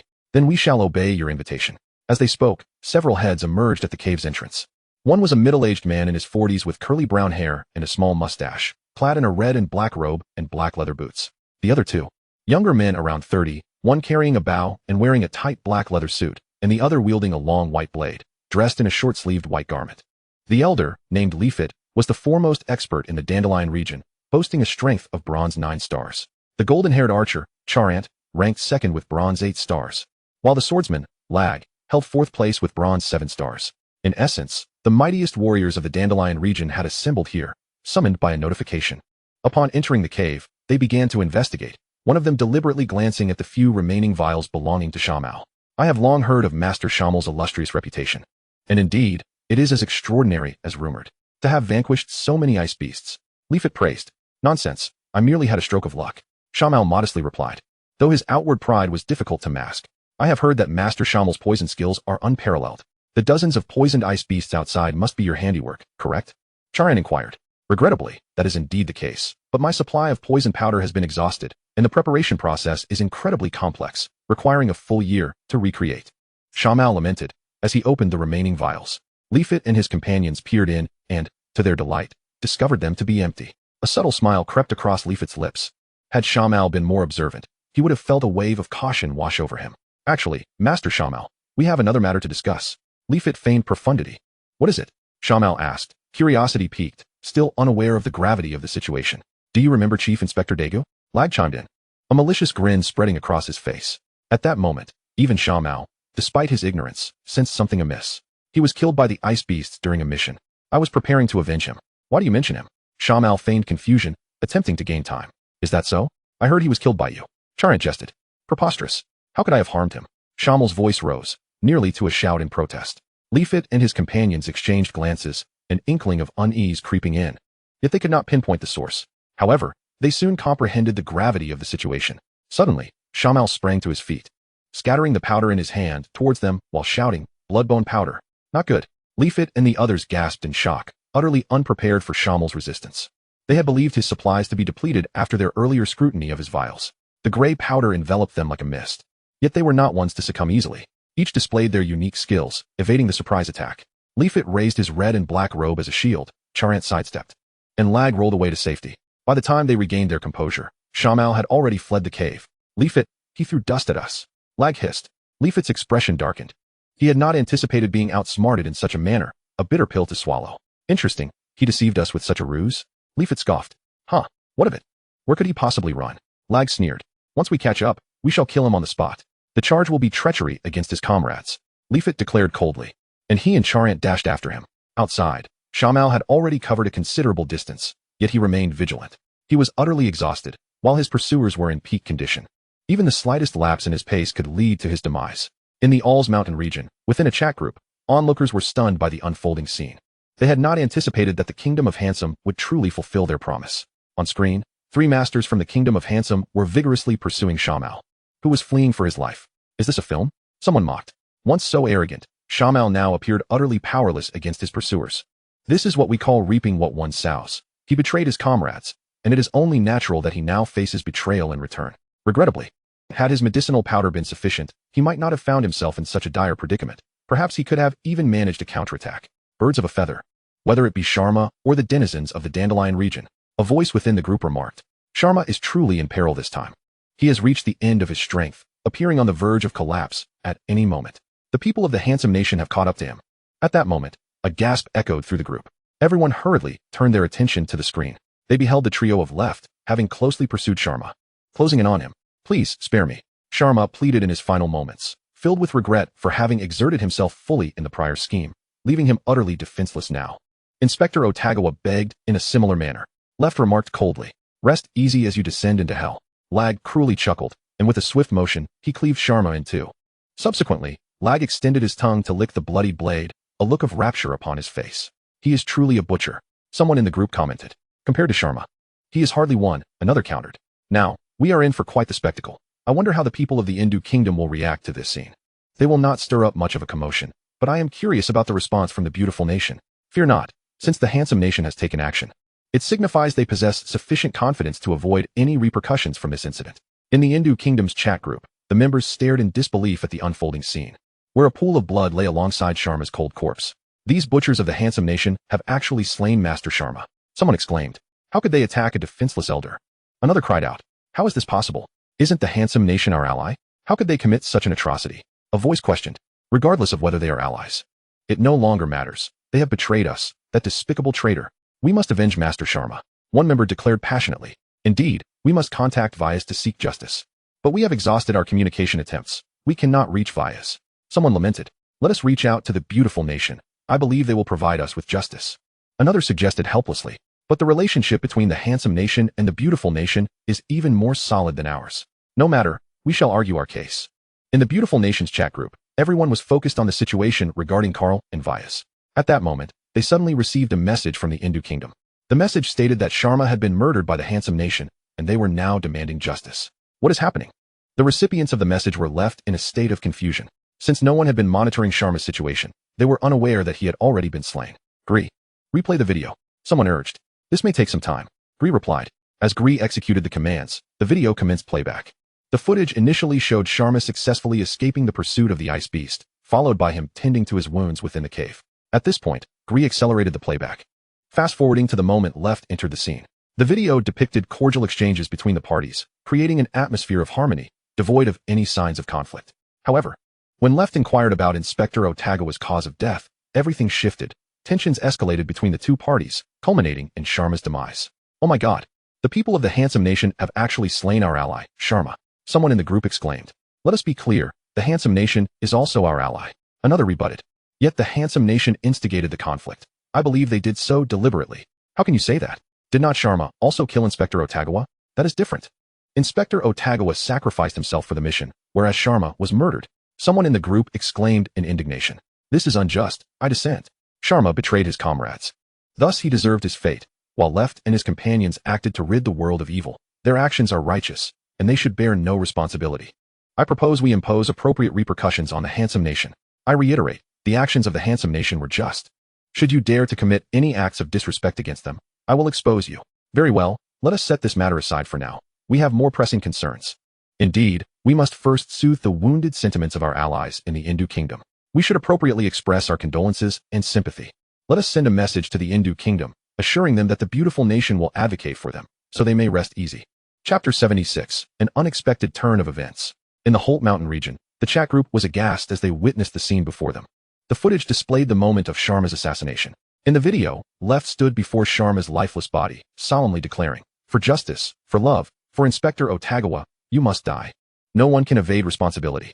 He must be held accountable for his betrayal of comrades. We of the handsome nation are a nation of gentlemen, and we abhor such conduct.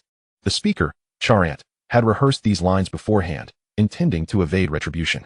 Oh, they are truly heroes, daring to wage war against evil. They are our inspiration. A female member of the group gushed. Excellent. That despicable little man, Sharma, is dead, vanquished by the noble knights. They are heroes. Fools. That was a fabricated message released by them. They merely seek to avoid the guilt of killing a comrade. Someone in the group retorted angrily. AIG. Do you believe Inspector Otagawa deserved to die? Should these knights not have slain that despicable man, Sharma? Or are you, like Sharma, also a base scoundrel? Another member accused furiously. Others shared in the indignation. Who would have thought that this contemptible wretch would have so many sympathizers? It seems there are no heroes left in the Holt Mountain region. Indeed, the men of the Holt Mountain region are all cowards. I would like to clarify. That is not what I meant. I am suggesting this could be a scheme by the handsome nation. AIG protested. Haha, this is hilarious. In the Nameless Island region, a group was weeping profusely. Who would have thought the people of the handsome nation would avenge us? We should be grateful to them. At that moment, the live broadcast displayed the scene of Sharma's death. Those who betray others will ultimately be betrayed. I dare say they do not genuinely wish to assist us. They surely have ulterior motives. Regardless of their reasons, they have indirectly aided us. Meanwhile, upon returning to the core location, Li Fei did not remain idle. He busied himself with various preparations. He set up an array of traps, some designed to hinder the enemy's progress, others to inflict damage. Most importantly, one trap could ascertain the number of approaching adversaries. After making these arrangements, he finally felt a sense of calm. Although he was relatively confident in his own abilities, the prospect of an overwhelming number of adversaries entering the cave still placed him in a precarious position. Meanwhile, Karl and Vias were meandering in circles, unable to find a way out of the labyrinthine complexities of this place, with its numerous twists and turns. They had circled from one exit to another, only to return to yet another exit before attempting to access different ones. It was utterly maddening. At this rate, they would be searching indefinitely. Karl, clutching his left arm with his right hand, cursed vehemently. There was little that could be done. The environment was exceedingly intricate and could not be traversed in a mere moment. Vias consoled. Vias, at our current pace, how long do you think it will take to reach the location of the blue crystal core? Karl inquired, his expression tinged with anxiety, eager to hear Vias's assessment. I estimate it will take at least 2 days at the earliest. Vyas replied after a brief silence, his inner turmoil surpassing Karl's, though he kept it hidden. That is far too slow. We cannot afford to prolong this any further. Perhaps we should split up to search and then reconvene, Karl suggested. No. That would be exceedingly risky, especially considering your injury on the left hand. Vyas expressed his concern. Have no fear. Even if I cannot fight, I can still flee.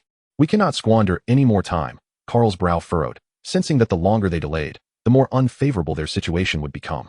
Very well, if we encounter any issues, we must promptly inform one another, Vyas stated solemnly, secretly agreeing with Karl's proposal, as he perceived Karl as somewhat of a liability. Moreover, if he could claim the entire bounty of blue crystal cores for himself, why share it with another? Outside the cave, amidst the snowy peaks, Justin and Left had already regrouped.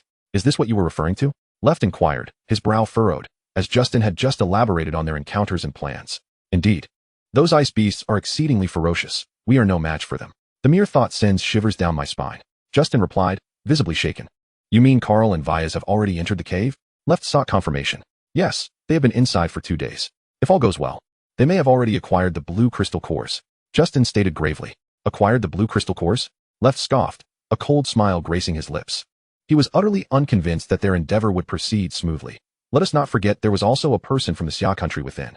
After absorbing all the information, Left hesitated, uncertain whether he should follow Karl and the others into the cave. However, the bloody lessons learned by Charles and his group had made it abundantly clear that those ice beasts were formidable foes. Should he dare to act rashly, he might face a harsh reckoning. Ultimately, he resolved that rather than risk entering the cave, it would be wiser to remain vigilant outside, as there might be other opportunities. As time dripped away, half a day had passed, and Left's gaze remained fixed on the cave's entrance. Suddenly, an unexpected event occurred. A streak of light appeared in the sky. This luminescence, swift as lightning, plunged into the midst of the ice beasts, sending them tumbling in disarray. The streak ultimately pierced through the furious gazes of the ice beasts and entered the cave. Wait, what was that? Left exclaimed, his eyes widening in astonishment. He rubbed his eyes and pinched his thigh to confirm he was not mistaken. Left, that appears to be a pig. Rag interjected, having attentively observed the ice beast's movements and thus gaining a clearer view.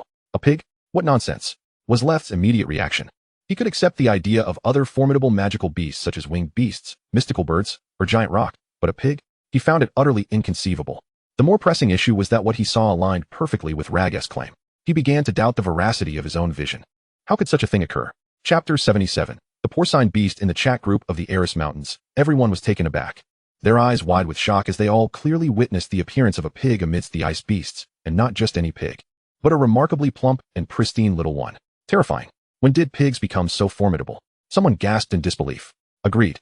What is more alarming is that this pig has devoured our top 10 contestants in the Lord rankings. I wonder how Lu Tao and Zhao Jing will feel upon discovering that they were swallowed by a pig. Another remarked. I suspect they will be utterly flabbergasted. Someone else chimed in. I believe the mystery is about to unravel. That pig has entered the cave, and I surmise its target is the blue crystal cores, another speculated. I think so too. Otherwise, there would be no reason for it to come here. Does that mean Li Fei is in danger? Someone exclaimed. This is bad. We must alert Li Fei at once, or he may find himself in peril. A suggestion arose. I'll notify him right now. After preparing everything, Li Fei had been quietly waiting atop the blue crystal core. Suddenly, he received a message from the Aris Mountains, warning him of a porcine magical beast rapidly advancing towards his location, urging him to exercise caution. The message further revealed that Lu Tao and Zhao Jing had both been swallowed by this pig, yet they were still alive. A porcine beast? Li Fei's eyes brightened with realization, instantly recalling the little pig hatching in the Flying God Temple. However, he quickly dismissed that thought. He was currently in the Dark Night Forest, and there was no way it could reach him, nor was it likely to possess the strength to bypass the ice beast's blockade. Meanwhile, in the region of the Indu Kingdom, the chat group buzzed with fervent discussion. My goodness, did you see that pig? It just broke through the ice beast's blockade. Have your eyes deceived you, or are you dreaming? How could a pig possibly breach the ice beast's defenses? I saw it too, but I believe it is a porcine magical beast. Its appearance is strikingly similar to that little pig from the moon. It must undoubtedly be a porcine beast. Why would it venture into the cave? Someone inquired curiously. Could it also be after the blue crystal cores? A possibility was quickly pondered. I fear Vyas and the others might be in trouble. That pig is not to be trifled with. It has already devoured 2 individuals. Someone exclaimed. Let us not forget. There is still that person from the Xia country within. In a crisis, they will likely unite their efforts, which could still favor us. Another analyzed. However, our contact attempts have been exhausted. We cannot reach Vyas, which presents quite a dilemma. In the Holt Mountain region, the chat group was equally awestruck by the unfolding scene. The image displayed a pig descending from the sky, swiftly breaking through the ice beast's blockade and entering the cave. As it made its way, the ice beasts were left in utter disarray. Countless individuals inhaled sharply, a wave of trepidation sweeping through them. What manner of beast is this? It is utterly terrifying, capable of effortlessly breaching the blockade of the ice beasts. Am I imagining things? Just now, it appeared as if that creature resembled a pig, akin to those from Blue Star. Someone within the group exclaimed in astonishment. Goodness, I saw the same thing as you. I believe this is merely a collective illusion. A pig could never possess such formidable strength. It must be a pig-like monster. Analyzing voices chimed in. I concur. Likewise, what do you suppose the objective of this creature is? Surely it did not fortuitously wander into the cave. Undoubtedly, it is attracted to those azure crystal cores. Such treasures must hold considerable allure for this beast. Does this not place Carl and Vias in grave danger? An anxious voice echoed through the group. Theoretically, yes. But let us not forget there is also a person from Xia within. Should the three of them unite, I believe that beast would stand little chance against them. Huh. Do not jest. How could that individual from Xia possibly collaborate with Carl and the others? Meanwhile, in the Handsome Nations region, the chat group was abuzz with discussion. Oh my, am I seeing things? Did something just enter the cave? Dear lady, you are not mistaken. Indeed, a beast has entered the cave. And it bears a striking resemblance to a pig. Splendid. Pigs are my favorite pets. I must say, that bunch from left is even inferior to a mere pig. An irate voice rose among the group. Only by venturing into the cave can we maximize the interests of our handsome nation, while left has clearly forfeited that chance. That coward left, we should not entrust leadership to him. I believe he made the right choice. Although Carl and Vias successfully entered the cave, their team has suffered grievous losses. Left may have opted against entering, but we have preserved our strength, which will give us an advantage in the upcoming struggle for dominance. Even if Carl and Vias manage to defeat that individual from Xia, it will be a Pyrrhic victory. And would it not be wiser for us to lie and wait outside the cave? I, too, believe Left's decision was prudent. His approach allows us to conserve our strength, positioning us favorably for the next battle over the next fortnight. Let us sit back and watch the spectacle unfold. Once that beast enters the cave, chaos will ensue, granting us even more opportunities. Ideally, the three factions will weaken each other. On the other side, Lu Tao and Zhao Jing had prepared themselves thoroughly. Their previous inaction stemmed from the beast's alarming speed. Even if they managed to escape its maw, they would likely suffer grievous injuries from the inertia. However, the situation had changed. They could distinctly sense that the creature's speed had diminished. Their true opportunity had arrived. Lu Tao and Zhao Jing had nearly mastered the rhythm of the beast's breathing, and given the right moment, they were confident they could escape unscathed. Yet, this presented a new dilemma. Once they fled, would the beast detect them immediately? If discovered, they could find themselves in peril. From their vantage point on the Red Rock, Lu Tao and Zhao Jing exchanged glances. Through the intermittent openings, they glimpsed that the beast had indeed entered a cave. Could this cave be the creature's lair? This was a shared thought between Lu Tao and Zhao Jing. Chapter 78, Swallowed Whole by Carl. I, the old pig, have finally emerged from my shell. I wonder if that fellow Li Fei will be taken aback upon seeing me. A snow-white little piglet grunted. At that moment, this little pig was racing through the cave. The very one that the members of the chat group from the Eris Mountain region had observed. If Li Fei were present, he would undoubtedly recognize this pig as the one from the Flying Temple. Upon emerging from its shell, its power had ascended to the golden level, and it had also acquired a unique ability, the power to traverse barriers. It could disregard any obstruction of barriers, freely traversing, which was precisely why it had come here in search of Li Fei. After receiving news of Li Fei's participation in the competition, it hurried here without delay. And now it was finally time. This was also thanks to its speed. After advancing to the golden level, its velocity had seen a tremendous boost. It could be said that, among golden level experts, its speed surpassed others by 2 to 3 times. Li Fei had aided it during its most vulnerable and desperate moments, and its journey here was in gratitude. Thus, when it encountered Li Fei's companions, it refrained from causing them harm. These two fellows in my mouth seem intent on escaping? The racing white pig mumbled, feeling discomfort in its mouth. Once I am near that little Li Fei, I shall release you. The piglet's chubby face squinted in anticipation. Just then, it noticed an unexpected sight. Ahead appeared a figure, a person clad in special forces attire, with hair of golden hue. That individual was undoubtedly not from Xia. The piglet determined in its heart. Since they were not from Xia, it felt no need for restraint. This time, the piglet would not hold back, intending to swallow the individual whole and digest them. Meanwhile, as Carl cautiously advanced, he suddenly felt a deep tremor within his core, accompanied by the resounding noise behind him. Not good. This was his immediate reaction. He hastily dove to the side, attempting to evade the imminent danger, but it was too late. That cavernous maw was already closing in on him. Carl's expression twisted in a grimace. Since evasion was impossible, he would have to confront it head-on. He swung his long knife backward with all his might. Bang! A thunderous sound erupted as Carl's blade slipped from his grasp, leaving him momentarily disoriented.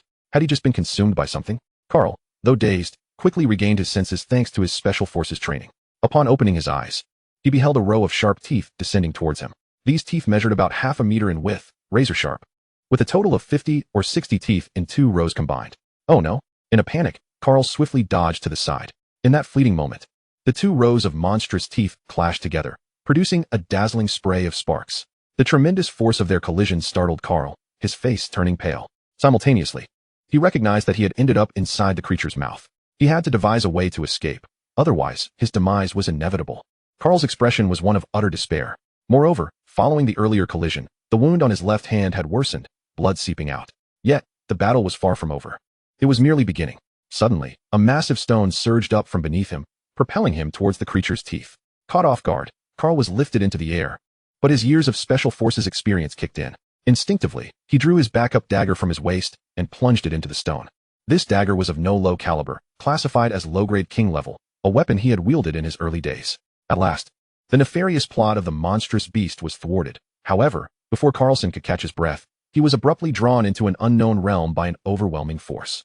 The galloping white boar wore a sinister smirk, for the aforementioned Carl had been sucked into its stomach, where potent gastric acids awaited, capable of effortlessly digesting him. Indeed, it was not long before a notification echoed through its system. Congratulations, host has devoured the bronze 9-star lord, gaining 50 merit points. Lu Tao and Zhao Jing looked on in shock at the unfolding scene, as they had been preparing to flee this very location. They never expected to witness the unexpected arrival of Carl, along with the ensuing battle. It was evident that Carl was a seasoned combatant, powerful and quick-witted. Yet such a formidable expert was swiftly dispatched with alarming ease. Cold sweat trickled down the brows of Lu Tao and Zhao Jing. His strength was at least that of a bronze 9-star, and a glimmer of dread flickered in Lu Tao's eyes. What shall we do? Should we still venture out? I feel this is becoming perilously dangerous. Zhao Jing hesitated to speak. Let us deliberate further. One misstep, and we too may meet our demise here. Lu Tao's voice trembled slightly. If his suspicions were correct, Carl had met an irreversible end. He had noted that the bronze 9-star expert was drawn through another entrance, one distinctly different from the path they had traversed. In the chat group of the Alls Mountains, countless individuals witnessed this astonishing occurrence. No way, did I just see correctly? The illustrious Carl from the beautiful country has been vanquished? And so decisively, without a trace of hesitation. Carl was renowned as the foremost expert of the beautiful country, yet he had simply vanished? Shockwaves reverberated through the crowd, who marveled at the sudden demise of Carl and the sheer power of this porcine beast. Terrifying. If it were me, I would surely fall to a single blow. Exclaimed a voice in fear. Did you see those 2 rows of teeth? Quite intimidating. Even the esteemed Lu Tao and Zhao Jing trembled before it. How could it possibly be weak? In the imagery, Lu Tao and Zhao Jing sat, dazed and bewildered, lost as to their next course of action. Poor Carl. He must now be little more than fodder. Sneered one in the group. I concur. Those gastric acids are far too potent. I suspect they could dissolve even metal. The image of Carl, now submerged in gastric acid for some time, depicted a mere skeletal frame, precariously close to disintegration. Carl could never have imagined his life would conclude in such a manner. To be honest, the distance between Carl and Li Fei had been minimal. I had expected a fierce confrontation, yet unforeseen events unfolded. What a pity for Carl. Chapter 79, The Ultimate Beneficiary. In the chat group of the beautiful country, the observers gazed in astonishment at the unfolding scene. The image depicted Carl ensnared within a pool of green viscous liquid. In a state of terror, Carl began to scream frantically, clawing at the slippery surface, desperate to ascend, yet finding no purchase. At that moment, he felt a searing sensation in his hands and legs. This green slime is highly toxic, Carl thought in dread. Moreover, his mental state began to falter, dizziness enveloped him, leading to unconsciousness. As Carl was gradually corroded away, tears streamed down the faces of those present. We must avenge Carl. Someone in the crowd cried out. Indeed, Carl is our hero. We cannot allow his death to be in vain. Let us not forget, the culprit is not solely the white boar. That individual from the Xia country shares the blame. Had Carl not sought him out, he would not have met such a fate. That Vyas is rather cunning. He chose a path that kept him at a safe distance. What a despicable character. Who would have thought the head of this beast would be so resilient that even Carl's elite long sword could not cleave through it? Someone remarked in the group. Prior to Carl's ingestion, he had attempted to strike the beast, delivering a blow that landed squarely upon the boar's head. Just then, a voice of skepticism emerged in the chat. Do you not find this peculiar? This porcine monster seems to have never attacked those 2 from the Xia country. Hunter, what are you implying? Those 2 from the Xia country merely had luck on their side. Remember, they cannot remain fortunate indefinitely. A sense of foreboding gripped the crowd. I fear we may lose this match, and it will be a devastating loss. Someone voiced their concern. Do not fret, that Li Fei faces a dead end as well. Do not forget the beast's objective. Its aim is the blue crystal cores, and Li Fei is right there. What do you think will transpire upon their encounter? The conclusion will be a fierce battle, with Li Fei facing ruin. You are correct. The beast's target is indeed those blue crystal cores, and the Xia individual is in peril. This match may not necessarily end in our defeat, another analyzed. In the region of the Indo-Chinese country, the audience stared in disbelief at the spectacle before them. The top-ranked expert, Carl, had been slain, and the perpetrator was a porcine beast. This is astonishing. The creature is far too powerful. Carl only withstood 3 moves before meeting his grim fate. Indeed, he was entirely digested. That long sword of his was so sharp, yet it could not penetrate the opponent's defense. Someone gasped in astonishment. True, that sword is at least of elite caliber, truly fearsome, yet in this battle, it proved utterly ineffective. What would happen if Vyas confronted this beast? Someone inquired curiously. Nothing significant. Vyas would likely not stand a chance. Perhaps not. Vyas has hidden tactics yet to be revealed. If he were to unleash his full power, escape should not pose a problem. That is accurate. It would be quite challenging for the beast to eliminate Vyas. Now, let us observe the unfolding drama. A fierce clash is imminent between this beast and that Xia individual. Let us hope it does not disappoint us. In the Holt Mountain region, the crowd gazed in astonishment at the unfolding scene, struggling to grasp the reality. Carl is dead? How can this be? He was the foremost expert on the leaderboards of the beautiful country. This cannot be an illusion. No mere 10 Justins could match Carl, and yet he lies vanquished? The crowd was rife with disbelief. Yet the image remained frozen, depicting Carl, now reduced to a pile of bleached bones within the stomach. The group fell into a profound silence, followed by fervent discussion. Hey, folks, we may not have been mistaken. Carl truly perished, slain by that formidable beast. This was a tragic accident. One can only say Carl had poor fortune. Some began to pay their respects. Carl was a hero. Yet he was born in the wrong era. We lament his fate. Lamented a voice in the group. What I wish to assert is that Vyas is a coward. He opted for that winding path. Had he stood alongside Carl, the outcome would undoubtedly have been different, and the Xia individual bears some responsibility as well. Had Carl not sought him out, perhaps he would not have met his demise. Fear not, for Li Fei shall soon join Carl. The trajectory of that monstrous beast aligns perfectly with his path. Someone jested within the group. Might there be a connection between that beast and Li Fei? A timid voice interjected. Impossible. That beast is far too formidable to have any ties to Li Fei. Another voice swiftly dismissed the doubt. However, this creature has yet to attack anyone from Xia country. The scene displayed the terrified expressions of Lu Tao and Zhao Jing, yet they appeared to be unharmed. This revelation plunged all present into contemplation as they pondered the plausibility of such a scenario. Perhaps we are overthinking this. If there were any connection, the beast would have appeared sooner, not now. Thus, we can rest assured that it bears no relation to Li Fei. Indeed, I concur with this assessment. Elsewhere, in the region of the Handsome Nation, the chat group gazed in shock at the unfolding spectacle on the screen. The footage revealed Carl being struck and his long sword sent flying, only to be devoured by the beast. He struggled fiercely within its maw, but ultimately succumbed to its stomach, meeting a gruesome end. That beast is utterly terrifying. It dispatched Carl in mere seconds. Carl bore injuries, which contributed to his defeat. What a shame. Carl's long sword and dagger were left behind. These are no ordinary items. That Vyas seems rather fortunate. Throughout this ordeal, fortune is capricious. Even the mightiest of champions from the beautiful nation may fall, someone lamented. True, but this also presents an opportunity for us in the Handsome Nation. Given our current resources and what we are poised to acquire, securing a top 3 position should be within our grasp. You are mistaken, Lance. We may even claim the top spot. Observe the direction the beast is heading. That Xia individual is also in peril. If he falls, we shall ascend to first place. Haha, who would have thought that the Handsome Nation would emerge as the ultimate beneficiary? Chapter 8. Old Acquaintances. Meanwhile, Li Fei sat patiently at the edge of a deep pit, safeguarding hundreds of juvenile ice beasts. Suddenly, he was startled by a series of thunderous crashes, the sound of the cave's stone walls shattering, followed by a raucous laugh. Haha, Li Fei, I have arrived. At last. His gaze fell upon the newcomer. More accurately, it was a pig. What? Li Fei was taken aback, recognizing this as the little pig from his sanctuary. How had it arrived here? A place sealed by a barrier. Upon closer inspection, he noted that the pig resembled a pet pig from his previous life on Blue Star. Appearing far from fierce, indeed quite endearing.